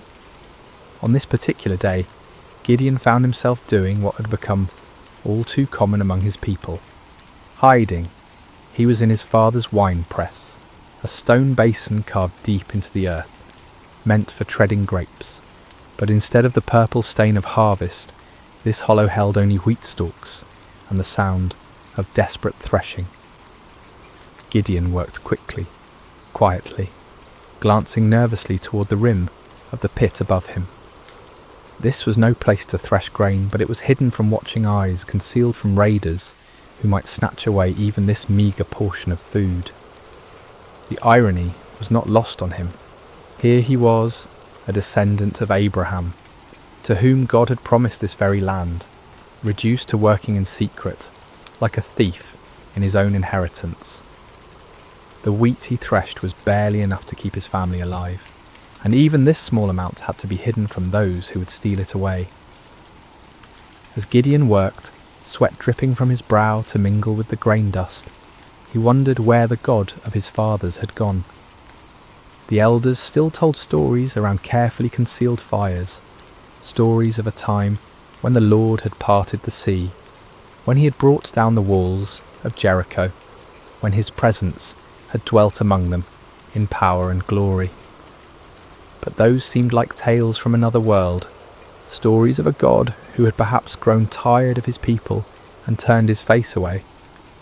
The rhythmic sound of the flail striking grain filled the small space, a lonely percussion that seemed to echo the beating of his own discouraged heart. Each strike felt like a prayer he didn't know how to voice, a desperate plea to heaven from a pit in the earth, and then without warning, the monotonous rhythm was broken by a voice. "The Lord is with you, mighty warrior." Gideon's flail froze mid-swing.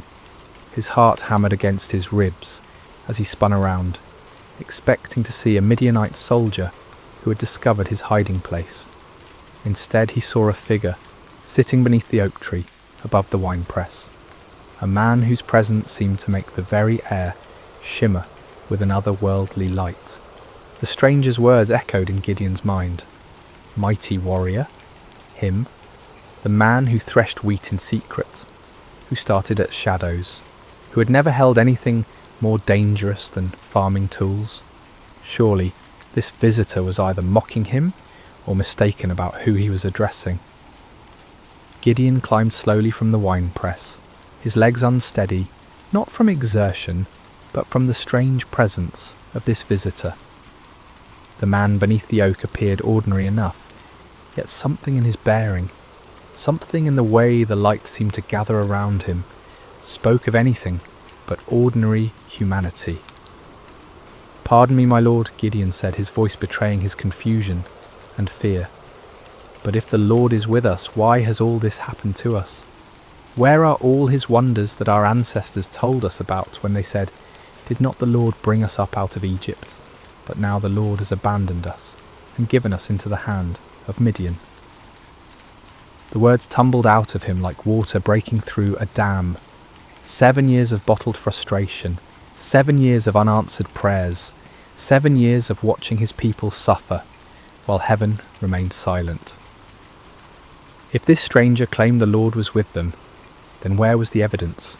Where was the God who had once fought for Israel with fire and earthquake, with angel armies and miraculous interventions? The figure beneath the oak tree regarded him with eyes that seemed to hold depths of understanding far beyond human measure.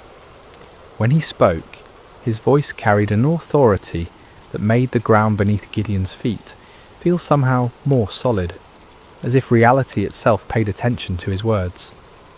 "Go in the strength you have and save Israel out of Midian's hand. Am I not sending you?" Gideon felt his knees nearly buckle. Save Israel? Him? The man who hid in wine presses, who jumped at the sound of the wind through the barley? This had to be some terrible mistake, some cosmic error in judgment. "Pardon me, my lord," he said again, his voice barely above a whisper, "but how can I save Israel? My clan is the weakest in Manasseh, and I am the least in my family." It was true. His family held no position of honour among the tribe. They owned no great flocks, commanded no respect in the councils of the elders. Gideon himself was the youngest son, the one who tended to mundane tasks while others made important decisions. He was nobody special, nobody who mattered, nobody whom anyone would follow into battle. But the mysterious visitor seemed unmoved by these protests. "I will be with you," he said simply, "and you will strike down all the Midianites, leaving none alive." The promise hung in the air between them, impossible and overwhelming. Gideon's mind reeled as he tried to comprehend what was being asked of him. But if this was truly a messenger from the Lord, if this was indeed the God of his fathers speaking to him, then surely he could ask for some sign, some proof that this wasn't merely the product of too much sun and too little food. "If now I have found favour in your eyes," Gideon said carefully, "give me a sign that it is really you who speaks with me. Please do not go away until I come back, and bring my offering and set it before you." The figure nodded gravely. "I will wait until you return." Gideon hurried to his house, his heart pounding with a mixture of terror and desperate hope. He prepared what he could offer: a young goat, unleavened bread made from precious flour, broth to complete the meal. It was a significant sacrifice for a family that had so little, but if there was even the slightest chance that the God of Israel was truly speaking to him, no cost was too great. When he returned to the oak tree, the stranger was still there, patient as stone, eternal as the hills. Gideon set the meat on a rock, poured out the broth, and waited to see what would happen. The visitor extended the staff in his hand and touched the meat and bread. Instantly, fire flared up from the rock, consuming the offering completely. In the same moment, the figure vanished from sight, leaving Gideon alone with the blackened stone and the certain terrifying knowledge that he had been speaking with an angel of the Lord.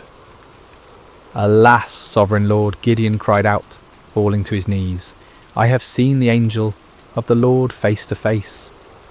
But even as fear overwhelmed him, a voice spoke from heaven itself. "Peace, do not be afraid, you are not going to die." Gideon built an altar there and called it "The Lord is Peace," but peace was far from what he felt in his heart. That very night, the Lord spoke to him again, commanding him to tear down his father's altar to Baal and cut down the Asherah pole beside it. It was to be his first act of obedience, his first step toward the impossible task that lay ahead. Under cover of darkness, accompanied by 10 servants, Gideon did as he was commanded. They worked quietly, dismantling the stone altar and chopping down the wooden symbol of false worship. In their place, Gideon built an altar to the Lord and offered a bull as a sacrifice, using the wood from the Asherah pole as fuel for the fire. When morning came, the men of the town discovered what had been done. Their rage was immediate and fierce. They demanded that Joash, Gideon's father, bring out his son to be killed for destroying the altar of Baal, but Joash surprised everyone, including his son, with his response. "Are you going to plead Baal's cause?" he asked the angry crowd. "If Baal really is a god, he can defend himself when someone breaks down his altar." From that day on, Gideon was called Jerub-Baal, meaning "let Baal contend with him." But even after this first victory, even after seeing fire consume his sacrifice and hearing the voice of the Lord, doubt still gnawed at Gideon's heart like a persistent wound. When the Midianites assembled once again for their annual raid, gathering in the valley like a dark sea of destruction, Gideon knew the time had come. Yet still he hesitated, still he needed more assurance. That night he took a wool fleece and placed it on the threshing floor. "If you will save Israel by my hand as you have promised," he prayed, "look, I will place a wool fleece on the threshing floor. If there is dew only on the fleece and all the ground is dry, then I will know that you will save Israel by my hand, as you said." In the morning the fleece was soaked with dew, while the ground around it was completely dry. Gideon wrung out the fleece and filled a bowl with water, but still he doubted. Still, he feared he was deceiving himself. "Do not be angry with me," he prayed again. "Let me make just one more request. Allow me one more test with the fleece, but this time make the fleece dry and let the ground be covered with dew." And God, patient with his fearful servant, did exactly as Gideon asked. The next morning, the fleece was dry while dew covered all the ground around it. Finally, Gideon could doubt no longer. The signs were clear, the calling was certain. The God of Israel had indeed chosen him, the least and the weakest, to deliver his people from their oppressors. But as Gideon would soon discover, God's ways of winning battles were as unexpected as his choice of champions. Word spread quickly through the hill country of Israel. Gideon, son of Joash, had called for warriors to gather at the spring of Harod. The response was overwhelming. Men came from every tribe, every village, every cave where families had been hiding. They came carrying whatever weapons they could find. Old swords passed down from fathers, farming implements that could serve as spears, slings and stones gathered from riverbeds. 32,000 men answered the call. It was a significant force, larger than any army Israel had mustered in years. As Gideon looked out over the sea of faces, weathered by years of oppression, but now bright with hope, he felt a stirring of confidence. Perhaps this task wouldn't be as impossible as it had seemed. But even as he counted his forces, Gideon knew they were still vastly outnumbered. In the valley below, the Midianites and their allies spread across the landscape like a plague of locusts. Their camels were indeed as numerous as the sand on the seashore. Their warriors a dark tide that seemed to stretch to the horizon. Conservative estimates put their numbers at over 100,000 fighting men, but some said there were twice that many. Gideon was contemplating these daunting odds when the Lord spoke to him once again, and the words he heard made his blood run cold. "You have too many men," the Lord said. "I cannot deliver Midian into their hands, or Israel would boast against me. My own strength has saved me. Now announce to the army, anyone who trembles with fear may turn back and leave Mount Gilead." Too many men. Gideon stared out at his army, then down at the vast enemy host in the valley. How could 32,000 be too many when facing such overwhelming odds? But the Lord's reasoning became clear. If Israel won this battle with such numbers, they would attribute the victory to their own military might, rather than to God's power. With a heavy heart, Gideon stood before his assembled forces. These men had left their families, their hiding places, their small measures of safety to answer his call. Now he had to tell some of them to go home. "Men of Israel," he called out, his voice carrying across the gathered warriors. "The Lord has spoken to me. Anyone among you who is afraid, anyone who trembles with fear, may return to his home. There is no shame in this. Go in peace."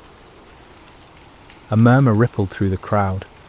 Some men looked relieved, others confused, still others ashamed. But slowly, surely, men began to step forward, to gather their belongings, to turn away from the camp. What started as a trickle became a stream, then a flood. By evening, 22,000 men had departed for their homes, leaving only 10,000 behind. Gideon watched them go with a mixture of understanding and dread. He couldn't blame them for their fear, not after 7 years of running and hiding, but now his army was less than a third of its original size, facing an enemy that seemed to grow larger with every passing hour. Surely now the Lord would be satisfied with the numbers. Surely now they could plan their attack, develop their strategy, prepare for battle. But as the sun set over the camp, painting the sky the colour of blood, the voice of the Lord came to Gideon once more. "There are still too many men," the Lord said. "Take them down to the water, and I will thin them out for you there." Gideon felt as if the ground was shifting beneath his feet. Still too many? 10,000 men were still too many to face 100,000? What kind of battle was the Lord planning? The next morning Gideon led his remaining men down to the spring of Harod. The water was clear and cold, bubbling up from underground sources that had never failed, even in the driest years. The men were thirsty from the march and eager to drink. Separate those who lapped the water with their tongues, as a dog laps from those who kneel down to drink, the Lord instructed. Gideon watched carefully as his men approached the water. Most of them, weary and relieved to finally rest, knelt down and put their faces directly to the stream, drinking deeply. But a few, perhaps more cautious or alert, cupped water in their hands and lapped it quickly while keeping their eyes up, watching for danger. When the test was complete, Gideon counted with growing amazement and terror. Only 300 men had lapped the water like dogs. 300 out of 10,000. 300 to face the multitudes of Midian. "With the 300 men that lapped I will save you and give the Midianites into your hands," the Lord said. "Let all the others return home." The dismissal of the remaining 9,700 men was even more painful than the first reduction. These were the men who had stayed when others fled, who had shown courage and commitment. Yet now they too had to be sent away, carrying with them the supplies and provisions that would have sustained a larger force. As evening fell over the camp, Gideon found himself staring at his tiny army. 300 men sat around small fires, their faces illuminated by flickering flames. Some sharpened weapons, others mended gear, still others simply stared into the darkness where their enemies waited. They were farmers and shepherds, craftsmen and traders. None of them were professional soldiers. None of them had trained for this kind of warfare. Gideon walked among them, listening to their quiet conversations. Some spoke of their families, wondering if they would ever see their wives and children again. Others talked about the enemy, speculating about Midianite tactics and weapons. A few prayed quietly, their voices barely audible above the crackling of the fires. "Do you think we can win?" one young man asked his companion, his voice carrying the weight of doubt that Gideon felt in his own heart. "With God's help," came the reply, but even that voice held uncertainty. As Gideon continued his circuit of the camp, he felt the familiar weight of fear settling on his shoulders like a heavy cloak. 300 men. It was impossible. It was madness. It was a recipe for massacre, not victory. But even as doubt assailed him, Gideon remembered the fire that had consumed his sacrifice, the signs with the fleece, the voice that had called him mighty warrior when he was anything but mighty. The God who had chosen him, who had reduced his army to an impossibly small number, was the same God who had parted the Red Sea, who had brought down the walls of Jericho with trumpets and shouts. Still, as he looked out toward the valley, where enemy campfires twinkled like stars fallen to earth, Gideon found himself struggling with the same fears that had driven him to test God with fleeces. The odds were beyond daunting. They were simply impossible. But perhaps, he thought with growing understanding, that was exactly the point. Sleep eluded Gideon that night. He tossed on his simple bedroll, listening to the sounds of his small army around him. Some of the men snored peacefully, displaying a faith or fatalism that he envied. Others, like himself, shifted restlessly, no doubt contemplating the impossibility of what lay ahead. As the night deepened, the Lord spoke to him once more. "Get up, go down against the camp, because I am going to give it into your hands. If you are afraid to attack, go down to the camp with your servant Purah and listen to what they are saying. Afterward, you will be encouraged to attack the camp." The Lord knew him well, Gideon realized. He was indeed afraid, terrified beyond measure. The offer to scout the enemy camp was exactly what his anxious heart needed.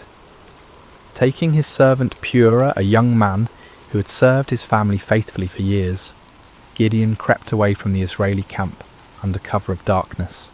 The descent into the valley was treacherous in the darkness.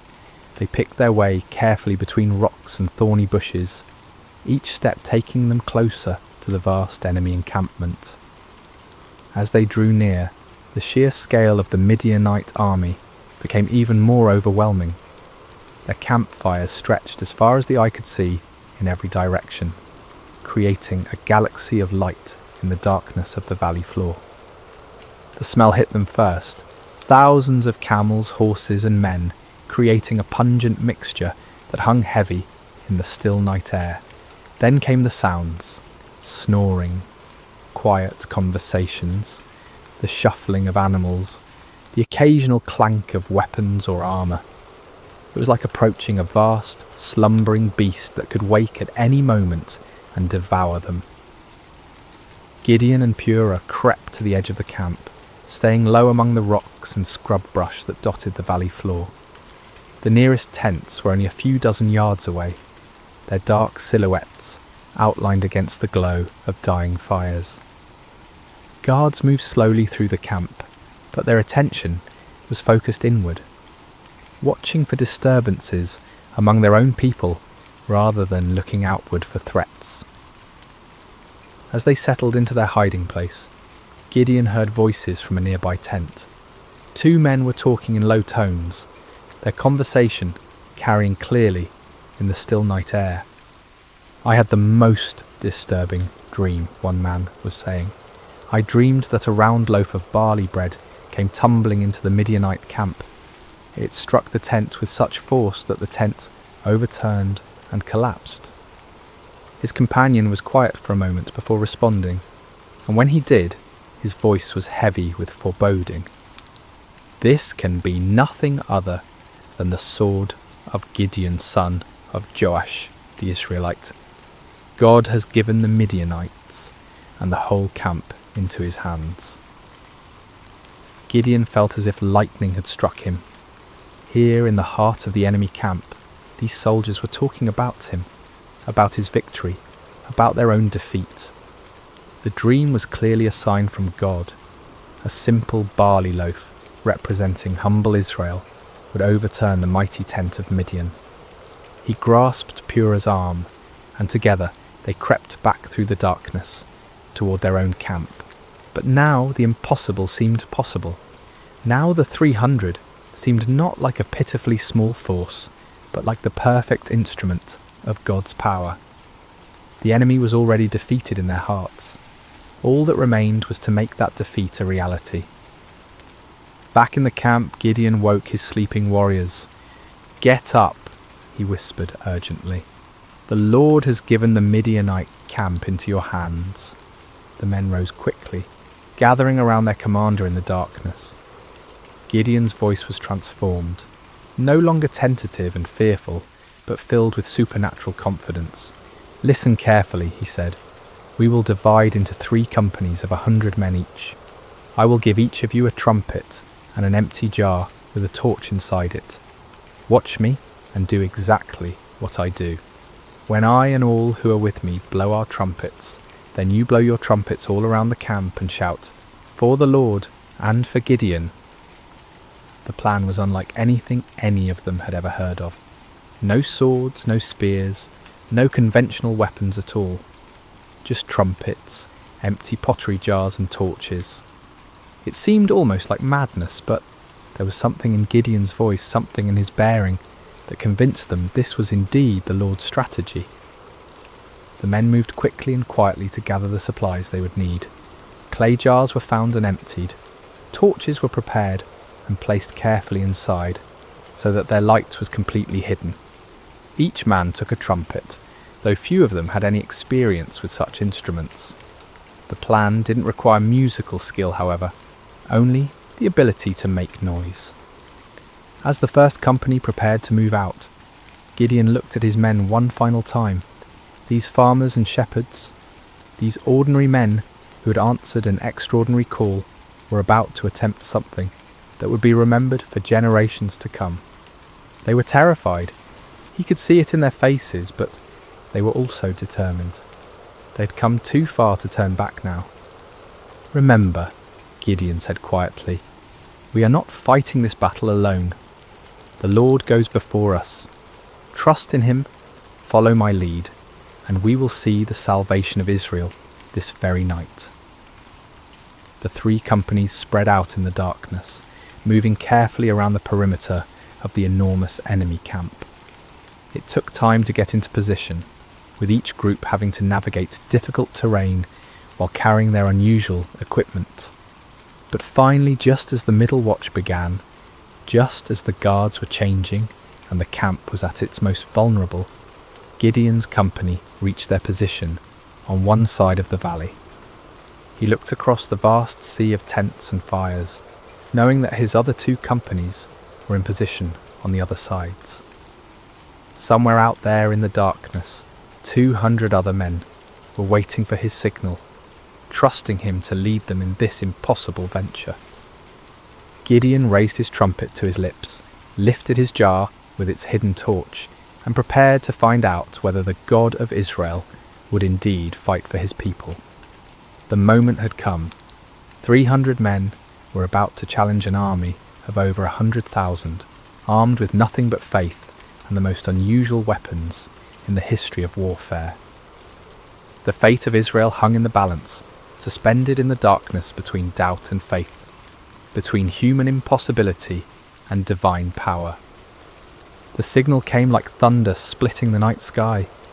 Gideon's trumpet blast echoed off the hills surrounding the valley, a piercing note that seemed to come from heaven itself. In the same instant, he smashed his clay jar against a rock, releasing the torch inside to blaze forth like a star suddenly born in the darkness. "A sword for the Lord and for Gideon," he shouted at the top of his lungs. The response was immediate and devastating. All around the perimeter of the vast Midianite camp, 299 other men followed their commander's example. The sound was indescribable. 300 trumpets blowing at once, creating a wall of noise that seemed to shake the very foundations of the earth. 300 clay jars smashed simultaneously, the sound like thunder crashing over and over again. 300 torches suddenly blazed to life, creating a ring of fire around the sleeping army. And 300 voices roared out the battle cry, "A sword for the Lord and for Gideon." The effect on the Midianite camp was catastrophic. Men who had been sleeping peacefully moments before were jolted awake by the tremendous noise, their minds struggling to comprehend what was happening. In the darkness, disoriented and terrified, they saw only the ring of torches surrounding them, and heard only the overwhelming sound of trumpets and shouting. To their sleep-clouded minds, it seemed as if they were surrounded by a vast army. The torches suggested thousands of soldiers, each one marking a warrior ready to attack. The trumpets spoke of organised military might, of disciplined forces moving in coordinated assault. The unified battle cry indicated an enemy confident of victory, sure of their superior strength. Panic spread through the camp like wildfire. Men stumbled from their tents, grabbing weapons, looking desperately for officers to tell them what to do. But in the chaos and darkness, with the deafening noise continuing all around them, communication was impossible. No one could hear orders over the sound of 300 trumpets. No one could see clearly through the confusion of flickering torches and deep shadows. "We're surrounded," someone screamed. "The whole Israeli army is here," shouted another. "We're all going to die," cried a third. The panic was contagious, spreading from tent to tent, from company to company, until the entire vast army was in the grip of terror. Men began running in all directions, some trying to escape what they perceived as encirclement, others attempting to mount some kind of defence against an enemy they couldn't see or understand. In their confusion and fear, the unthinkable began to happen. Midianite soldiers, unable to distinguish friend from foe in the chaos, began attacking each other. A man running through the darkness looked like an enemy soldier. A voice shouting commands in the confusion sounded like the voice of an Israeli warrior. Every shadow could be hiding an attacker. Swords were drawn not against the 300 Israelites on the perimeter, but against fellow Midianites. Spears were thrust not at the enemy, but at allies who had become indistinguishable from foes in the panic and darkness. The great army that had terrorized Israel for 7 years was turning on itself, destroying itself in its fear and confusion. Gideon and his men maintained their positions around the camp, continuing to blow their trumpets and brandish their torches, watching in amazement as their enemies did the work of destruction for them. It was the most extraordinary battle any of them had ever witnessed, a battle won without striking a single blow, a victory achieved through terror rather than traditional warfare. As the chaos in the camp intensified, the Midianites began a massive retreat. Those who could find their camels or horses fled toward the Jordan River and beyond. Others ran on foot, abandoning their weapons, their supplies, their wounded comrades, in their desperate attempt to escape what they believed was certain annihilation. But Gideon was not content to simply watch his enemies flee. As the first light of dawn began to creep over the eastern hills, he sent messengers throughout the hill country of Israel, calling on his countrymen to join the pursuit. "Come down against the Midianites," the messengers proclaimed, "and seize the waters of the Jordan ahead of them as far as Beth-barah." The response was immediate and enthusiastic. Men who had been hiding in caves for 7 years suddenly found themselves called to active pursuit of their oppressors. They came streaming down from the hills, like water released from a dam, energized by the news that the mighty Midianite army was in full retreat. The men of Ephraim were particularly effective, seizing the fords of the Jordan River and trapping many of the fleeing enemy forces. They captured and killed Oreb and Zeb, 2 of the Midianite leaders bringing their heads to Gideon as proof of their victory. Meanwhile, Gideon and his original 300 men continued the pursuit of the main enemy force. They crossed the Jordan River, following the fleeing armies eastward into the deserts. Despite their exhaustion, despite having had no sleep and little food, they pressed on relentlessly. The psychological impact of the night's events had completely broken the spirit of the Midianite alliance. Armies that had seemed invincible just hours before were now scattered bands of demoralized fugitives. The camels that had been as numerous as sand by the seashore were now obstacles to rapid flight rather than instruments of swift attack. Gideon's small force continued to grow as more Israelites joined the pursuit. Men from Naphtali, Asher, and all of Manasseh took up arms and chased the fleeing enemy. What had begun as an impossible battle for 300 men had become a nationwide uprising, a complete reversal of 7 years of oppression. The fleeing Midianites tried to regroup at Succoth and Penuel, but the local officials, perhaps fearing retaliation, refused to provide them with food or assistance. Gideon's pursuit was relentless, driving them ever deeper into the wilderness, further from their base of operations, further from any hope of mounting a counterattack. Finally, in the desert east of the Jordan, Gideon caught up with the remnants of the great army. Zebah and Zalmunna, the 2 kings of Midian, were there with about 15,000 men, all that was left of an army that had once numbered over 100,000. Even this reduced force vastly outnumbered Gideon's 300, but their spirit was completely broken. The final battle was swift and decisive. The Midianite army, already demoralized and exhausted, offered little resistance. Zebah and Zalmunna were captured alive, bringing to an end the 7-year reign of terror that had plagued Israel. As the sun set on that remarkable day, Gideon found himself looking out over a battlefield strewn with the evidence of complete victory. The mighty army that had seemed invincible just 24 hours earlier was destroyed. The kings who had terrorized his people were prisoners. The oppression that had driven Israel into caves and hiding places was broken forever. It had all begun with 300 men, 300 trumpets, 300 torches, and faith in a God who specializes in impossible victories. The journey back to Israel was unlike anything the land had seen in generations. What had begun as a desperate flight by 300 terrified farmers had become a triumphant procession that seemed to grow with every mile. Men emerged from caves and hidden places, women came out of their refuges, children ran alongside the returning heroes. The roads that had been empty for 7 years, too dangerous for normal travel, were now filled with celebration. Gideon rode at the head of the procession, the captured kings Zebah and Zalmunna walking in chains behind him. The sight of these once mighty rulers, who had struck terror into Israelite hearts for so long, now humbled and defeated, was almost too wonderful to believe. People lined the roads just to see them, to confirm with their own eyes that the nightmare was truly over.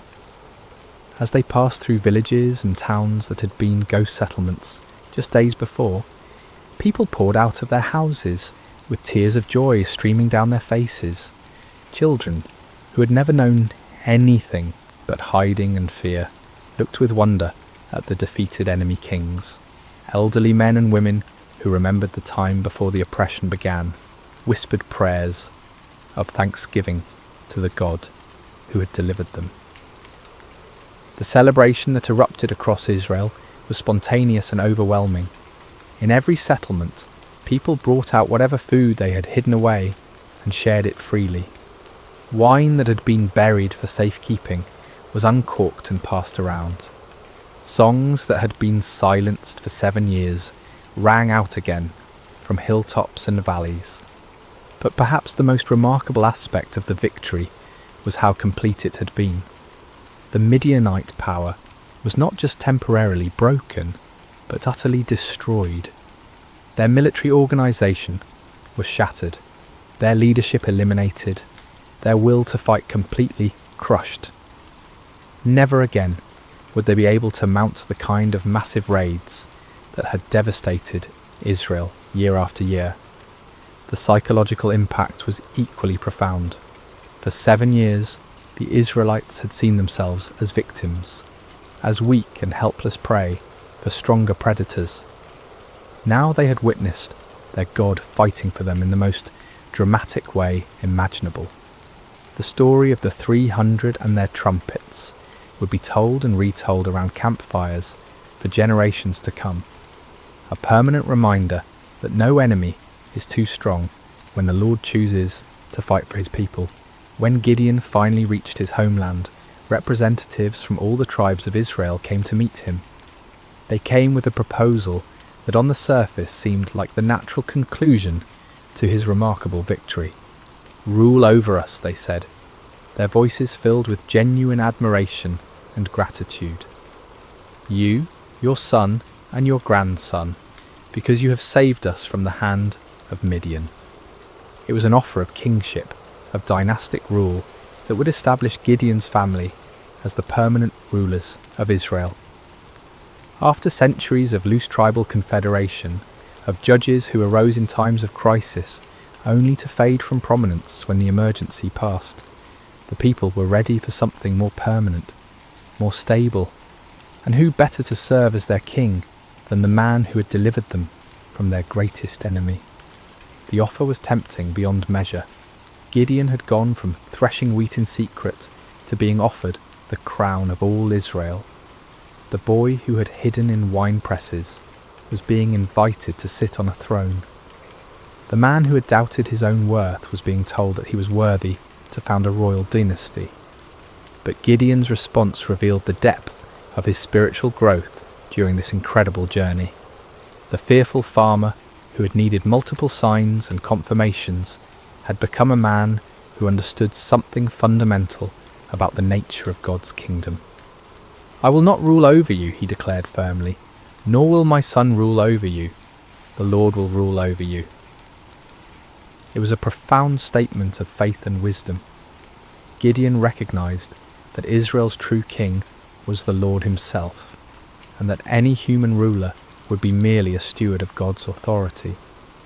He had learned through his own experience that victory came not through human strength or wisdom, but through complete dependence on divine power.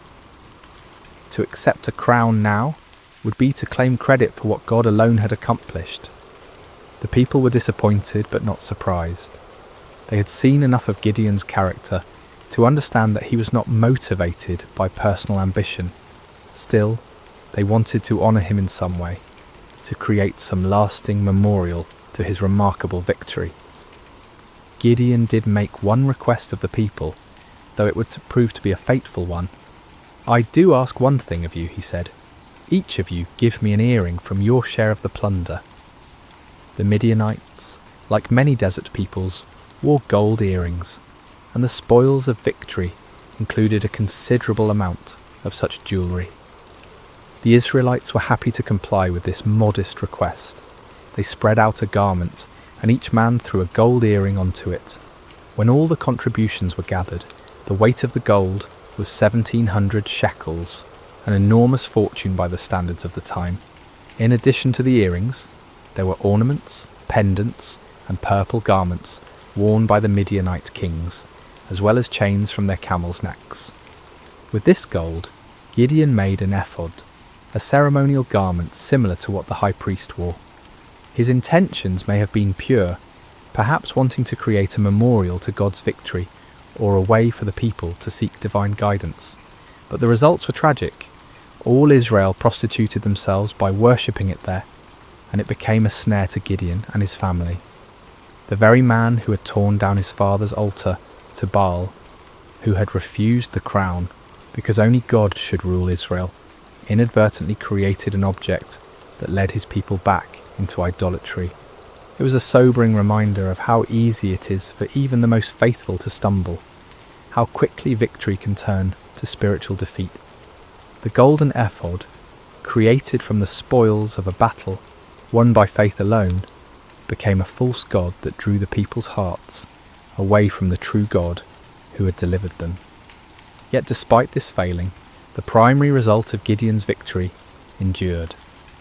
The land had peace for 40 years during his lifetime. The Midianites never recovered from their devastating defeat. Other potential enemies, seeing what had happened to the mighty Desert Confederation, thought twice before threatening Israel. Gideon himself lived quietly on his estate, enjoying the respect of his people, but never again taking up the sword. He married and had many children, 70 sons from his various wives. One son, born to a concubine in Shechem, was named Abimelech, and he would later bring great trouble to Israel in his quest for the power his father had refused. When Gideon died at a good old age, he was buried in the tomb of his father Joash in Ophrah of the Abiezrites. His death marked the end of an era, the passing of a man who had embodied both the highest faith and the deepest human frailty. As we reach the end of this ancient story, told now across thousands of years and countless retellings, the lessons of Gideon's life continue to resonate with profound relevance. His journey from fearful farmer to victorious leader speaks to truths that transcend time and culture, offering wisdom for anyone who has ever felt inadequate for the tasks before them. The first and most striking lesson is how God chooses his instruments. When the angel called Gideon a mighty warrior while he hid in a wine press, it seemed like either a mistake or a cruel joke. Gideon was none of the things we typically associate with great leaders. He wasn't brave, wasn't confident, wasn't from an important family, wasn't trained in warfare or politics. By every human measure, he was spectacularly unqualified for the task ahead. Yet this was precisely why God chose him. The Lord deliberately selects the weak to confound the strong, the foolish to shame the wise, the lowly to humble the proud. Gideon's weakness became the perfect vessel for divine strength because there could be no question about who deserved the credit for the victory. This principle was reinforced by the reduction of Gideon's army from 32,000 to 300. With overwhelming numbers, Israel might have attributed their victory to superior military strategy or exceptional courage. With just 300 men, there could be no doubt that the victory belonged to God alone. The method of the victory itself drove this point home with unmistakable clarity. No swords were swung, no arrows were shot, no conventional battle was fought. Instead, the enemy was defeated by trumpets, torches, and shouting. It was a victory that made no sense according to human wisdom, but perfect sense according to divine strategy. Gideon's story also illustrates the patient grace of God toward human weakness. When Gideon asked for signs, when he tested God with fleeces, when he needed encouragement through overhearing the enemy's dream, the Lord did not respond with anger or impatience. Instead, he provided exactly what his frightened servant needed to move forward in faith. This divine patience extends to our failures as well as our fears. Even when Gideon created the golden ephod that led Israel into idolatry, even when his victory was tainted by this spiritual stumble, God's larger purposes were not thwarted. The peace that came to Israel lasted for 40 years, and the story of Gideon's faith continued to inspire future generations. Yet Gideon's failure with the ephod serves as a sobering warning about the subtle nature of spiritual pride. The man who had refused a crown could still fall into the trap of creating an object that drew worship away from God. Victory can be more spiritually dangerous than defeat, success more corrupting than failure. Even those who have experienced God's power in extraordinary ways must remain vigilant against the pride that can grow from their very victories. The story also reveals the importance of recognizing God's sovereignty in our circumstances. When Gideon questioned why God had allowed the Midianite oppression, he was struggling with one of humanity's oldest questions: why does a good God permit suffering? The answer that emerges from his story is not a theological explanation, but a practical demonstration. God had not abandoned his people. He was preparing to deliver them in a way that would reveal his power and restore their faith. Sometimes what looks like divine absence is actually divine preparation. The 7 years of oppression created the conditions that made Israel ready to trust completely in God rather than in their own strength. Without that desperation, they might never have been willing to follow 300 men with trumpets against an army of over 100,000. Gideon's reluctance to accept the crown offers another crucial lesson about the nature of true leadership. The people wanted to make him king because he had saved them, but Gideon understood that salvation belongs to God alone. Human leaders are at their best when they serve as instruments of divine will rather than as objects of human worship. This principle applies far beyond political leadership. In families, in businesses, in communities, in churches, the most effective leaders are those who understand that their authority is delegated, that their successes come from sources beyond themselves, that their role is to point others toward truth rather than toward their own personalities or achievements.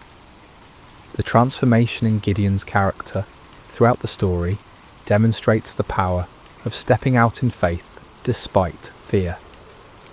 The man who ended the story was dramatically different from the one who began it, not because his circumstances had changed, but because he had learned to trust in something greater than his circumstances. He discovered what countless others have learned: that God's strength is made perfect in human weakness, that his power is most clearly displayed when human power is obviously inadequate, that the greatest victories often come in ways that make no earthly sense. For modern listeners, Gideon's story speaks to anyone who has ever felt overwhelmed by the challenges they face, whether dealing with personal struggles, family crises, professional obstacles, or community problems. The principles that guided Gideon remain relevant. True solutions often come not through human wisdom or strength, but through surrender to divine wisdom and dependence on divine strength. The story encourages us to look beyond the odds, beyond our qualifications, beyond conventional approaches, to find the unexpected ways that God might work. It reminds us that he specializes in impossible situations, that he delights in using unlikely people, that he often works in ways that confound human expectations. At the same time, Gideon's story warns us about the ongoing nature of spiritual vigilance. Victory is not a destination, but a stepping stone. Success is not an end, but a beginning. Even those who have experienced God's power in remarkable ways must continue to guard their hearts against pride, idolatry, and spiritual complacency.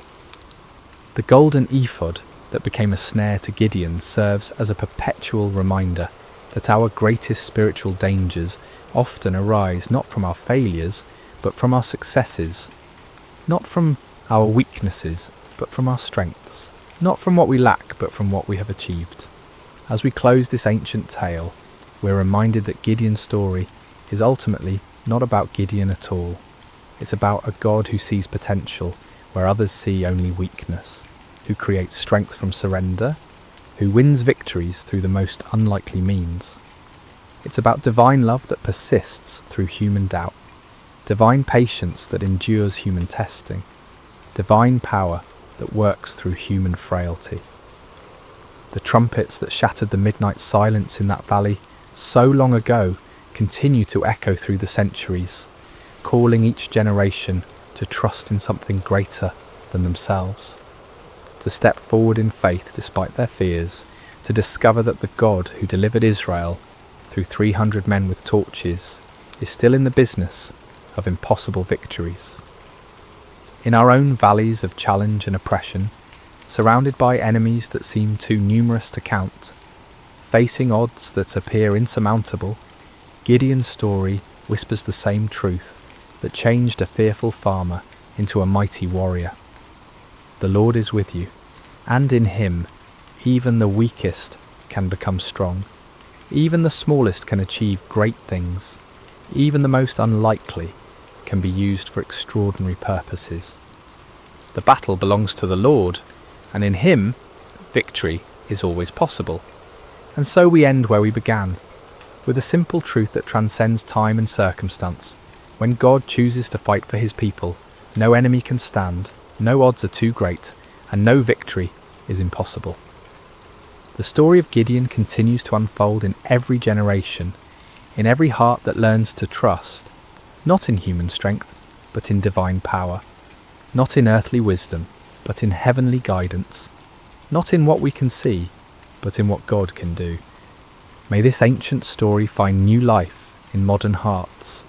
May its lessons take root in contemporary soil, and may its timeless truths continue to inspire faith, courage, and hope in all who hear it. For the God who called Gideon from his hiding place continues to call ordinary people to extraordinary purposes, continues to choose the weak, to confound the strong, and continues to win impossible victories through the most unlikely means. The story of Gideon is, in the end, the story of all who learn to trust in something greater than themselves.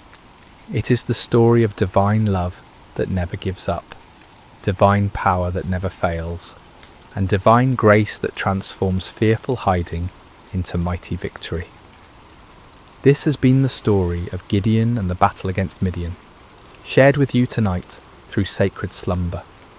May it bring you peace, may it strengthen your faith, and may it remind you that no challenge is too great when faced with divine help. Sleep well, dear listener, and may your dreams be filled with the trumpets of victory and the light of hope that never dies.